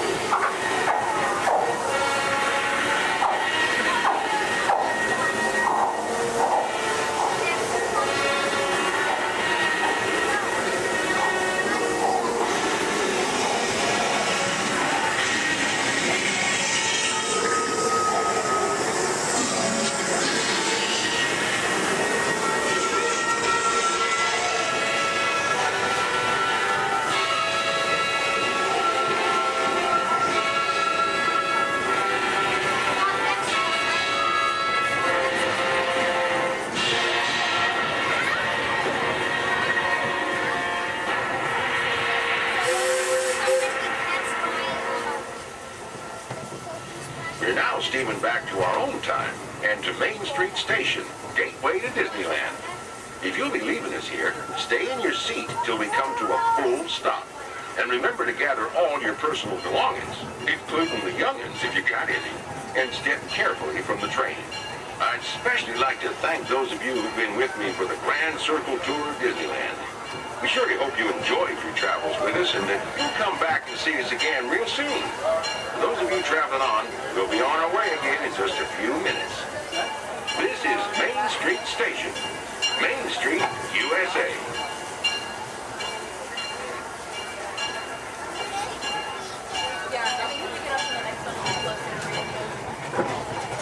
It's amazing that you can drive the train and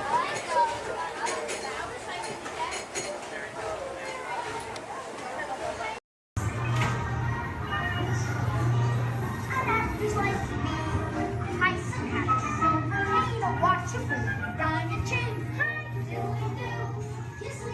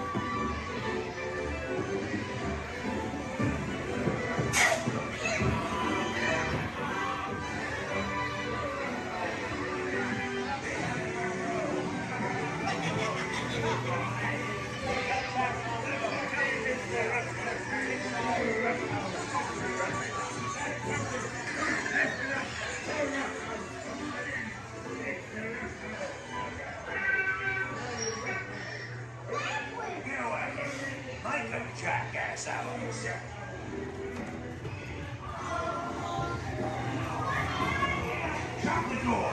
Get locked up.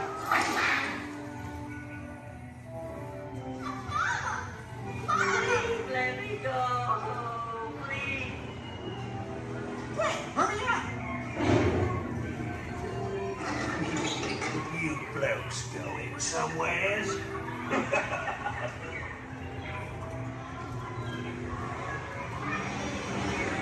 Hey, look out, the monster.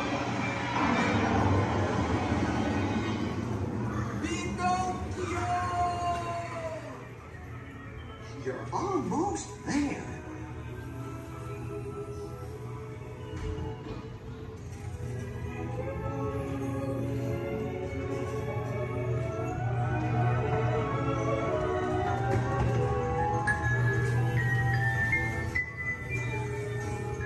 Gee, I'm glad to be home.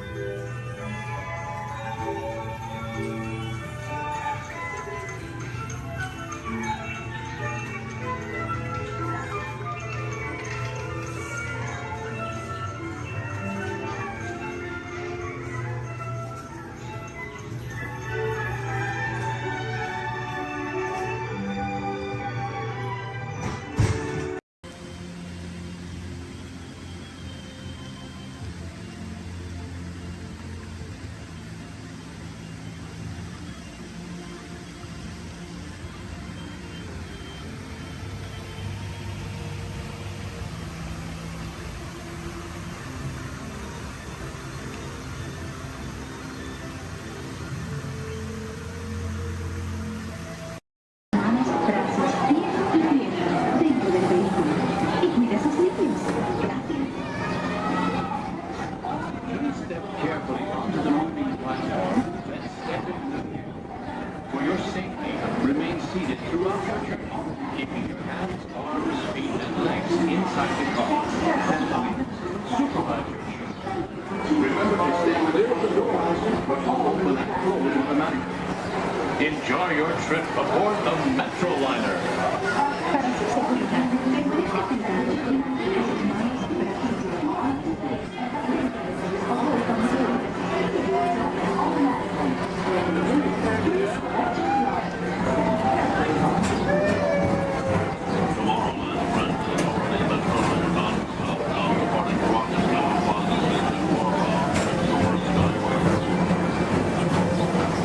Welcome aboard, TTA travelers. We hope you enjoy Tomorrowland Transit Authority's Super Skyway.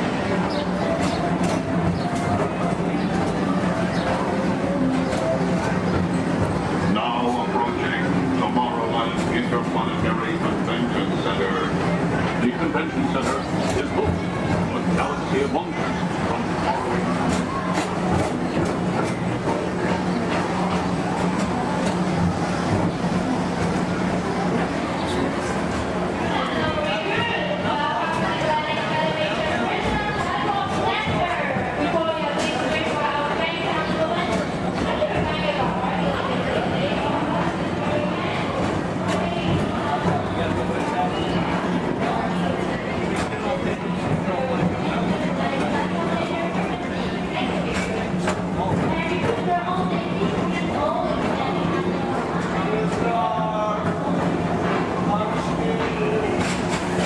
The Tomorrowland Metro Historical Society presents Walt Disney's 20th century vision for the future.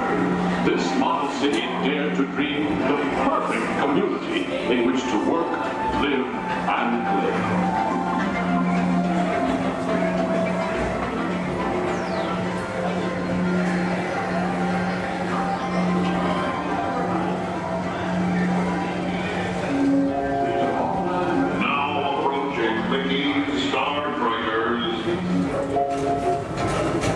For your convenience, the ground crew and Mickey Star Triggers will be glad to rocket ship to any planet in the galaxy.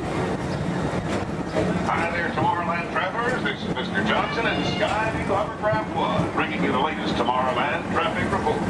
As usual, everything is perfect on Tomorrowland Superhighway. Back to you at DTA Center.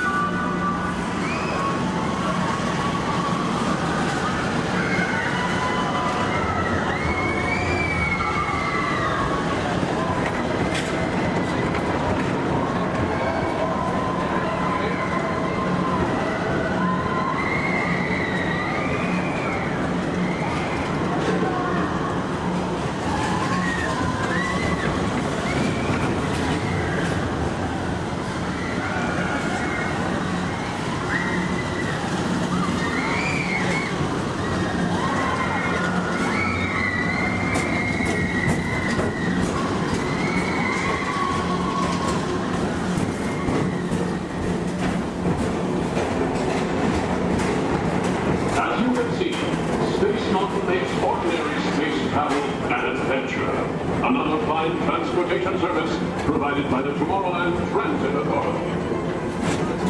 Attention, all visitors from Galaxy M31. Please keep forward-facing tentacles clear of oncoming Metroliner vehicles. Thank you.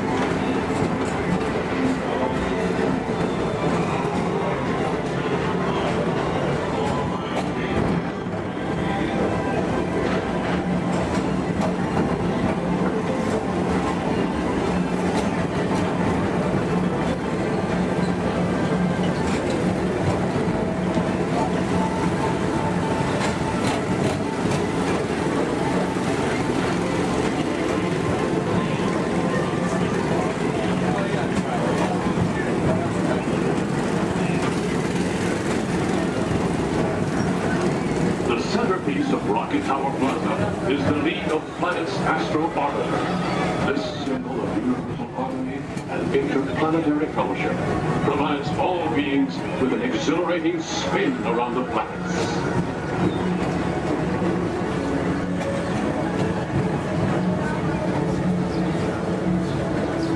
Blue Line passengers, for all your future travel needs, the TTA services all of Tomorrowland's outlying areas, including the personal rocket ship docking lot, and of course, perfect park acres. Paging Mr. Morrow, Mr. Tom Morrow. Your party for the Saturn has arrived. Please give them a ring. Now approaching Walt Disney's Carousel of Progress.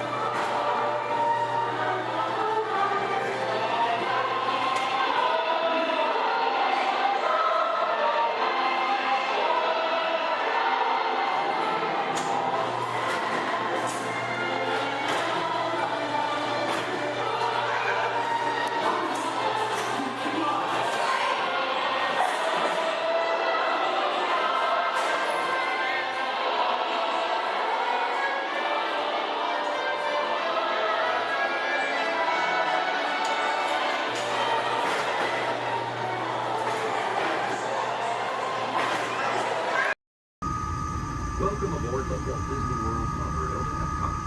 For those of you standing, please hold on to the handrails throughout our journey and stay clear of the door. For the comfort of others, no smoking, please. Thank you. As we turn south, you can catch a glimpse of the spires of Space Mountain of Magic Kingdom. Nearby is Disney's contemporary resort.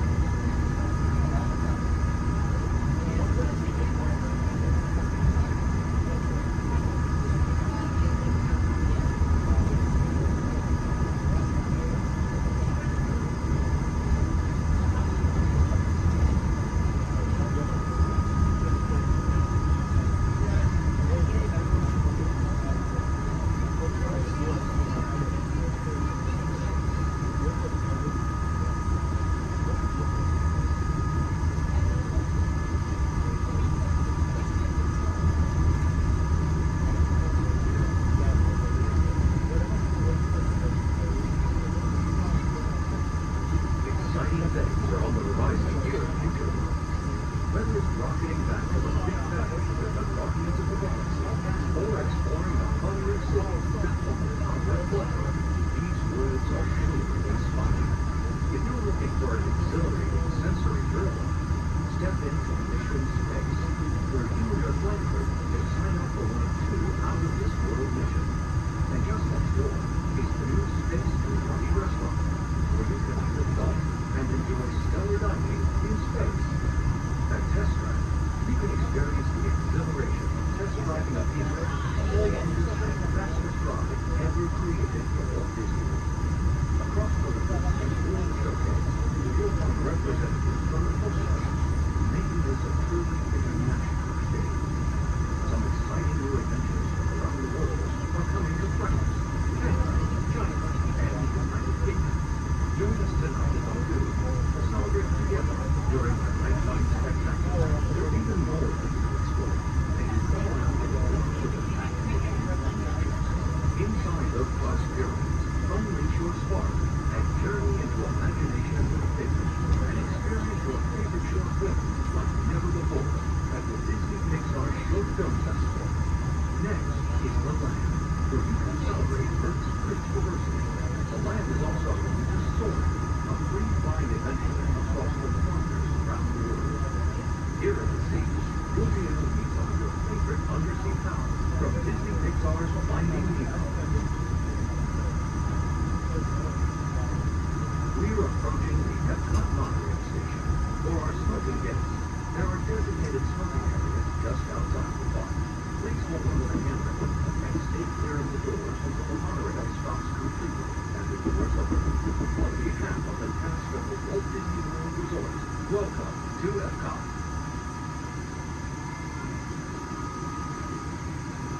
On top of your head, hats, ears, sunglasses. Go ahead and take those off. We want them flying off in a first order ship. Who knows what they would do with them, but they're not going to give them back. This is our find. It's going to help get you guys out of here. We're just waiting for your transmission from Finn.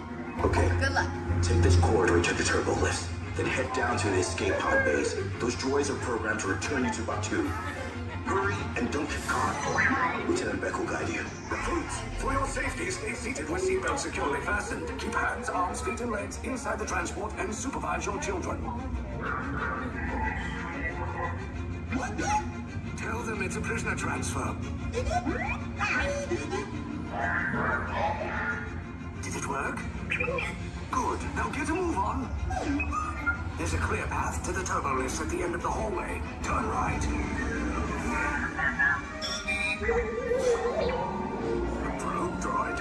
You're lucky it didn't spot you. Take those turbo lifts and stay out of trouble. Hey, you're not authorized. Wait, go to the prisoner.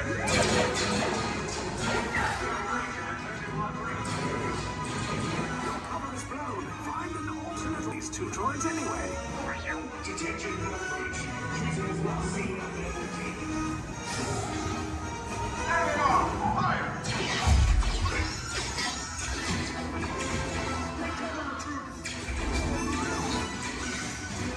The escape pod just below us. Take those down. Hurry! No, not up! I said down!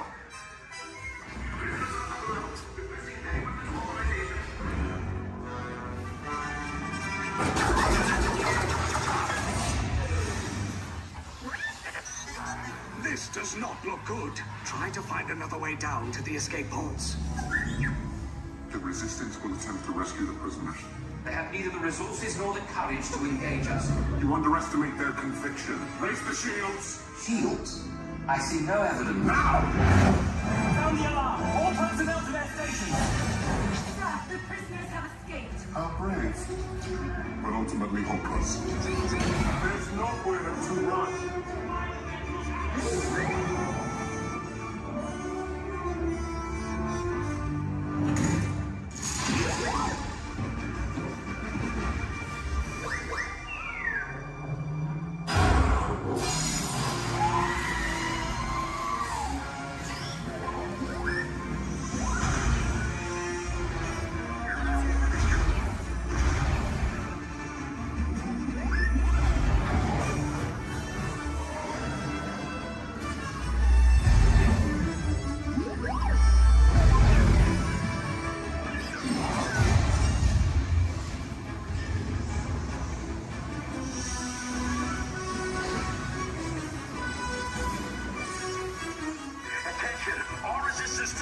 Abandon ship. I repeat, abandon ship. This destroyer is about. There's no escape. You will tell me the location of the secret base, and then I will destroy you and the resistance.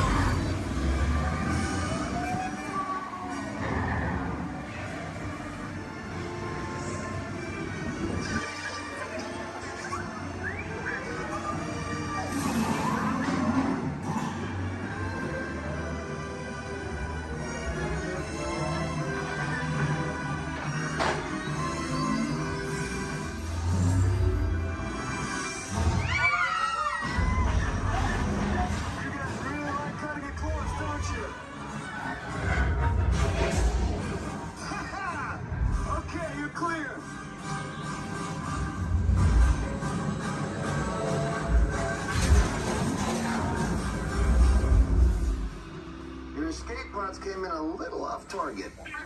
Ground crews will meet you outside the wreck. All right, nice job, recruits. Not what you signed on for, but hey, you're resistance now. I think I have that authority. Right, Beck? Where's the lieutenant? I need eyes on Beck. Line up. Scan for his clock beacon. More escape pods down in Sector 4. Verification pending from key command personnel. Where's the lieutenant? I need eyes on Beck. Lieutenant Beck here. Beck! You're alive! I should hope so. Great job, recruits. Thanks to your heroism, the location of the resistance base is secure. Bravo! Yes, R5, you too.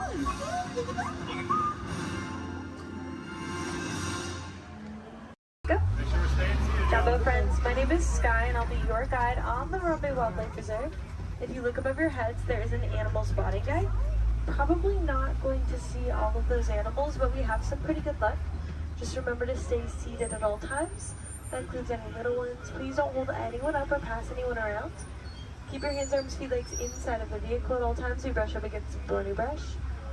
And these are going to be real wild animals. They are going to be moving around, so you may want to have your cameras out ready. Hold on tight. I recommend a sport or an action mode if you have it.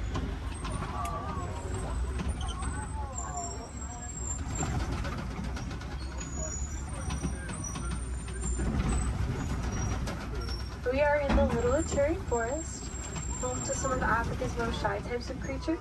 They're usually very good at hiding, and their markings will help them to blend in. Like that okapi up on the right. They have white stripes on their legs, kind of like zebra stripes. Okapis are actually the only known relative to the giraffe. They have a similar skeletal structure without the long neck and long legs. They were believed to be mythical creatures until 1901. People thought they were too good to be true, but they're true. I think they're pretty great.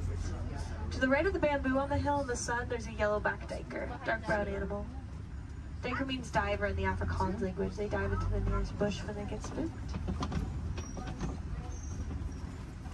There are some saddle-billed storks a little further up to the right. They're walking up this hill. There's one on the top of the hill. Looked like they were collecting things to build a nest, but big black and white birds. Stand about 5 feet tall, have a 9-foot wingspan, and they're made for life.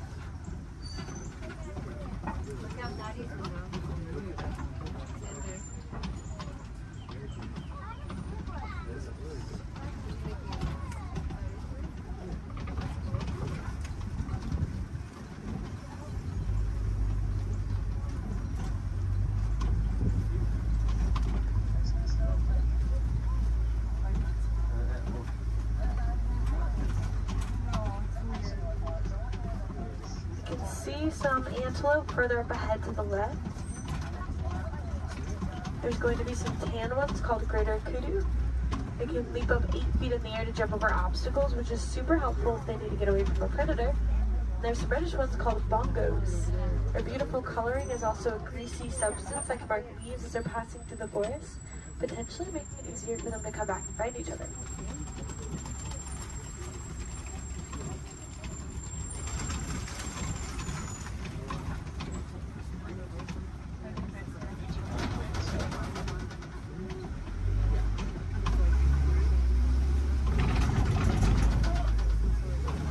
Let's make our way down to the Safi River next. That's home to some of Africa's more aquatic animals. should probably look for them in the water.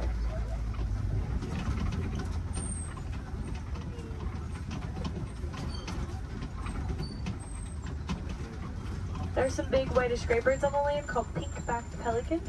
They get a pink coloring on their backs during mating season to help them attract the mates. And there's also some Nile hippopotamus. For those spend most of their time in the water, they can swim, but they often choose not to. Instead, they sink down to the bottom and tiptoe at the bottom of the water. And they'll often come out to find food or relax on a cool day.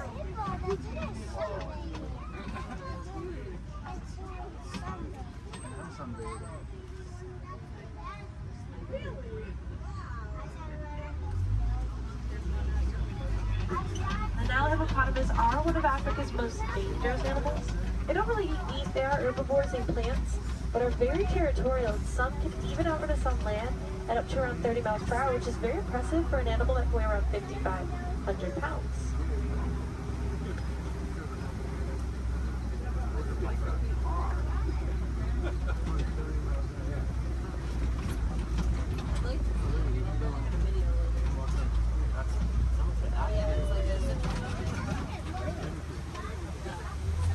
Underneath this bridge, there are some Nile crocodiles. They're very still, you won't see them moving around a whole lot. They spend a lot of time conserving energy in between their meals, but they have quick reflexes and a bite force that can crush bones. Sometimes they actually have to be very gentle with their jaws, like when they help their eggs to hatch by rolling them in between their teeth.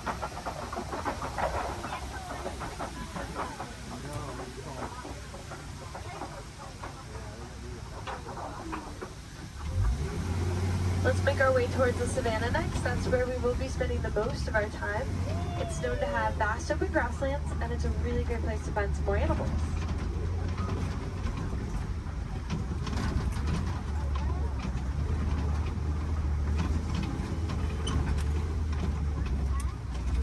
We are getting close, just around this bend. To the right, there's a baobab tree. It'll be the one that looks like it has been planted upside down. Some people like to call it the upside down tree, but it's also known as a tree of life. It can stay leafless about 9 months out of the year, collecting thousands of gallons of rainwater in its trunk to survive through the dry season. Anything with horns or tusks can very easily break it open, drain the water out, and get a drink.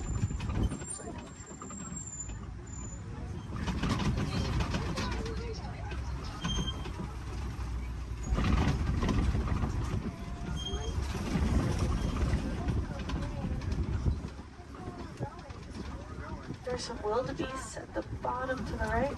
Those are going to be the silverish animals. They can migrate in large herds of up to 1.5 million of them and also run around 50 miles per hour. So they line up in rows, group up and face different directions to avoid running into each other and if they have to run away from something.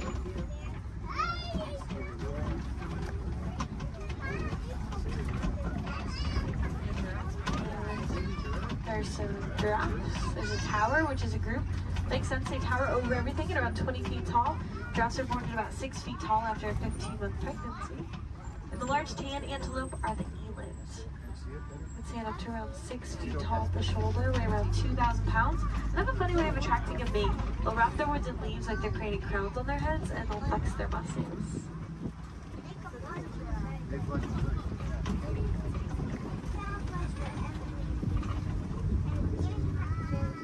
To the right of this den, on our left, there are some African painted dogs.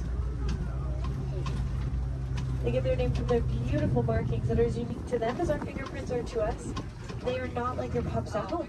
The African painted dogs are the most successful hunters on the savannah.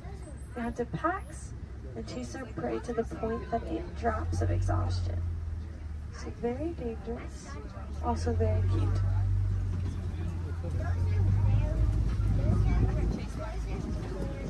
There's some sable antelope here to the left, with spear-like claws that point backwards to fend off attacking predators that may try to jump on their backs. Now they won't fight the flight, very territorial and quick to stick up for each other, despite being a prey animal. Here's some zebras, a dazzle, which is a group of them, because their stripes help them to blend into each other and confuses predators. In other words, it dazzles them. When they're born, their legs are the same length as the adults to help them blend in even more, keeping them protected from predators that may try to seek them out.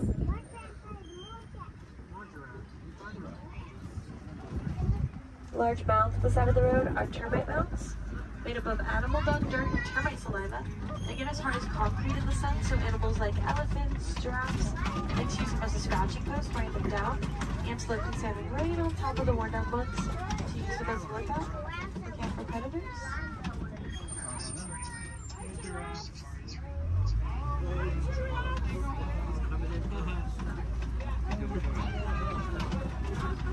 We'll see that eland again up ahead, and more giraffes throughout the savannah. So we keep on going. See some wildebeest not too far away from us.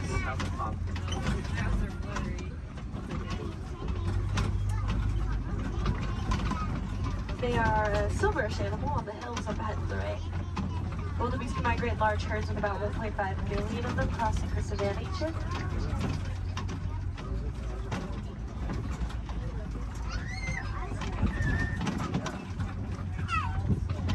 This one around 50 miles per hour, so wildebeest face a pretty big challenge of trying to avoid running right into each other if they have to run away from something.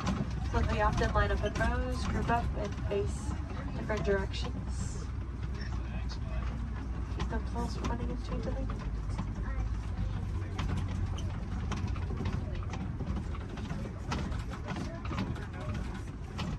On the very top of the hill to the right, there are some really cute tiny tan antelope called springbuck on that tree. They can spring up 6 feet in the air, 13 feet across. It's called pronking. Sometimes they do it to show off to predators because they can also run up to about 60 miles per hour, making them one of the fastest land mammals.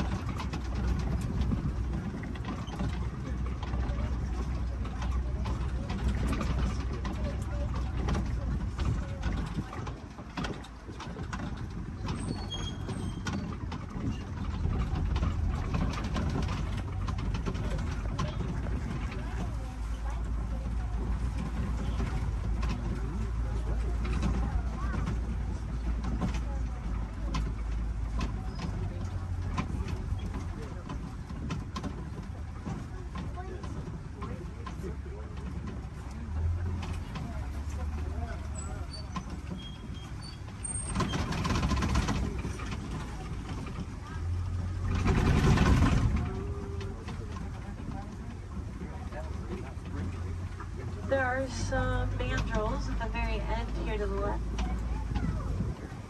Largest of the monkeys. Males get around 100 pounds. And they have a bright red and blue coloring on their face and rear end, just like Rafiki.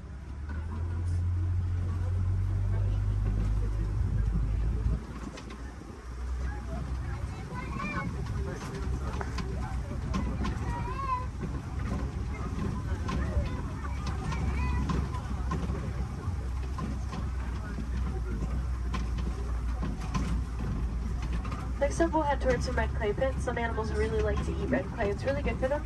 Kind of like taking a vitamin. Although, unfortunately, red clay pits are also often a site of coltan mining, which can cause some problems like habitat destruction, limited food source, or poaching. It's actually very easy to help out with those issues if you are interested.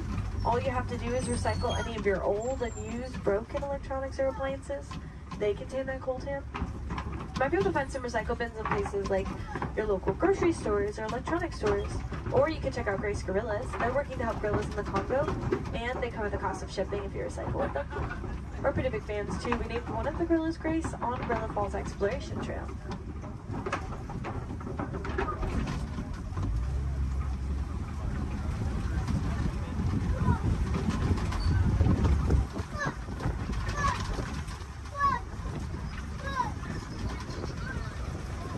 Looks like there are some tusk marks and footprints. Which means we could be getting close to some more.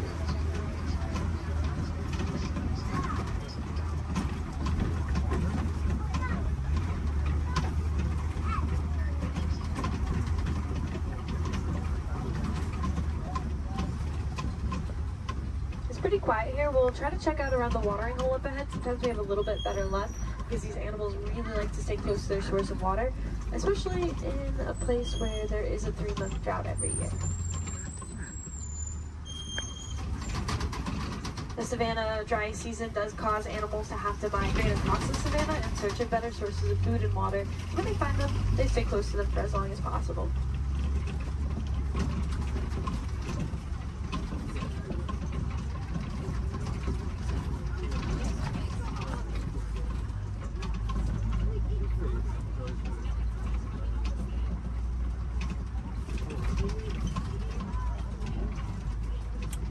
There's an African elephant up ahead of the wall. It's actually two of them. This is a bachelor herd of males, and I can see that they're kind of pushing each other around a little bit. They can roughhouse a little bit. It's pretty normal. African elephants are the largest land mammals. They can weigh up to around 14,000 pounds. Elephants are born at around 300 pounds after a 22-month pregnancy. And they're a matriarchal society, so females are in charge. They actually kick these males out of the herds once they reach maturity of around 13 to 15 years old. Some males migrate alone, some band together, create their own herds called bachelor herds. Here's a flamboyant of greater flamingos here. These ones are a very light shade of pink, and it can take up to 2 years for them to get their coloring from beta-carotene found in the brine shrimp that they eat. There are a few different theories to why a flamingo might stand on one leg. It's mostly believed to help regulate body temperature, kind of like sticking one leg outside of the covers at night to cool yourself off. A flamingo might just put one leg up.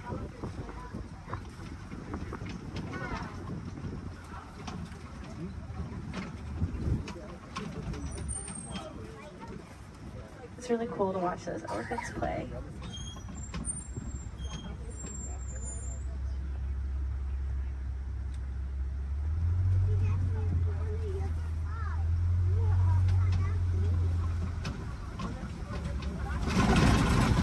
Looks like something may have been rolling in the mud up ahead. Some animals like keep mud as a sunscreen, a bug repellent. It's also just good for their skin, especially these white rhinoceros. They do that. They're almost always covered in mud. Rhinoceros can get up to around 5,000 pounds and are very social, love to hang out in crashes, their groups. Unfortunately, they are poached for their horns made out of keratin, which is hair and fingernails. People believe that it has medicinal purposes. It is really just hair and fingernails, so awareness is a big part of rhino conservation. Rhinos here in this reserve are helping us to spread that awareness. There's an ostrich to the right. Largest birds, flightless. They run around 40 miles per hour. Their wings help them to keep their balance and quickly change directions while they run.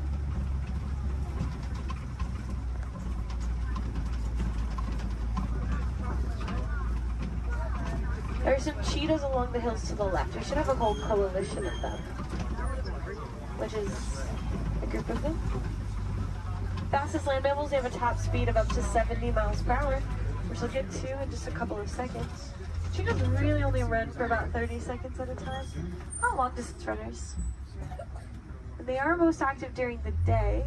They do their hunting during the day to avoid the competition that they would have if they were to hunt at night, especially alongside big cats.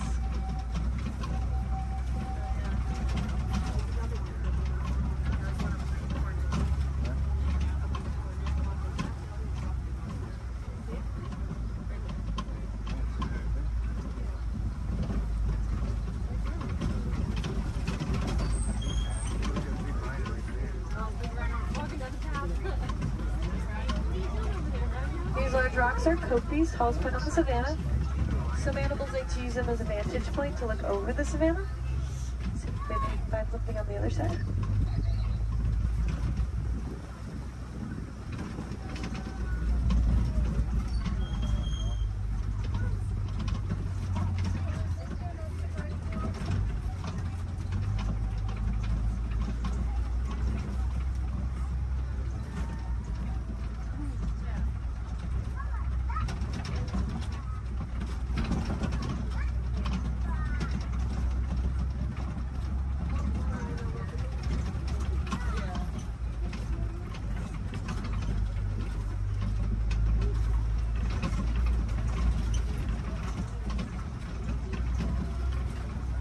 There's some lions here to the left. They sleep and relax about 18 to 20 hours out of their day, active for about 4 to 6 hours at night. So we get a tail. Mostly what I can see. When they wake up, the males stay back to make sure the predators are protected. The females tend to do about 90% of the hunting.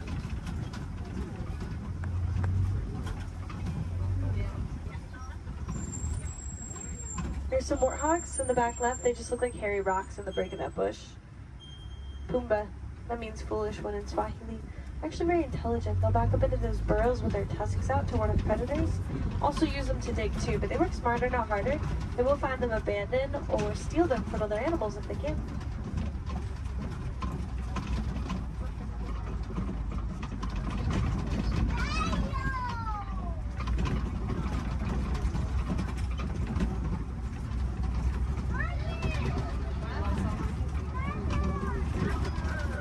There are some ostrich eggs down this path of the river. Largest of the bird eggs, they get around 3 pounds each. One is the equivalent to 2 dozen chicken eggs, and they're very tough. Probably wouldn't crack if you were to stand on one, but I don't think that ostrich we saw earlier would like that very much. And now we are heading into the final area of the reserve. Mostly farmland. We'll see if we can find some farm animals before we head back to our warden's post.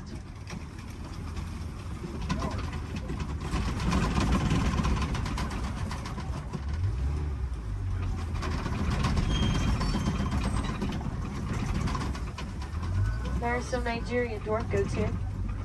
Very tiny type of goat known to take up very little space, and they produce a milk that's nutritious and high value. Helps communities to rely less on their local wildlife for things like nutrition and income.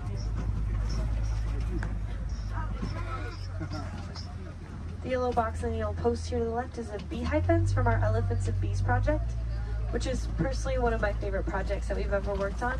Basically, elephants don't like bees. They can hear the buzzing over a mile away and stay away from it.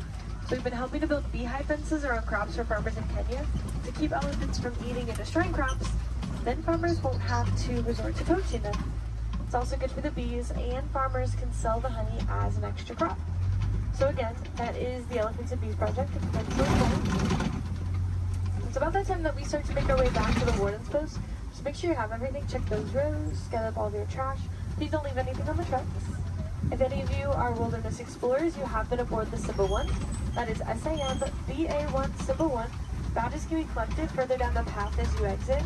And if you want to help out these amazing creatures, then I definitely recommend checking out the Disney Conservation Fund.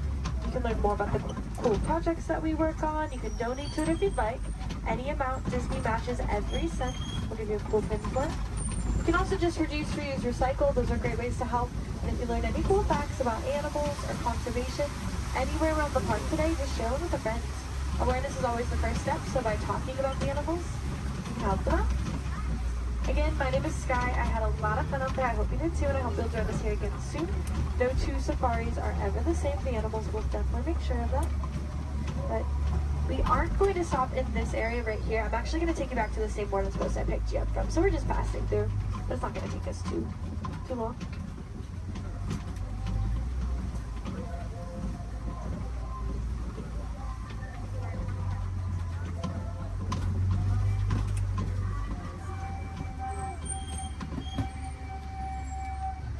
Sana, thank you.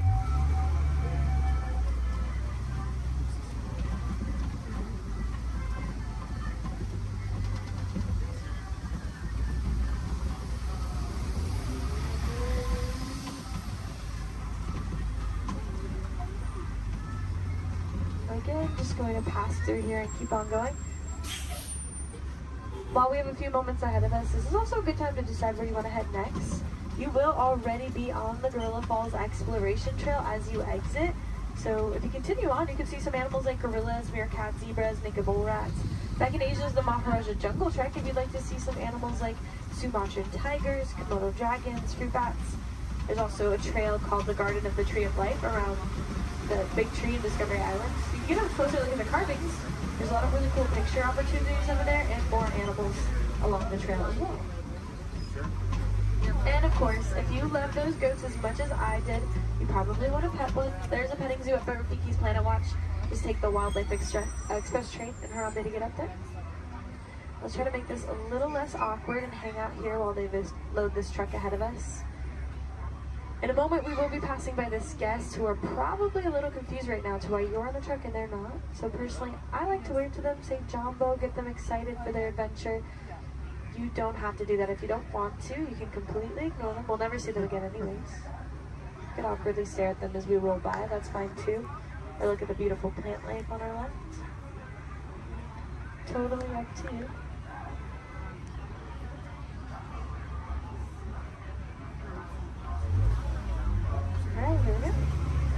Jumbo friends, Jumbo Warden. Jumbo friends, Jumbo Warden.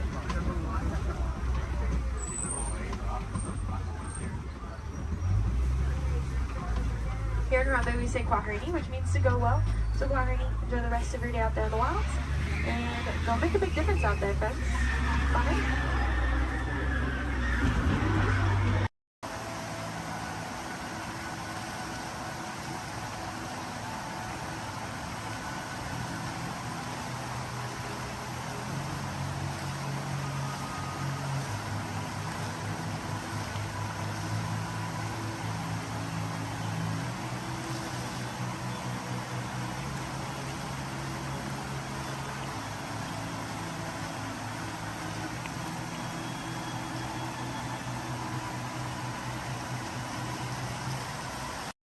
Spot, so let me ask, how's everyone doing today?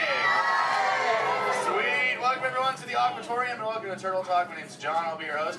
You're all here to have a conversation with the coolest sea turtle in the entire ocean. Do you know his name? That's right, it's Crush. Let me show you how it's going to work. Right here is our window to the Pacific. It allows us to see all of the undersea life that swim by. Up there in the corner is our hydrophone that allows us to communicate with all the undersea life. So it's going to be very conversational, meaning Crush will talk to you. You'll be able to talk to Crush. He's got questions for you. And hopefully you all have some questions for him. You can ask him anything you want. You can ask him what he likes to eat, what he does in his free time, what's the meaning of life, anything like that. He'll be happy to try to answer. If you do need to leave at any time, it's okay. Just use the doors on the opposite side of where you entered or right back here. Back there's my pal Brian. Everyone say hi, Brian! Hi! Brian will be back there to assist you if you should need any assistance during the show. I'm going to lower the lights and lower the music here so we can see and hear just a little better. My friends the Moonfish are going to be coming out here and showing you some rules. First rule inside, please no eating during the show. And no drinking. No smoking. And the last one, take all the pictures and video you like, just please no flash photography or video lighting. Round of applause for the Moonfish! Excellent. All right, Crush is up there serving. He said when you're ready, just call him down. So on the count of three, yell, hey Crush. Ready? 1, 2, 3!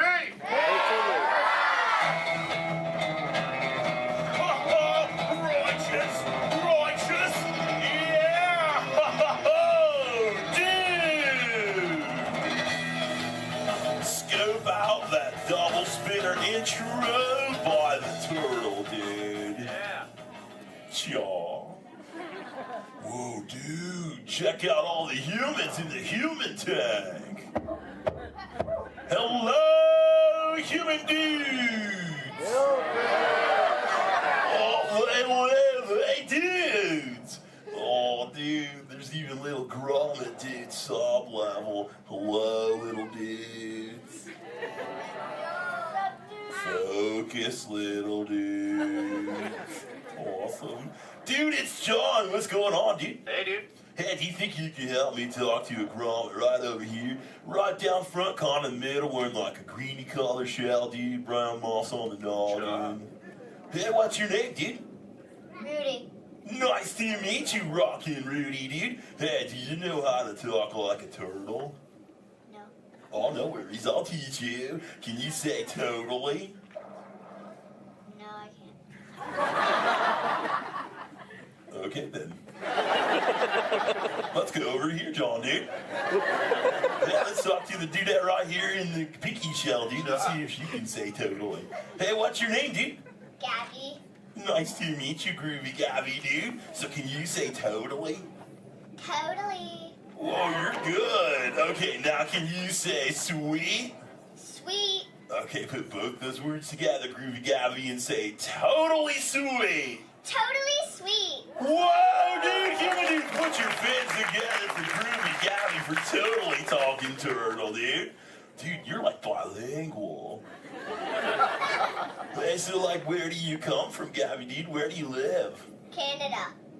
Ooh, dude, you come from Canada, dude. That's excellent. I have no idea where that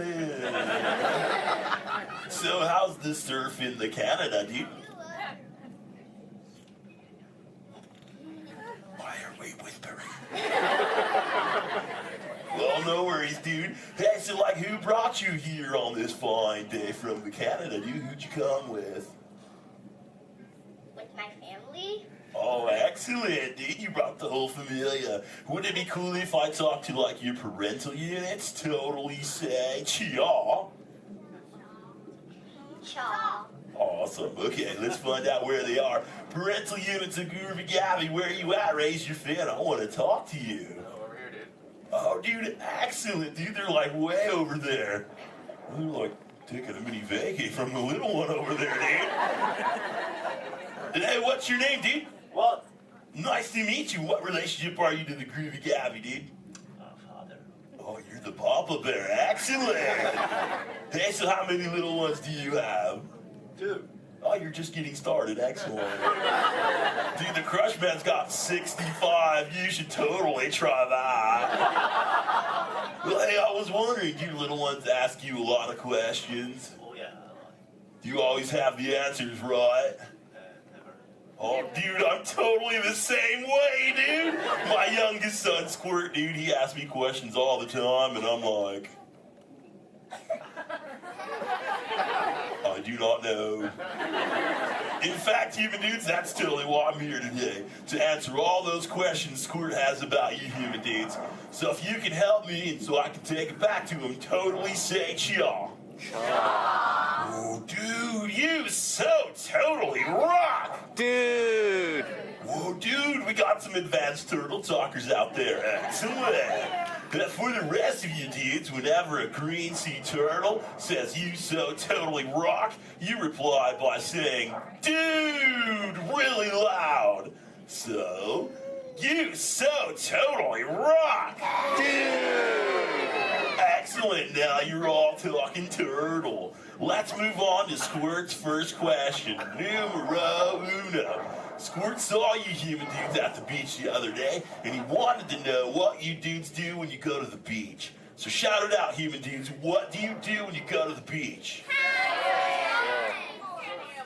Dude, kill the motor, dude. I heard some surfers, swimming, tanning. One little dude over here was like, boogie board. That was awesome. Well, let's see you swimmers out there. Raise your fin if you know how to swim. Oh, not many adults know how to swim. Okay, this is muy importante, human dudes. Raise your fin if you've ever swam or swummed or swam it in your entire life, dude.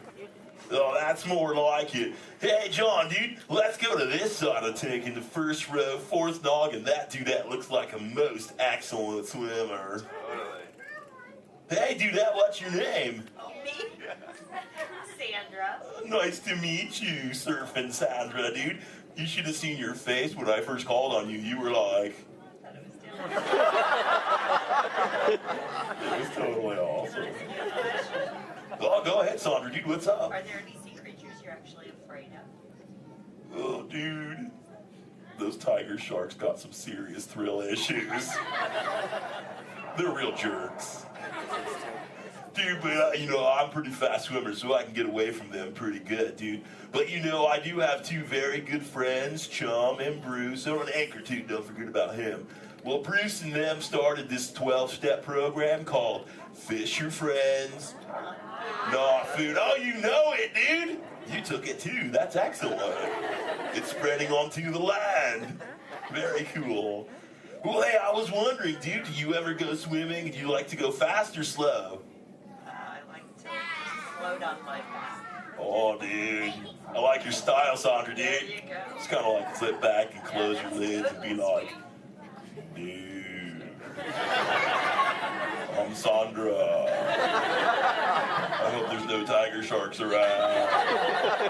Dude, that's excellent. But I am a green sea turtle, and because of those tiger sharks and my love for the thrill of speed, I totally love to go fast. Hey, you dudes, you want to see how fast I can swim? Totally say y'all. Excellent. I'm going to go get my motor running, and human dudes, I need you to time me. So start counting when I say go, and count nice and loud so I can hear you, okay, dudes? Ready, set, go. 1, 2. Back, dudes. Dude, I just swam all the way around the world. I did, dude. Right to Canada.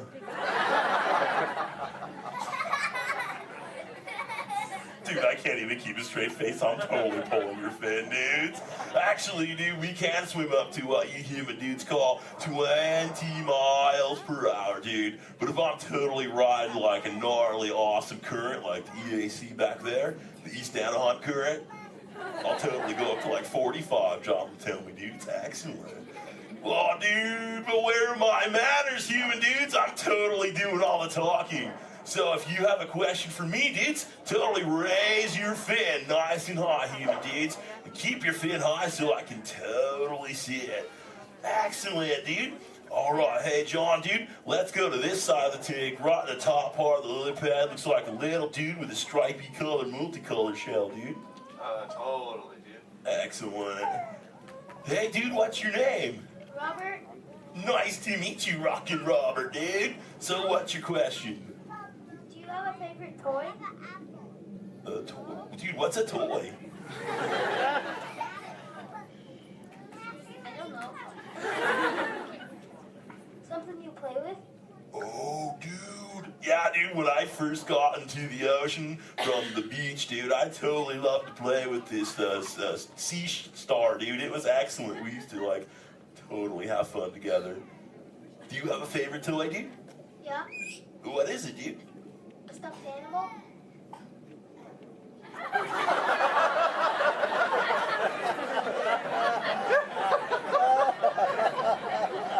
What kind of animal?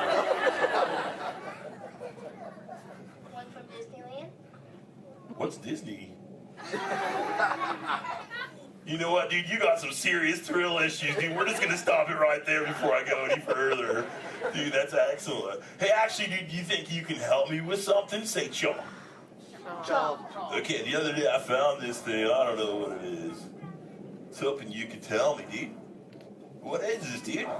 A Buzz Lightyear toy. Oh, dude, so this is a toy, dude?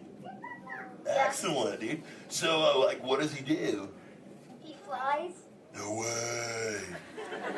Let's see if I can make him fly. Dude, that was awesome! Dude, the other day when I found this little mini man, he started talking to me, dude. He was like, I don't know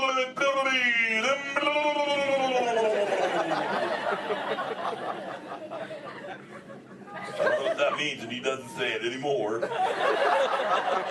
So do you think Squirt will like this for his next hatch day, dude? Say chaw. Chaw. Excellent, I'll totally give it to him. And thanks for your help, dude. You so totally rock. Dude. Does anyone else have a question for the Crush Man? Raise your fin, dude. Oh, dude, let's just go right to the other side, right down front. Looks like a little dudette in a white shell right here, dude. Totally. What's your name, dude? Mallory. Nice to meet you, Malibu Mallory, dude. So what would you like to know? Well, if I could breathe into water, would you let me ride on your back? Dude, totally, dude. That'd be the most excellent ride ever, dude. I've always wanted to know what it's like to ride on my shell. If I'm always riding in my shell. Dude, I bet so too. Well, if you ever learn the superpower of breathing under the water, dude, totally find me in the Pacific Ocean. I'll be waiting. I'll try. Excellent, dude. You're awesome. Hey, it was totally nice meeting you, dude. And for the rest of you humans, this has been excellent. I've learned so much. But I gotta give all this Mondo knowledge back to Squirt. But before I leave you, let me give you some of my ancient turtle wisdom. Remember, human dudes, in the big ocean of life, never make an enemy out of a sea anemone. A sea anemone.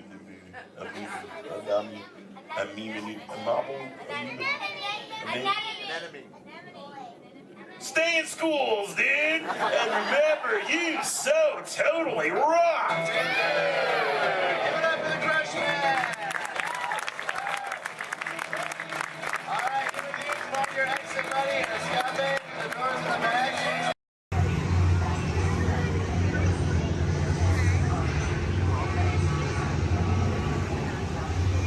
Time travel commencing in T-minus 10 seconds and counting. This is Seeker. Listen up. We've got to get in, grab the iguanodon, and get out before that asteroid hits. Let's roll!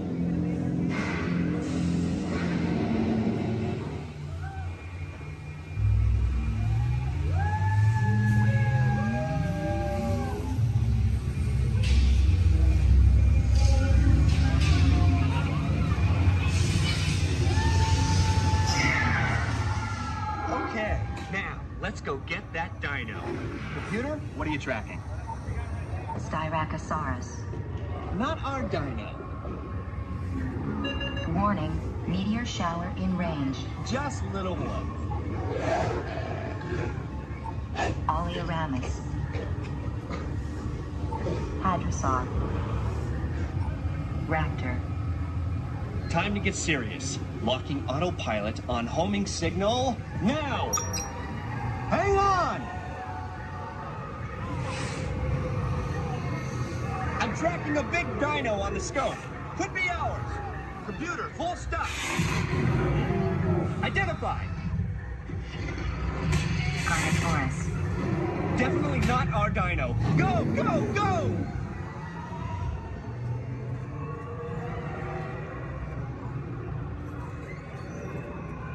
Another big guy coming up. Computer. Slow and identified. Sauropod. Still not our dino, but at least this one's a vegetarian.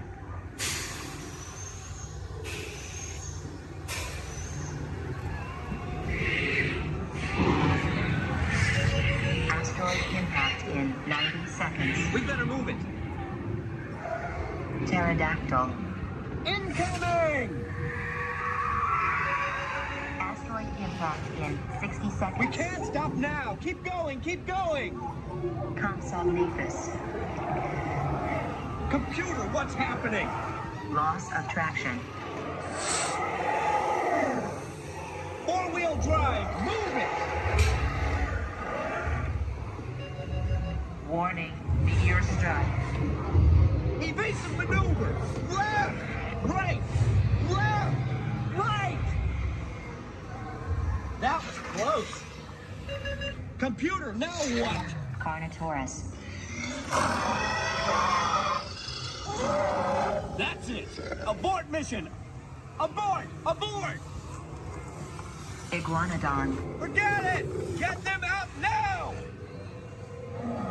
Asteroid impact. Brace yourself! This is it! They're not gonna make it! They're not gonna make it! Mission accomplished. You made it! I knew you would, and guess who made it back with you? I better find him before security does. Thanks for everything!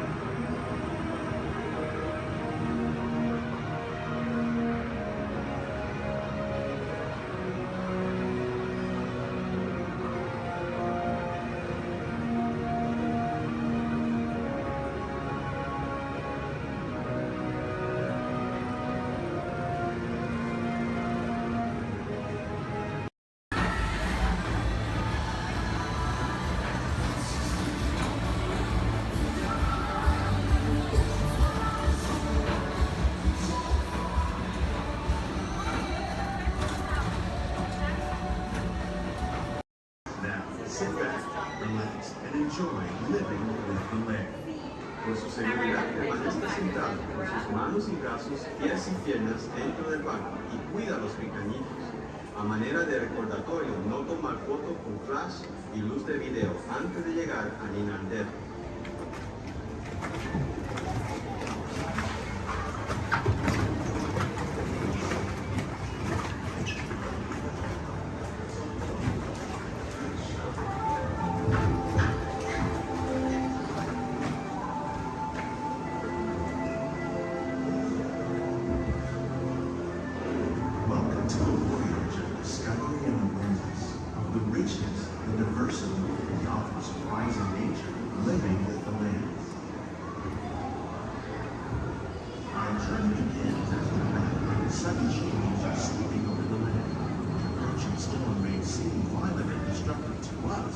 to nature, it's a new beginning in the cycle of life.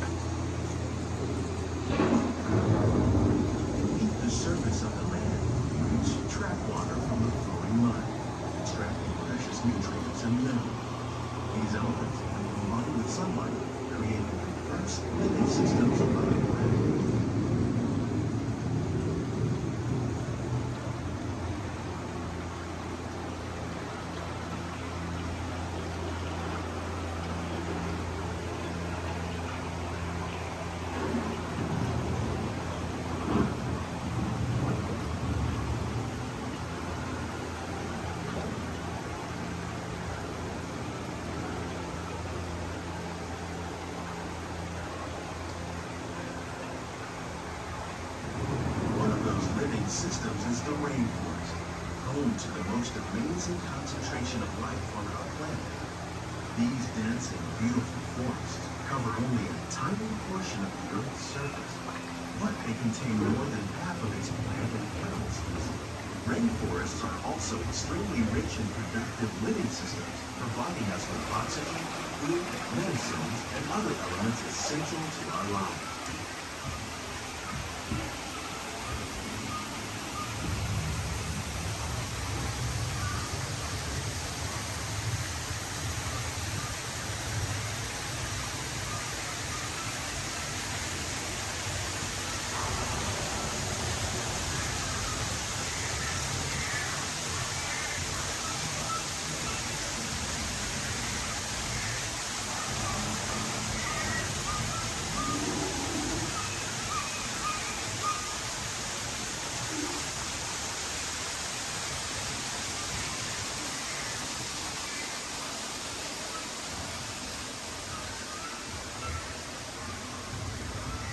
In the desert, nature has created a very different, no less beautiful living system.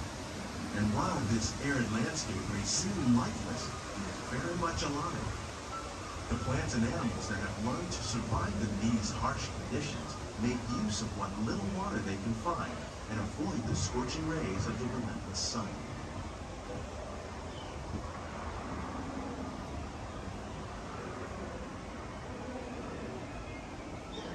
The American prairie once appeared as desolate as the desert, but over time, rainwater and nutrients gradually penetrated the hard surface of this land. Even the hooves of the mighty buffalo helped create the rich soil that would one day become home to the American farm.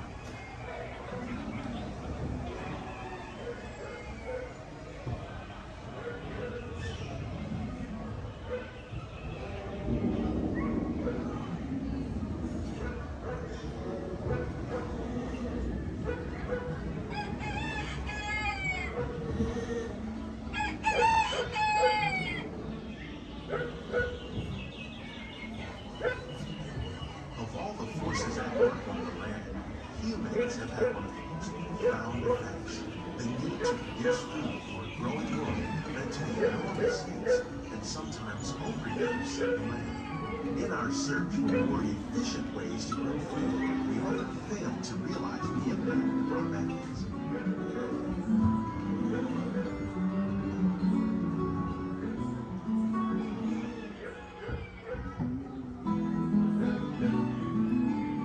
Today, we're learning to live with the land, discovering better ways to grow food that will assure both human and environmental well-being.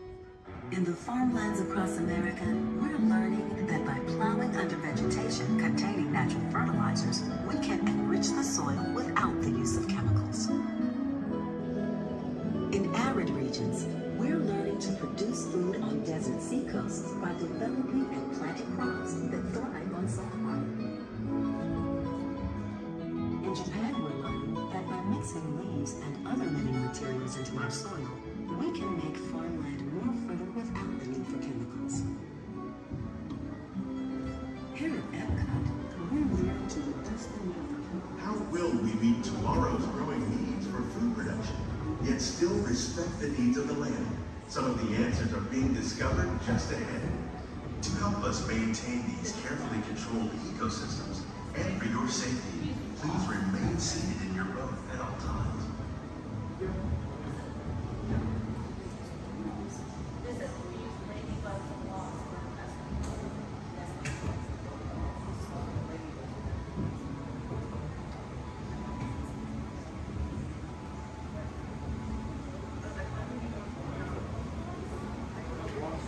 Welcome to our living laboratory, where scientists from Epcot and the U.S. Department of Agriculture are exploring innovative ways to produce relevant harvests now and into the future.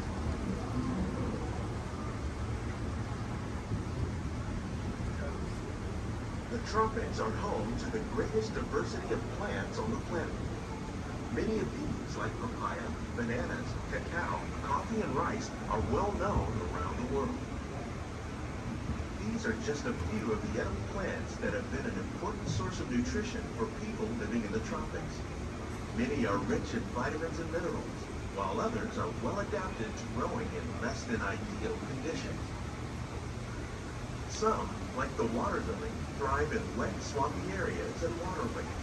All parts of this plant, even the flower petals, are edible. The starchy fruit of the plant has long been used to make flour for baking.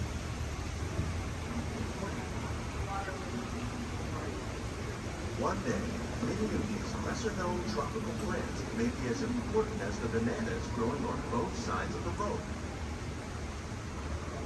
More than 28 million tons of bananas are eaten annually, making it the most popular fruit in the world.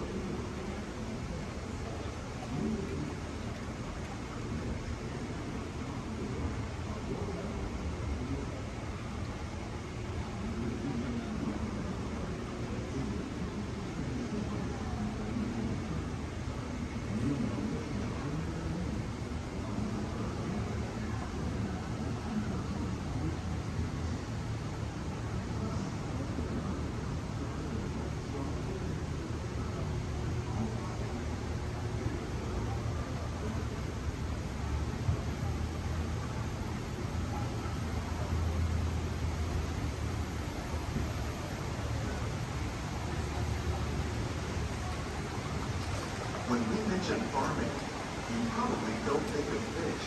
But fish farming, or aquaculture, accounts for nearly half of all the seafood consumed globally. Tilapia, bass, and catfish, like the ones you see here, are three of the more popular crops raised by fish farmers. The sustainable system we're using here recycles the water in the tanks. As a result, we're able to save millions of gallons each year. Armstrong Fish Farming produces nearly 5,000 pounds of fish each year to serve in restaurants around Walt Disneyland. Innovations like this can play an important role in our efforts to produce bountiful harvests and still protect natural resources.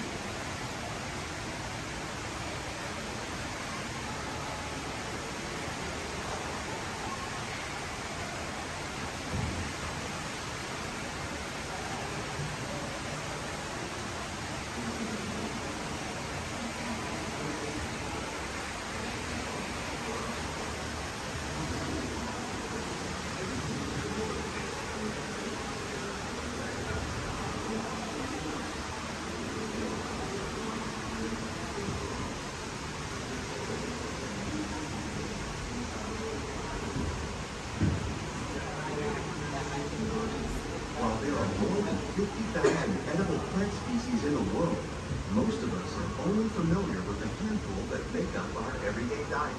The common grains growing here, maize, sorghum, and millet, plus rice, account for nearly 2/3 of our global food consumption. Learning how to increase yields of these staples is an important goal of research around the world.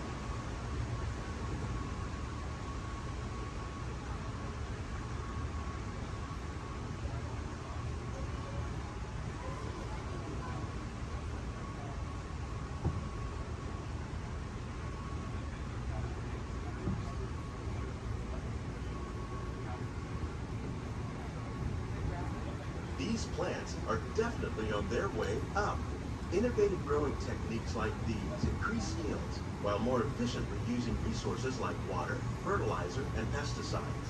Another innovation at work here is our integrated pest management program. By populating our greenhouses with beneficial insects that prey on harmful pests, like aphids and flies, we are significantly reducing our reliance on conventional pesticides. We're growing these crops using our nutrient film system. This technique precisely controls and recycles water and nutrients. With it, we can produce over 27,000 heads of lettuce a year in this one small area.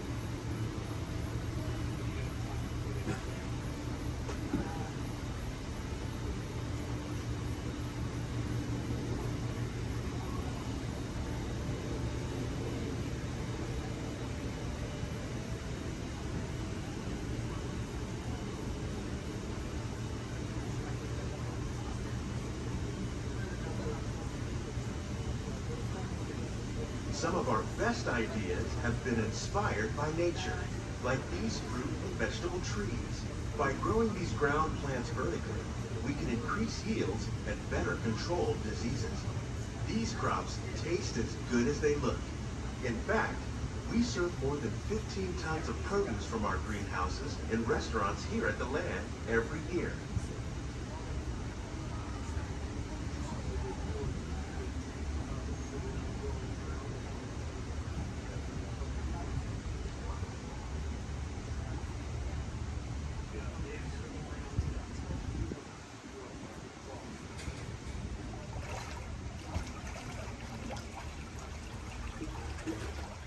The future of agriculture may include innovative ideas like this vertical growing system. Plants grown in this way use a fraction of the space required by traditional growing methods. That saves water and increases production. The aquaponics system on your left combines hydroponics with aquaculture. The fish provide a natural source of fertilizer for the plants, and the plants help keep the water clean for the fish. It's another great way to produce more while using less. In our lab, Epcot scientists are working with the U.S. Department of Agriculture on a number of innovative projects. The goal of these efforts is to produce higher yielding and better quality plants.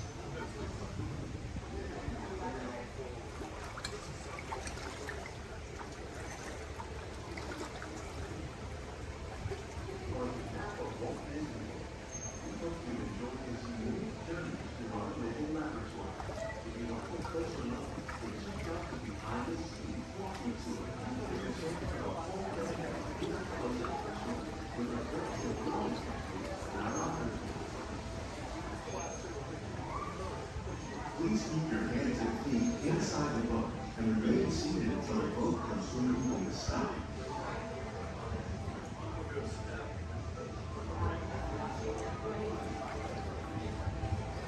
These greenhouses represent just a fraction of the work being done worldwide to produce bountiful harvests for our growing population. Scientists, farmers, and even backyard gardeners are doing their part to improve the quantity and quality of foods that we all rely upon. Together, we can continue to find more ways to increase food production and protect our precious natural environment. Only then will we truly be living with the land.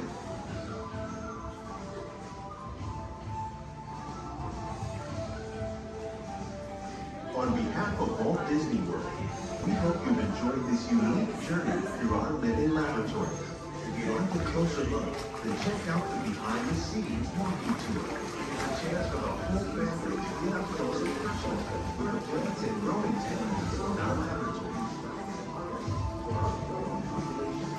Please keep your hands and feet inside the boat and remain seated until the boat comes to a complete stop.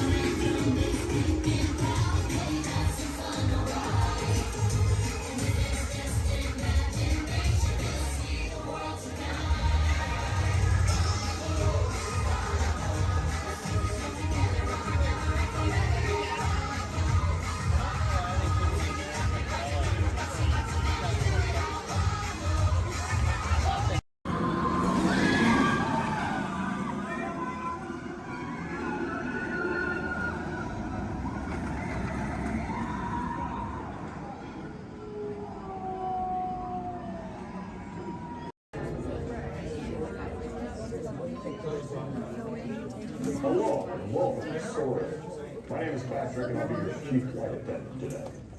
We'll begin boarding in a few minutes, but first I'd like to acquaint you with some important safety information. When the doors to your flight open, please take a seat and store all carry-on items in the underseat compartment. This includes cameras, purses, hats, and of course, these little beauties. Next, fasten your seatbelts, inserting them into the buckle on your right. If smaller aviators don't measure up to the height indicator on the seat, just put the belt through the loop in the center strap before buckling.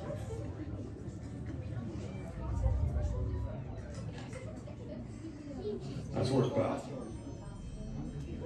Soon you will be airborne. So if you or your little aviators have a fear of flying or of heights, you might want to wait for your party to arrive. Okay, let's review. That is seatbelt, carry-on items, safety strap, fear of heights, keep your hands and arms inside at all times. Anything else? Yeah. Have a nice flight.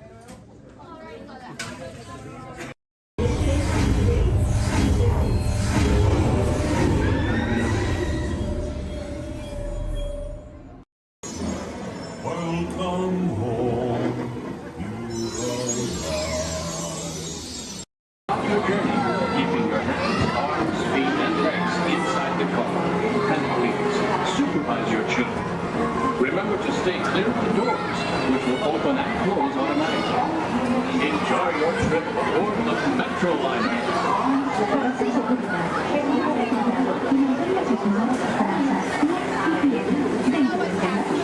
Y cuida a sus niños. Gracias.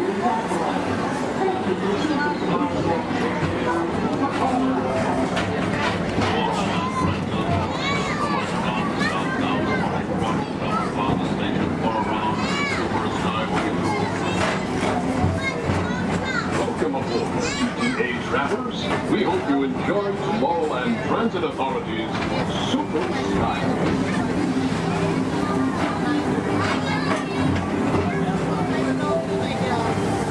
Now approaching Tomorrowland Interplanetary Convention Center. The convention center is home to a galaxy of wonders from the following tracks.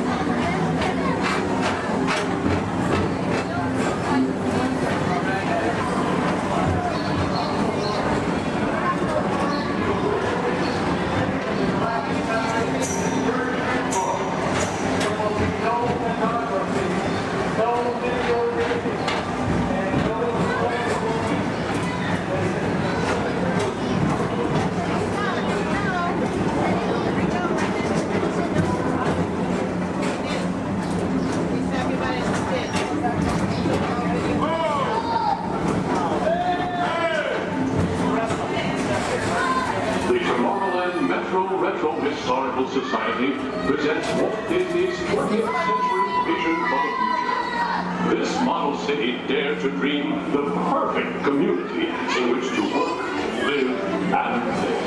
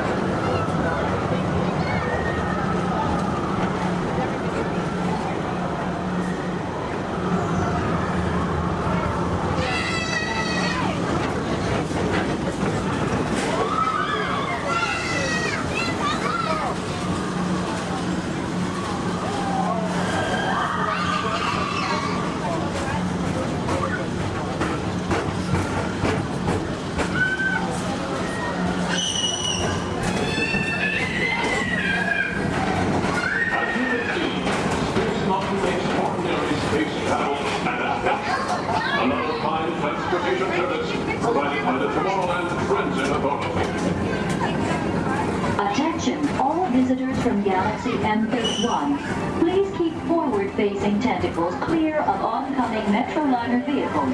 Thank you.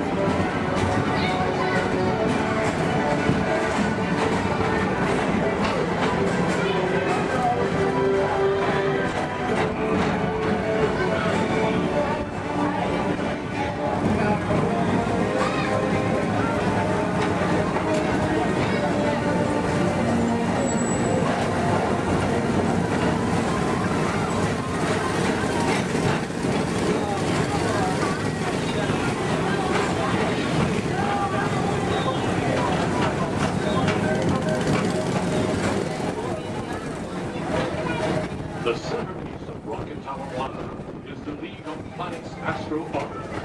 This symbol of universal harmony and interplanetary culture provides all beings with an exhilarating spin around the planets.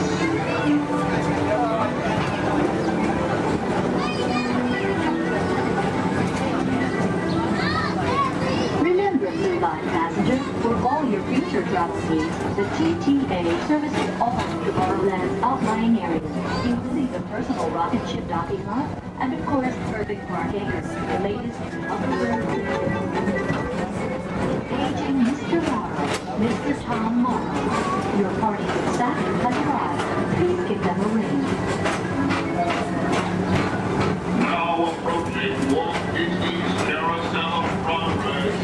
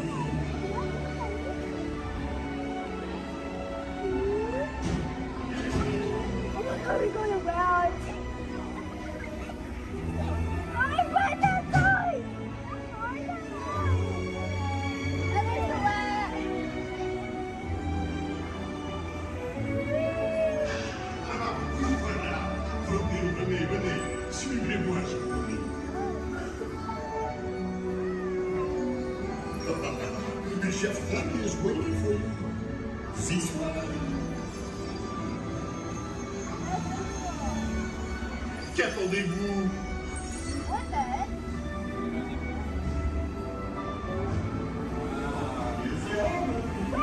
Invité pour le dîner. On aurait pas idéal. Encore un? Non. A simple moment. Too simple. What? Mais oui, that's it!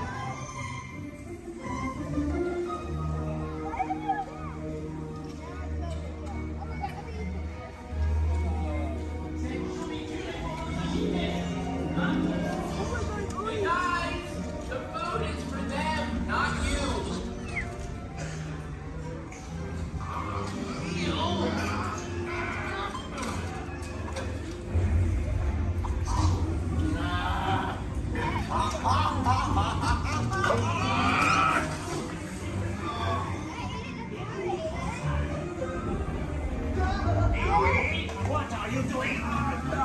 Que magnifique-vous?